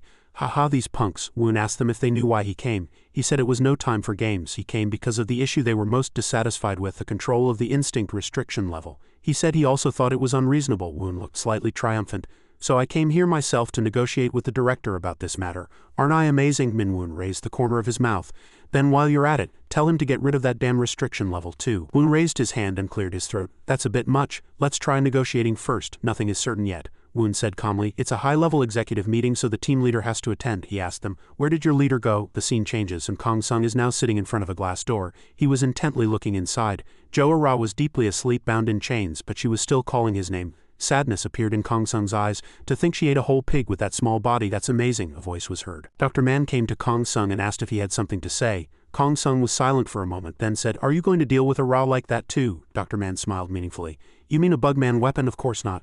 As he was speaking, he saw the 2 knives he had gifted him placed on the ground by Kong Sung and stopped talking. It seems you've had a change of heart after using it. Did you come to return it? Dr. Man asked. Kong Sung picked up the knives and said, no, I will use this. Kong Sung replied. Dr. Man was surprised and said, oh. Kong Sung stood up. He emphasized his tone and said, I need power. The scene changed. Mi-chan was sitting quietly. A black ant was crawling on his face. Insects like centipedes, ants, mantises, and bees were popping out of his arm. To approach him, Kong Sung lowered his voice. Currently, Mi-chan was sitting on a throne in a dark place. In the dark place, stone pillars lined both sides of the path leading to the throne. At that moment, a bugman came running. He continued to run down the path, then stopped and looked left and right. Human-like bugmen appeared on top of these stone pillars. One of them flew down, took a deep breath, and shouted. A hexagon appeared, and a blade swung at the small bugman's neck. Its head was immediately severed from its neck. A hexagon said in a displeased voice, I thought only the hexagon troops were supposed to gather. A blue gem was embedded in his hand, and suddenly an outsider interjected. Another hexagon continued. The person he was talking about was none other than the 6th pillar of hexagon, Bang Se-jin. But Bang Se-jin paid no mind to his words. The one who had just mocked her was the 4th pillar of hexagon. Dugang, he pointed the tip of his sword at Bang Se-jin and emphasized his tone. The position of a pillar is not so low that your kind can ascend to it. Get down. Bang Se-jin glanced at his blade and suddenly a fist flew in. This fist struck Dugang's blade directly. A flash of anger crossed Dugang's eyes. This damn bastard. A strange power emanated from that hexagon's fist. This hexagon also didn't hesitate to warn Dugang to watch his mouth. He was none other than the fifth pillar of hexagon. Now Seong Tae said in a stern voice, "This is Lord Kojima's choice, stop complaining and accept it." Dugang pointed his sword at Seong Tae and asked, "Seong Tae, have you forgotten your place again?" Seong Tae answered without backing down, "Yes, don't be arrogant. I'm always ready for a fight that goes beyond the pillars." A hexagon said while drinking, "As expected, this place is really creepy." He stuck a straw into a human head and slurped it like sugarcane juice, saying, "I'm so scared I can't even taste the sweetness of the human brain anymore." He pretended to be afraid. He was the subordinate of the third pillar, John Lee. He laughed again and said, "Is there a place for a lowly guy like me in that fight?" Immediately an energy sphere flew in, blowing up the head in Dugang's hand and blowing off both his hands as well. John Lee pretended to be in pain and said, "Ha, my brain and my hands too." The golden hexagon glanced at John Lee, and a cold light flashed in his eyes. "Oh, you've got some spirit. Want to have a go with me?" John's runt. He twisted his lips and said to John Lee, "Let's see what you've got." He was none other than the second pillar of hexagon, Na Sonho. John Lee broke out in a cold sweat and refused to fight Sonho. "Oh no, how could I dare fight you, Lord Sonho? I still want to live. If I were fighting Duan who disappeared like a bubble, then maybe." At that moment another bullet grazed John Lee's face. The bullet lodged in the wall, creating a crack. One side of John Lee's face was also damaged by the bullet. "Hey runt," Sonho said in a low voice. He lifted one leg, his face full of contempt. "Say that again. You think you would win if you fought Dujian?" Sonho leapt in front of John Lee, who stammered and explained, "I mean Jer, the one who killed Duan, he's not that strong." John Lee said. Hearing that, Sonho paused for a moment and asked, "Ha?" John Lee said that he had fought him 3 years ago in the underground fighting ring run by Gongdok, and at that time he was at a similar level to himself. "Since he died at the hands of a guy like that, I think I could win," John Lee said with a laugh. Immediately after, he was hit squarely by Sonho's kick. John Lee vomited dark red blood. Sonho grabbed John Lee's head with one hand and growled, "The more I let you off, the more you think hexagon is a joke, don't you? There's no glory in beating a runt like you," he emphasized his tone. "Listen to me carefully. Hexagon is Lord Kojima's ultimate weapon. Daring to touch a hexagon is the same as picking a fight with Lord Kojima." Sonho stared at John Lee as if to pierce him. "Daring to look down on hexagon is looking down on Lord Kojima. That's why I won't let the one who killed Duan go. I will make an example out of him." Sonho turned and left. His voice was filled with rage. "This is the fate of those who dare to touch hexagon, who dare to touch Lord Kojima." At that moment, Seong Tae threw a punch. Seong Tae's fist struck Dugang's shoulder, injuring him. Dugang pointed the tip of his sword to the ground, and Seong Tae took his stance. His two fists were filled with energy. A man shouted, "Stop," with tears in his eyes. Dugang and Seong Tae rushed at each other, and the man shouted, "Stop." He suddenly screamed at this. Dugang and Seong Tae, who were about to charge at each other, hurriedly backed away. This man's scream was so sharp that Bang Sejin and John Lee covered their ears with both hands. It was the same for Seong Tae, and Dugang was no exception. Sonho shouted, "No Ji-yu, this damn bastard, I told you not to open your mouth recklessly." No Ji-yu hurriedly covered his mouth with both hands. He was none other than the first pillar of hexagon. "No Ji-yu," he said in a low voice. "I'm sorry, I just said to stop. You too, Sejin." At that moment the stone wall cracked wide open. Sonho saw the destroyed stone wall and furrowed his brow. "What a complete mess." He turned and said to John Lee, "Clean all this up." A look of surprise suddenly crossed his eyes. John Lee's two hands and the side of his face, which had been injured just moments ago, were completely healed. Seong Tae was also filled with surprise. "The wound on my left hand from Dugang has healed too." At that moment Dugang saw something. A bugman was running towards them. She said in a loud voice, "Ha, everyone has gathered." Dugang's voice was surprised. "Is that a hexagon?" Dugang said. "How is it? It's still me." A hint of sarcasm was in her voice. "Everyone got too into it," she emphasized. "That was just my hypnosis." She was none other than Bang Se-jin. She was currently in her butterfly bugman state. Dugang's eyes were filled with surprise. "Since when?" A loud laugh erupted. Sonho looked at Bang Se-jin. "So we were tricked by that fake girl. What a pain." Seong Tae was dumbfounded. He hadn't noticed at all. No Ji-yu nodded at Seong Tae's words. A beast paw stomped hard on the ground. "What's so funny?" A low hoarse voice echoed. Every single word was emphasized. All of the hexagon members felt fear at this voice. Silence enveloped everyone.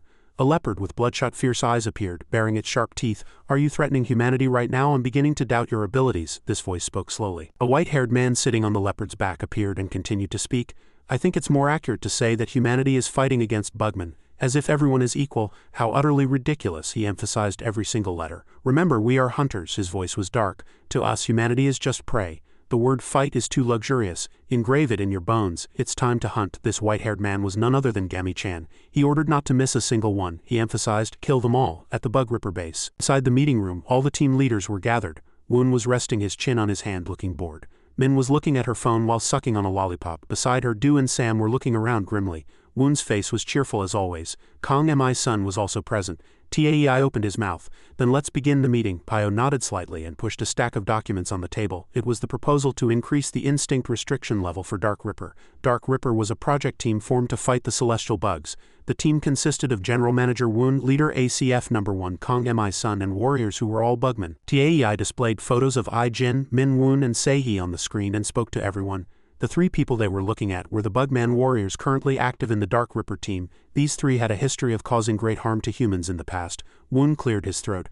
As far as he knew, Jin was not one of them. Taei said coldly. He said he would introduce Jin first. She was a bugman who had actively worked on the side of humanity with Kong Mi-sun in the last battle. In recognition of that achievement, she joined Bug Ripper. According to the plan, she was not supposed to be restricted during missions. However, as soon as Dark Ripper was formed, she confessed to having been involved in human trafficking activities in the past. That was why a restriction level was set.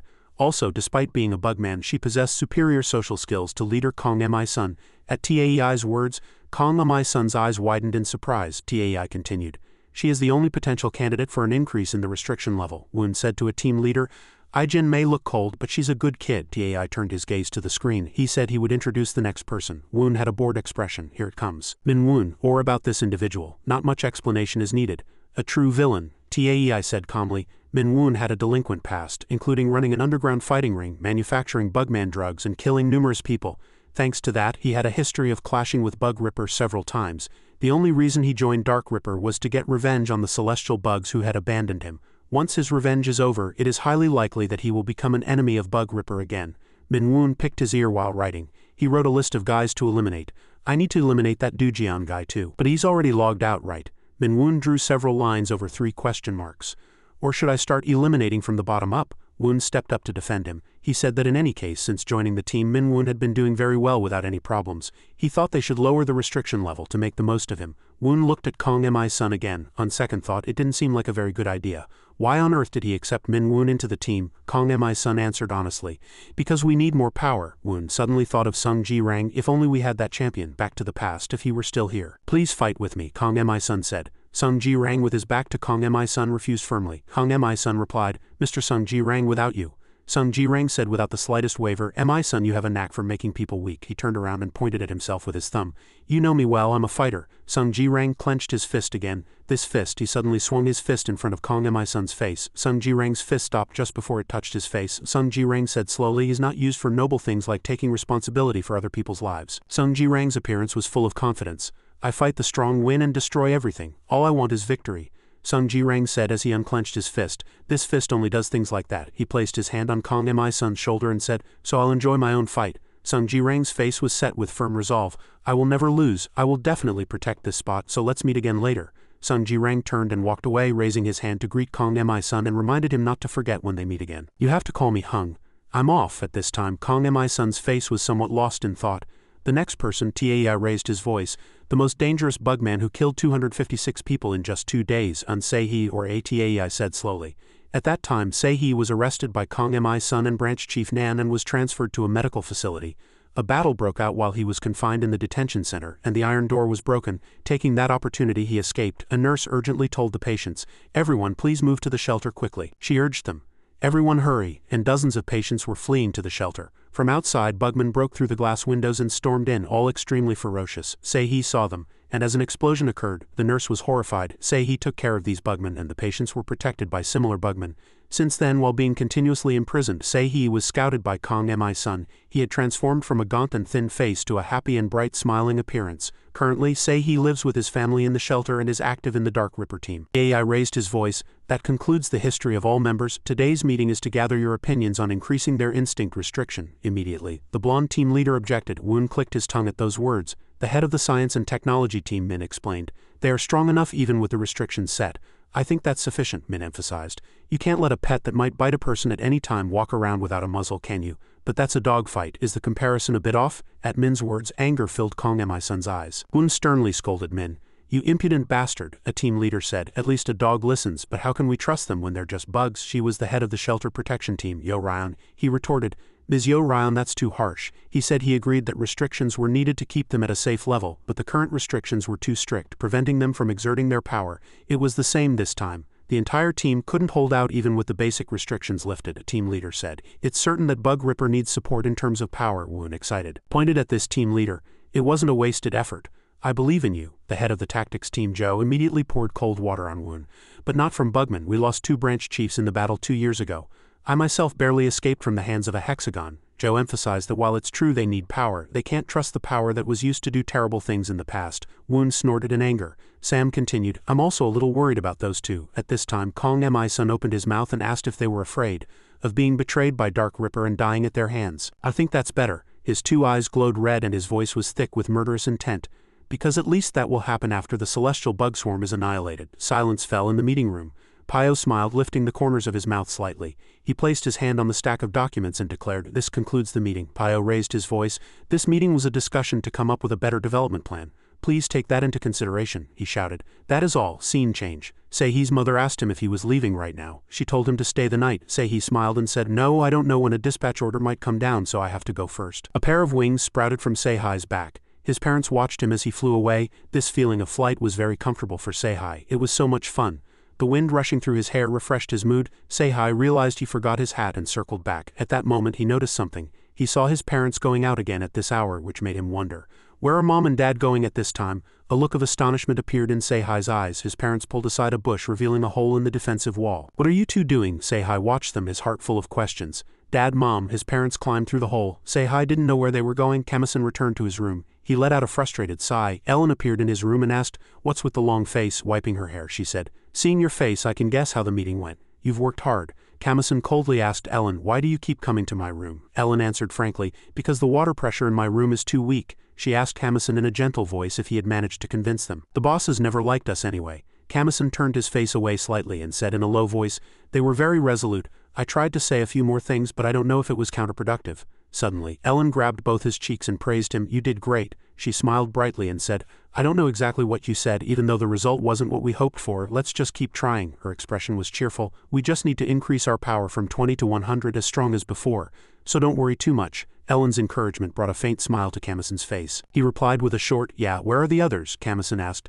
I think Moon is sleeping in his room and Seihi will probably spend the night at his parents' house before coming back. Ellen answered slowly. At that moment, Seihi was trying to crawl through the hole in the base wall. Seihi couldn't understand why. When did Mom and Dad dig this hole? Seihi blamed himself. I should have shouted to stop them then, but I was so panicked I couldn't say a word. Now I have to quickly bring them back and ask why they left the shelter. Seihi suddenly stopped. Could the reason they left the shelter be because of him? Both of Seihi's parents were veterinarians, but their son, who used to save small lives, was a murderer.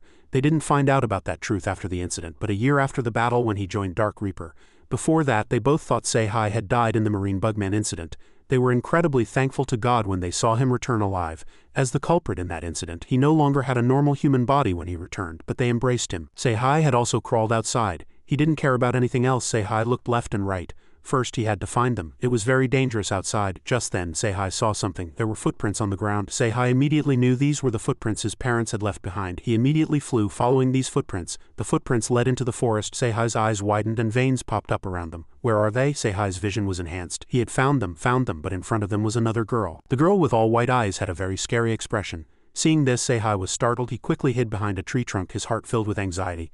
There's another person, a girl, but who is she? And one more thing, why would a girl appear in the forest? Suddenly a cry of pain reached Seihi, startling him. Seihi's father told the girl, Hold still. Seihi's mother told her, Don't scream so loud. The girl's face was contorted in pain, her teeth clenched together. Seihi watched them, his eyes full of questions. Seihi's mother looked at the wound on the girl's leg. It's badly inflamed. We have to scrape it out. She told her husband to give her the scalpel. Seihi's mother quickly began to treat the girl's wound, telling her to bear with the pain for a little while. After treating the wound for a moment, Seihi's mother asked the girl, How do you feel now? The girl's expression softened. She replied politely, Much better. Seihi's father smiled faintly and said, Just bandage it for a few days and it will be fine. Seihi finally let out a sigh of relief. He laughed. What the heck, really? So you two left the shelter to treat people's wounds? Seihi's eyes welled up with tears again. He looked at the three of them and Seihi wiped his tears with his hand. You scared the hell out of me.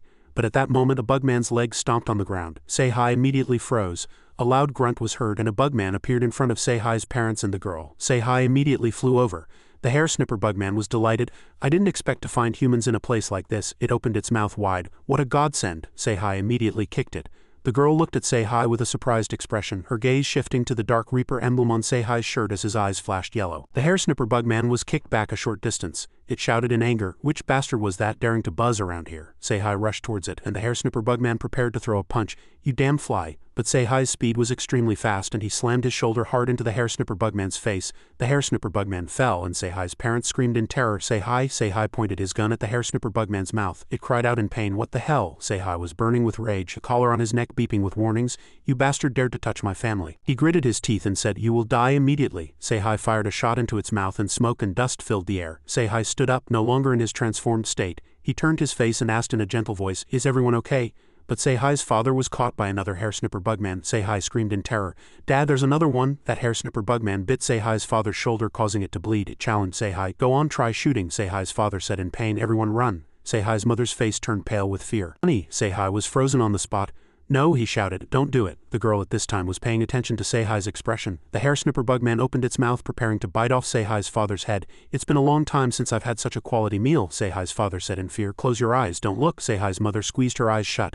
No, please don't. Tears streamed down Sei-hai's face. Dad. But at that moment things like sharp iron rods appeared, flying towards the hair snipper bugman. The rods pierced deep into its body and then pulled out. It fell backward, its blood splattering everywhere. The hair snipper bugman fell, and Sei-hai's mother rushed over to her husband asking, Honey, are you okay? Sei-hai's father clutched the wound on his shoulder. I'm fine. But the girl's identity, Sei-hai's mother said with a hesitant voice. Sei-hai was startled when he looked back at the girl, his face filled with astonishment. This girl was a bugman, her eyes shining brightly in the night. Sei-hai made a gun shape with his thumb and forefinger and shouted, Back off now. The girl stood still, motionless without any reaction. Sei-hai, his father's gentle voice called out. He put his hand out in front of his son and said softly, It's okay, son. Sei-hai's father said the girl wasn't a bad bugman. The girl at this time returned to her human form. This girl's name was Juni. A murderous bugman, Sei-hai's father told Sei-hai. Juni is a good person just like you. Sei-hai's expression was still tense. Are you okay? He asked Juni. Mom, Dad, do you know her? Sei-hai's father slowly recounted the story. Sei-hai, before we met you, while your mother and I were wandering around looking for a shelter, we were treating the injured. You know about that, right? The two of them had met a red-haired girl. On the way we met Juni. When Sei-hai's parents saw Juni lying on the road with her unusually colored blood, they knew she was a bugman and were about to leave. At that moment a bugman appeared behind them. It opened its mouth to attack, but just then, sharp iron-like rods pierced its face. Juni had used her hair like iron rods to stab the bugman in the face. After being stabbed in the face, the bugman fell. Juni also fainted right after that. She collapsed at their feet. From then on, Juni accompanied Sei-hai's parents. Thanks to Juni's help, Sei-hai's parents safely reached the bug ripper shelter. Sei-hai's father looked at Juni and said slowly, After we parted ways with Juni near the shelter, we found out about your existence through the identity check at Bug Ripper, and that's how we were reunited. Sei-hai's mother placed her hand on his shoulder and said, Juni is a good person. Suddenly Sei-hai shouted, Good or not, she's still a bugman. But when he said bugman, Sei-hai's voice was very soft. Looking down at his own 2 feet, I'm a bugman too. Sei-hai, his mother called out. She said softly, We're sorry. Sei-hai's father was also flustered for causing his son more trouble. Sei-hai asked, Did you two dig through the wall yourselves? Sei-hai's mother was startled. How could that be? Sei-hai's father quickly explained. How could we have the strength to break through a 5-meter thick wall? Sei-hai's mother said gently. We just accidentally discovered that hole. Besides, we were worried about Juni's condition. Sei-hai's room was filled with unease. If that's true, we're in big trouble. So the shelter's protective wall has been breached. Sei-hai asked, How do you contact her? Sei-hai's father took something out of his pocket. In his hand was a walkie-talkie and his tone was somewhat hesitant. Before we said goodbye to Juni, we gave her the walkie-talkie your mother used to use. This one can connect to the one I still use at close range. Sei-hai immediately snatched the walkie-talkie from his father's hand and said, I'm confiscating this. Let's go, we have to go back right away, Sei-hai said. Sei-hai's parents took the backpacks off their shoulders. Sei-hai's father told him to wait a moment. Sei-hai looked at them. Sei-hai's mother gave food to Juni and told her, Please throw the trash where no one can see it. Sei-hai's father gave medicine to Juni, instructing her, Remember to apply this when you're injured. Do you still remember how to use it? Sei-hai's parents turned to go back. They reluctantly looked back at Juni, not wanting to leave her. Juni bowed to thank them. The scene changes to the Bug Ripper base. In the training room, Ellen uses her threads to create a sword. Sei-hai, with extreme speed, dodges her threads. He throws a punch and Ellen raises her leg, preparing to deliver a kick. Sei-hai leaned back to dodge her kick. Immediately after, Sei-hai was hit squarely by a kick from Ellen's other leg, sending him flying. Sei-hai sat leaning against the wall and wondered, Did I overdo it a bit yesterday? Ellen asked Sei-hai, Are you tired? Sei-hai smiled and replied, You've been training hard lately, it shows, you've improved a lot. I can't even keep up. A look of joy appeared on Ellen's face. So my training wasn't in vain, huh? Yeah, that's right, Sei-hai replied. Needless to say, Ellen jumped for joy. Elsewhere, Kamasan and Moon were fighting. The two of them were practicing their swordsmanship, neither willing to give in. Moon jumped behind Kamasan to dodge his 2 slashes. He held his sword to Kamasan's neck. Do you want me to kill you or spare you? Moon was slightly contemptuous. Your technique is still green and immature, he said into Kamasan's ear. Hey kid, you have to try harder. You're no longer the black ant with superhuman strength. Moon continued to swing his sword. Moon immediately jumped high up to dodge. He landed standing behind Kamison. Let's stop here. Moon put his sword behind his back if we fight anymore. He was afraid he might accidentally kill him. Kamison got into his stance and told Moon, shut up, let's keep fighting. He growled, get ready. But at that moment a strange reaction occurred in Kamison's hand holding the knife. A source of energy radiated out. Kamison looked at it. A look of surprise appeared in his eyes as he looked down at his hands. The two knives fell from Kamison's hands. They lay motionless on the ground. Moon saw this and burst out laughing. Ha, he asked, what's wrong? Don't have any strength left in your hands. I told you to stop. Kamison at this time looked at his two hands with a surprised expression. What is this feeling? Outside someone was playing a flute. Kamison immediately detected this sound. He looked left and right as if searching for something. Moon asked, shaking your head now? Don't want to admit you were defeated by me? Kamison at this time realized there was a bugman's energy. A serious look appeared in his eyes. It can't be.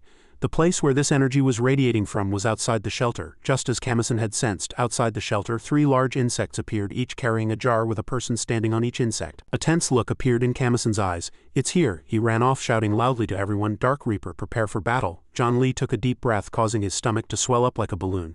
Time for a strike, I guess, he said. Then he blew a powerful breath into his straw. A blue flame shot out from his straw. This blue flame destroyed the base below. John used his hand to shield his eyes. He let out a breath. Beautiful. He was John Lee, the 3rd pillar of Hexagon, in the monitoring room of the Bug Reaper base. An employee looking at the screen discovered 6 objects flying towards the base and immediately announced, there are 6 bugman individuals approximately 1 kilometer away at the 3 o'clock direction approaching us.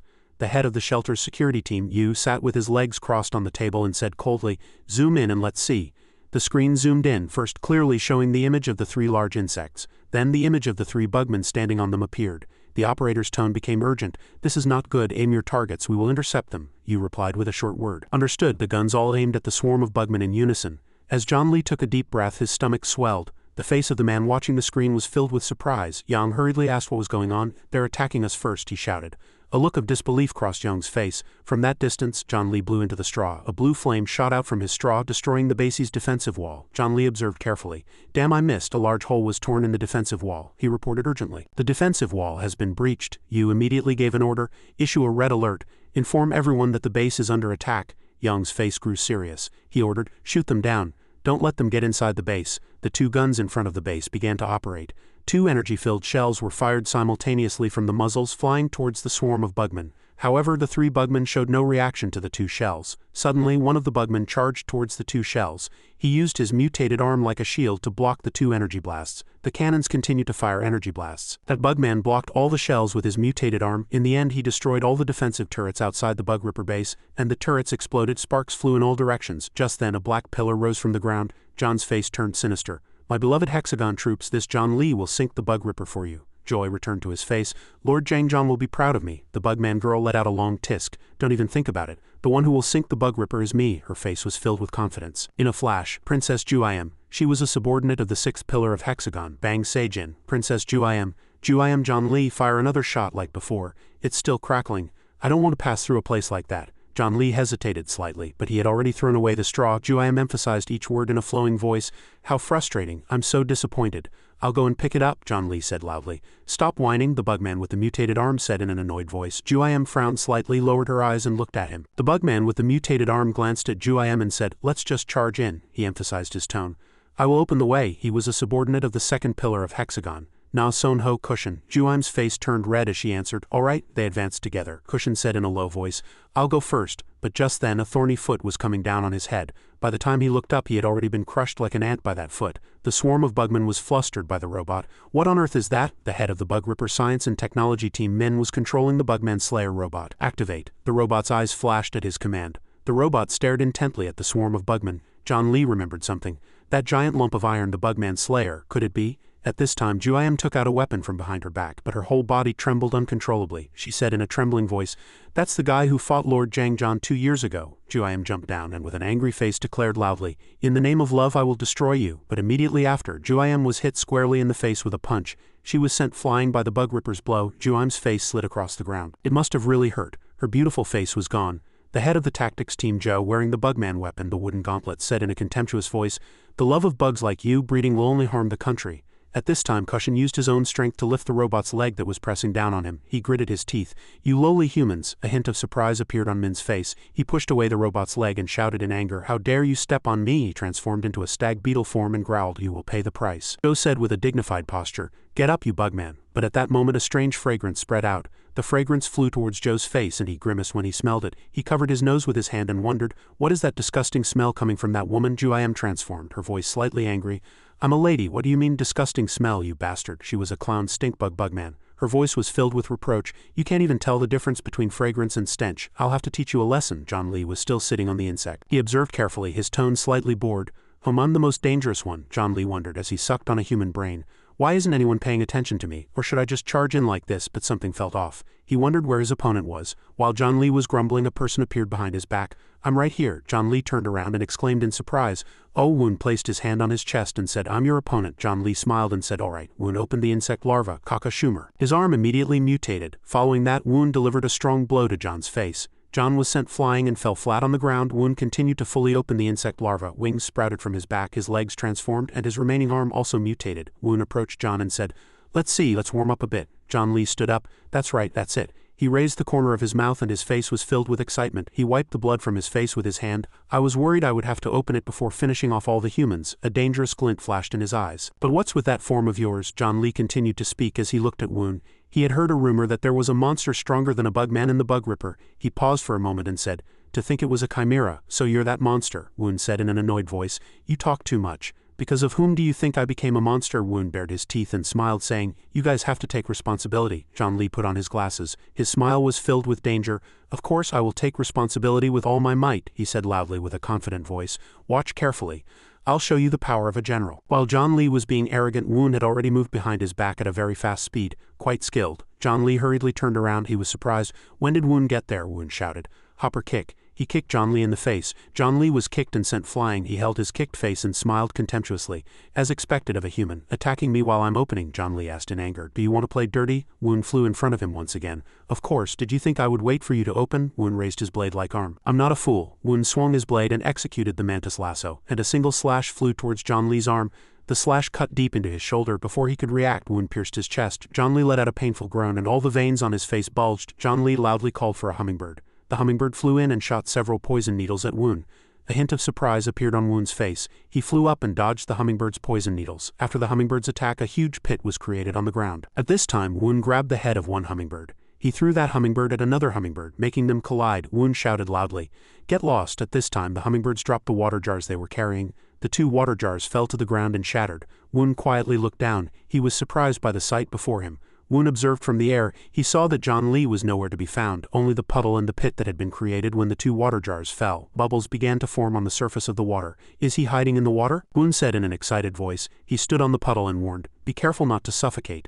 Come up while I'm still asking nicely, or else." Woon executed a mantis technique and sent a very fast slash towards the puddle, but there was no movement. Woon wondered, "Did I already take care of him?" Woon looked at his insect arm and smiled, saying, "When I say things like that in situations like this, I always get hit, right?" Of course, he knew well. As expected of a Kakashumer, very smart. Just then, a strong fragrance hit Woon's nose and he frowned. Woon looked in the direction of the smell and shouted in anger, "Which bastard farted in the middle of a fight?" Woon frowned. "These guys really?" But while Woon was grumbling, a pincer appeared and grabbed him. Woon finished his sentence. "Have no manners at all." He was dragged into the water. In the water, a bugman with bloodshot red eyes was waiting for its prey to fall into the trap. Scene changed. Joe sat down and coughed violently because of Ju-am's fragrance. A pained expression suddenly appeared on Joe's face. He looked at his hand and found blood on it. "How is it?" Ju-am raised her voice. She said in a relaxed voice, "It's fatal, isn't it? My fragrance." Joe charged and prepared to throw a punch. "No need to ask, it's an unbearably disgusting smell." Ju-am was surprised by Joe's appearance. "He can still move after smelling that?" Joe delivered a strong uppercut to Ju-am's jaw and said, "Of course I can move."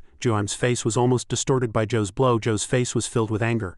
"My respiratory tract is trained with chemical weapons," he continued to say, "whether it's a high mountain or a deep valley." Ju-am didn't expect him to even sing. Joe swung his fist. "Mountains and rivers." Ju-am's mind was filled with questions. Is that person crazy? Joe threw 2 punches at the same time. Silence. Needless to say, Ju-am was hit by this punch and sent flying far away, then bounced back like a ball. Joe continued to prepare to throw another punch. Snow falling on the battlefield. Ju-am gripped her weapon tightly. "Damn it, I'm not good at fistfights." Her weapon clashed with Joe's fist. Ju-am jumped behind Joe and swung her weapon and sparks flew from Joe's body. Joe's whole body burned like a torch doused in oil. He continued to sing, "We keep moving forward." Ju-am looked at him and said in a triumphant voice, "Were you surprised? I don't know why it caught fire either. I heard some nonsense that poison gas makes things catch fire more easily. Anyway, I don't know." Ju-am blinked and struck a Sailor Moon-like pose. "Just think of it as magic." Elsewhere, the Bugman Slayer robot was sent flying, and the robot's fingers were almost broken off. Cushion approached with the robot's arm on his shoulder, his eyes filled with threat. The Bugman Slayer robot stood still, as if it had run out of energy.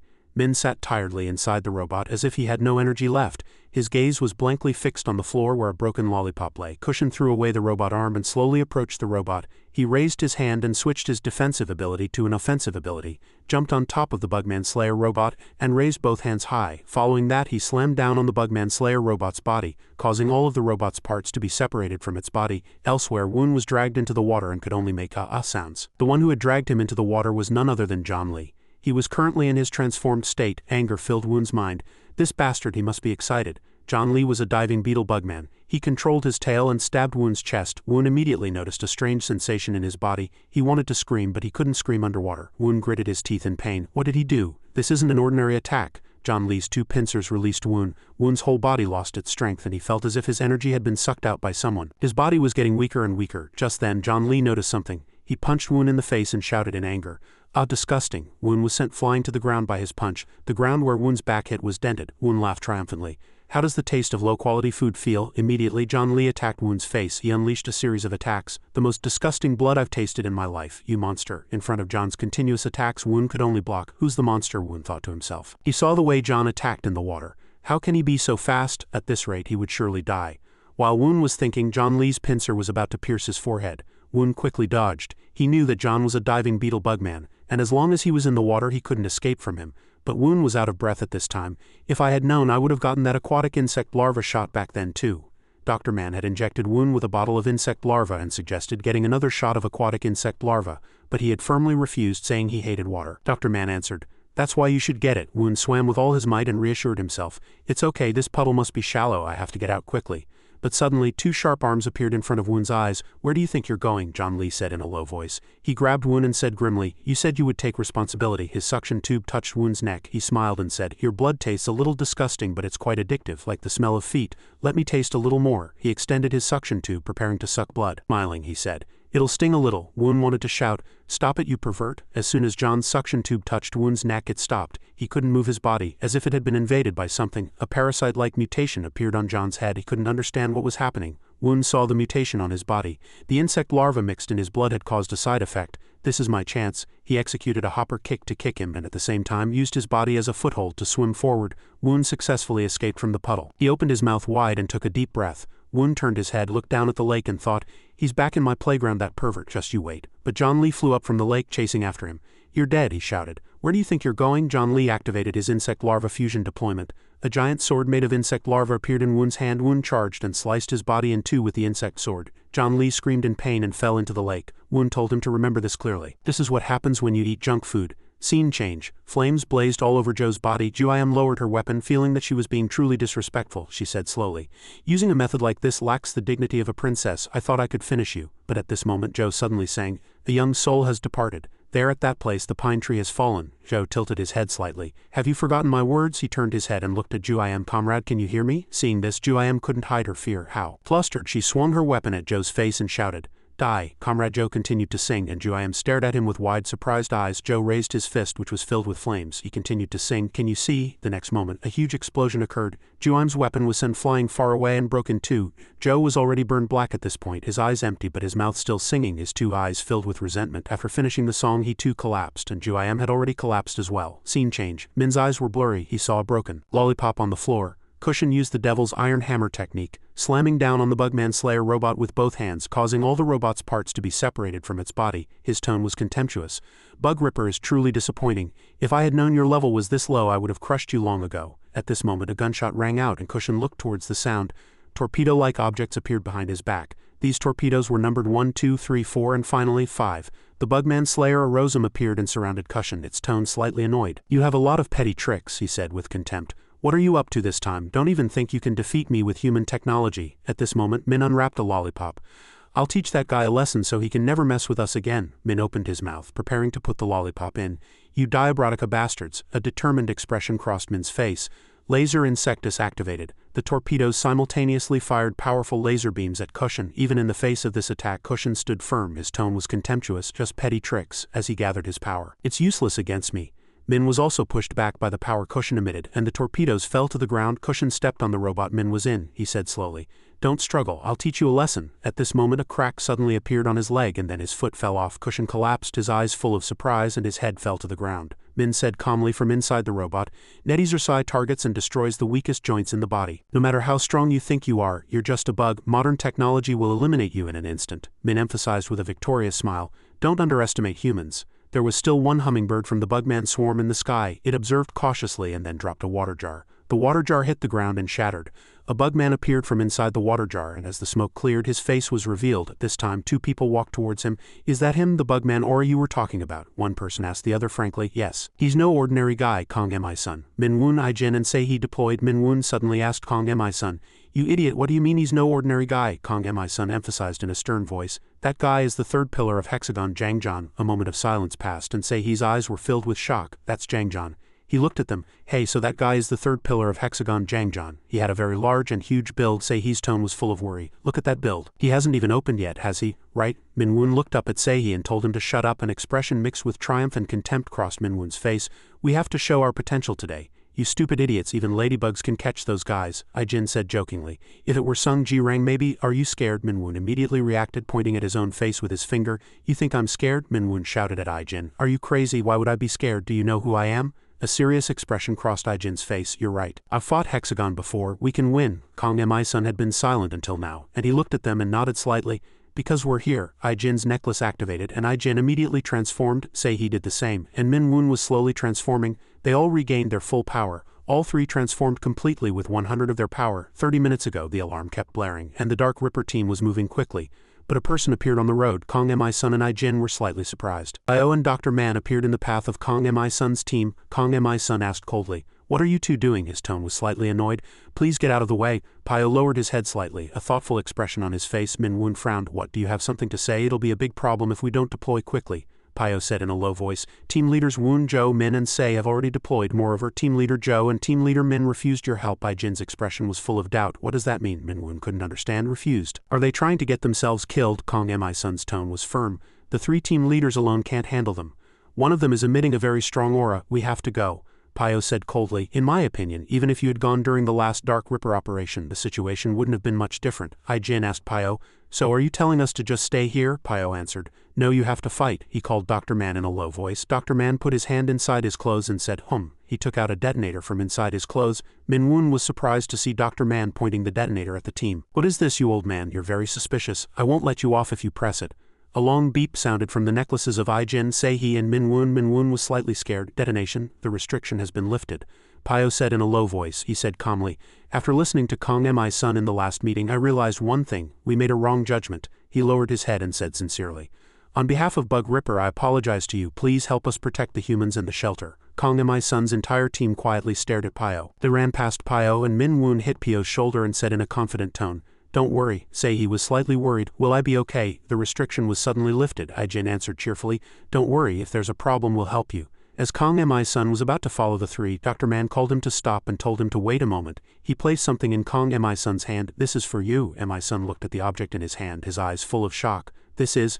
I'll explain the details over the radio. Hurry up and go." Dr. Man's tone was urgent. Kong Mi-sun ran past Pio. Pio said in a low voice, "Please take care of the team members." Kong Mi-sun sped up and answered loudly, "Yes." Back to the present, Jangjan growled like a ferocious beast. Ijin, Sei-hee and Minwoon all prepared to fight. Ijin shouted, "He's coming." Minwoon immediately answered, "I'll go first." But at that moment they saw something and flinched. Kong Mi-sun suddenly rushed in and attacked Jangjan's face, and Minwoon's eyes were full of bewilderment. An expression of disbelief crossed Kong Mi-sun's eyes as his blade couldn't inflict any damage on Jangjan at all. He madly continued to stab him with the blade. Surprise appeared in Kong Mi-sun's eyes. Jangjan transformed and he looked at Kong Mi-sun with enraged eyes. He sent Kong Mi-sun flying. Kong Mi-sun let out a painful groan, but fortunately Minwoon caught him in time. He asked Kong Mi-sun why he was in such a hurry. Kong Mi-sun clutched the wound on his chest and told Minwoon, "Let me go, he's about to open." Kong Mi-sun shouted. At this time Ijin also prepared to use her threads to attack Jangjan. Sei-hee aimed his gun at Jangjan and fired continuously, hitting Jangjan's body. Ijin stepped on the threads coming out of her two hands and rushed down. Because of that, the force of the kick she delivered to Jangjan was very powerful. Sei-hee continued to shoot at Jangjan.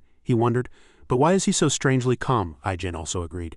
Yeah, he just looks like a growling monster. At this moment 2 energy spheres flew out from the smoke. These 2 energy spheres aimed at Ai-jin and Sei-hee simultaneously, and an explosion occurred in midair. This attack was none other than Jang John's, and he was a cricket bugman. Seeing this sight, Kang Mi-sun shouted. 2 objects flew out from the smoke. Kang Mi-sun's eyes widened and his gaze was filled with shock. Be careful. Ai-jin and Sei-hee dodged the attack. Sei-hee thought he was lucky to have dodged it, and his tone became urgent. We would have died if it were like before. Min-woon carefully observed Kang Mi-sun's expression. What's with that expression? Isn't he happy that his team members are safe? He asked Kang Mi-sun. He's probably regretting that his reckless actions just now affected his comrades. Kang Mi-sun told Min-woon in an annoyed voice. Stop talking nonsense and get ready to fight. Min-woon stepped forward and said coldly. Yes, I'll take care of the rest. The leader can just hide somewhere and watch comfortably. Min-woon looked at Kang Mi-sun with a slightly mocking gaze.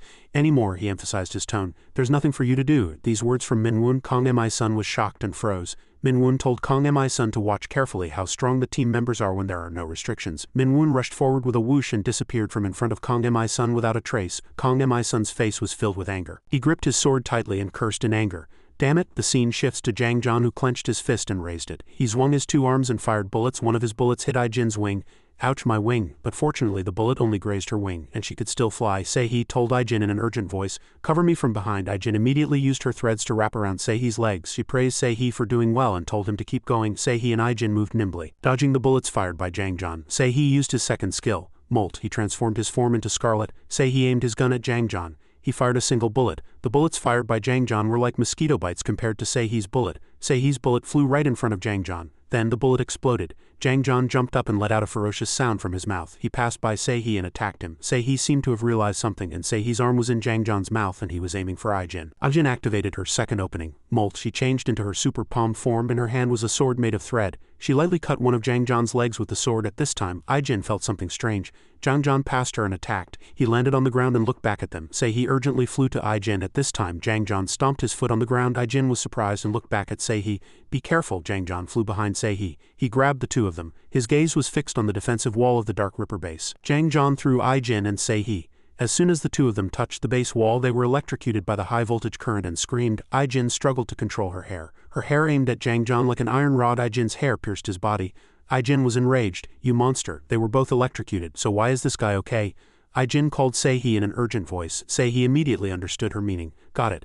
He used the chain bomb technique to shoot bullets at Jang John's body and push him away. Sei-hee's dragonfly bullets pushed Jang John far away. Jang John fell into John Lee's pond. A moment later, smoke rose from the surface of the lake and Jang John crawled out of the pond. Where do you think you're going? Did you think you could escape easily? It was Min-woon's low, hoarse voice. He stood on the surface of the water and said in a low voice, Some idiot has turned the whole ground into a sea of water. Now this is my stage. Jang John turned his head to look at Min-woon and emphasized his tone. Phase 2, let's begin. He activated his second opening, Molt. At this time, Ai-jin and Sei-hee also fell. Kang Mi-sun urgently ran over. He was surprised when he saw their current situation. Sei-hee and Ai-jin had now returned to their human forms. Kang Mi-sun sat down next to Ai-jin and asked, Is Sei-hee's arm okay? Sei-hee gritted his teeth and answered, I'm fine. Ai-jin was more seriously injured. Kang Mi-sun. Ai-jin called Kang Mi-sun in a weak voice. She asked painfully, What are you doing? Mi-sun still didn't understand Ai-jin's meaning. Ai-jin told him to go. She struggled to get up. Mi-sun asked her what she was doing. Don't move. Ai-jin cut him off. Your job isn't to give us first aid. Ai-jin spoke to Kang Mi-sun with a resolute gaze. Fight, she emphasized. That thing is still alive. Mi-sun, you have to kill it. Kang Mi-sun hesitated slightly. But right now Ai-jin held out her hand and said, You can do it. She cupped his cheeks and gave a faint smile. Because it's you. Encouraged by Ai-jin, Kang Mi-sun gained confidence. He answered briefly, Yeah. Mi-sun ran off. Sei-hee looked at Ai-jin worriedly and said, Will he be okay? We're in this state right now. Ai-jin said in a low voice. Of course it's not okay. A firm resolve appeared in her eyes. It will be tough, but Mi-sun has always overcome it. He'll definitely do it this time too because he's a hero. Just then, Dr. Man's voice came from the walkie-talkie in Kang Mi-sun's hand. Mi-sun, can you hear me? Mi-sun answered. Loud and clear, Dr. Man told him to take out what he had given him earlier. Mi-sun held the thing Dr. Man had given him in his hand. Listen carefully to what I say from now on, Dr. Man said. His expression held an inscrutable, sinister look. I'll explain how to use it. Kang Mi-sun's eyes were filled with shock as he looked at the thing in his hand. With this, Dr. Man said in a low voice over the mic. Sorry for giving it to you without even testing it. I hope it works as the research results suggest. Kang Mi-sun picked up speed and ran forward. Understood. Just then, Kang Mi-sun suddenly stopped at the edge of the lake. Jang John's head was pierced by something sharp. Kang Mi-sun's eyes were filled with shock. Min-woon was standing over Jang John's corpse. Min-woon's leg was stuck in Jang John's corpse. Min-woon looked at Kang Mi-sun and said in a displeased voice, What is it? I thought I told you to stay put in a corner somewhere. He laughed. Well, it's fine. You came at the perfect time. Look at this. I took care of a hexagon myself. Minwoo boastfully stabbed one of his sharp legs deeper into Jang John's body. As Minwoo's armor disappeared, his face was filled with a sinister and contemptuous look. Jang John, you son of a bitch, he turned and walked away, saying triumphantly, seems like I've gotten abnormally strong for the past 2 hours. Minwoo approached Kong Mi-sun and said, it's been a while since I've warmed up. He placed a hand on Kong Mi-sun's shoulder. Let's go back to headquarters. Friend, Minwoo said. Hearing the word friend, Kong Mi-sun's eyes widened. He immediately swung his blade at Minwoo's neck and quickly stepped back. A cut appeared on Minwoo's neck and purple blood flowed from it. Kong Mi-sun gripped his weapon with both hands, staring intently at Minwoo with wary eyes. Minwoo tilted his head slightly, raised his sword and asked, what the hell are you doing? Kong Mi-sun's eyes were sharp. Nonsense, he growled. Since when was I your friend? Minwoo remained silent as if thinking about something. Something crawled out of the wound on Minwoo's neck and said resentfully, damn it, all talk. A look of clear shock appeared in Kong Mi-sun's eyes. At this moment Minwoo's eyes were empty. This bastard's brain clearly recognized you as a friend. The parasite paused for a moment and continued. Or not. The parasite that crawled out of the wound on Minwoo's neck laughed triumphantly and said, I thought I told you to talk less. Kakaka. A tense atmosphere flowed between Kong Mi-sun and Minwoo. Kong Mi-sun's eyes were filled with shock. How did you get into his body? Who the hell are you? The parasite laughed contemptuously. You see me and still don't know? How foolish. I thought you would recognize me right away. I am the parasite that crawled out of that bug's corpse. That's right. I am the third pillar of Hexagon, Jang John, the parasite bugman. Mi-sun rushed in at a very fast speed and swung his blade at Jang John's body. Jang John laughed again. Trying to cut me in your dreams. He attacked Kong Mi-sun's waist, making him bleed. I don't go down that easily. Kong Mi-sun hurriedly covered the wound on his waist with his hand. Jang John circled around Kong Mi-sun and asked with a triumphant face, why are you covering the wound? Are you afraid I'll parasitize you there? He attacked Kong Mi-sun's face like a fist and said in a contemptuous tone, I don't covet something like a human body. Jang John said in a low voice, the only thing I covet is a strong bugman. He said slowly, the cricket Shah Ferrex was really strong, but he was nothing to me. So, Jang John said, looking at Minwoo, I had to invade his body. He immediately crawled back into the wound and said, Minwoo is a great match for me. He's despicable and talks a lot. The head of Minwoo, controlled by Jang John, turned backward and said in a sinister voice, I will use this body to wipe out the humans inside the shelter. Minwoo transformed, deploying his second molt and changing into his second combat form. Suddenly Minwoo paused and said in a reproaching voice, who told you not to listen? Minwoo shouted in anger. I told you to run away, so why did you crawl all the way here, you idiot? A look of surprise appeared in Minwoo's eyes and he paused, slightly startled. That wasn't me who just spoke, Mi-sun said in a low voice. I don't want to run away anymore. Minwoo quietly stared at Kong Mi-sun. Kong Mi-sun's face and tone were calm. I won't be left behind anymore. He removed the bandage from his neck. He held up what Dr. Man had given him. Will evolve, Kong Mi-sun emphasized. He injected it into the hole in his neck. Minwoo's eyes were filled with unconcealable shock. Kong Mi-sun shouted. From the hole in his neck thick veins bulged and spread out. Veins also bulged on his hands and he gripped his weapon tightly. Before this, Dr. Man had asked him, lately when you use your bugman weapon, have you felt anything strange? Mi-sun answered honestly, yes, during training just before deployment, I felt like my body was absorbing the energy coming from the weapon, Dr. Man said slowly. Actually, after you fought the darker bugman, I found something suspicious in your test results. It was a large amount of bullet ant DNA. Kong Mi-sun was shocked by Dr. Man's words. Perhaps in the previous battle, during the process of you and your brother fighting, some of your brother's power was absorbed into your body. That is my guess, Dr. Man continued. What do you mean by that? Kong Mi-sun's voice sharpened. Dr. Man told him to calm down and listen to him. He had amplified the source of this power and given it to him. In other words, physical evolution. Kong Mi-sun's reaction grew more and more intense.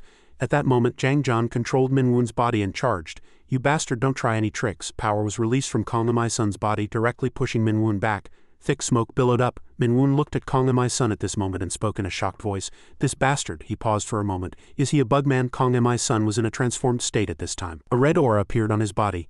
I am, Kong Mi-sun opened his mouth. I am number 1 of Operation Ant Nest for Jo-A-Ra. At that moment, Jo-A-Ra, who had been sound asleep, suddenly felt a strange energy and woke up immediately. Jo-A-Ra sat up and called Kong Mi-sun's name. She looked outside and said in a small voice, Mi-sun. The scene changes and Minwoo and Kong Mi-sun were facing each other. There was some distance between them. Minwoo's eyes suddenly became bloodshot. Minwoo growled in a low voice and asked, Mi-sun, why aren't you attacking? Kong Mi-sun still remained silent, as if organizing his thoughts. At that moment Minwoo moved. Then I'll attack first. Minwoo attacked Kong Mi-sun's shoulders with his 2 large sturdy forelegs, shouting loudly to die. But in an instant a look of shock appeared on Minwoo's face. Mi-sun had blocked Minwoo's 2 legs with his own arms, and his arms were not injured in the slightest. Mi-sun clenched his fist. He growled, this time it's my turn. Kong Mi-sun punched Minwoo, sending him flying. But Minwoo also regained his balance very quickly and crossed 2 swords in front of his chest. Mi-sun was slightly surprised by this power. Is this the new power? He charged like an arrow. Minwoo also charged. The two attacked at the same time. After the attack, the two stood still looking at each other. Then the two fought fiercely. One threw punches and the other slashed, neither willing to lose. Min-woon slashed Kang Mi-sun's shoulder, cutting off a piece of his shoulder armor. In return, Mi-sun also smashed a piece of Min-woon's helmet armor with his fist. The two quickly moved away from each other. Min-woon slid across the lake. He splashed water at Kang Mi-sun. This attack from Min-woon was like a rough wave crashing down. The water poured down on Kang Mi-sun, but he swung his hand once and split the water in two as if cutting vegetables. Min-woon shouted in anger, "You arrogant bastard!" Kang Mi-sun did not use a weapon, fighting only with his fists. The sword in Min-woon's hand was hit by Kang Mi-sun's fist and sent flying. Jang-jan inside Min-woon was filled with questions. What on earth is going on? Min-woon's eyes widened. More importantly, there was no information about Kang Mi-sun in Min-woon's head. Min-woon was going crazier and crazier. He's not a normal friend and he's not a bugman. What the hell is that thing, this useless host? At this moment, Mi-sun prepared to throw a punch. His fist was about to touch the tip of Min-woon's sword. The moment Kang Mi-sun's fist touched the tip of Min-woon's sword, the tip of the sword was instantly deformed as Mi-sun punched Min-woon's body and knocked him backward. Jang-jan inside Min-woon became anxious. There's no other way, I have to take that guy. Min-woon jumped up and Kang Mi-sun also lightly cut one of his legs. He pushed off the ground to gain momentum and charged again. Suddenly, tentacles flew in front of him and tentacles were spewing out from behind Min-woon's back. Suddenly stopped. Jang-jan was inside Min-woon's mouth. He said in a provocative voice, "Come on, come here and let me take you, friend." The tentacles behind Min-woon's back tied Kang Mi-sun's hands, but he broke free and grabbed them. He continued to charge forward. Kang Mi-sun prepared to throw a punch. Kang Mi-sun's fist flew towards Min-woon. At this moment he felt something was wrong. Jang-jan was not visible inside Min-woon's mouth. A voice came from Min-woon. "Behind you," he emphasized. "You fool." Jang-jan was behind Kang Mi-sun at this moment. He crawled into his body through his back. As he fell, Jang-jan stuck firmly to Kang Mi-sun's back. His tentacles dug into his body. He saw his body through Kang Mi-sun's eyes. He laughed coldly. Now this body is mine." At this moment, Kang Mi-sun grabbed one of Jang-jan's tentacles tightly and pulled him out of his body. Jang-jan was sent flying backward. He was surprised by his action, and his heart was filled with contempt. "Trying to pull me out of your body? In your dreams, honey." Kang Mi-sun punched his body, and a part of his body was hit by Kang Mi-sun's fist and slammed hard onto the ground. Jang-jan's eyes rolled back and his mouth fell open. The pain was clear on his face. Kang Mi-sun continued to punch his body. Jang-jan laughed. "You fool, do you think you can defeat me with such petty tricks?" Blades grew out of Kang Mi-sun's hands. Jang-jan said in an arrogant tone, "You can never get rid of me." But before he could finish his words, Kang Mi-sun cut his body. Two X-shaped cuts appeared on Jang-jan's face. He shouted, not understanding what is going on. His whole body had been chopped to pieces by Kang Mi-sun. All of Jang-jan's body parts fell to the ground and Kang Mi-sun stood still. Energy continued to pour out from the blades on his two hands. His armor gradually disappeared and in an instant he returned to his human form. Kang Mi-sun collapsed to the ground. At that moment, Sei-hee and I-jin came running. Seeing Kang Mi-sun, they rushed to his side. I-jin sat down, supported Kang Mi-sun's back and asked, "Are you okay?" "I-jin," Mi-sun said in a small voice. A faint joy appeared in his eyes. "I met Mom." Inside Kang Mi-sun's mind there were 5 giant crystals in front of him. When a human figure appeared in the central crystal, his 2 eyes were filled with shock. There was armor on the crystal. Could this be his new power? Moreover, this power originated from Gami-chan and became his power. While Mi-sun was lost in thought, Jang-jan invaded his mind. He used his tentacles like threads to bind his hands and feet and crawled onto his body. Mi-sun gritted his teeth as he watched him parasitize him. Did I fail to avoid it? As Jang-jan invaded his body, his eyes widened and rolled back. Just then, the fire ant reappeared. The fire ant knocked Jang-jan off Kang Mi-sun's body and cut the tentacles that were binding him. Jang-jan fell to the ground coughing. The fire ant stood behind Kang Mi-sun with a ferocious look. Kang Mi-sun's whole body swayed as if he were about to collapse. He saw the fire ant. Was it still there? The fire ant, another person appeared. This person placed a hand on Kang Mi-sun's shoulder. It was his mother in her transformed form. Fire ants flew in front of Kang Mi-sun's face. When he raised his head, his eyes were filled with shock. The armor on his mother's body had disappeared. Mi-jin looked at Kang Mi-sun with a faint smile on her lips. Kang Mi-sun was too surprised to speak. Overcome with emotion, he hugged Mi-jin and cried out, "Mom?" His voice was choked with sobs. "You've been protecting me all this time, Mom. Thank you, Mom." But Mi-jin did not answer Mi-sun a single word. Mi-jin stepped back. She placed her hand on Kang Mi-sun's head. Mi-jin stroked his head. Tears suddenly streamed down from Mi-jin's 2 eyes. "Why are you crying, Mom?" Mi-sun asked. Mi-jin suddenly began to fade away. At this moment she was like a blazing flame. Kang Mi-sun still had a dazed expression. At this moment the fire ants also crawled onto his face. One flew into the hole in Kang Mi-sun's neck. Kang Mi-sun woke up. It was another dream about his mom. Seeing that Kang Mi-sun had woken up, Sei-hee shouted loudly, "I-jin, Mi-sun's awake." I-jin immediately rushed to the hospital room, holding 2 flowers in her hand. She asked Kang Mi-sun in a loud voice, "You're awake?" Mi-sun looked at the 2 flowers in I-jin's hand. He still hadn't grasped the situation. "Why am I here?" I-jin answered. "You wouldn't wake up, so we had to move you to a medical facility. You were unconscious for 3 days," Sei-hee said to Kang Mi-sun. "Are you okay?" Ri-jin was very worried. Kang Mi-sun answered in a low voice, "I'm fine, thank you." Ri-jin looked away and replied, "Don't mention it." At that moment a man pushed aside the curtain behind Rejin and said in an angry voice, "Hey you guys," he said to Kong Mi-sun's group, "I'm disappointed in you." Rejin looked at him coldly. "What?" The young man adjusted his glasses and smiled playfully. "You should pay some attention to me too." Kong Mi-sun was slightly surprised and asked him, "Who are you?" The young man took off his glasses and said frankly, "I'm your general manager." Woon started to complain. "As the general manager, I'm really proud to see you solve and clean up this incident. I've been under a lot of pressure and almost died from sadness all this time." But Rejin paid no attention to Woon and asked Kong Mi-sun if he needed anything. Kong Mi-sun thought for a moment and answered, "I'm a little hungry." At Kong Mi-sun's answer, both Rejin and Se-hee were surprised. Woon asked them, "Are you not listening to me?" Se-hee said he would go out and find food right away. Rejin excitedly told Se-hee to bring everything. Se-hee was impressed. Rejin is really excited even though she's a patient too. Suddenly Se-hee ran into Min-woon. Se-hee pointed behind him and asked Min-woon, "Why are you standing here?" Kong Mi-sun woke up. "Aren't you going to see him?" Min-woon answered coldly. "So what's so great about just waking up?" Se-hee said as he passed Min-woon. "Anyway, you're friends, you should go see him." Anger appeared on Min-woon's face. "You damn weasel, how would you know? I heard you talking in your sleep," Se-hee answered. Min-woon had been talking in his sleep while he was unconscious. "Hey, can't I be your friend, you son of a bitch? You sounded really desperate," Se-hee said to Min-woon. Min-woon got angry, picked up a hot weapon and chased after Se-hee. "Hey, you're dead." Se-hee quickly ran away. "Weren't your legs hurt?" Scene change. Dr. Man thought as he looked at the screen. "No matter how I calculate, the results are outside the standard.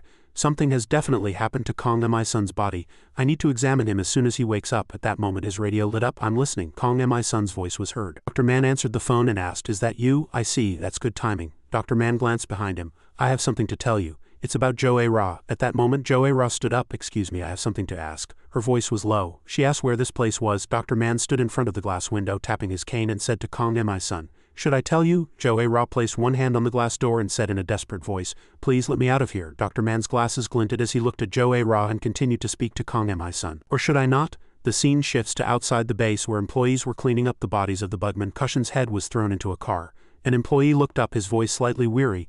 "Oh, my back can't take it anymore. I don't know why they make us collect these monsters' bodies every time. What are they going to use them for?" He scratched his head and looked at the employee who helped him.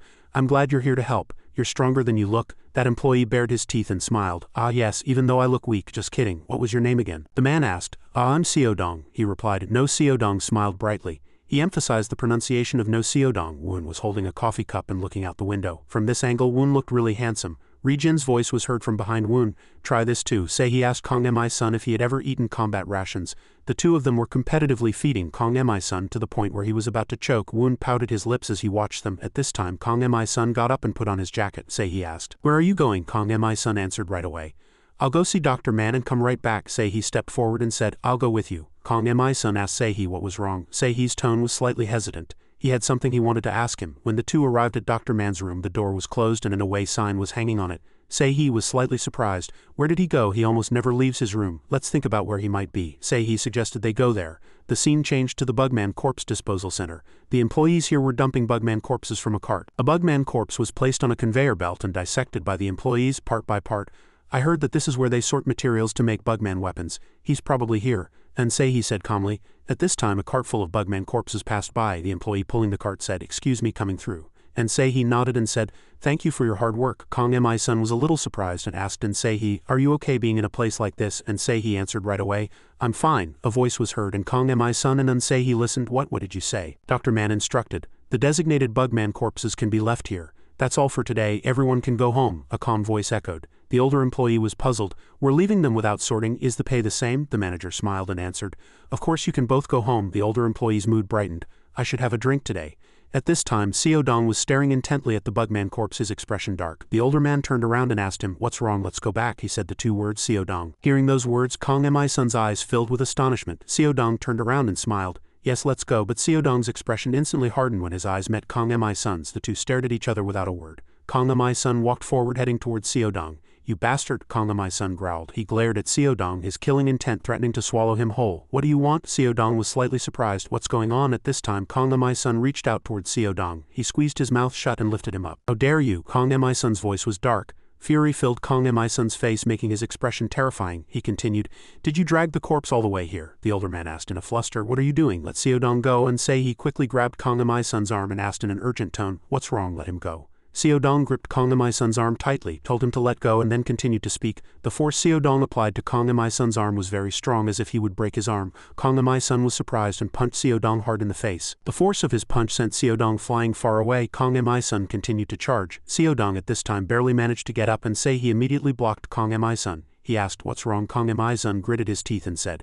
"And say he don't stop me, that bastard is," Seodong shouted. "I am human." Blood flowed from Seodong's nose and mouth. Kong Mi-sun's eyes widened and his eyes were filled with surprise. Seodong's blood was a vivid red at that time. Se-jin had poured numerous larvae into Seodong's mouth and he had turned into a monster bugman. "Mi-sun?" And say he called him in a gentle voice. He calmly told Mi-sun, "I don't know what's going on, but go back to the dorm for now. I'll take care of things here." An employee came over and asked what's going on. Say he apologized and asked Seodong if he was okay. The older employee shouted angrily, "Don't you have eyes? You can see what happened. Why are you asking?" Seodong said to the older man, "Sir, I'm fine. I saw that person spread his wings earlier. These damn bugmen." The older man shouted, "I'm sorry, I'll take him to the infirmary." And say he said in a guilty voice. Mi-sun was still standing still looking at them. The night was deep and the older man was still angry. "How did bastards like that infiltrate this place?" Seodong answered. "I don't know either." The older man continued to ask, "The guy who hit him, do you know him?" Seodong shook his head. "No." He lowered his voice. "You know, I lost my memory." "I don't know either." "Oh well, he's not worth worrying about," the older man said loudly. Seodong bowed his head and told the older man to be careful on his way. The older man raised his hand and waved to Seodong. "See you tomorrow." Seodong walked away. "I don't know who he is at all." "Why? For what reason?" Seodong's hand gripped his neck tightly. "Those bastards." He tore the clothes on his chest, revealing one side of his chest that had turned black with both red and purple blood. Seodong was enraged. "Why do they keep targeting me in Mi-chan's territory?" The hexagons all stood on stone pillars, quietly observing. "Well done. Did you come back alone? Tell me, let's hear how cowardly you are." In front of this murderous voice, Juayam could not hide her fear. Mi-chan sat on a high throne and said arrogantly, "You nameless bug." Juayam's eyes were filled with fear and her voice was broken. "I am Princess Juayam, a subordinate of the sixth pillar. Bang Se-jin. During the battle I fainted, so I will only tell you what I remember through the hummingbird's eyes. My subordinates, John Lee of the third pillar and Cushion of the second pillar, and I were defeated by the high-ranking officials of Bug Ripper. 2 of them were killed in action. The third pillar, Jangjan, lost his life after revealing his true form. Dugang looked at the third pillar's seat and it was empty. Dugang's eyes were filled with surprise. Jangjan. He was also surprised. Who on earth did it? No Jiu covered his mouth, but he couldn't hide his surprised expression. The culprit is a man who calls himself number 1 of Operation Ant Nest. Juayam said in a trembling voice. Suddenly Mi-chan burst out laughing, and the leopard at his feet woke up. He laughed loudly for a long time as if he were watching a comedy. Mi-chan's mood was very excited. Is he still calling himself that? To even take care of Jangjan, did he find a new method? Mi-chan paused for a moment and lowered his voice. An interesting and arrogant bastard. At this time, a swarm of black ants appeared around Juayam. A swarm of black ants gathered to become a black ant man who never surrendered. Mi-chan said slowly. He twisted his lips and his eyes were filled with resentment. A truly cheap piece of junk. Black ant-men stood on both sides of the path leading to Mi-chan's seat.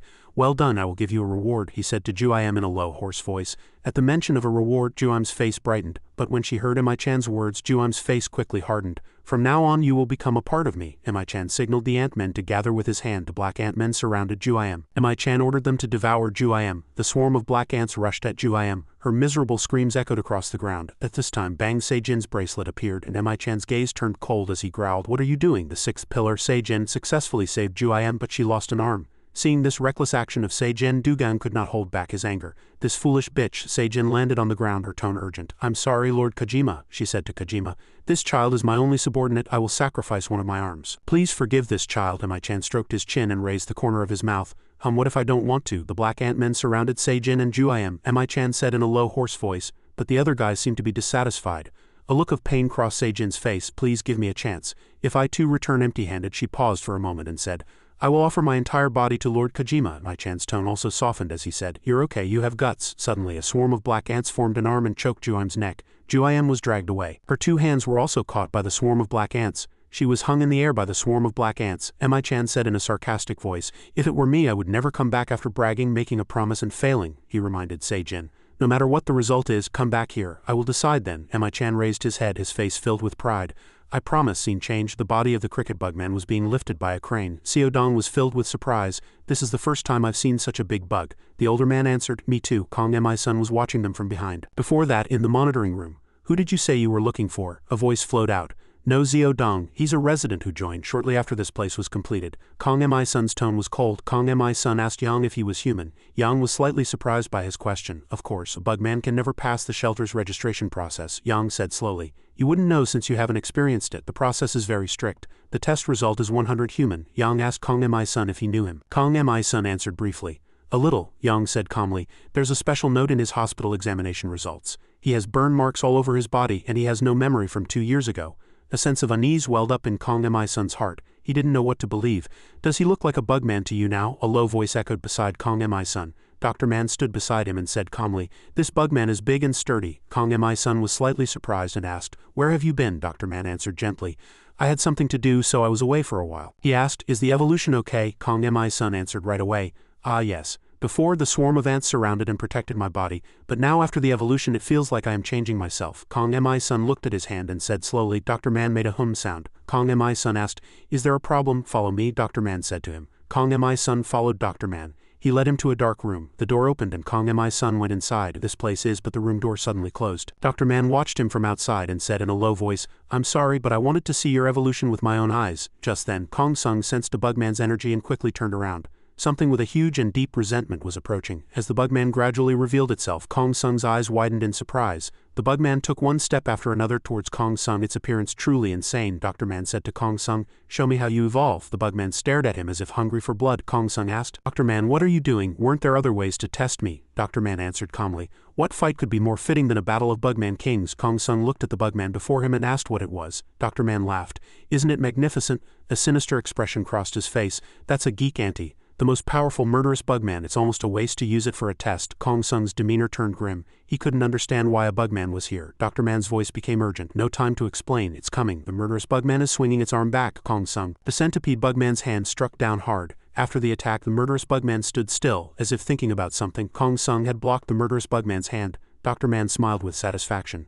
This was the release of the bullet ant that was inside Kong Sung's body, evolution into the bullet ant form. Dr. Man smiled like a pervert and said, you are no less magnificent. He was excited. That thing is very strong. Show me all your power. Fight. Dr. Man wanted to see how he would fight in his evolved form. As Kong Sung pushed away the murderous bugman's hand, the murderous bugman extended its incredibly long arms and attacked Kong Sung. As Kong Sung tilted his head slightly to dodge, the centipede bugman's hand grazed past his head. Kong Sung charged forward like an arrow. The wall hit by the murderous bugman's arm was dented and there was even poison on the mark. The murderous bugman raised its arm to strike Kong Sung down. Dr. Man's eyes filled with astonishment. From poison to enhancement in an instant, the murderous bugman brought its hand down as if catching an ant. Just then, the murderous bugman's arm suddenly trembled, and a cut appeared on the palm of the centipede bugman's hand. Kong Sung tore through the centipede bugman's arm with the blades on his hands and broke free. The centipede bugman let out a painful groan as the centipede bugman retreated. Kong Sung rushed in, assessing it inwardly. As expected, the centipede bugman is strong but its movements are quite slow. Kong Sung raised his stinger. I can finish this in one shot. Kong Sung aimed the stinger straight at the murderous bugman's face. Just before his stinger pierced the murderous bugman's face, the murderous bugman suddenly called his name.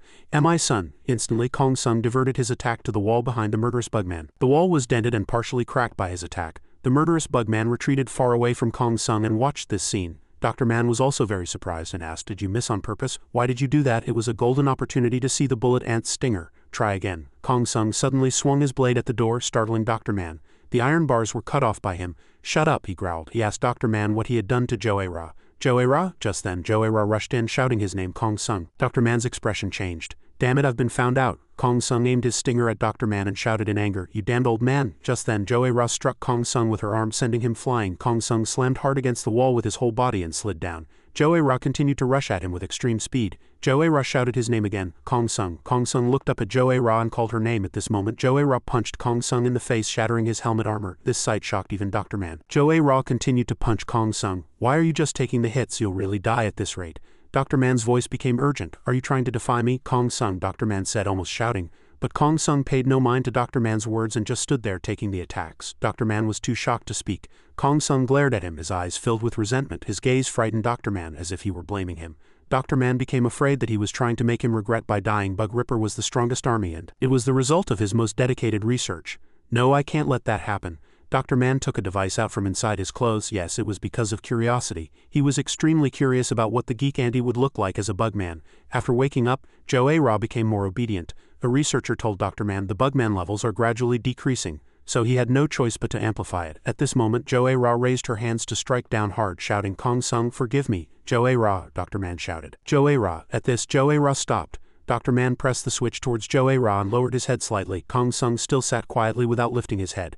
Am I, son? Joe-Ra's voice softened. Only then did Kong Sung raise his eyes. Joe-Ra's armor disappeared and she returned to her human form. Tears streamed down her eyes as well. She asked, "Are you okay?" Kong Sung looked at her and answered in a low voice, "Yeah, I'm fine." Joe-Ra knelt down and placed a hand on his shoulder. Bug Ripper interrogation room. Only a warning? Jin's voice leaked out. She looked at Kong Sung. "It's a miracle that crazy old man didn't die at your hands." Kong Sung answered calmly, "He's someone we need anyway." Dr. Man was locked in a room, continuously knocking on the door with his cane, saying to send him back to the lab. He said he still had a lot of work to do. A voice echoed from the speaker, "You will have to stay here for the time being. It's an order from Chairman Pio. We will begin the second personality test." As the speaker's sound echoed again, Ri-Jin's voice turned cold. "Enough about that.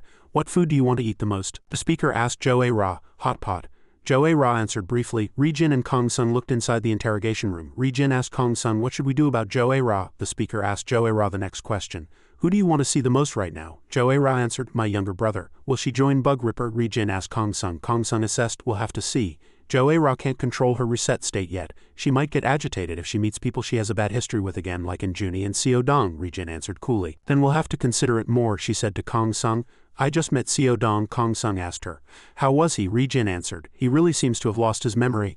I actually bumped into his shoulder." After bumping into Seo Dong, Ri-Jin rubbed her arm and said it hurt. Seo Dong hurriedly apologized, his face even turning red. "He didn't recognize me at all. I was the one who bumped into him, but he was the one who frantically apologized. His face even turned red after seeing a beautiful woman. He has good taste," Ri-Jin said slowly. She said to Kong Sung in a calm voice, "Let's say he really lost his memory. The important thing is what human ability allowed him to survive here, right?" Ri-Jin felt that Seo Dong was the one who should be locked up in Dr. Man's lab. It was already afternoon. A cleaning staff member pulled a cart loaded with Bugman corpses to the collection point.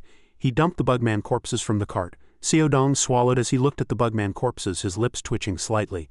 As Seo Dong reached for the arm of a Bugman corpse, the older man suddenly called him and asked what he was doing. "Let's hurry up and go home." Seo Dong hurriedly hid his hands behind his back and told the older man to go first. The older man was a little puzzled and asked him, "What's wrong? We're going the same way anyway." The older man told Seo Dong to have dinner together and go straight home. Seo Dong answered in a low voice, "Ah, yes, at the restaurant." Seo Dong lifted the soup bowl and drank it down in gulps. The older man burst out laughing watching him eat. He said, "You really eat well. Just watching you eat makes me full. Have another bowl." Hey, you're really annoying, old man. It's like this every time." Seo Dong's tone suddenly changed. The older man was surprised to hear that. Seo Dong's face looked excited. "Why don't you order 2 more extra large bowls?" The older man laughed loudly at those words. He said he'd order them right away and told him to eat as much as he wanted.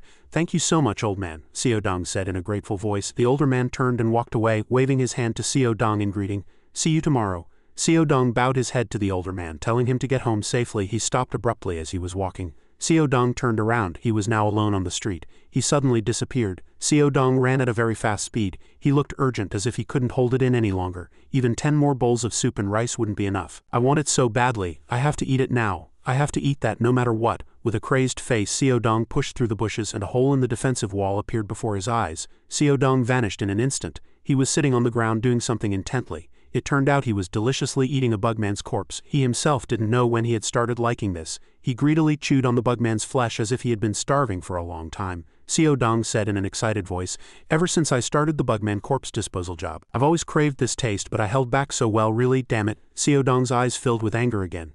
If it weren't for that damn bitch in the morning at that time, the older man had asked Seo Dong if he knew her and why his face was so red. Seo Dong answered with some embarrassment, "That's not what I meant." "Hey, she's a Bugman," the older man said. Hearing that, Seo Dong was startled and quickly turned around. He smiled, his face filled with greed. Seo Dong even smiled sinisterly. "Get a hold of yourself, she's way out of your league," the older man said loudly. Seo Dong marveled to himself. She looks so delicious. He ate his fill. Seo Dong lay on the ground, still chewing on a Bugman's arm, having finally satisfied his hunger. It's an electric grilled Bugman, but it's still pretty tasty. How much more delicious would a fresh one have been? Just then, a voice was suddenly heard. "So it was you." Hearing someone approach, Seo Dong was startled. The person stood in front of Seo Dong and said calmly, "The person who made that hole." Seo Dong hurriedly dropped the Bugman's arm he was holding and asked in a fluster, "Who are you?" The other person said in a low voice, "Or am I wrong?" Turned out that person was in Junie, the murderous Bugman. She asked Seo Dong, "Are you perhaps a Bugman?" Seo Dong hurriedly made an excuse. "I'm a human. I didn't make that hole. I work at the shelter and just fell asleep here. I was just about to go back," Junie said to him in a calm voice. "Don't worry, I'm a Bugman too." "What?" Seo Dong shouted in surprise. Junie said in a low voice, "Does that make it scarier?" Seo Dong was horrified, thinking, why would I meet a Bugman outside the shelter? He was afraid he was going to die now. Junie approached Seo Dong. She told him not to be scared. She wouldn't eat him. Seo Dong pleaded for her not to. He suddenly rushed at her and attacked, shouting loudly, "Liar!" Surprisingly, Junie's hair blocked Seo Dong's fist. Junie said, "You're the one who's lying." Seodong froze at this moment. Damn it, I made a mistake. Only then did he notice his arm. Seodong was sent flying by Junie's hair. Seodong's hand had grown abnormally large with red veins even popping out. He hurriedly apologized, saying his hand swells up like this sometimes. He said he had no intention of fighting her. Please spare my life. Junie's hair stood on end at this moment, ready to attack at any time. Junie shouted. I told you I wouldn't eat you, Seodong said in a low voice. Please forgive my hideous appearance, Junie said in a gentle voice. I just wanted to thank the person who made that hole. Seodong was slightly surprised. Thank me with that power. Are you perhaps a bug ripper too? Junie asked Seodong. Seodong was puzzled. Why? Junie took out a walkie-talkie. She looked at it and said, a dark ripper member promised to come here. She asked Seodong. Do you know them? But Seodong had disappeared without a trace. Junie said in a low voice. So he wasn't someone I knew. A person walked towards Junie.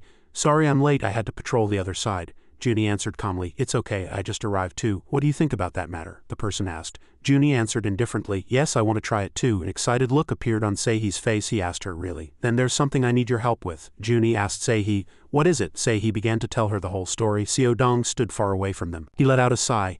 That was a close call. He peeked out to look at them and wondered.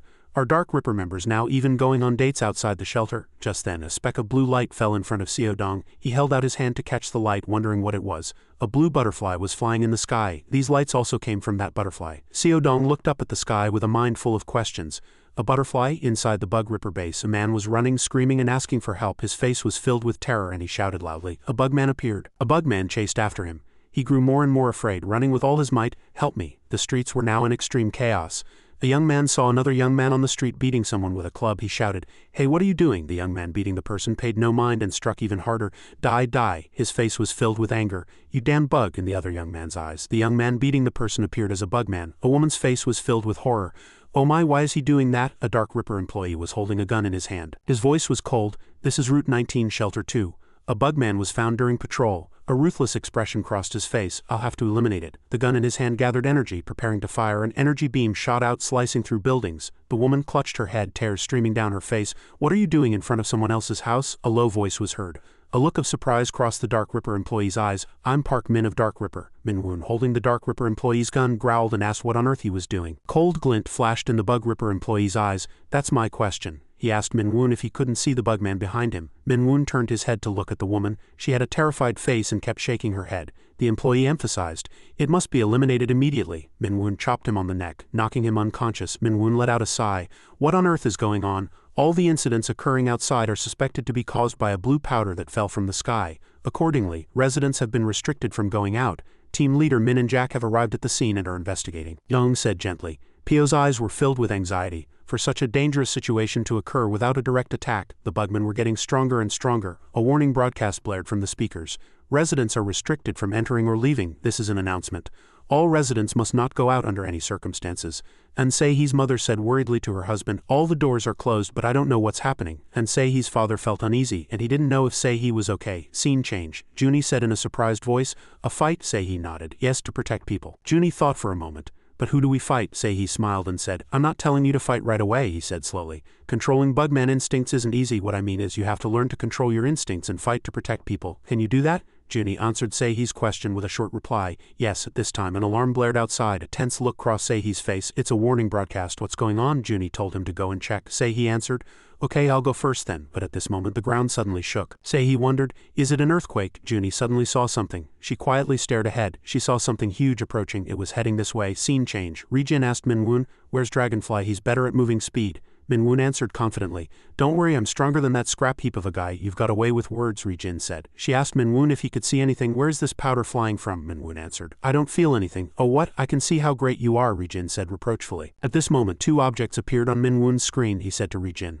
Wait, I found them. Minwoon's eyes were filled with shock. It's 2 individuals. Rijin asked him urgently. Where? She couldn't see anything. Minwoon told Rijin to turn right and follow him. Minwoon and Rijin flew towards Hana and Seijin. Seijin said coldly. Looks like they've noticed us anyway. Hana raised the corner of her mouth. I'll take care of things here. Seijin suddenly called Hana. She said in a grateful voice, Thank you for healing my arm and for coming all this way with me. Hana looked at Seijin with cold eyes and told her to hurry up and go. Before her clairvoyance ability ends, Hana looked at Seijin with tears in her eyes and told her not to get hurt. You stupid head. Seijin was flustered by Hana's expression. Got it. Rijin and Minwoon were still flying to where Seijin and Hana were. Minwoon noticed that one of them had moved from their position on the screen. Minwoon immediately sped up and chased after them, trying to run, but at this moment something pierced the head of the robot Minwoon was piloting.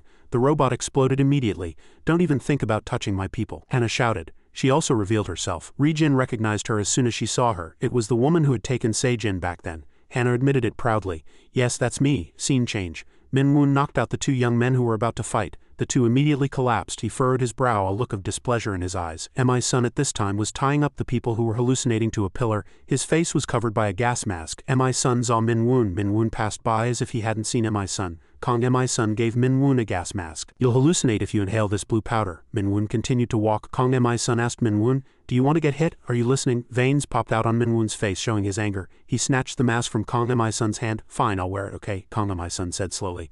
"Let's skip the greetings, we're friends." Hearing those words, Min-woon shouted at Mi Sun. "Hey," he raised his foot to kick Mi Sun. "That's just nonsense that parasite bastard was spouting. I don't care about things like friends. And I'm 3 years older than you." Min-woon's tone was filled with anger. "Damn it, why do I have to get involved with that cocky bastard?" At this time, Min-woon bumped into a young man. A look of shock appeared in Min-woon's eyes. It was the same for Mi Sun. He slashed Min-woon in one go. "Get out of the way," he said in a low voice. A darkness crossed his face and his voice was contemptuous. "Insignificant and lowly things." Seodong ran away with his head bowed. His face was filled with fear. "Don't look at me." A glint appeared in his eyes. He pleaded with his former classmates not to look at him with those eyes. First Mi Sun's gaze, then Ara's gaze, and then Se-jin's gaze. Se-jin turned her head to look at Seodong. Her face was that of a bugman and she poured larva into his mouth. Seodong's expression became more and more horrified and his feet started to get bigger, tearing his shoes. Seodong turned into a bugman, pleading desperately not to be looked at with eyes full of hatred. Scene change. Min-woon knelt on the ground, slashed by Du-gang. Du-gang saw Min-woon's blood on his blade. A bugman in that case. Mi Sun's two eyes widened with horror. Shouted Min-woon's name loudly. Mi Sun took out his weapon. He rushed towards Du-gang. Du-gang blocked his weapon with his blade. A look of contempt was in his eyes. "So you're the traitorous Dark Ripper." He swung his blade at Mi Sun at a very fast speed. Mi Sun was slashed and sent flying before he had time to react. He quickly regained his posture. The gas mask in front of him was also cut in two by him. Mi Sun was impressed inwardly. He's strong. Could he be a member of Hexagon? Mi Sun crossed his two arms in front of his chest. He initiated his evolution. Du-gang's arm changed shape at this time, and he looked at Mi Sun with a dark expression. "Ah, it's you," Du-gang said in a low voice. "You look exactly the same." A strange energy erupted from Mi Sun's body. Min-woon looked at Mi Sun with blurry eyes. Du-gang said in a low voice, "You should have gone all out." The shadow on his wall took the form of a mantis. As Du-gang initiated his awakening, a single slash flew at Mi Sun, and slashes erupted around Du-gang like a storm. He completed his transformation. "I will offer it to him." "Your head," Du-gang said in a low, hoarse voice. He was a shield mantis bugman. At the Bug Ripper base, Se-jin successfully infiltrated. "It's a bugman." A terrified voice erupted. Se-jin's voice was cold. "Has the shield effect worn off?" The Bug Ripper employees prepared to attack Se-jin. An employee shouted loudly, "Get her. We have to protect the residents." The spots on Se-jin's wings glowed red. She said loudly, "Come at me if you've got the guts." Then, instead of attacking Se-jin, the Bug Ripper employees started attacking the residents. The scene shifts to Chairman Pio's room. "Pio, don't get up." He was sitting and looking at a computer screen. He grabbed a pack of cigarettes on his desk. At this moment there was no emotion on his face. A scream rang out. "Ah, it's a bugman." The two employees guarding outside his room shot each other. The door opened and Se-jin entered the room. Immediately a scythe was held to her neck. Pio, wearing a gas mask, said in a hoarse voice, "It's you." He paused for a moment and continued, "The one who created this tragedy." Pio's voice was cold. "Seeing as you came all the way here to find me, there must be a reason. What do you want?" Se-jin's neck was cut by Pio's scythe. She said in a cold voice, "Your voice is sharp, very perceptive. Before that, there's something you need to know." The spots on Se-jin's wings glowed red again and faced Pio. A look of shock appeared in Pio's eyes and the scenery changed. Pio realized that he and Se-jin were in a flower field. Pio was flustered. "What is happening?" Pio's eyes turned red and Se-jin said in a resolute voice, "From now on, everything about you will be under my control." That statement was like an undeniable declaration. The two faced each other, the surrounding scenery severely damaged from the previous battle. Broken wall fragments were piled up like obstacles. Mi Sun carefully assessed the shield mantis bugman. A dark energy fluctuated in the air around him, making Mi Sun unable to let his guard down. "I can feel it," he thought. "His appearance is the same as other bugmen, but his energy is very special." Suddenly, Mi Sun lowered his body and prepared to pounce, launching a preemptive strike, signaling the start of a fierce battle. The mantis also reacted very quickly, and seeing Mi Sun move, it used its legs as a pivot, as a support to block the incoming attack.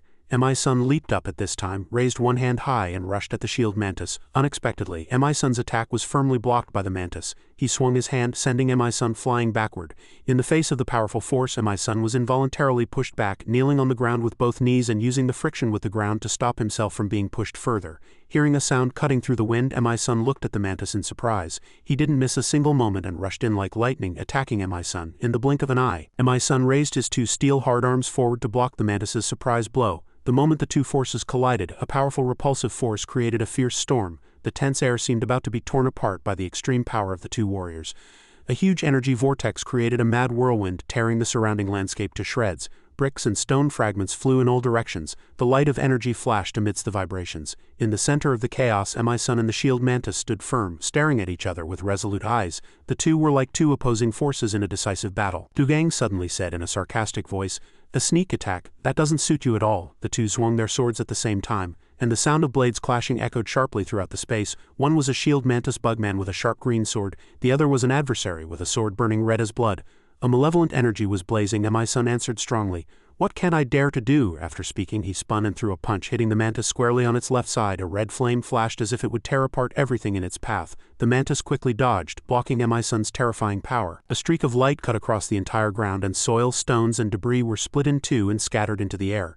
Dugang assessed, "So this is the power that defeated Jangjan." He threw one of his blue pincers, instantly turning it into a mobile guillotine with terrifying rotational force.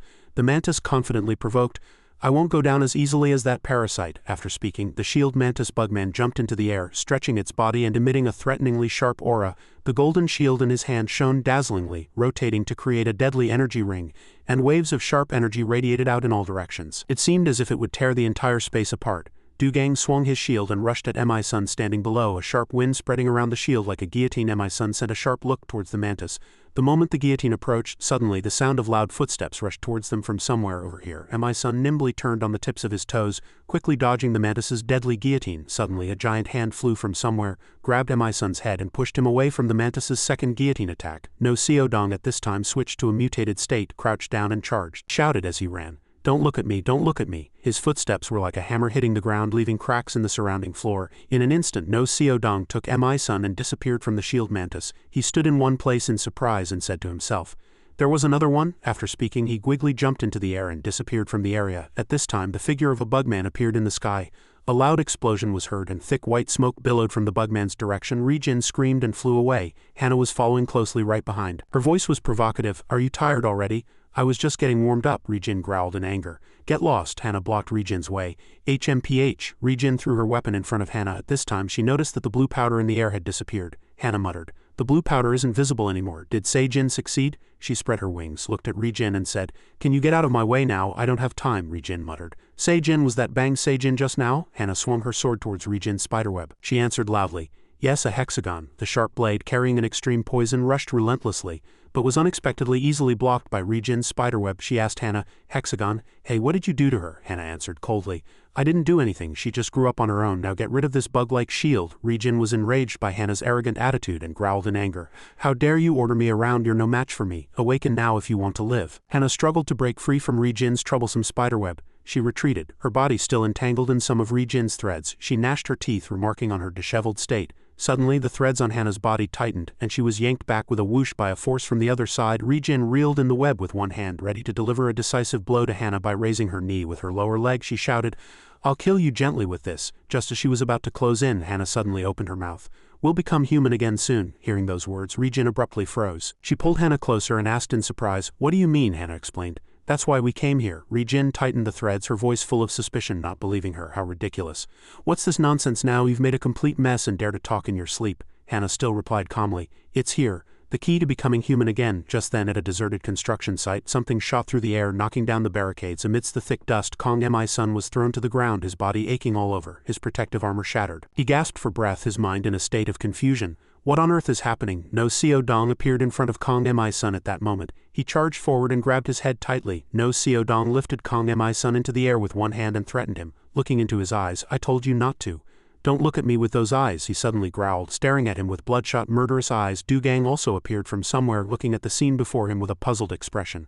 "Wasn't that guy your comrade? Even that monster is exuding a very different aura. I'll have to take care of you both at once." Suddenly a powerful golden sword blade flew towards the mantis from somewhere. He turned with a wary look and swung his hand, blocking the incoming blade. Park Min-woon approached leisurely and greeted him. "Don't interrupt their date, come play with me." The mantis opened its mouth. "Was that you from before?" "That's right," Minwoo replied. "It's me, you bastard." He swung his golden twin swords in front of his chest, and a strange energy emanated from them. Dugong was slightly surprised. "How unexpected," he said. "No, it's truly disgusting." He looked at the sword Minwoo was holding, around which an orange energy ring continuously swirled. "I know humans use bugmen to make weapons, but this is the first time I've seen a bugman use a weapon made from its own kind. Do you have no sense of guilt?" Dugong opened his mouth. A cold aura emanated from Minwoo's eyes. He recalled being in the break room 2 days ago and say he brought a strange object. Minwoo was holding a book and asked curiously what it was. From inside a black bundle, say he took out a long sword and said, "The doctor told me to take a look at this. We've been through a lot lately. I thought it would be good to try using it. This is a sword made from an elephant beetle." Minwoo looked at the sword and he felt a chill as its eyes seemed to be staring at him. "Damn it," Minwoo gnashed his teeth and said, "Get that damn thing away from me right now or you're dead." Then he turned his head as if he didn't want to look at it anymore. Say he hesitated and said, "If you don't use this," as he stammered. Minwoo turned back with a blank expression and asked right away, "So what?" Say he continued, "Won't you die first?" Minwoo got angry and threw the book at Say He's face. He mercilessly kicked Say He out of the window. He growled in anger, "Get out of here now, this bastard." Say He spread his wings and flew away. Minwoo in the room cursed in anger to himself. "Is that an Say He guy asking for a beating lately? He's really annoying." Suddenly he bumped into something on the floor. When he looked down, the beetle sword had somehow been left behind. He rushed out of the door and seeing the happily laughing and Say he shouted in anger, "Hey you bastard, take it with you." At this time in front of Dugong, Minwoo was indeed holding the sword and Say he had left behind that day. He said in a disgusted voice, "You talk too much. Do you want to become weapon material right now?" Minwoo provocatively raised his sword and charged at Dugong in front of him. A powerful light emanated from the sword and just before the sharp blade reached his neck he blocked it with his stinger. The sound of weapons clashing was ear-splitting, and numerous sparks flew demonstrating the powerful force of the duel. Thunder split the sky and golden light flashed with the steps of Dugong and Minwoo. With wind-splitting speed he charged forward, his lightning-fast sword drawing a deadly arc in the air. From a distance No Seodong still remained motionless. A spark from the fight tore through the back of No Seodong's clothes. On this side the two were still fighting fiercely. A chaotic battle of force against force. Minwoo growled, "If you care so much about your own kind, why did you abandon Exos?" Dugong seemed to have no memory of it at all and asked with a puzzled expression, "What's an Exos?" Minwoo became even more enraged and paused for a moment, his heart feeling as if it were collapsing. With a clang Minwoo swung his hand and charged, shouting in anger, "Remember this clearly, you bastard. This is the place where the demon of revenge, Rena, was born." Then Minwoo raised the elephant beetle sword and charged at the other side with all his might. Dugong also turned his blade to counter, replying contemptuously, "You're all talk." The two rished at each other, unleashing deadly attacks and creating a fierce storm that seemed to blow away everything around them. The ground, having taken too much impact, began to crack. Kong Mi-sun's eyes were wide open as he struggled to see the giant figure holding him. He made a sound and a familiar name came to his mind, No Seodong. When he saw it, his bloodshot eyes became even more ferocious. He charged, threw a punch and shouted, "Don't look at me with those eyes." His face contorted, his bloodshot eyes glinted with killing intent, and a growling sound escaped from between his clenched teeth. No words were needed.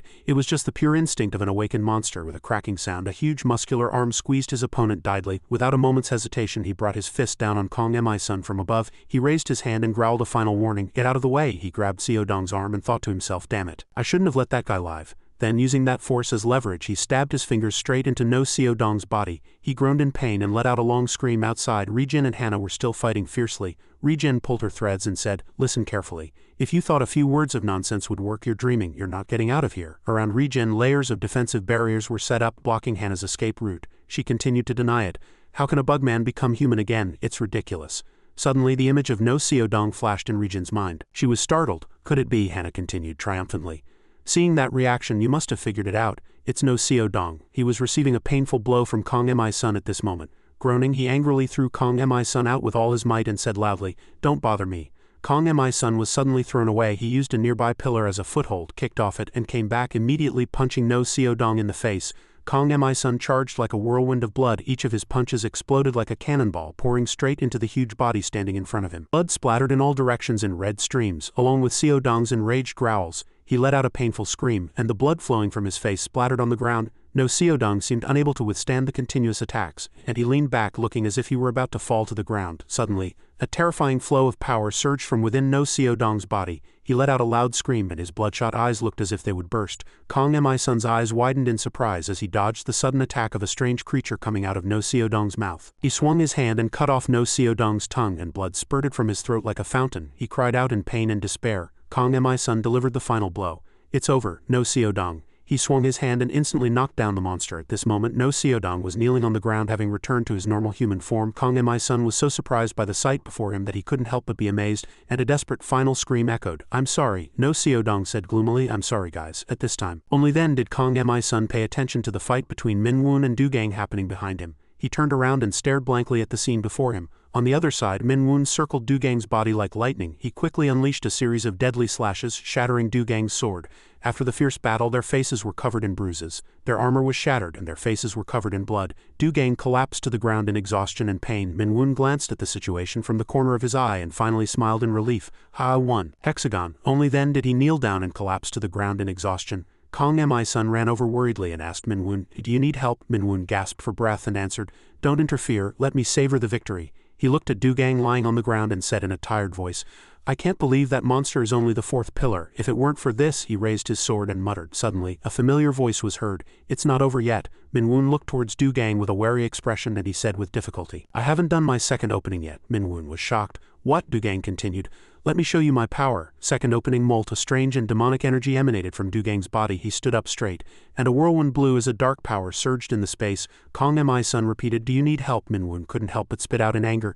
"Damn it, if you drag me down I won't let you off," Kong Mi-sun replied. "That's what I should be saying." The two raised their weapons. They took their stances in preparation for the decisive battle. At this time No Seodong had regained some of his senses. He groaned, feeling the aching pain all over his body. "Ah, it hurts." He clutched his bleeding arm and looked blankly at the other side. Suddenly he saw something. A fierce chaotic battle was taking place on the other side. He struggled to get a better look, recognizing the familiar face of Kong Mi-sun on the other side. He muttered Kong Mi-sun's name and wondered, "What's going on?" Suddenly a thin cold hand gently covered his mouth from behind. He slowly turned around. He was slightly surprised. "Who is it?" Hannah had appeared behind him at some point, raising a hand to signal No Seodong to be quiet. He was surprised. In the blink of an eye, Hannah and No Seodong disappeared from the scene without a trace. On the remaining side, Dugang was undergoing his second opening, and a dark power emanated from his entire body, like a flame that would burn everything that came near.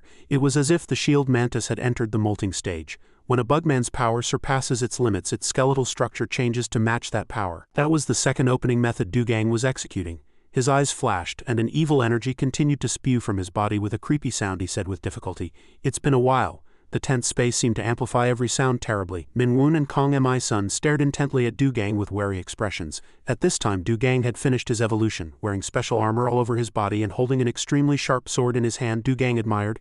"It's really been a long time since I've returned to this form," Minwoon growled in anger. "How arrogant, just because you shed a shell you're boasting." Charged in anger and shouted loudly, "Don't underestimate my power." Kong Mi-sun behind him didn't have time to stop him and shouted Park Minwoon's name loudly. His elephant beetle sword also changed its form into a combat state. He shouted contemptuously, "What's so great about that, Molt? I'm not behind either." Then he charged and transformed into a semi-insect form. He unleashed a series of lightning-fast, deadly attacks on Dugang. A dazzling golden flash flew out, showing incredible speed. Dugang remained completely unshaken and dodged like lightning, easily avoiding all of Minwoon's attacks. He angrily brought his twin swords down on Dugang with all his might. Surprisingly, Dugang had already dodged. Minwoon's twin swords cut through the air before he could grasp the situation. Dugang beside him said contemptuously, "A stream dares to confront the sea. In terms of combat experience, you're still far off." As he spoke, he turned and swung his sword at Minwoon. At this time, Kong Mi-sun quickly grabbed Minwoon's head and pulled him back, helping him dodge Dugang's sharp blow. A flash of light grazed past the top of Minwoon's head. It sliced the wall behind him in two like paper. Minwoon shouted, "You bastard, let go of me right now." On the other side, Dugang rushed in with his sword and attacked. Kong Mi-sun used that momentum, grabbed Minwoon's hair with one hand and jumped up, raising his stinger high and shouting, "Here I come, get ready to be hit." Dugang's sword at this time gathered a dark power and charged fiercely, splitting the wind. Minwoon and Kong Mi-sun simultaneously raised their weapons to block. An ear-splitting clang rang out and sparks flew from the powerful friction. In the face of the sword's terrifying power, the two were stunned and lost their minds. As Dugang spun around, Minwoon and Kong Mi-sun simultaneously lost their balance and fell backward hard. A terrifying whirlwind blew away everything within a certain radius around them. "He's much stronger than before." The two shouted at the same time. Before they could regain their senses, Dugang rushed in like lightning. "Do you still have time to chat?" He jumped up and charged, spinning like a whirlwind. As Dugang swung his sword, a swirling power emanated from it. He said angrily, "You're underestimating me too much." In the blink of an eye, Dugang's blade grazed past Kong Mi-sun's eyes. He turned and struck Minwoon, who was beside him. Startled, Minwoon blocked the sword with one hand and pushed Kong Mi-sun back with the other.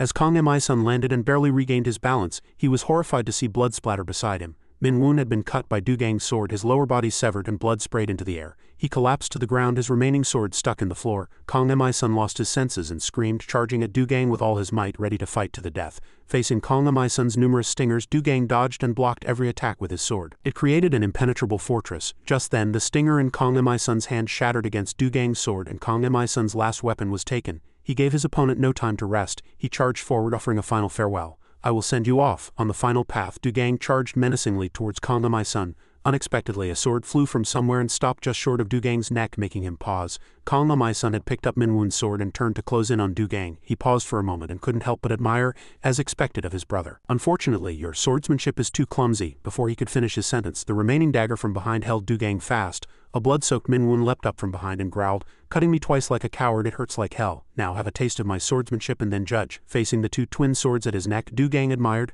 "Not bad." The two blocked Du Gang on both sides, creating a pincer-like formation with their two swords tightly controlling him. Min Woon growled, "You bastard, now it's our turn. We'll send you on your final path." The two growled simultaneously, their two swords grazing Du Gang's neck, trying to pierce the shield mantis's sturdy armor and reach his carotid artery. A stream of blood spurted, and suddenly Du Gang's eyes turned blue as he shouted, "Ring!" Instantly, a terrible explosion sent the two flying. A gale with terrifying power blew up everything in its path, piercing through layers of terrain and creating a giant whirlwind. At this time, a chaotic, out-of-control scene was unfolding inside the Central Command. The commander's urgent voice echoed through the radio. "Report the situation." At this time, all the staff were not in their right minds, and they answered in unison with numb eyes. "Bugman found, requesting immediate elimination." One employee answered while swinging a club and knocking down a soldier. "The hallway to the chairman's office is inaccessible as the soldiers are hypnotized." Another person continued, "They keep obstructing us." The situation wasn't any better on Woon's side. He replied, "It's the same here. We can't just attack them either." The surrounding soldiers were all drugged by Se-jin trying to stop Dark Ripper and shouting, "We must exterminate the bugmen." A soldier shouted. The manager beside him said loudly in anger, "Can't you recognize the general manager? Get out of the way, you bastard." Inside the command post, Young was worried, her face dismayed by the out-of-control situation. She kept muttering, "What on earth is going on? This is ridiculous." She ordered the staff member observing below to report on Dark Ripper's situation. "Currently, we have no contact with Kang Mi-sun and Park Min Woon, and say he is fighting a giant bugman outside the shelter along with one mysterious bugman not registered with Dark Ripper." The employee reported the situation. He continued, "And Ri-jin is..." Before he could finish, Yang raised her hand to signal him to be quiet. She connected the radio to Ri-jin and continued to check the situation. "Ri-jin, is team leader Min okay?" Ri-jin answered, "It's me. Yes, he's fine." She was carrying an injured person on her back, leading residents to a designated location. Ri-jin said she was rescuing residents after the hypnosis wore off and moving them to the shelter.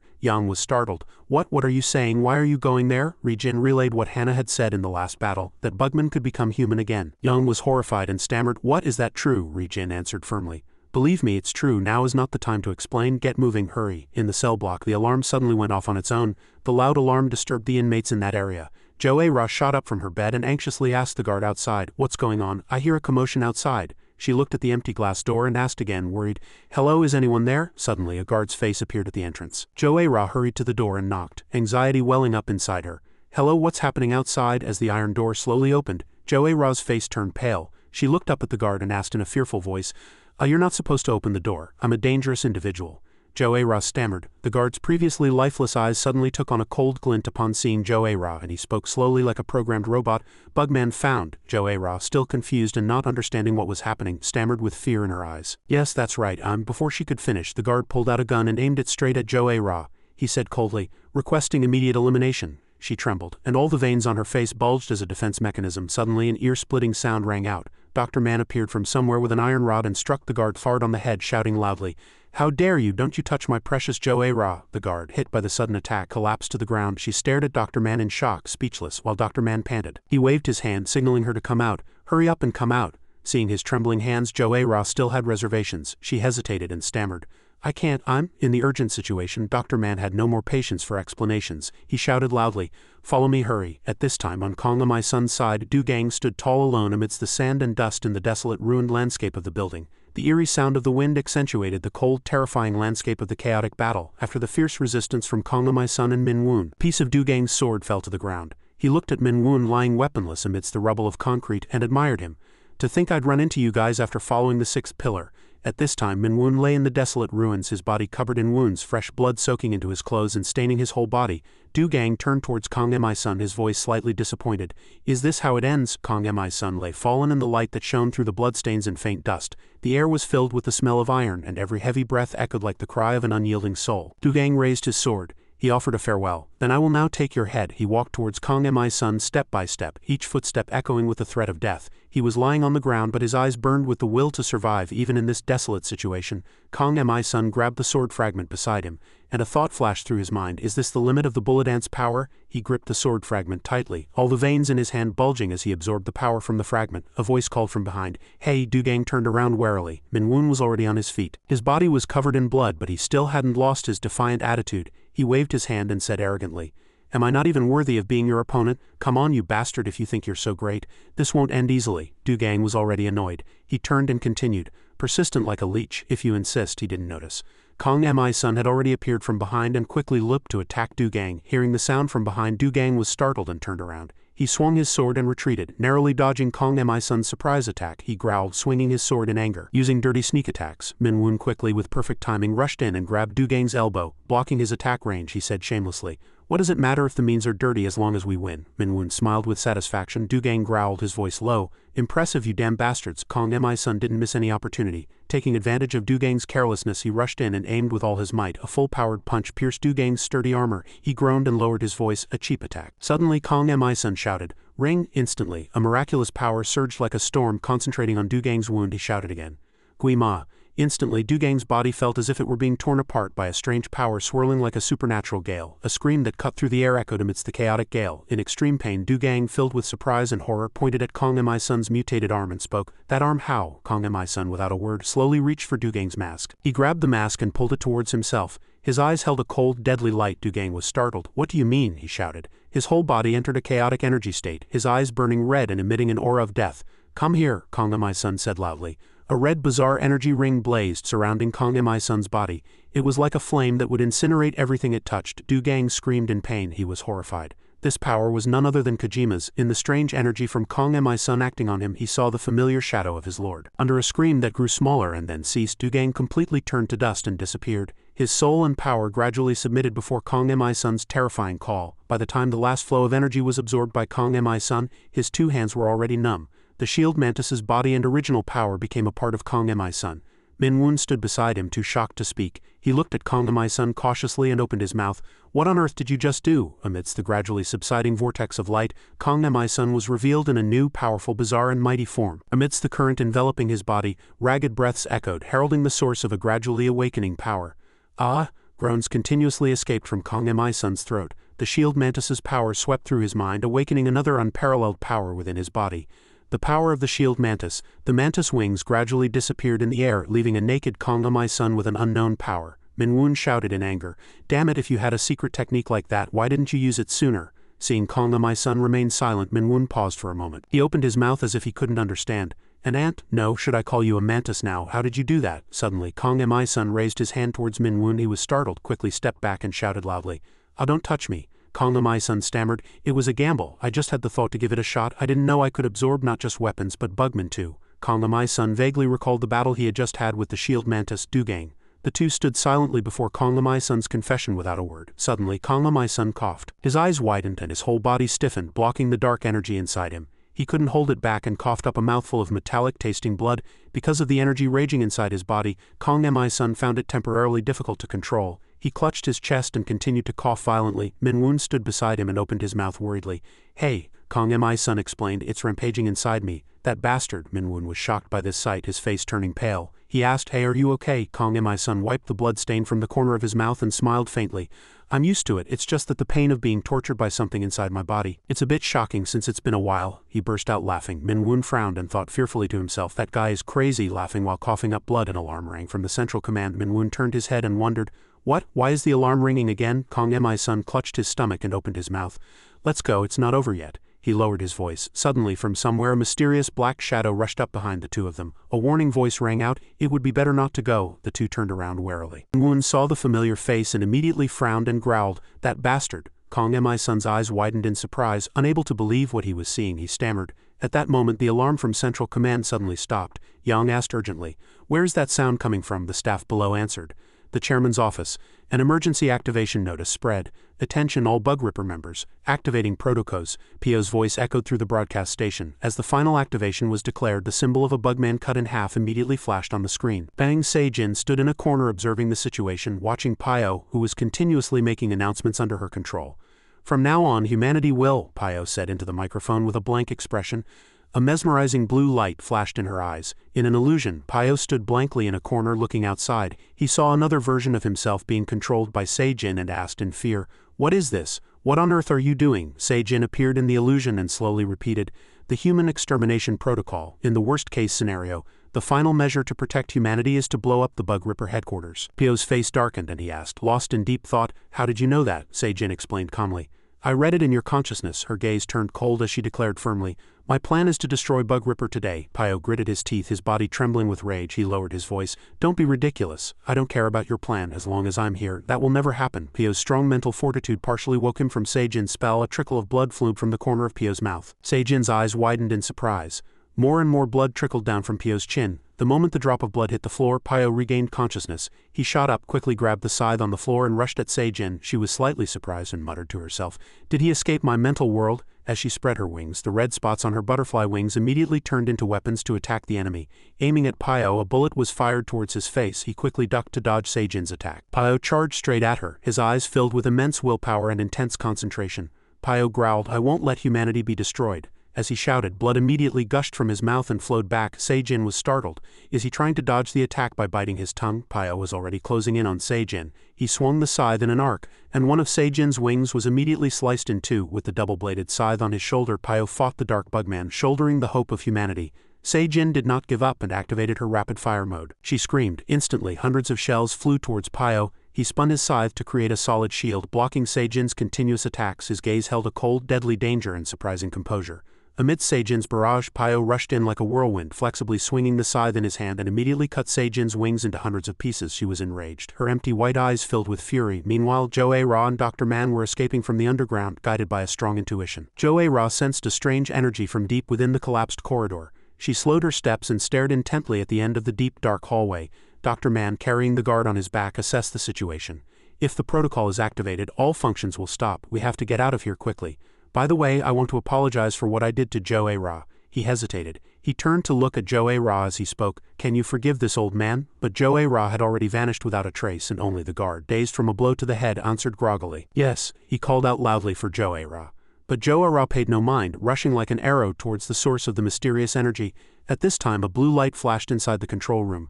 The surroundings were filled with the smell of blood and gore, and a chill enveloped the narrow space. Pio's scythe was embedded in the ground, and he slowly took out a cigarette pack with a special symbol. Pio shook it and took out a small cigarette-shaped golden key. He inserted the key in his hand straight into the sign where the bugman symbol was. Instantly, the board lit up brightly. Turning a dazzling blue, the protocol activation command was immediately executed. Pio muttered, "I'm sorry everyone." He raised his head. His body was completely out of control, and a blue light flashed in his eyes as he spoke. "I did as planned. Keep your promise." Pio negotiated with his last bit of consciousness. From behind, Se-jin appeared in her bugman form. She sneered and pierced straight through Pio's head with her hand. His life ended in an instant. Outside, I-jin and the Bug Ripper staff were quickly evacuating residents from the shelter. Urgent shouts echoed. "Everyone move quickly, hurry." The residents walked with heavy, worried faces, not knowing what was happening. A terrifying force exploded. The Bug Ripper headquarters was instantly engulfed in smoke and all sections self-destructed, completely burning down. Min-woon stood on high ground, looked at the horrific scene before him and asked, "Is this for real?" Kong Mi-sun was also stunned. "Are you really okay?" When there was no answer from behind, Kong Mi-sun lost his composure and repeated, "I'm asking you." Seodong, Bang Se-jin was holding Pio's body in her hand. As the room was engulfed in a sea of fire, a familiar voice echoed, "Se-jin?" Jo-A-Ra had appeared at some point. She looked beyond the blazing flames, her eyes filled with a deep story. Se-jin followed the sound and looked, dazed for a moment. Tears unconsciously welled up in her eyes, but with her last bit of rationality, a light flashed in her eyes. She cast a spell and put Jo-A-Ra into a coma. A moment later, outside the headquarters, a streak of light appeared in the burning sky. Kong Mi-sun muttered as he looked towards the light. There in the air, Se-jin came out holding Jo-A-Ra. Below, a strange insect flew up, carrying Pio's body in its mouth. Se-jin and Pio's bodies were stained with blood after the fierce battle. Se-jin landed lightly on the ground and carefully put Jo-A-Ra down. Min-woon was surprised. "Isn't that the woman from the underground?" Kong Mi-sun rushed over, shouting loudly, "Ara!" He carefully supported her and asked Bang Seijin what happened to Chairman Pio. Seijin uttered a single grim word, "It's time." He flew up and said slowly, "Let's go." Seodong quietly watched Seijin's back as she disappeared into the dark night. Kong Mi-sun opened his mouth.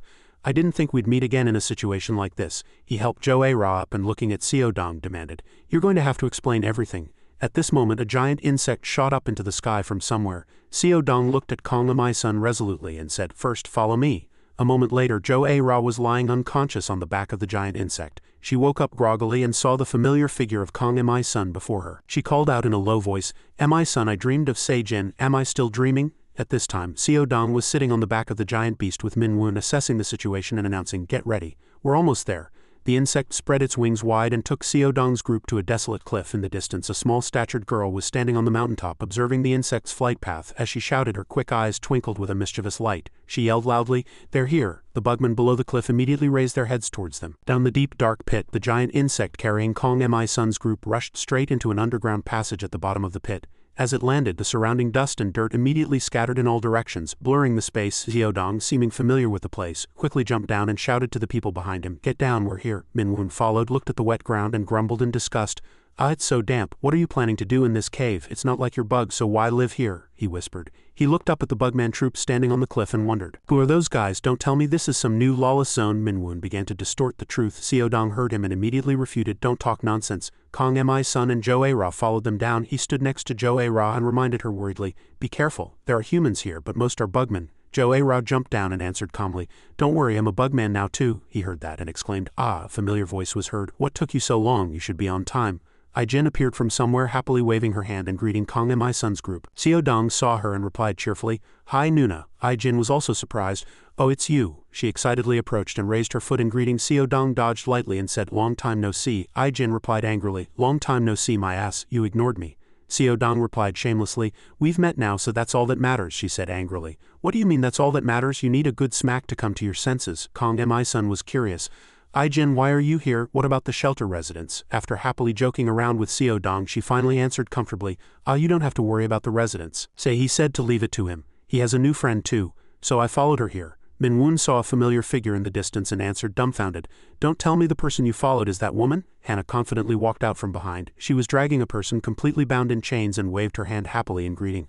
"Ho!" Kong Mi-sun's eyes widened, filled with killing intent. He rushed in, choked Hannah and growled, "Why are you here?" Hannah smiled. She exclaimed cheerfully, "Ooh la la," as if she had expected his reaction. Instantly a series of sounds rang out simultaneously.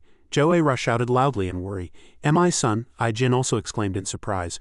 "Move!" The bugmen in the underground passage immediately surrounded Kong Mi-sun and aimed their weapons. A threatening voice echoed. "Back off, we're not to be trifled with either," said the girl with the blue bow. Seodong stopped Minwoo, who was about to charge, and got angry. "Hey, let go!" Seodong quickly blocked him. "These guys have fiery tempers, so calm down." Kong Mi-sun looked at Seodong with cold eyes and said in an accusatory tone, "Seodong, what is all this?" Urgent footsteps ran over and he shouted loudly, "Everyone stop, I'll explain." Hearing the familiar voice, Kong Mi-sun couldn't help but be surprised. He widened his eyes and lowered his guard. The voice continued to echo, "We want to become human again. We want to coexist with humans. We are symbiosis." Everyone lowered their weapons and stared in unison at a man in a white coat slowly approaching them. The doctor opened his mouth. "Kong Mi-sun, it's about your younger brother Kong Mi-chan." Hearing these words, his eyes were filled with extreme surprise. Dr. Zhang, the director of Symbiosis, explained that they had gathered here to eliminate Kojima. Meanwhile, beneath Kojima's territory, Seijin alone led Pio's body to have an audience with Kojima. The other hexagons couldn't help but be surprised, and they all watched her every move with intense concentration. Kojima looked up at Seijin, who was reverently kneeling before him, and behind her Pio's body was floating in the air. She said carefully, "Lord Kojima, I have returned after successfully sinking the Bug Ripper headquarters." Kojima opened his mouth. "Good, well done," she continued. "This person is the chairman of Bug Ripper Pio," Kojima exclaimed in surprise. "Oh, I've met him once before. He took my grandmother's place." Kojima suddenly growled madly. "Where did you hide my grandmother to take that position, you bastard?" He laughed crazily, beat his chest and mocked himself. How could she have survived that explosion? Kojima praised. "I thought you would fail, but you did really well, unlike that Dugang bastard. He couldn't even get a single piece of information there." Seijin bowed her head and said, "I did my best." Kojima asked, "For what?" she answered. "For Princess Ju-im, of course." She thought to herself, the reason I took responsibility back then wasn't to protect Princess Ju-im. It was just a perfect excuse. Kojima continued. "Ah, right, you wanted to save your subordinate, right?" Seijin nodded her head. "Yes, that's right. Please forgive Princess Ju-im," Kojima answered casually. "All right, come out." Seeing the sight before her, Seijin's eyes widened, and emptiness and anger exploded within her. She thought to herself, I wasn't expecting much, but seeing the soulless eyes of Princess Ju I am and the person I once led myself, I couldn't help but feel heartbroken.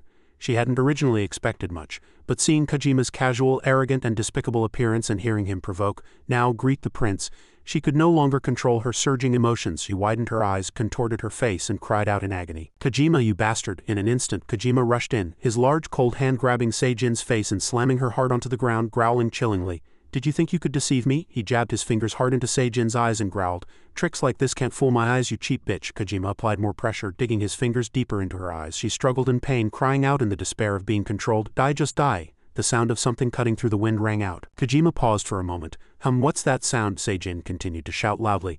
"This is your chance, kill him." The corpse floating in the air suddenly moved. He pulled a long sword from the insect's mouth. Following Seijin's anguished cry, he rushed in and brought his sword down on Kojima. The sword carried the force of thunder, concentrating its energy for a single strike at Kojima. The sword stopped on Kojima's body, and a groan echoed in the air. Kojima groaned at length and spat. As expected, all humans are fools. From behind, Na Seong-tae rushed in, shouting, "Lord Kojima!" Seijin's blue energy immediately covered the entire space. Na Seong-tae hurriedly covered his nose and said, "I can't get near him." From behind, Na Son-ho reminded him. "Stand back, Na Seong-tae." He looked back in surprise.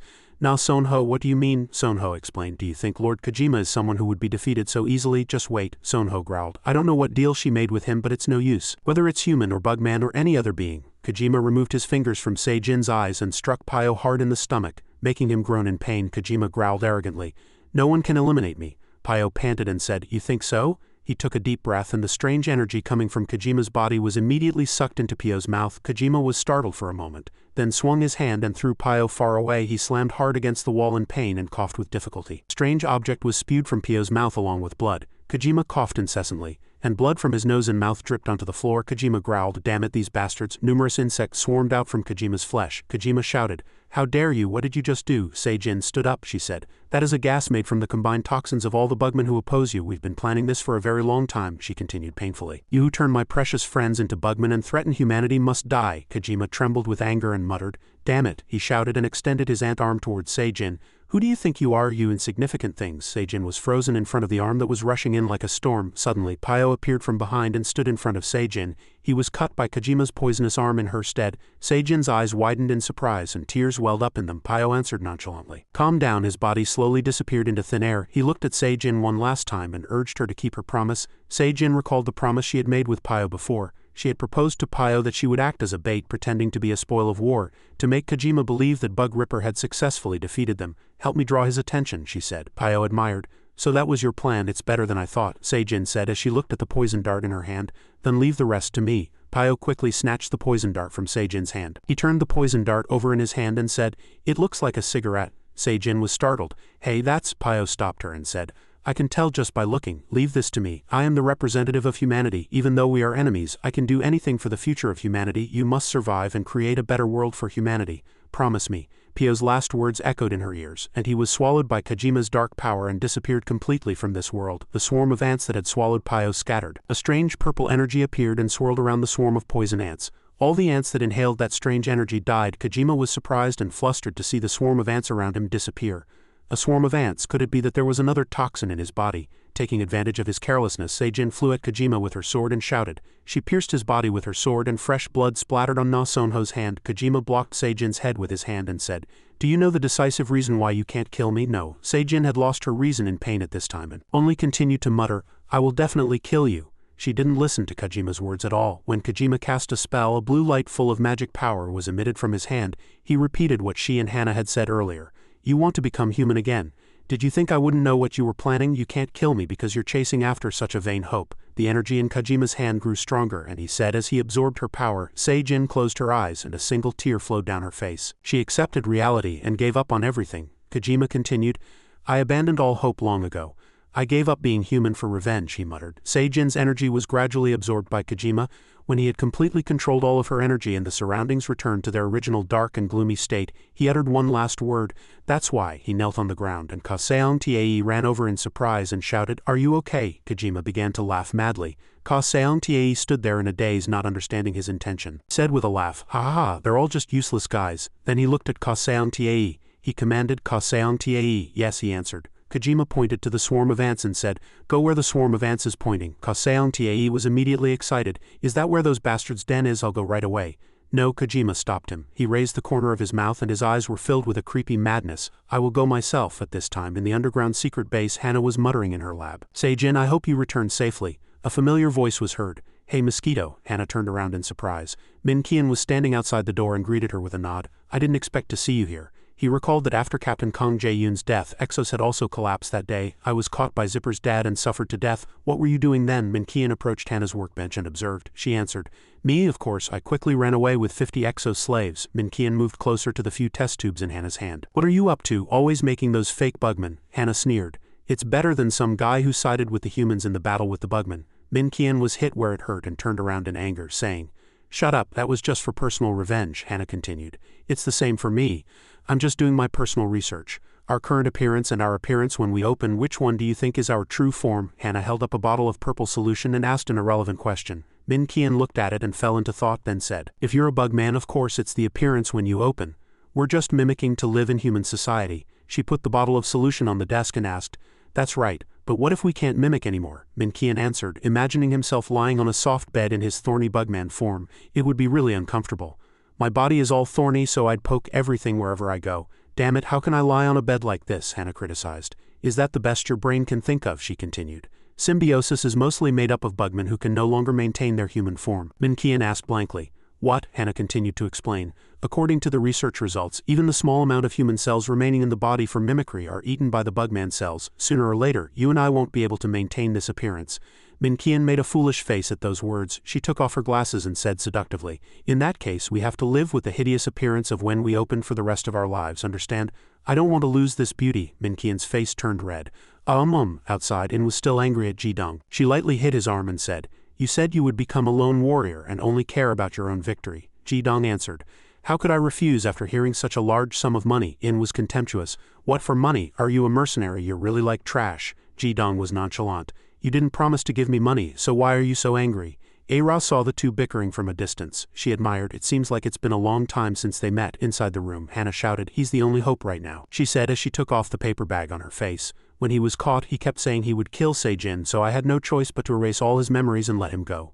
No, Seogang trembled and growled. Yes, rewrite it quickly. Hana told the story. Kojima turned Seijin's friend into a bugman and made him lose his human form. Everything changed after that incident. So I need the special serum separator in the lab. Go and get it for me. Min Qian answered willingly.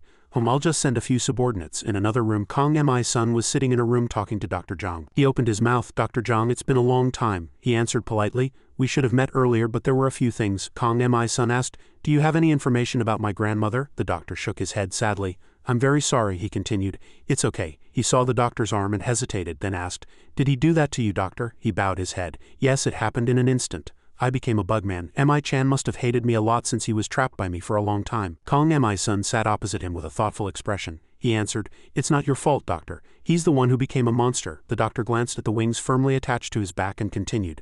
It's getting harder and harder to maintain a human form. It's a real relief that you're still in human form. Min raised his head and thought. At night in the cave, Hana and her assistant were standing on a cliff. She looked at Min's group below and said, You all heard from Park Min Qian, right? The people below answered listlessly. I heard. Yes. Song Ji-dong even yawned loudly. Ji-dong answered shamelessly. How much is the pay for the lab mission? In, who was beside him, muttered. Tisk, what a money grubber. Hana stroked the assistant's head beside her and said, Of course I'll have to pay you. This child will guide the way. The assistant bowed his head cutely and said, Nice to meet you. She introduced, I'm Hana's research assistant, Min. The road is rough, so everyone please follow me closely. Kong Mi-sun said to Ara worriedly, You stay here. She refused. She answered seriously, It's okay, I want to help too. Kong Mi-sun fell into thought. Then I understand. In asked again. Is what Park Min Qian said yesterday true? Ji-dong nodded. Yes, it will be very difficult to maintain a human form later on. The group all set off towards the lab. Let's go. Kong Mi-sun gathered the team and prepared to leave. At this time, someone had already arrived in the middle of Hana's lab lake and was touching the things in the lab. A voice echoed. Kichi Nim said he would take care of it himself, but he's clearly not in a good condition. Seong Tae held a pile of medicine in his hand and muttered. I've got all the necessary medicine. I should take care of a few more guys before I go back. The group set off towards Hana's lab. Kong Mi-sun and Ara were at the very back of the line. He looked at Ara, who had fallen behind. He saw that she had not yet recovered her strength and was having trouble keeping up with the team's pace. Kong Mi-sun was worried and Ara was sweating profusely. She said with difficulty, Don't worry. At this time, giant blue Hercules beetle creatures suddenly appeared and blocked Min's group. They shouted, This forest is the territory of us Hercules beetles. Immediately a blue arrow was shot straight at their heads and they groaned and moaned in pain. Min quickly pulled the arrow out of his head's horn. In an instant he had taken down the Hercules beetles and the group quickly passed by. From behind someone praised the Hercules beetles' territory. That friend is pretty good, Ji-dong answered. She may not look like it, but in symbiosis her ability is second only to mine. After a while Min looked back and shouted, "We're almost there." Kong Mi-sun followed closely behind and suddenly felt a strange vibration in the air. He stopped and shouted, "Stop for a moment." Everyone was surprised, but they stopped and landed on the ground as Kong Mi-sun said. In was curious. "What's wrong?" Kong Mi-sun said. "It's a bugman reaction. There's a very strong guy nearby." Min was surprised. "Aren't you mistaken? They're all bugmen here."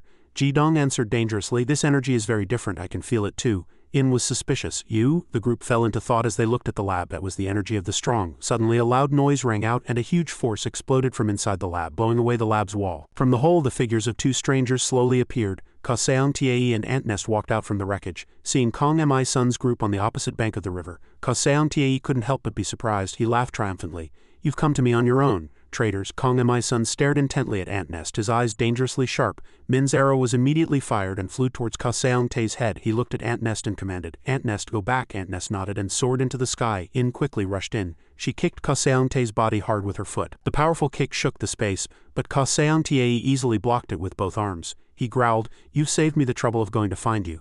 In frowned in anger and answered, "Where did you think you were going to find us suddenly?" In lost her balance due to an unexpected force. Kaseong Tae spun in the air, throwing her up and making her do a somersault. Taking advantage of her not finding a foothold, Kaseong Tae raised one leg to kick into the ground. He looked at her threateningly. "You'll say it with your own mouth." Just as he was about to kick In's head, Ji-dong appeared from somewhere and hit Kaseong Tae's knee hard. Kaseong Tae was surprised for a moment, and immediately turned around to throw a hook kick at Ji-dong's head. Ji-dong blocked it with his elbow, and the bone part Kaseong Tae had aimed for turned very red. Ji-dong probed, "Are you a fur?" Kaseong Tae's eyes shone dangerously as he answered, "That's right." Ji-dong became even more interested, and the excitement in his body surged, making him very excited. Ji-dong sneered and answered, "You're worth fighting." On the other side, Min recognized Kaseong Tae. She exclaimed in surprise, "It's the fifth pillar of Hexagon, Kaseong Tae." Era was surprised. Hexagon. Min was worried. "Why is he here?" Suddenly, Antnest appeared from somewhere. Ra was surprised. "That's Mi-sun." Min was also surprised. Could it be that the reason he came here was to take all the antidotes? He must be trying to achieve his goal and run away.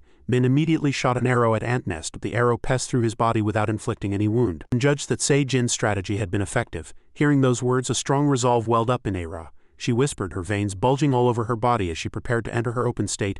"In that case, I absolutely cannot let him get away." Antnest sprinted through the forest searching for an escape route. His eyes darted around, scanning every obstacle on the path. Suddenly, Kong Mi-sun appeared from somewhere, blocking Antnest's path. His eyes were filled with a dangerous, killing intent as he stared intently at Antnest. Without hesitation, Antnest charged, attempting to throw a punch at Kong Mi-sun's face. When the distance was very close, Antnest's arms suddenly dispersed into thousands of ants. Antnest's entire body shattered, becoming fine particles that passed through Kong Mi-sun's body. He stared intently at each and every ant flying past him, a complex thought flashing through his mind. After passing through Kong Mi-sun, Antnest reformed into his original shape and charged forward. Kong Mi-sun glanced at him, turned, and said provocatively, "Why can't you do anything? Because of old times you wanted to swallow me alive like before. Come on, come here," Kong Mi-sun taunted. Antnest narrowed his eyes and stared intently at Kong Mi-sun. He growled threateningly. At this moment, Kong Mi-sun decided to execute his open state and said in a low voice, "Evolve." Antnest lifted one leg, turned his head, and fled toward the edge of the forest. Suddenly, Era rushed in from somewhere. She crushed Antnest with her arm, turning him into a puddle on the ground. Era shouted, "Kong Mi-sun, don't let him get away," he shouted in a fluster. "Era, get out of the way, quick." At this moment, thousands of ants began to crawl up Era's arm. They slowly crawled over her eyes. Era's entire body was now surrounded by Antnest. Millions of ants crawled all over her body. Era clenched her fists in pain and shouted, "No, I will never let you go." Antnest slowly retreated, leaving the antidote in Era's hand. They dispersed into a swarm, taking one vial of the medicine and fleeing from the forest. Kong Mi-sun watched them go and thought, "Black ant, what should I do?" Era held the few vials of antidote left behind by the black ant and said, "This must be all of the antidote, right?" Kong Mi-sun sat down and gently comforted her. "Probably you did well over here." Inside Hannah's lab, Kaseong Tae was fighting Ji-dong and In by himself. He choked In's neck with one hand and blocked Ji-dong's attack with the other. The force of the hand choking In's neck grew stronger and she let out a pained groan, unable to breathe. Ji-dong muttered, "1 against 2 and you're blocking my punch without even opening. You really have a knack for pissing me off." Ji-dong growled in anger. Kaseong Tae laughed joyfully. What could be more futile than a fight that's about to end? However, he showed an ambiguous attitude, slowly sat down and with the force of his hands threw Ji-dong and into either side. The two struggled to stay on their feet, planting themselves firmly on the ground. Kaseong Tae was arrogant. He raised his hand and cast a technique. A strange blue and red energy appeared and wrapped around Seong Tae's hand. "If you really want to die, I'll show you," he said. "But remember this one thing. Never die a meaningless death. Kaseong-tae activated his technique, officially transforming into his mantis shrimp bugman form, determined to finish off his opponents. Ji-dong and In were also overflowing with fighting spirit. Without any fear, they confidently stepped forward to fight. Nonsense, let's fight. What's there to be afraid of? Ji-dong said arrogantly. In chimed in. Let's settle this. The two entered their second open state, molt, and all their equipment evolved remarkably, emitting an undeniably overwhelming energy. On the lab roof, Hannah's assistant Min was carefully watching the fight. She drew her bow and aimed 2 golden arrows at In and Ji-dong. Min muttered, "Forgive me, I'm truly sorry," she shouted, decisively releasing the bowstring and shooting 2 arrows towards them. The 2 arrows cut through the wind, accurately aimed at In and Ji-dong. A strange power washed over them, and the two felt slightly dizzy. Kaseong-tae was also surprised, not understanding what was happening. The arrows shone with a strange bright light, and in pain, said indistinctly, "Ah, this arrow." Ji-dong, beside her, pulled out the arrow embedded in his body and grumbled unpleasantly. "I thought I told you not to use such cheap tricks on me." He threw the arrow behind him and looked up at the hole in the ceiling. As expected, Min was standing tall up there, secretly shooting arrows as she pleased. Ji-dong shouted loudly, "Min!" She was immediately flustered and exclaimed loudly, "I'm sorry for acting on my own, but this is my mission." In was angry. "Is your mission to shoot your comrades?" "I'm speechless." In was stunned for a moment, then looked at where the arrow had hit and wondered, "But why doesn't it hurt?" In fact, she felt full of life. An energy stronger than ever before emanated from In's entire body. She turned to Ji-dong and asked, "Is this okay, Oppa?" He waved his hand. "It's fine, that's what you call a buff." "A buff? Just wait a moment and your body will adapt. Until then, I'll take care of that guy," Ji-dong said confidently. Suddenly an unexpected light flew straight towards the ceiling where Min was standing. A huge energy ring pierced the ceiling and bricks and stones fell and shattered. Kaseong-tae below threatened, "How dare you ruin my fun? Die." He shot another energy bullet, sending it straight towards Min. 2 huge bullets closed in on Min, leaving her no way to escape. Suddenly a thread of silk flew from somewhere and caught Min before the 2 bullets could collide and explode. Min disappeared from her spot. Kaseong-tae looked on in surprise. It turned out In had shot a spiderweb in time to pull Min to her side. The spiderweb gently supported Min and lowered her to the ground. In reminded her, "Why weren't you more careful?" Just then, Song Ji-dong rushed in and landed a solid punch on Kaseong-tae's face. The powerful punch sent him flying far away. Ji-dong growled, "Where do you think you're looking?" As Ji-dong rushed in again, Kaseong-tae took a defensive stance. The two entered a battle of true martial artists, and Ji-dong threw a blood-red punch, striking his enemy squarely in the face. Light flashed and metal clashed, sending sparks flying. He spun and landed a powerful punch on Seong-tae's right cheek. Kaseong-tae stepped back, swung his arm wide, and executed a powerful boxing technique. He shouted, "Wave," and fired a cannonball at Ji-dong. The cannonball collided with Ji-dong's Hercules beetle robot, and its 2 wings shattered. Ji-dong dodged the attack and admitted excitedly, "Top-notch." He delivered a blow of rage, and a powerful burning light emanated from his hand. Seong-tae, not to be outdone, brought out a straight punch full of internal energy. The two executed their techniques at the same time, and 2 powerful fists carrying opposite energies collided, causing an energy explosion. The two stood in opposing stances, the floor shaking, and the air seemed about to be torn apart by the terrible clash. The desolate landscape after the fierce collision, the lab was in pieces, and dust and dirt were mixed in a thick haze. In that desolation, Ji-dong's Hercules beetle moved slightly. He walked out from the smoke and said arrogantly, "Why don't we stop here?" Seong-tae did not give up. Though his whole body was covered in wounds, he still said stubbornly, "How could I?" The mask on Seong-tae's face was half torn. He said, "The fight isn't over yet." Ji-dong replied, "I praise your warrior spirit." He clenched his fist and said, "I'm sorry, but this may be a duel to you, but to us it's a battle." As soon as he finished speaking, Kong Mi-sun and In rushed in, and the 3 of them surrounded Seong-tae, preparing for the final act. "Sorry about this," Ji-dong said as a final word. At this time, a terrifying, killing intent appeared in Seong-tae's 2 eyes. He said, "If you want, come at me all at once. I'll take you all on." After speaking, he unleashed a powerful shockwave from under his feet, launching himself into the air and shouting, "Let's see who the real strong one is." Everyone was surprised by Seong-tae's unexpected move. A terrible electric shock explosion occurred, blowing off the roof of the lab. Seong-tae shot up into the air and disappeared across the river. A-ra was taking care of the seriously injured Min. She looked at the collapsed landscape, unable to hide her worry. "Guys," she muttered. The surface of the lake churned violently. The 3 of them stood on a rock. They carefully observed Seong-tae's movements. Kong Mi-sun said, "Where did that guy disappear to?" Ji-dong answered right away, "He must have submerged into the water, and he probably molted too." Ji-dong judged. At this time, Seong-tae had already sunk deep into the water. A dark light glinting in his eyes. Jin couldn't understand. "Why did you let him go without just finishing him off?" "You could have, Oppa." Ji-dong shook his head. "No, the truth is I didn't have enough power to finish him." In asked in surprise. "What?" He clenched his fist, feeling the cracks spreading on his own armor, and said, "Even my exoskeleton can't withstand that guy's attacks. His attack power is the strongest I've ever faced." He recalled the battle from last year and concluded, "That guy is not the hexagon from 2 years ago." At this time, Kong Mi-sun noticed the movement of the water and said, "He's coming." At that moment, the entire lake shook violently as if a giant monster were moving underwater. A huge water bubble suddenly rose up. Ka Seong Tae stood inside that water bubble and chillingly repeated, "You still remember what I said, right? Never die a meaningless death." As soon as he finished speaking, he shot water bullets at Kong Mi Sun and Ji Dong. Thousands of powerful water bullets flew towards the enemy. The two struggled to block Seong Tae's barrage of attacks. Ji Dong let out a groan. At this time, In was observing the situation from the air. She shot an iron bullet to draw Ka Seong Tae into a direct battlefield. He looked up and said with disgust, "It's that noisy wench from before again." At this time, Ka Seong Tae had already executed his second opening. Entering his internal energy-filled mantis shrimp bugman martial arts form, he summoned an energy ring around himself and attacked In. She immediately flew away and said, "If I stay like this, I'll really get hit." Ka Seong Tae immediately fired a cannonball after her. He growled, "Don't think about running." The cannonball chased after Ijin and attacked one of her sides. She let out a pained groan. Immediately, Ijin decided to counterattack. She shot countless threads. They flew and attacked Ka Seong Tae with flexibility and softness. A single thread pierced his shoulder, wrapped around it, and pulled Ka Seong Tae forward. Seizing that opportunity, Kong Mi Sun rushed in. Ka Seong Tae lost his balance. He raised his hand, let out a HMPH, and while dodging Kong Mi Sun's attack, counterattacked, causing an explosion on his arm. The iron armor on Kong Mi Sun's arm immediately shattered into hundreds of pieces. He knelt down, placing one knee on the rock. Ka Seong Tae saw this sight and opened his mouth in surprise. How? He saw the shield mantis's stinger, and a shield was growing to replace Kong Mi Sun's damaged armor. Ka Seong Tae said, "How are you taking Dugang's form?" Kong Mi Sun glanced at him and let out a no. "So you knew him. It's time to use the guy who's rampaging inside my body." He held the arrow shot by Min and said, "Now I will use his power." Ji Dong was surprised to see the arrow in Kong Mi Sun's hand. "Kong Mi Sun, when did you get that?" Without the slightest hesitation, Kong Mi Sun plunged the arrowhead straight into his own body.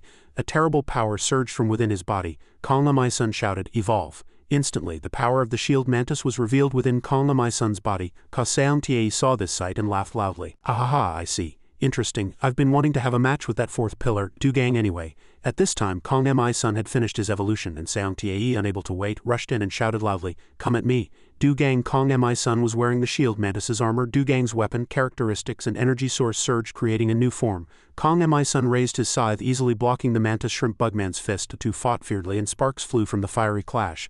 Seong Tae's pincer collided with Kong Mi Sun's mantis scythe. The two separated, gathered momentum, and rushed at each other again, clashing for 300 rounds.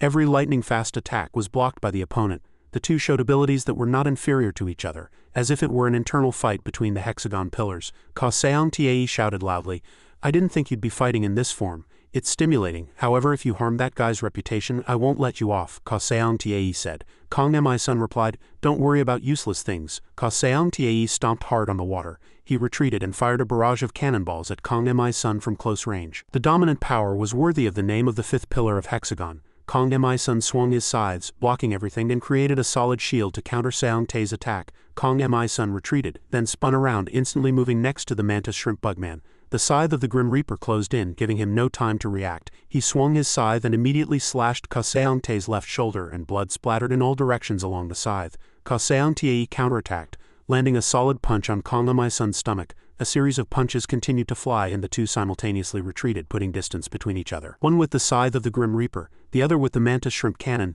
The two, as if by agreement, simultaneously unleashed their final attacks on their opponent. The scene was extremely tense. Ka Seong Tae narrowly dodged Kong Mi Sun's two scythes. He shot another cannonball and said, "Why are you throwing away your weapons?" He rushed behind Kong Mi Sun, grabbed his two hands, and arrogantly taunted, "Have you thought it through?" Kong Mi Sun had blocked the tidal wave cannon that Seong Tae had just fired, and the powerful water strike shook the entire lake. Ka Seong Tae lifted Kong Mi Sun from behind. He flipped over and slammed Kong Mi Sun into the ground. The impact shattered Kong Mi Sun's head armor into pieces. Ka Seong Tae swung his tail, launching Kong Mi Sun into the air. Ka Seong Tae said triumphantly, "Tisk, this is too boring." On the other side, Ji Dong calmly watched the fight. When Ka Seong Tae looked over, Ji Dong gestured towards his back, but he couldn't understand the signal's meaning. Ji Dong made a provocative gesture, drawing a finger across his neck. Just then, Kong Mi Sun appeared from somewhere, raising his scythe and aiming it straight for Ka Seong Tae's neck. Kong Mi Sun spun his scythe around. At such a close and sudden distance, he barely managed to tilt his neck to dodge the attack, but one side of his face was still cut by the scythe.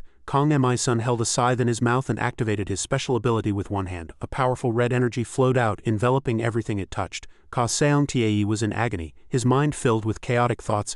"How dare you?" he thought. "Even if you are Lord Kojima's brother, I cannot forgive you." Ka Seong Tae struggled for a final hope, growling, "This body is not meant to be offered to someone like you," he shouted, and immediately unleashed a frantic barrage of water cannonballs from within the water. Countless cannonballs rose up, creating an explosion that swallowed Kong Mi Sun.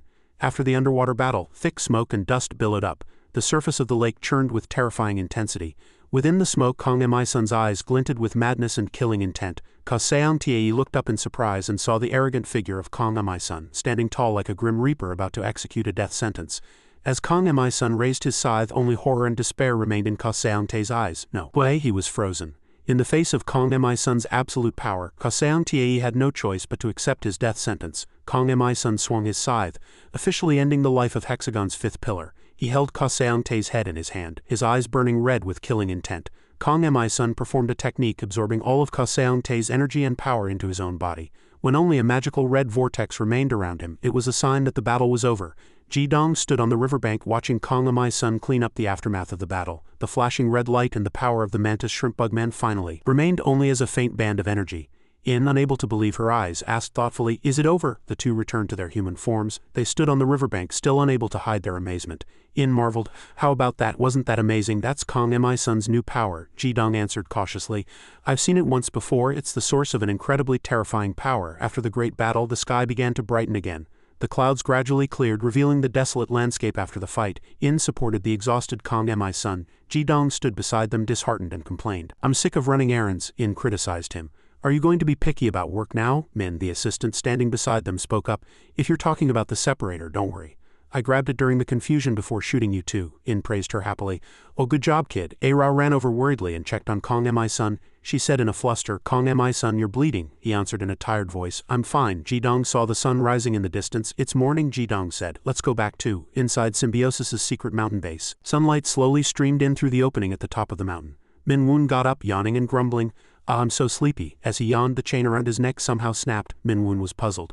Why did this dog collar come off?" He went into Hannah's room intending to complain. "Hey, did you take this off?" At that moment, Hannah was on a call with Kong Mi-sun's group. She exclaimed in surprise, "What, you ran into Hexagon?" The person on the other end said something more, and Hannah sighed and replied, "Is that so? The goal was the antidote." "All right, you all did well," Min-woon impatiently interjected. "Hexagon who? Where did you meet them?" Hannah calmly informed him. "Everything's been taken care of." "What?" Min-woon asked again. "She said we won." Hannah was also starting to lose her patience. "What?" Min-woon sulked. "Tisk, I should have gone." Hannah got up and went to the door, criticizing him. "You're never around when you're needed. Let's go." Min-woon was curious. "Where are you going?" Hannah explained. "They went through so much, we should at least prepare a meal for when they get back." Min-woon followed her out, not forgetting to be sarcastic. "What? Don't tell me you're actually going to prepare breakfast for them. What a strange sight." Hannah stopped. "Park Min-woon, did you just say prepare breakfast?" Min-woon replied. "If it's not breakfast, then what is it? Dinner." He slowed down as he uttered the last few words. He saw that the opening at the top of the mountain was blocked by something, turning everything pitch black. In an instant, the atmosphere became grim. Min-woon was surprised. "What? It was bright just a second ago." The residents also gradually woke up, and everyone was surprised and began to whisper. "What's going on? Why did it suddenly get so dark?" Dr. Yuigon was also assessing the situation. "What happened?" A resident next to him explained. "It suddenly got dark in the blink of an eye."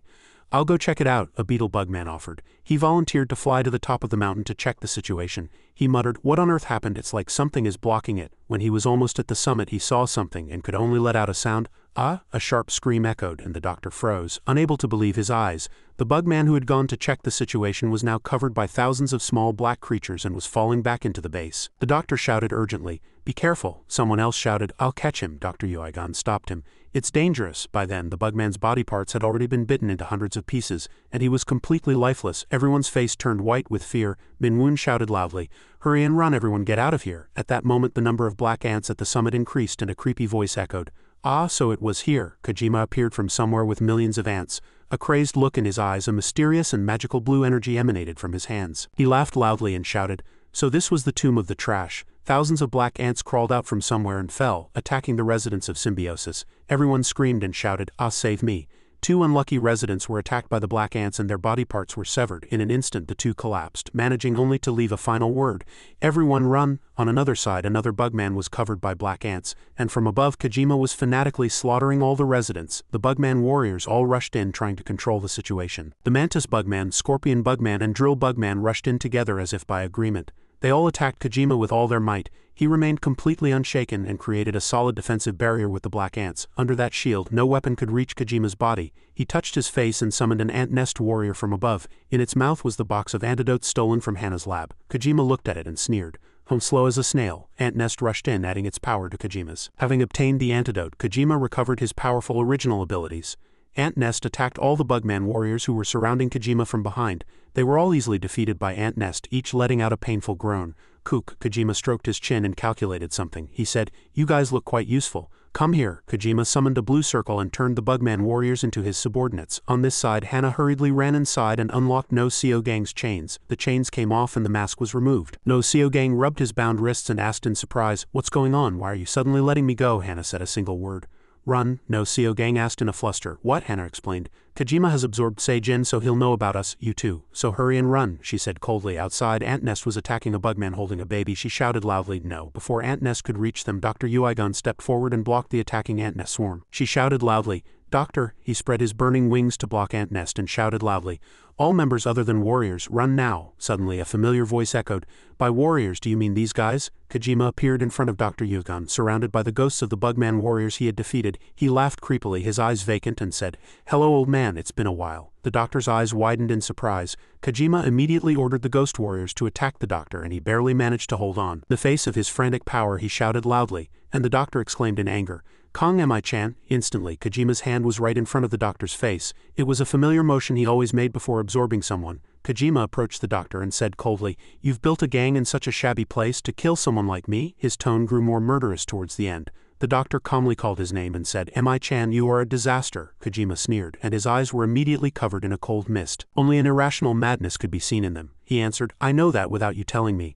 A disaster that you all created." After speaking, he performed a technique to absorb Dr. Uigun's energy. Kojima growled, "So watch carefully with your own two eyes, how I destroy this world." Just then Minwoon rushed in from somewhere and cut Kojima's arm with his sword. He pulled his arm back in time, his eyes widening in surprise. Kojima turned to look at Minwoon, his gaze sharp as if judging him. A stream of blood spurted from the arm Minwoon had cut. Minwoon cursed inwardly. "Damn it, I missed." He closed in on Kojima and exclaimed in disgust, "This damn swarm of ants is really annoying.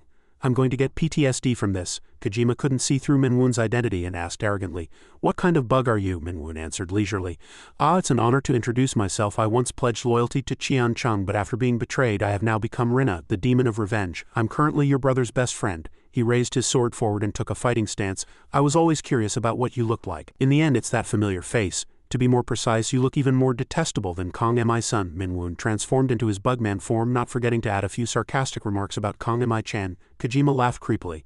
It seems you're not good at choosing friends. Don't think you'll die a peaceful death." Minwoon raised his sharp twin swords high and said arrogantly, "You're all talk, just as I expected." Then he charged forward and fought the ant nest clones that Kojima had created. On this side, everyone was rushing back to the base. Song Ji-dong was carrying Kong Mi-sun. Behind them, A-Ra was carrying Min, and In followed at the very end. Kong Mi-sun slumped on Ji-dong's back. He closed his eyes and tiredly drifted into a dream.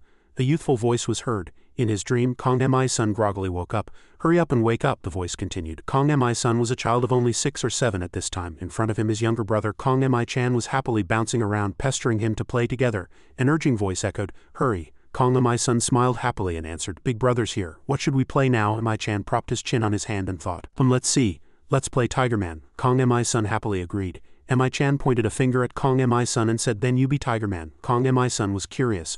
"Why you always wanted to be Tiger Man?" The sword in Mi-chan's hand touched his chin. "From now on I'll play the villain." Just then he looked up, and in the blink of an eye Kong Mi-chan had become an adult with no trace of his initial pure and happy appearance. Kong Mi-sun faced his brother in his current form. He thought for a moment and then answered, "All right." Kong Mi-sun woke up from the dream. He gasped for breath, a frightened look on his face. Ji-dong asked worriedly, "What's wrong? Should I slow down a bit?" Kong Mi-sun gasped, "No, it's okay. We have to hurry. I have a bad feeling." Kong Mi-sun was worried, and a sense of foreboding welled up in his heart. A moment later, at the secret rocky hill, the group had arrived at the base. As soon as they set foot on the summit, the desolate peak was different from usual, and a creepy sound of wind echoed from the top. Around them, the corpses of the bugmen killed by Kojima were strewn on the ground. A-Ra said worriedly, "What on earth happened?" In was flustered. "How did this happen? Don't tell me," Ji-dong asserted. There's no doubt. At this time, Kong Mi-sun's head was spinning and his mind was in turmoil, and he stammered, "Why is there a swarm of ants?" Seeing his condition, Ji-dong stopped him. "I'll go down first and check the situation. You wait here." Kong Mi-sun stepped forward and said resolutely, "No, you guys stay here." Min bent down to check the condition of a bugman. She shook his body and asked, "Excuse me, are you okay?" The moment she touched him, the bugman's arm fell off on its own. His whole body was dried up with no trace of life left. She screamed in fear and a shadow whizzed past her. Kong Mi-sun didn't hesitate for a moment and jumped down to the base. He descended very quickly. The moment he landed on the ground, Kong Mi-sun froze as if he couldn't believe his eyes. A shabby-looking Min Woon was barely standing in the middle of the ruined battlefield. Kong Mi-sun shouted loudly, Park Min-woon? He was barely standing with his last remaining will at this time. His body's armor shattered and his whole body was covered in blood. Looking to be in pain, he turned to look at Kang Mi-sun and said word by word in a tired voice, "What took you so long? You're only here now." "This is my limit." Min-woon's eyes widened and his heart pounded with tension. A streak of blue light appeared. Min-woon became Kojima's sacrifice and was swept away. Kang Mi-sun rushed over in agony trying to grab his body, shouting, "No!" Park Min-woon was swallowed by Kojima's grasp. The familiar figure of his younger brother appeared, but instead his eyes were empty and a crazed smile was on his face. Kang Mi-sun rushed in, growling in pain, "You bastard, Kang Mi-chan." Kang Mi-sun's eyes were filled with rage. Kojima smiled eerily and charged arrogantly. "Come here," Kojima shouted. The two rushed at each other like a storm. Two opposing energies of blue and red clashed fiercely, trying to overwhelm and dominate the other. Both tried to eliminate the other with their absorption ability. Kojima asked in surprised excitement, "What, you had it too, huh?" Kang Mi-sun answered, "This cursed power is different from yours." "Move," the two growled at the same time, in front of the two similar but opposing powers. It was a stalemate, the situation unchanged, and the energy became more and more turbulent. Kojima growled and swung his fist back. "How are we supposed to attack when we're both being pulled towards each other, you idiot?" Kang Mi-sun also clenched his fist and swung it at the same time, shouting, "Shut up!" The two arms grazed past each other, and Kang Mi-sun was hit squarely in the face by Mi-chan's fist. Mi-chan was also hit squarely by Kang Mi-sun's uppercut. Blood splattered everywhere. The two rushed at each other again. If either of them stopped, the fate of death was ready to greet them. Kang Mi-sun stepped back to get into position. Kojima also swung his arm back, unleashing a ruthless attack on his opponent. Until they both ran out of strength and let go of each other, they were thrown back by the recoil. Kojima gritted his teeth and groaned, then unleashed an attack.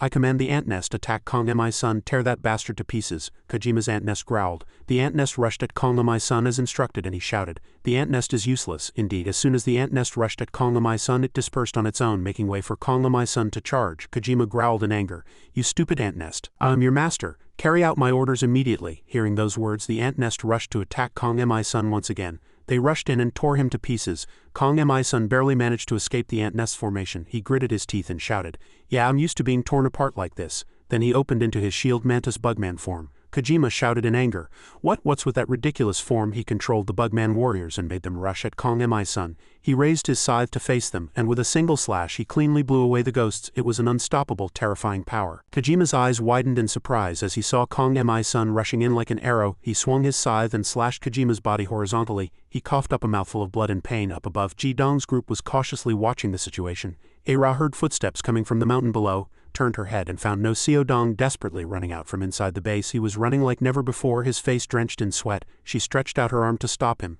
No Seo-dong's eyes widened in surprise and he flinched, looked closely at the bugman in front of him and couldn't hide his shock. "Jo Era?" She blocked him. "Where are you trying to go?" The people beside them widened their eyes and watched. "Do you know each other?" Ji-dong glanced over and asked. Ai-jin glanced over and answered, "Too well." Min, the assistant, thought to herself, even his expression is the same as before. No Seo-dong stammered, "Oh well, of course." She interrogated him. "You're trying to run away, aren't you?" No Seo-dong was flustered and tried to make an excuse. "What, because of you guys? At least I had to find a way to live, that's why I did this." Era's face darkened. She said, "I don't care. If you said all you have to say, go wherever you want." No Seo-dong was surprised. "What?" She said, "How did you manage to get up here so safely?" He was surprised and pointed to the base. "You want to go down there? It's obvious you'll die if you go down. Even if you go down safely, you'll be torn to pieces by the swarm of ants. Everyone else is dead." Era shrugged her shoulders and said indifferently, "Since when did you learn to worry about others? Whether we live or die is none of your business." "I don't want to lose any more friends," she said resolutely.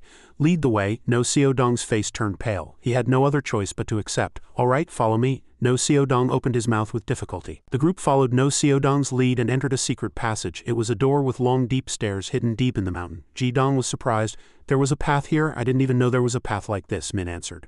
No Seo-dong pointed to the inside of the tunnel and explained, "Hannah made it, because she didn't know when she would lose her wings. You can just go down the stairs." Era entered and answered coldly, "Thanks, now get lost." No Seo-dong was flustered, pushed up his glasses and said cowardly, Okay," someone asked. "Is Hannah still there?" No Seo-dong flinched. "She suddenly disappeared, so I'm not sure." Ai-jin tapped Ji-dong's shoulder and urged him. "Hurry up and go." He frowned and answered, "Hey, don't push me." Ai-jin saw through him and said, "Don't dawdle." Suddenly, Song Ji-dong glanced behind him. Ai-jin was still urging Ji-dong, completely unaware that Na Son-ho had appeared at some point and was preparing to stab her with a poison stinger. He quickly pushed Ai-jin aside, blocked with his hand, and pushed the poison stinger in another direction. A powerful energy ring appeared, and he fell backward. Na Son-ho also stuck his poison stinger into the rock wall beside him. Because of that, everyone turned around in surprise, and Min's eyes widened as she shouted, "Lord Red!" Ai-jin yelled loudly.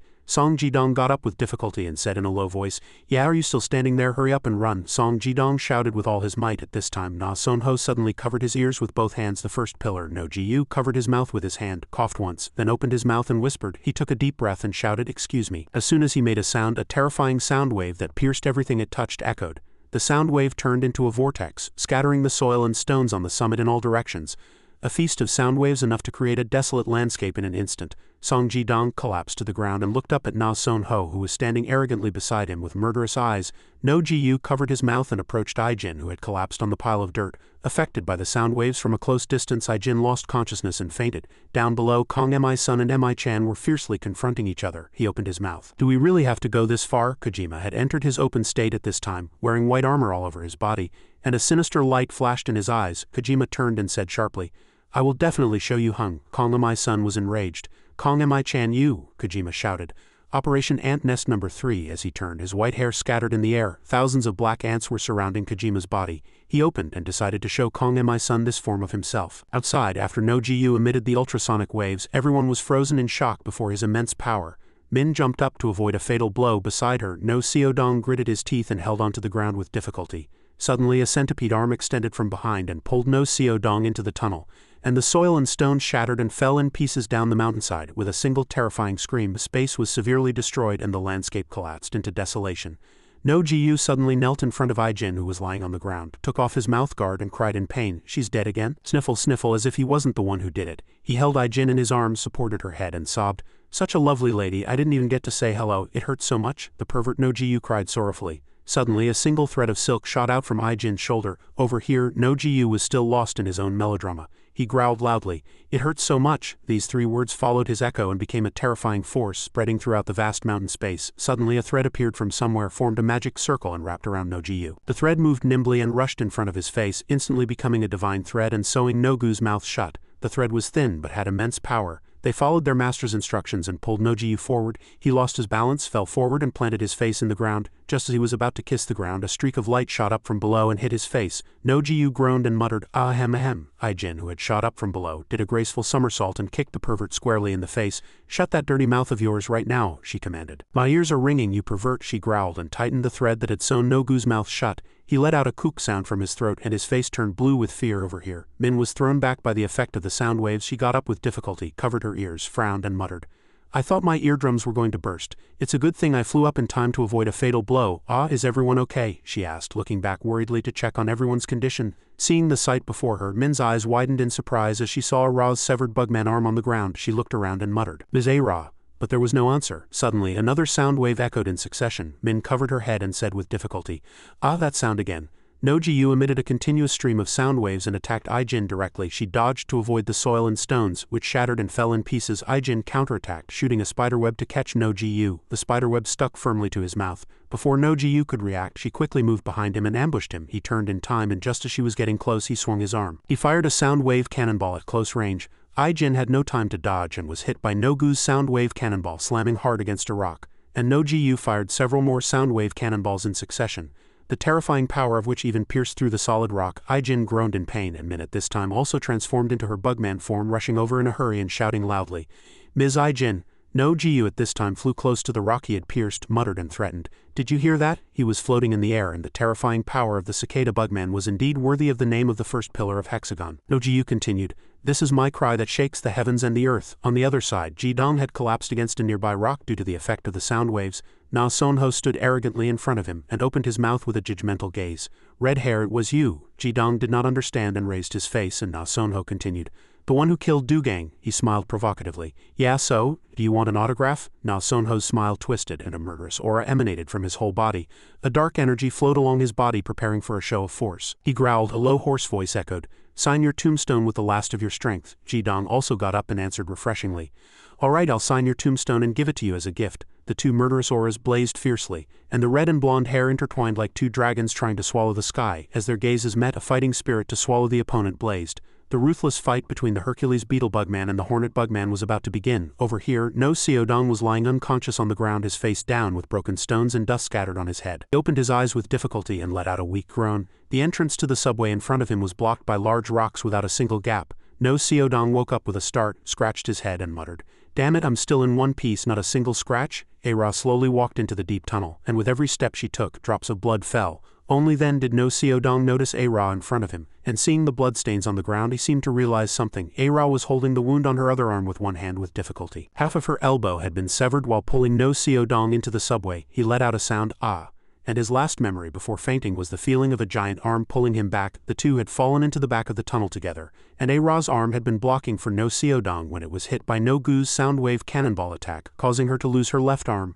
No Seodong gritted his teeth, and guilt and regret welled up in his heart. In the end he was just an ordinary human with emotions of joy, anger, sorrow, and pleasure. He stammered in a trembling voice, "Oh my God!" Painful memories slowly surfaced in his mind. The cowardice of only worrying about his own life and harming others was as vivid in his mind as if it had happened yesterday. He had inadvertently pulled a classmate, causing them to hit their head on a nearby rock.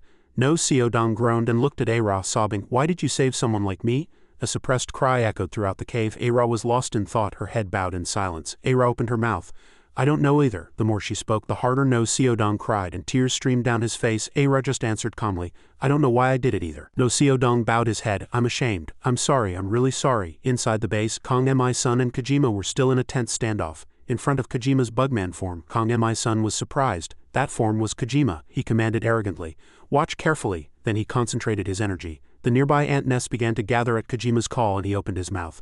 "Let me teach you how to use this damn ant nest most thoroughly." Supercluster concentration. Then millions of black ants began to gather around Kojima. His body glowed brightly, surrounded by a swarm of ants. As Kojima lifted a single finger, the swarm of ants immediately shot up like a dagger and pierced through the air. The swarm of ants pierced Kong Mi-sun's body and penetrated his armor. Kong Mi-sun let out a painful scream. Though they were small ants, they gnawed away at his every cell with a terrifying force. Kong Mi-sun roared loudly and immediately transformed into his mantis shrimp bugman form. The hard armor blocked the swarm of ants' attack. Kong Mi-sun charged forward, swinging his arm and landing a solid punch on Kojima. He remained completely unshaken, standing firm as a statue, waiting for Kong Mi-sun's punch. The moment his armor touched Kojima, it immediately shattered into pieces as if it had hit a supernatural object that no weapon could pierce. The armor fragments were covered by the black swarm of ants, and in an instant not a single piece of armor was left on Kong Mi-sun's body. As he stood naked before Kojima, Kojima answered arrogantly, "It's no use struggling, Hung. The supercluster can swallow everything." After getting the swarm of ants, I realized one thing. Why I was treated like such a useless guy. The swarm of ants under Kojima's control rushed at Kong Mi-sun like an inescapable spiderweb and wrapped around him. They pierced Kong Mi-sun's body and infiltrated his internal organs. The piercing pain was amplified 1,000,000 times, digging into every corner of his blood vessels. Kong Mi-sun roared in pain, and his two eyes filled with blood from the incredibly cruel torture. Kojima's ambition had reached its peak. Now no one could stop him, and he would swallow this entire world. In the blink of an eye, all the sources of infinite power that Kong Mi-sun had gathered were absorbed by Kojima. He admired. The guy who was nothing finally found a way to fight. The bullet ant Dugang and even Ka Seong Tae. "Come here." Kojima extended his hand and absorbed the endless sources of power that Kong Mi-sun had obtained through battle, and they flew in response to Kojima's call. The cruel energy, already strong, became even stronger. Kojima focused on feeling the flow of new energy fiercely pouring into his body. When the last source of energy was completely absorbed by Kojima, he began to laugh out loud. "Ha ha ha, it's finally all mine." Kojima laughed like a madman. He continued to admire. "You did pretty well to hold it inside your body like that." Kojima couldn't hide his excitement at this infinite energy. As the moment of victory approached, it felt as if every cell in his body was being infinitely stimulated. He approached Kong Mi-sun, extended a hand in front of him, and muttered, "Yes, you're a really unlucky guy, Hung. Did you endure this pain worse than death to get revenge on me? This empty shell will never be filled again.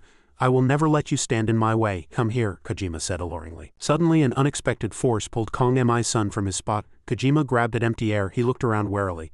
But the space was filled with only faint dust and empty darkness. "Where did he go?" Kojima said to himself. Suddenly from somewhere a centipede's hand appeared and landed a solid punch on Kojima's face. He had no time to dodge the surprise attack. Kojima glanced in the direction the punch came from and growled. "What? Kong Mi-sun?" he wondered inwardly. Another blow struck Kojima's body, followed by a fierce and relentless barrage of attacks. Only then did Kojima realize that someone was using a stealth technique to attack him. Even the sensitive black ants couldn't find the target. Kojima couldn't predict the attacks and was beaten until not a single piece of armor was left. He shouted inwardly, "Who the hell is it?" He had no idea that Jo A-Ra was madly attacking him to avenge her friends. Just a moment before, she and No Seodong were looking for a way back to the base. The two remained silent. What was there to say? The awkward atmosphere continued for a long time, until the two of them ran into Dr. Yuigan and Hannah. The silence was finally broken. Hannah saw No Seodong and her eyes widened in surprise. "Why are you still here? I told you to run away." Hannah was struggling to help the injured Dr. Yuigan out of the subway. No Seodong stammered. Ha Hana, she couldn't hide her surprise as she listened to the two of them. You're thinking of going down to the symbiosis zone in this state, are you crazy? Dr. Yuigon also answered. It's no different from hell down there right now. Ara gripped her bleeding arm and answered stubbornly. I can't let Kong and my son fight alone. The doctor tried to stop her. Don't go down there's nothing we can do. You have to treat your wound first. Hana also blocked her. Do you think Seijin would fight for others? Get a grip. Ara still answered stubbornly. I don't want to lose any more friends. Hana gave up and sighed. This is really driving me crazy. After thinking for a moment, Hana opened her mouth. All right, if you want to die, do as you please. She turned her head and urged Ara on. The doctor called her in surprise. Hana just calmly divided the task. Doctor, you stay here with no Seodong. Kojima is stronger than before. I ran away because I thought there was no hope, but now I have hope. You're Joe Ara, right? Ara answered awkwardly. Yes, Hana continued. I will hide you perfectly. Ara was surprised. Hana calmly explained the only plan. Use all your strength to smash that bastard's armor. With Hana's help, Joe Ara successfully hid her body, viciously attacking Kojima. She swung her centipede arm and knocked him back. The swarm of black ants somehow detected Ara and crawled up her body. It formed a faint ant arm. Having identified the arm's form and location, Kojima growled, his angry eyes flashing. There you are. Ara was surrounded by the swarm of ants. Realizing her position had been exposed, she thought to herself. I've been caught. Ara no longer hid and confronted Kojima head-on, punching him in the stomach. Kojima hit the wall, his whole body aching intensely. Ara stood opposite him and shouted loudly. Now? Instantly, a mosquito's proboscis flew in from somewhere. Hana held poison in her hand and answered confidently. Leave the rest to me. As she spoke, she transformed into her bugman form, rushed at Kojima and injected him with a fatal blow. He let out a painful scream and growled. What is this? Hana answered. I didn't want to show this hideous form to anyone, but there's no other way to completely hide my appearance, right? Surprised, Kojima? Hana said provocatively. Kojima continued to cough in pain. The poison Hana had researched was spreading throughout his body. The poison she had injected this time was completely different from what Kojima had absorbed before, because the dosage was more than 10 times stronger. Kojima was in agony. He roared as he felt every cell burn and millions of insects gnaw at his insides. His two eyes were bloodshot with madness. His screams echoed throughout the base like the cries of the thousands of lives he had taken. Over here, no Seodong was desperately running to the symbiosis base, breathing roughly and urgently. Just a few minutes before, no Seodong was at the tunnel entrance with Dr. Yuigon, fumbling to take something out. The doctor turned around and was surprised to see the separator that Jidong's group had painstakingly brought back. That's, the doctor asked. No Seodong explained. Ra brought it. He held out the separator in front of the doctor and asked again. If I have this, you can do something with my blood, right? The doctor answered. That's just for experiments. It needs more time for verification. Before he could finish, no Seodong resolutely bit his own hand and blood splattered everywhere, scattering on the ground. The doctor was horrified, frozen in place, and asked, What are you doing? No Seodong held out the blood-stained separator and confirmed, Is this enough? The doctor carefully took the separator. No Seodong continued. I'll go down and check the situation. The doctor was horrified. He gave the doctor no time to say more and jumped into the tunnel, shouting that he was leaving the rest to the doctor. The only thought in No Seodong's head now was that he no longer wanted to live as a coward and a scoundrel. This time I will act, No Seodong resolved. When he burst out of the symbiosis base entrance, the scene below horrified him. No Seodong's eyes widened and his face was filled with terror. Below is, Hana said joyfully. We did it, it's a success. A strange blue light flashed in her eyes. Beside her, Ara was clapping her hands and praising, You did a really great job. Finally, Kojima, No Seodong shouted loudly. Hana, what on earth are you doing? The person she had stabbed was Ara. At that moment, the mesmerizing light that had been in Hana's eyes shattered. She looked again at the face before her. It was Ara, covered in blood, who had fainted in front of her. Thanks to No Seodong's warning, Hana realized that the person she had stabbed was none other than Ara. The surrounding space was filled with a faint blue powder. Why? Hana stammered. Beside her, another Ara was still standing like a programmed doll, clapping her hands. The doll Ara continued to shout, We succeeded. Seeing that the hypnosis was no longer working, it made a sound and Kojima's voice echoed. I forgot. Hana blankly pulled the poison stinger out of Ara's body. Kojima gradually revealed his true form. He appeared in the form of Seijin and said nonchalantly, You cut off my arm, didn't you? No Seodong quickly ran down from above. He supported the seriously injured Ara and continued to call her name. Ara, get a grip. Ara squeezed out her last bit of strength and whispered to No Seodong, Take me. No Seodong was surprised. What? Hana was frozen. Why do you have Seijin's power? You two were friends. Kojima nonchalantly denied the crime. Don't get it wrong, you're the one who stabbed her. Hana rushed in madly with shame and anger, roaring, You demonic bastard. Kojima answered lightly. Why do bugs like to jump into the fire so much? Aren't you afraid of dying? He held out his hand in front of Hana and instantly he easily absorbed her power. No Seodong helped Ara to Kong Mi-sun's side. He was lying on the ground, seriously injured and unconscious. No Seodong carefully put her down. She looked at Kong Mi-sun one last time as if trying to remember his final appearance. No Seodong's eyes widened in surprise as he saw Arao slowly take Kong Mi-sun's hand. Her red glowing hand containing the last of humanity's strength and hope was placed on his. At this time Kojima, who was below, opened his mouth in disgust. "I'm tired of these games." Suddenly from somewhere a giant red centipede tail flew in and struck Kojima's body. He was startled, glanced over, and seeing the familiar centipede tail, Kojima let out a low curse. "Leeches, damn it," he roared as he saw Kong Mi-sun standing in front of him. Kong Mi-sun shouted "Evolve," and immediately transformed into Jo-Ra, his final bugman form. Outside, Ai-jin was seriously injured by No-Gu's counterattack. She fell backward, her body covered in blood, and was in pain. No-Ji-yu observed for a moment and then opened his mouth. "You're pretty, but I guess I have to say goodbye." As he spoke, he fired a sound wave cannonball at Ai-jin. This blow would take her life. Suddenly from somewhere a blue-clothed bugman flew in, pulled Ai-jin away and dodged the cannonball. She grazed past No-Gu's face and in the blink of an eye flew to the mountainside. No-Ji-yu sneered. "Pretty fast, aren't you? You're fast at running away, but it's over now." He fired a cannonball towards where the bugman had just passed. Surprisingly, the blue butterfly bugman had somehow appeared behind No-Ji-yu. She shot a single lightning-fast arrow, pierced the armor under his chin. No-Ji-yu was horrified. "Since when?" Before he could finish, the bugman, as if teleporting right in front of him, swung a sharp blade and knocked him to the ground. No-Ji-yu lost his balance and fell onto a nearby rock ledge. The blue butterfly bugman quickly shot arrows at him. The arrows accurately pierced No-Gu's hands and feet, pinning him to the cliff, unable to move. Right after that, she sent a storm of wind-cutting arrows straight at him. No-Ji-yu let out a low curse. "You son of a bitch." He used his sound waves to block the storm of arrows. Saying that, No-Ji-yu roared again. "Who the hell are you?" No-Gu's fierce sound waves flew in layers towards the blue morpho butterfly bugman. Min stood firm amidst the waves, completely unharmed. The sound wave cannonballs grew more and more fierce, but they still couldn't affect her. No-Ji-yu was frozen, doubting his own ability. He coughed dryly and muttered, "My cry doesn't reach you. My sound speed is far superior. How can this be? It's impossible." He used the power of ultrasound to shake the surrounding heavens and earth and shouted loudly. Because of that, the arrows that had been embedded in his body were also bounced out.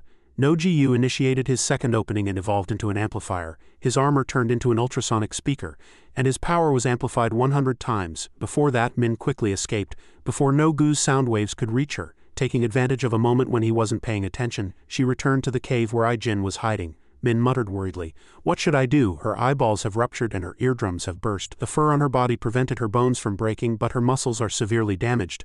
Min shot a single yellow arrow from her wing and stuck it straight into Ai-jin's body. She thought to herself, "The yellow arrow transfers my life energy to others and helps improve their physical condition. It's an excellent healing tool. Using this can help her recover to some extent, but her condition is still very bad." Ai-jin was startled awake at this time. She screamed and looked around blankly.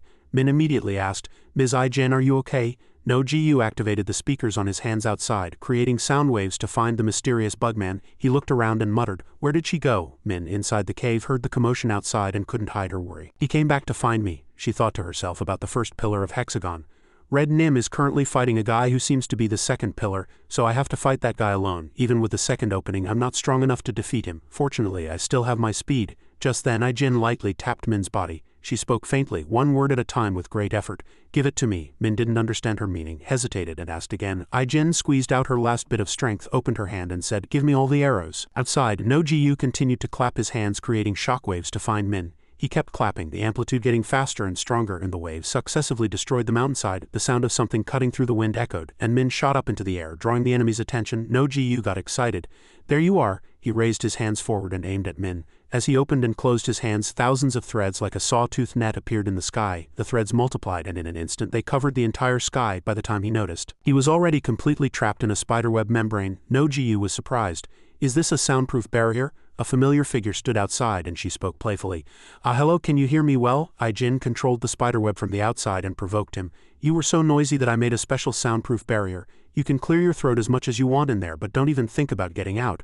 No-Ji-yu growled. "How dare you ignore me?" He struggled inside the spiderweb for a moment, then fired a sound wave cannon, shooting a beam of light to escape. He brushed off the remaining threads from his body and continued. "Do you think you can stop me with these cheap tricks?" His voice echoed.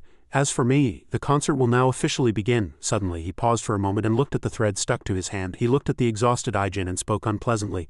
"What foolish trick is this now? Is this your last struggle? How unsightly.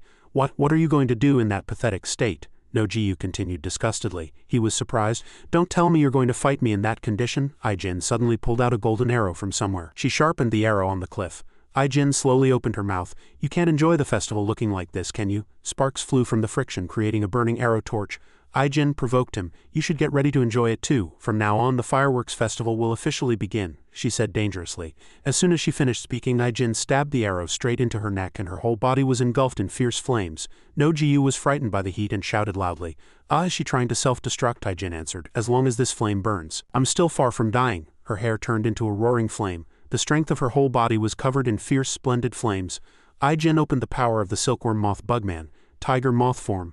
She appeared like the embodiment of destruction and regeneration. Preparing for the final duel, the flames grew more and more intense, and to maintain them she continuously drew out threads determined to destroy her opponent to the very end. Ai-jin surrounded No Ji-yu with a formation of fire, and the burning spiderweb created layers of trials. No Ji-yu was afraid. The heat coming off is too intense. A bugman using flames, how can that be? He shouted in surprise. No Ji-yu flinched and jumped back. I have to get out of here first. He thought to get as far away from her as possible. Unexpectedly, Ai-jin's burning threads had already spread to his body, blocking No-gu's escape route. The flames began to spread to every corner of his body. In an instant, No Ji-yu was burned by the terrible flames. He screamed in pain. Arg! He emitted thousands of fierce sound waves. Ai-jin watched him scream in pain from a distance. The power of the sound waves no longer had any effect on her. Over here, No Ji-yu was still crying out restlessly. It's so hot. He spread his arms and shouted loudly. Put out this fire right now. The moment the two forces collided, No Ji-yu saw Ai-jin getting closer and closer. He clapped his hands hard together to perform a vacuum slash, and the fierce heat was pushed out, pushing back the flames surrounding him to some extent. Ai-jin held a burning thread in her hand, and the thread stretched out long to become a solid rope. As she swung the rope towards No Ji-yu, the rope drew a beautiful arc and cut No-gu's vacuum slash in two like a sharp blade. He was surprised. My voice was cut in two. Ai-jin controlled the flame thread in her hand, turned her body, and executed a spinning attack. The thread struck No-gu's face hard. He struggled to block the immense heat with his hands, and in the face of the huge force, No Ji-yu could only keep retreating to avoid the attack. Ai-jin unleashed thousands of spinning attacks in succession. Before one thread ended, another followed, giving her opponent no room to counterattack. This was the power of supersonic speed. No Ji-yu let out a painful groan. At this rate, my stage will end too soon. Ai-jin emitted an even fiercer heat, determined to burn No Ji-yu to ashes. No Ji-yu struggled and shouted, "No, I can't end it like this." On the verge of his last shining moment, he used all the strength of his life to sing at an immense volume. Layers of sound waves poured out like a storm. I will blow you away with this land with my superstar amplifier song, he growled, and the sound waves flew straight towards Ai-jin. The sound waves resonated fiercely. Then suddenly, in an instant, no sound could be heard, and it became quiet.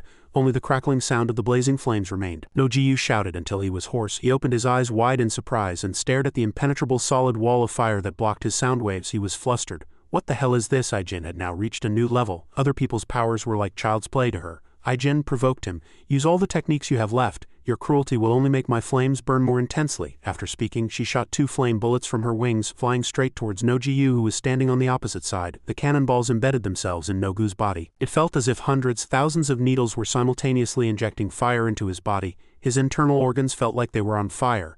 No Ji-yu had difficulty breathing and couldn't move his body for a moment. He began to beg. Spare me. I'm Hexagon's trump card. If you spare me, I'll do anything you want, he shouted loudly. Ai-jin answered resolutely. Sorry, my ears aren't working well now. No matter how much you shout, I can't hear anything. The flames gradually spread to No-gu's entire body, and the terrible temperature turned him into a roasted cicada. No Ji-yu growled and shouted, "Arg, no please." A loud explosion rang out, and the sky lit up brightly, burning everything around, heralding the imminent end. No-gu's burnt head fell to the ground and rolled away. In the thick smoke, Ai-jin's small figure slowly appeared. Her clothes were also burnt, and her whole body was covered in wounds from the great battle. I succeeded. Ai-jin looked up at the sky and muttered in a bitter voice, "Everyone." As soon as she finished speaking, she fainted and fell to the ground. In another place, Ji-dong and Na-son-ho were fighting fiercely. Song Ji-dong threw a series of punches like a boxer. Na-son-ho, not to be outdone, counterattacked with an uppercut kick. The two engaged in a fierce close-quarters battle, trading attacks back and forth. Song Ji-dong provoked him. "I don't hear that strange sound anymore. It seems my friend won." Na-son-ho raised his knee. Don't get too happy too soon. After I kill you, I'll go and teach your friend a lesson myself," Na-son-ho said as he fought. Song Ji-dong was covered in bruises, but he still answered confidently, "Do you think I'll let you go that easily?" "You idiot." The two engaged in not only a close-quarters battle but also a heated war of words. Song Ji-dong suddenly stepped back and put some distance between himself and Son-ho. He sighed and continued, "Phew, there's no end to this. Are you going to stay in that form?" Na-son-ho walked confidently and majestically. The stripes engraved on his body made the power of the hornet bugman stand out even more. He said arrogantly, "I don't think I need to use molt to fight a guy like you, right? If you're scared, just say so." Song Ji-dong answered, not falling behind at all. "No, I'm just not sure if it's okay for you to fight in that form right now." Na-son-ho was slightly puzzled. "What's wrong with this form?" Song Ji-dong said dangerously. "Because I'm going to get stronger." Na-son-ho sneered and didn't believe his words at all. "Nonsense. You've already molted. How can you get stronger? You've already reached your limit." Song Jidong answered lightly. Watch closely, this is the true opening technique of a bugman. As soon as he finished speaking, Song Jidong entered his ultimate evolution state. His whole body was engulfed in flames and his body began to gradually transform. Third opening, he transformed in a fierce red light. A rhinoceros beetle with a burnt torso flew out from that light. It flew high and most of its body was destroyed. Third opening, Na Sonho was surprised. His eyes turned red and anger welled up in his body. Don't try to fool me, there's no such thing. Song Jidong opened his mouth with a spirit that seemed to pierce the sky. You can't believe it even after seeing it with your own eyes. Then I'll prove it to you. At this time Song Jidong had finished his evolution. A red light wrapped around his body and the black spots of the insect he had opened appeared all over his body. Na Sonho saw Song Jidong's new form and laughed out loud. What third opening? You look no different from a human right now. Rhinoceros beetle wings gradually grew from Song Jidong's back. He answered calmly. That's just the outer appearance. It was formed by the insect's anger and longing for humans and the longing for infinite evolution. It's the final opening of a bugman, Song Jidong said resolutely. A mysterious aura full of killing intent emanated from his whole body and overflowing energy flowed within his body. Na Sonho laughed loudly. Haha, longing, how ridiculous. Why should beings like us who were chosen by God long to be someone else? Growled, don't look down on bugmen anymore, that will only make you more miserable. Without any more long words, Song Jidong had already rushed in and ducked under Na Sonho. Where are you looking, you fanatic bastard? I don't care what you say. He gathered strength in his fist, shouted loudly, and swung it straight at Sonho's face. The fist grazed past his face and shot straight up towards the vast sky, its power strong enough to tear the sky apart. Na Sonho growled. Damn it, he pierced the sky in a single blow. Song Jidong turned his neck. He opened his mouth. I'm still not used to this feeling. My body is so light that it's hard to control. I'll have to aim properly next time. At this time, Na Sonho shot up into the sky. Song Jidong was surprised. What's wrong? Are you scared now? Na Sonho sneered, and a golden wave of power emanated from his body.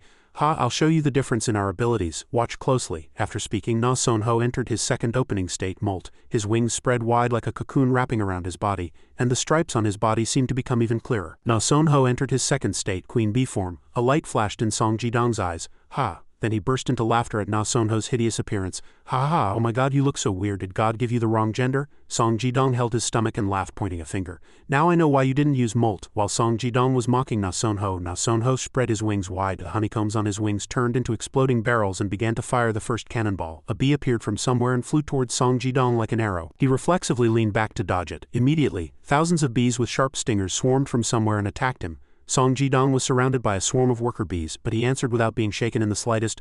It's no big deal. If I use Molt, I have reinforcements too. The number is quite large too, Song Jidong said sarcastically, clenched his fist and executed his red fist technique. Under the hard armor of his fist, Na Sonho's poison stingers shattered as soon as they touched it. Song Jidong turned his body like that and easily destroyed the bee formation. His hands and feet moved nimbly, and his whole body was like a storm rushing through all obstacles. The worker bees were cut in two. Song Jidong unfolded a strange red circle and surrounded the remaining bees one by one. Immediately, the red circle exerted its power and completely annihilated the bees in an instant. Taking advantage of the fact that Song Jidong was busy dealing with the bees he had created, Na Sonho rushed in like lightning. He turned his body and kicked at Song Jidong, who quickly blocked the kick with his hand and sneered. Yeah, the queen bee should have come out sooner. Na Sonho growled. I'll tear that dirty mouth of yours so you can't talk anymore. Come at me if you've got the guts, Song Jidong shouted. He threw a powerful punch at Na Sonho, who retreated. His fist seemed to be blocked by something invisible. Before he could understand what had happened, Na Sonho went behind Song Jidong and attacked. Song Jidong's fist was now filled with sticky honey. He was surprised. What the hell is this? Na Sonho at this time, like a mobile drill, mercilessly rushed in and stabbed Song Jidong with his poison stinger. The poison stinger pierced his right shoulder and blood splattered in all directions. He growled in pain. So you want to play dirty? Then in the blink of an eye, Na Sonho suddenly appeared and stood in front of Song Jidong. He unfolded his swarm of bees cannon formation again and attacked Song Jidong relentlessly. As Na Sonho gestured, worker bees with long stingers continued to pour out from the queen bee's wings, rushing at Song Jidong with their lives on the line like moths that were not afraid of death. The all-out attack of the swarm of bees began. Na Sonho knelt alone on the ground in pain. He let out a pained scream. The swarm of bees rushed straight at Song Jidong, and thousands of poison stingers were embedded straight into his body. It was as if hundreds of needles were embedded in his body, spreading poison throughout his body. Jidong groaned, enduring the cruel torture. At this moment, Na Sonho rushed in, stomped Jidong's head into the ground with his foot, and blood splattered everywhere. But at this time the worker bees scattered, revealing the desolate and ruined scene after the fierce battle. Na Sonho said arrogantly, "Now do you get it?" He stomped his foot hard and continued, "Your abilities are nowhere near mine." After speaking, he swung his foot and kicked Jidong's head far away. Na Sonho sneered. He logged out before he could even understand. After speaking, thinking he had won, he walked away leisurely. Suddenly, Na Sonho felt that something was wrong, paused for a moment and slowly turned around. That dirty mouth. A flash of realization appeared in his eyes.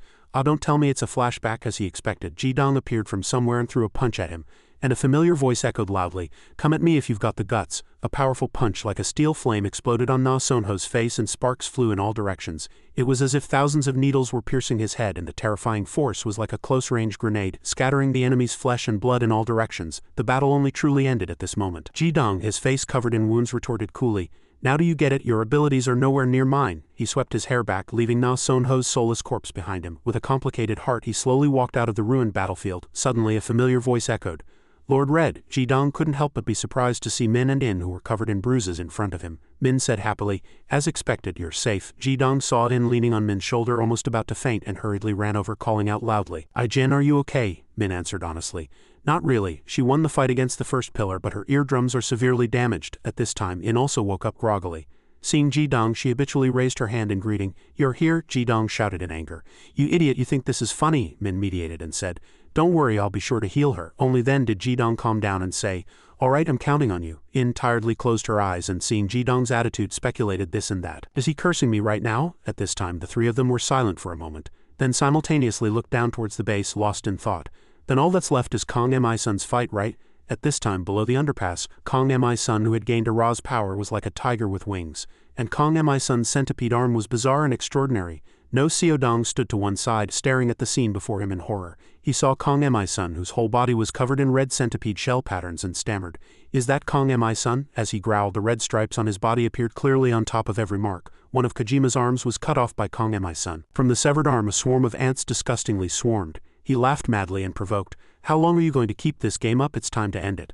A light flashed in his eyes and he rushed in amidst a frenzy, growling, "Die!" Kojima summoned the power within his body, summoning Ka Seong-tae's ability to fight Kong Mi-sun's centipede arm head-on. While he dodged to get close to him and engage in close combat, a strange purple light emanated from his hand and he continuously summoned the powerful Bugman clones he had absorbed. Kong Mi-sun came right up to the Mantis Bugman's blade, didn't waver for a moment and pushed him away. Kojima cursed inwardly. Damn it, he pulled out his trump card of directly attacking Kong Mi-sun's psyche. A golden light flashed and Minwon's clone appeared and attacked Kong Mi-sun. He said with interest, "How about this, friend?" Kong Mi-sun was indeed shaken. He stood blankly for a moment and let Minwon pierce his body with a sword. Seeing this, Kojima shouted madly again, "Take Kong Mi-sun's centipede power, return it to me," he said madly. Although I was injured by Minwon, Kong Mi-sun's power did not diminish in the slightest. He swung his arm and easily knocked down Kojima, who was behind him. With the sword still embedded in his body, he rushed in and gave Kojima a wake-up kick. He was sent flying backward, and before he could hit the ground, the centipede arm rushed in and struck his side. With its flexible length and surprising power, Kojima was slammed hard into the ground by the centipede arm. Kong Mi-sun turned his body and delivered a spinning kick, and the centipede arm also gathered its strength accordingly and slammed Kojima deep into the ground. Kong Mi-sun approached Kojima and screamed in pain. A desperate Kojima. Supercluster. Instantly, millions of black ants appeared and clung to Kong Mi-sun's arm. The black ants appeared everywhere, covering an entire wall. No Seodong screamed in fear. "Arg, what on earth is this?" Kojima shouted loudly. "Ant nest, tear that bastard to shreds." The ants attacked Kong Mi-sun as ordered and he groaned and stabbed his centipede arm straight into the ground, pinning Kojima deep into the floor. Kojima coughed up a mouthful of blood as if the end had come. Kong Mi-sun raised his centipede stinger and aimed it straight at Kojima. Suddenly he paused for a moment. The armor disappeared, and he returned to his normal state. Kong Mi-sun stared at Kong Mi-chan with empty eyes. At this time he was lying powerlessly on the ground, his whole body covered in wounds. Kong Mi-sun fell silent as if thinking about something. As the armor on Kojima's body disappeared, the ant nest saw it and rushed to his body. No Seodong's eyes widened in surprise as he saw this scene. The ant nest at this time, instead of rushing to its master Kojima, gathered towards Kong Mi-sun. No Seodong was surprised. Is the ant nest returning to Kong Mi-sun? Even the person himself was constantly surprised as he saw the ant nest gathering around him. "You guys," Kong Mi-sun's lips moved. Kojima was gasping for his last breath at this time. He coughed once and a sense of betrayal washed over him as he saw the scene before him. "Cough, cough, this damn ant nest, how many bugmen have I brought you? Don't tell me even you, ant nest, are going to abandon me?" Kojima fell deeper into despair and uttered a single word. "Hung." Kong Mi-sun was surprised and couldn't believe his ears. Kong Mi-chan continued, "Do you think you can kill me?" Kong Mi-sun asked in surprise, "What are you talking about right now?" Kojima laughed madly. Kong Mi-sun trembled with anger and asked again, "What's so funny?" Kojima growled and provoked. "No way, ha, in your dreams, you can't." Kojima's tone was extremely provocative. "A person like you would dare to kill his own brother? You can absolutely never do it," Kojima said resolutely. Kong Mi-sun gritted his teeth. "Yeah," Kojima didn't stop and continued, "You were born a hero and I'm a villain. I want a perfect ending." As he spoke, he gathered power in his hand. Kong Mi-sun was horrified by the sight before him. Kojima brought a hand to his own face and was about to take his own life. He said languidly, I'm tired of these games now, this will be the last fight, number 1. Kong Amai-san shouted and stopped him. What are you doing right now? Kojima had no intention of stopping and with empty eyes brought his hand closer. Kong Amai-san shouted in despair. At this time only one last thought remained in Kong Amai-chan's eyes. A blue streak of light flashed before his eyes and he entered his final open state. Outside, Ji-dong and his group heard a buzzing sound and immediately stopped on high alert. Ji-dong said, "What's that sound? It's coming from the symbiosis zone," Min answered, looking in the direction of the sound. Suddenly, at this time from within the symbiosis zone a giant monster burst out from somewhere and rushed in with its huge mouth open. Ji-dong held in tightly in his arms and said loudly in surprise, "What is that?" The monster bent its body down and escaped from the symbiosis zone. Min quickly moved aside and dodged the monster. The three of them struggled to avoid its huge body. The bugman continued to crawl somewhere. At this time inside the monster's body, Kojima appeared in a new open form. Kong Amai-san stood opposite him, dazed. "Finally you," Kojima immediately answered. "Yes, to become the monarch of insects one must at least reach this state." He turned his body and declared, "I am the monarch of bugmen. I am Kojima." He especially emphasized these last 3 words and Kojima's new form was revealed under the light at this time, his whole body emitting a strange radiance along with the sharp wings on his back. The arm that had been previously cut off by Kong Amai-san was replaced by a dark blue prosthetic made from the ant nest. Preparing for the grand finale, the monster crawled quickly somewhere. Inside it, Kojima and Kong Amai-san were in a tense standoff. Kong Amai-san opened his mouth. "What are you trying to do right now? You can't go back to the past, you know." Kong Amai-san swung his arm, became angry, and shouted loudly. Kojima ignored his actions, thinking Kong Amai-san was acting. "Just a moment ago you were so eager to kill your brother, why are you suddenly pretending to care about each other?" he said in a provocative voice. "Stop fantasizing about power." Kong Amai-san growled in anger. "What did you say?" Kojima didn't care and raised his 2 hands which had absolute magical power and continued, "I am the monarch. Don't you dare even have the slightest thought of resisting me." He sent out a strange group of bugmen and ordered them to attack Kong Amai-san.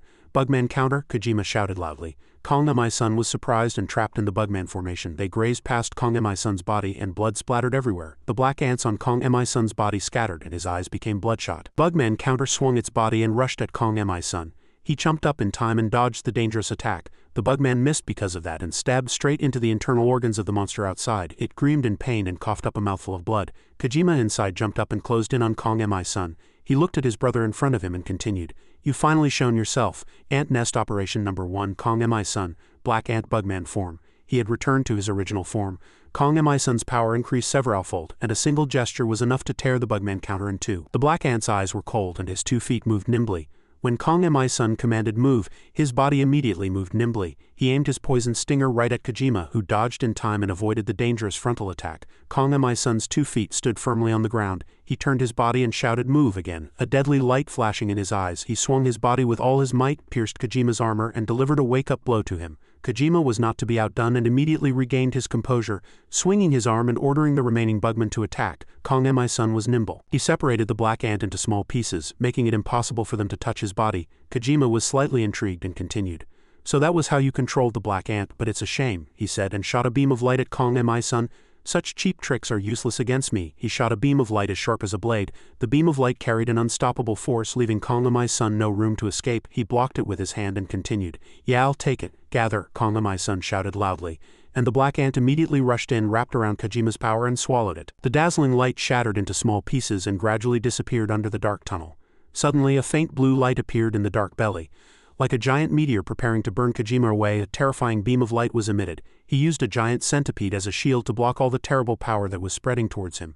The centipede melted as if it had touched a highly toxic acid, and steam rose from the rotten corpse. Kong Amai-san had not yet used all his techniques, and the blue wave came once again. He sent out countless monster clones, their mouths open as if holding a strange power. The sound of fire echoed, and the light in the monster's mouth gathered its power like the breakthrough force of an atomic bomb and was fired at Kojima. He was not at all behind and shouted arrogantly, "It's nothing to me." Then he used a technique and summoned the souls of the powerful bugmen he had taken. Countless flows of power collided with each other, and the frequency was great enough to melt the monster's interior. Kong Amai-san took advantage of the momentum and rushed in, shouting loudly, "Kong Amai-chan!" Kojima did the same. He rushed in and called out loudly, "Kong Amai-san!" The two were entangled with each other like a storm. The opposing forces, like water and fire, shook the heavens and the earth, and sparks flew in all directions. No one expected that the two who were once close brothers would turn their backs on each other and fight to this extent. The roars echoing in the damp space further highlighted their determination to eliminate the other. A dazzling golden shockwave soared. The monster bent its body in pain from the burning heat. It made a gurgling sound, and in the blink of an eye its body exploded into hundreds of pieces under the terrible force. Its pieces of flesh were scattered on the ground, leaving a battlefield mixed with the smell of various monster blood and thick dust. Kong Mi-sun hid his body with the ant nest under the earthquake-like explosion. A desolate city with severely damaged tall buildings appeared before his eyes. Kong Mi-sun muttered in a daze. "This place is," Kojima's creepy voice echoed again. "I wanted to come back here with you, Hung. The place where you lived and the place where I was trapped." Kojima appeared in the burning sky. His figure exuded the loneliness and mystery of a tyrannical overlord. He continued, his voice filled with remoteness. Then he stopped speaking. Kong Mi-sun did not understand the words Kojima was implying. He followed his gaze and his face was filled with extreme horror. Over there a swarm of insects was wrapped around his respected grandmother. Kojima's emotionless voice echoed. The words were polite but full of ridicule. "Our Ms. Jin Ok Jiam is also here." Seeing the figure of the person he missed so much, Kong Mi-sun shouted loudly. "Grandmother?" In the middle of the ruined city space, one was Kojima in the sky, the other was the horrified Kong Mi-sun. An insect tree grew and tightly wrapped around the two's grandmother. Kong Mi-sun's eyes were filled with shock. Could it be? He opened his mouth. "Grandmother, why are you here, grandmother?" Kong Mi-sun cried out in despair. He instantly teleported to his grandmother. Desperate to reach his loved one, with a whoosh he moved with all his might at an unprecedented speed, leaping towards her. Kong Mi-sun shouted, "Grandmother, grandmother, I'm here." Unfortunately, she just lay there quietly unmoving. Suddenly a trembling voice reached his ears. Kong Mi-sun was startled. It seemed as if his grandmother was trying to say something. Just as Kong Mi-sun was overcome with emotion, Kojima charged in like an arrow, slammed Kong Mi-sun to the ground. Kong Mi-sun staggered up from the ruins. Kojima didn't stop and controlled the monster to charge at him. It grabbed Kong Mi-sun tightly with its pincers. He shouted, "What the hell are you doing?" Kojima answered coldly. "It's still too early for a tearful reunion. You're not the only one who missed grandmother. I missed her dearly too, our respected elder," he said as he approached her. Kong Mi-sun shouted loudly in anger. "Explain, why is grandmother here looking exactly the same as 2 years ago?" Kojima clutched his head and sneered. "My brother, who was always a man of few words, has become quite the chatterbox upon meeting grandmother again. What does it matter? In any case, you should be glad just to see her alive." He glanced at his grandmother and continued, "Unfortunately, she's merely existing, and that's the problem." These words extinguished the last embers of hope left in Kong Mi-sun. His mood instantly darkened, and he stammered, "What?" Kojima opened his mouth. "Grandmother is barely hanging on by feeding on bugmen. It's all thanks to me." Kong Mi-sun was too furious to form a complete sentence. "Kong Mi-chan, you..." Kojima cut him off. "Hear me out. There's a reason I saved grandmother." He stretched his demonic hands towards his grandmother and taunted, "Now why don't you guess what I'm going to do next?" A blue wave of energy appeared and he approached his grandmother without the slightest hesitation. Kong Mi-sun shouted, "No way, don't!" But he didn't use that power on her as Kong Mi-sun had expected. Kojima turned and shot the energy into the ground. A bizarre creature rose from the pile of ruins and lightning struck around it. The creature grew in an instant, gradually revealing a massive hideous form. It stood tall, spreading its 2 arms as if it were invincible. From a distance, No Seodong was horrified to see the strange creature. He was terrified. "What on earth is happening? I have to hurry." Kong Mi-sun on this side was just as shocked. He stammered, "What in the world is that?" Kojima proudly introduced it. "This is the power of God. With this power I will turn all of humanity into bugmen." Kong Mi-sun was dumbfounded. "What?" He pointed at the creature and challenged. "Choose. Will you save all of humanity? Or will you save this dying grandmother?" He growled madly. Helpless, Kong Mi-sun shouted, "Nonsense, stop it right now." The ant nest also growled and charged. Kojima swung his arm even more enraged. "How dare you!" He sliced the ant nest in two with a single blow. The monster's sharp pincers tightened their grip, digging into Kong Mi-sun's body. At this point he could only plead helplessly, "Please stop." In contrast, Kojima paid no mind and said, "If you can't choose, Hung, then there's no other way. I'll just make both a reality. This is the true evolution for the weak human race." He moved right up to his sleeping grandmother. Kong Mi-sun could no longer maintain his composure and shouted loudly, "Kong Mi-chan, calm down. That's our grandmother. And let humans live as themselves." Kojima found this hilarious. He retorted, "Let humans live as themselves, and then why don't you try saving them all?" He challenged. "Ha, hero." Kong Mi-sun, knowing that words couldn't move him, Kong Mi-sun could only plead helplessly, "Stop." The mysterious monster began to unleash its terrifying power. It shot out a wave of blue power, preparing to invade the world. Kong Mi-chan continued, "Goodbye, my beloved grandmother." Kong Mi-sun tried to struggle, but a sense of powerlessness washed over him. The power of God continued to emit a strange blue wave. At that moment, No Seodong opened and charged in from somewhere. He gritted his teeth and stomped hard on the ground, rushing in to face the monster, ready to risk his life. He shouted loudly, "Leave this to me." He charged bravely like a moth to a flame. Heedless of the searing heat emanating from the ultimate monster, No Seodong's body was already battered. His wounds opened and blood streamed down. He had decided to sacrifice himself to that monster, a final effort to save humanity.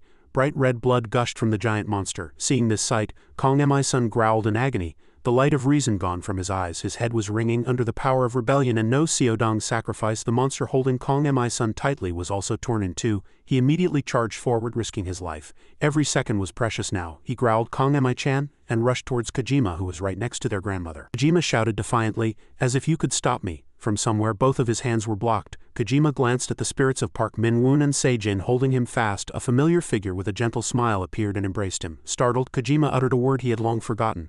"Mom." Seizing that opening, Kong Mi-sun rushed in and pierced straight through Kojima's body with his hand. He was in agony, feeling as if his soul was being ripped away in an instant. A part of Kojima's body was pierced and Kong Mi-sun's hand was now covered in blood. The blood of his own brother. He landed on the ground, leaving a chaotic battlefield behind him. As if remembering something, Kong Mi-sun spun around and called out loudly, "Grandmother?" A streak of blue light flashed in his eyes. Kong Mi-sun was dumbfounded by the vision before him. He watched his grandmother slowly disappear into magical blue dust and muttered, "Grandmother." The blue dust vanished, leaving only a desperate emptiness. Kojima weakly opened his mouth. "She's not here. Where's grandmother?" Kong Mi-sun paused. "What?" Kojima continued. "Even I couldn't find her." Kong Mi-sun was shocked. "Then why on earth did you do all this?" Kojima laughed until his final moment. "Haha, I had to. I had to create this mess so that you would kill me, Hung." He lay on the ground, a distinct hole pierced through his body. Lying in a pool of his own blood, he muttered. His vision was fading, but deep down a light of satisfaction lingered. "This is the ending I longed for," he said weakly. Kong Mi-sun rushed over, knelt beside him and growled, "You're going to die so emptily after turning the whole world into this mess. Don't die. Turn everything back to normal." Kong Mi-sun shouted demandingly. Kojima continued, "That guy jumping in just now ruined my plan. Grandmother, Mom, and you, Hung. I was so happy to see everyone again." Kojima said his final farewell and sank into the eternal end he had craved. Kong Mi-sun knelt in despair beside the body of Kong Mi-chan, his last remaining family. He too had left in the way he least wanted. "Kong Mi-chan," he muttered. At that moment Min's group finally caught up to Kong Mi-sun. Min shouted loudly, "He's over there." A voice filled with surprise was heard. "Wait." Song Ji-dong looked around and was startled. "Is it over?" Ri-jin couldn't hear well but vaguely guessed. She shouted loudly, "Is it over?" Song Ji-dong calmly opened his mouth. "Let's wait a little longer." They looked at Kong Mi-sun's lonely back and felt that something was wrong. At that moment, Kong Mi-sun's heart felt as if it had shattered into pieces. He stared intently at Kong Mi-chan before him, and a blue light emanated from his body. The souls of the bugmen that had been absorbed were finally freed, soaring up from Kojima's body. Suddenly, a red light enveloped Kong Mi-sun's hand. He was surprised. He looked up at the light. Above him, Era's soul was finally freed, liberated after a long and brave journey of struggle. She smiled gently at Kong Mi-sun. "Era," he called. Another hand was extended to her. Up there, the souls of Se-jin, Hannah, and the others who had been sacrificed in this battle were waiting for her, ready to go to a better world together.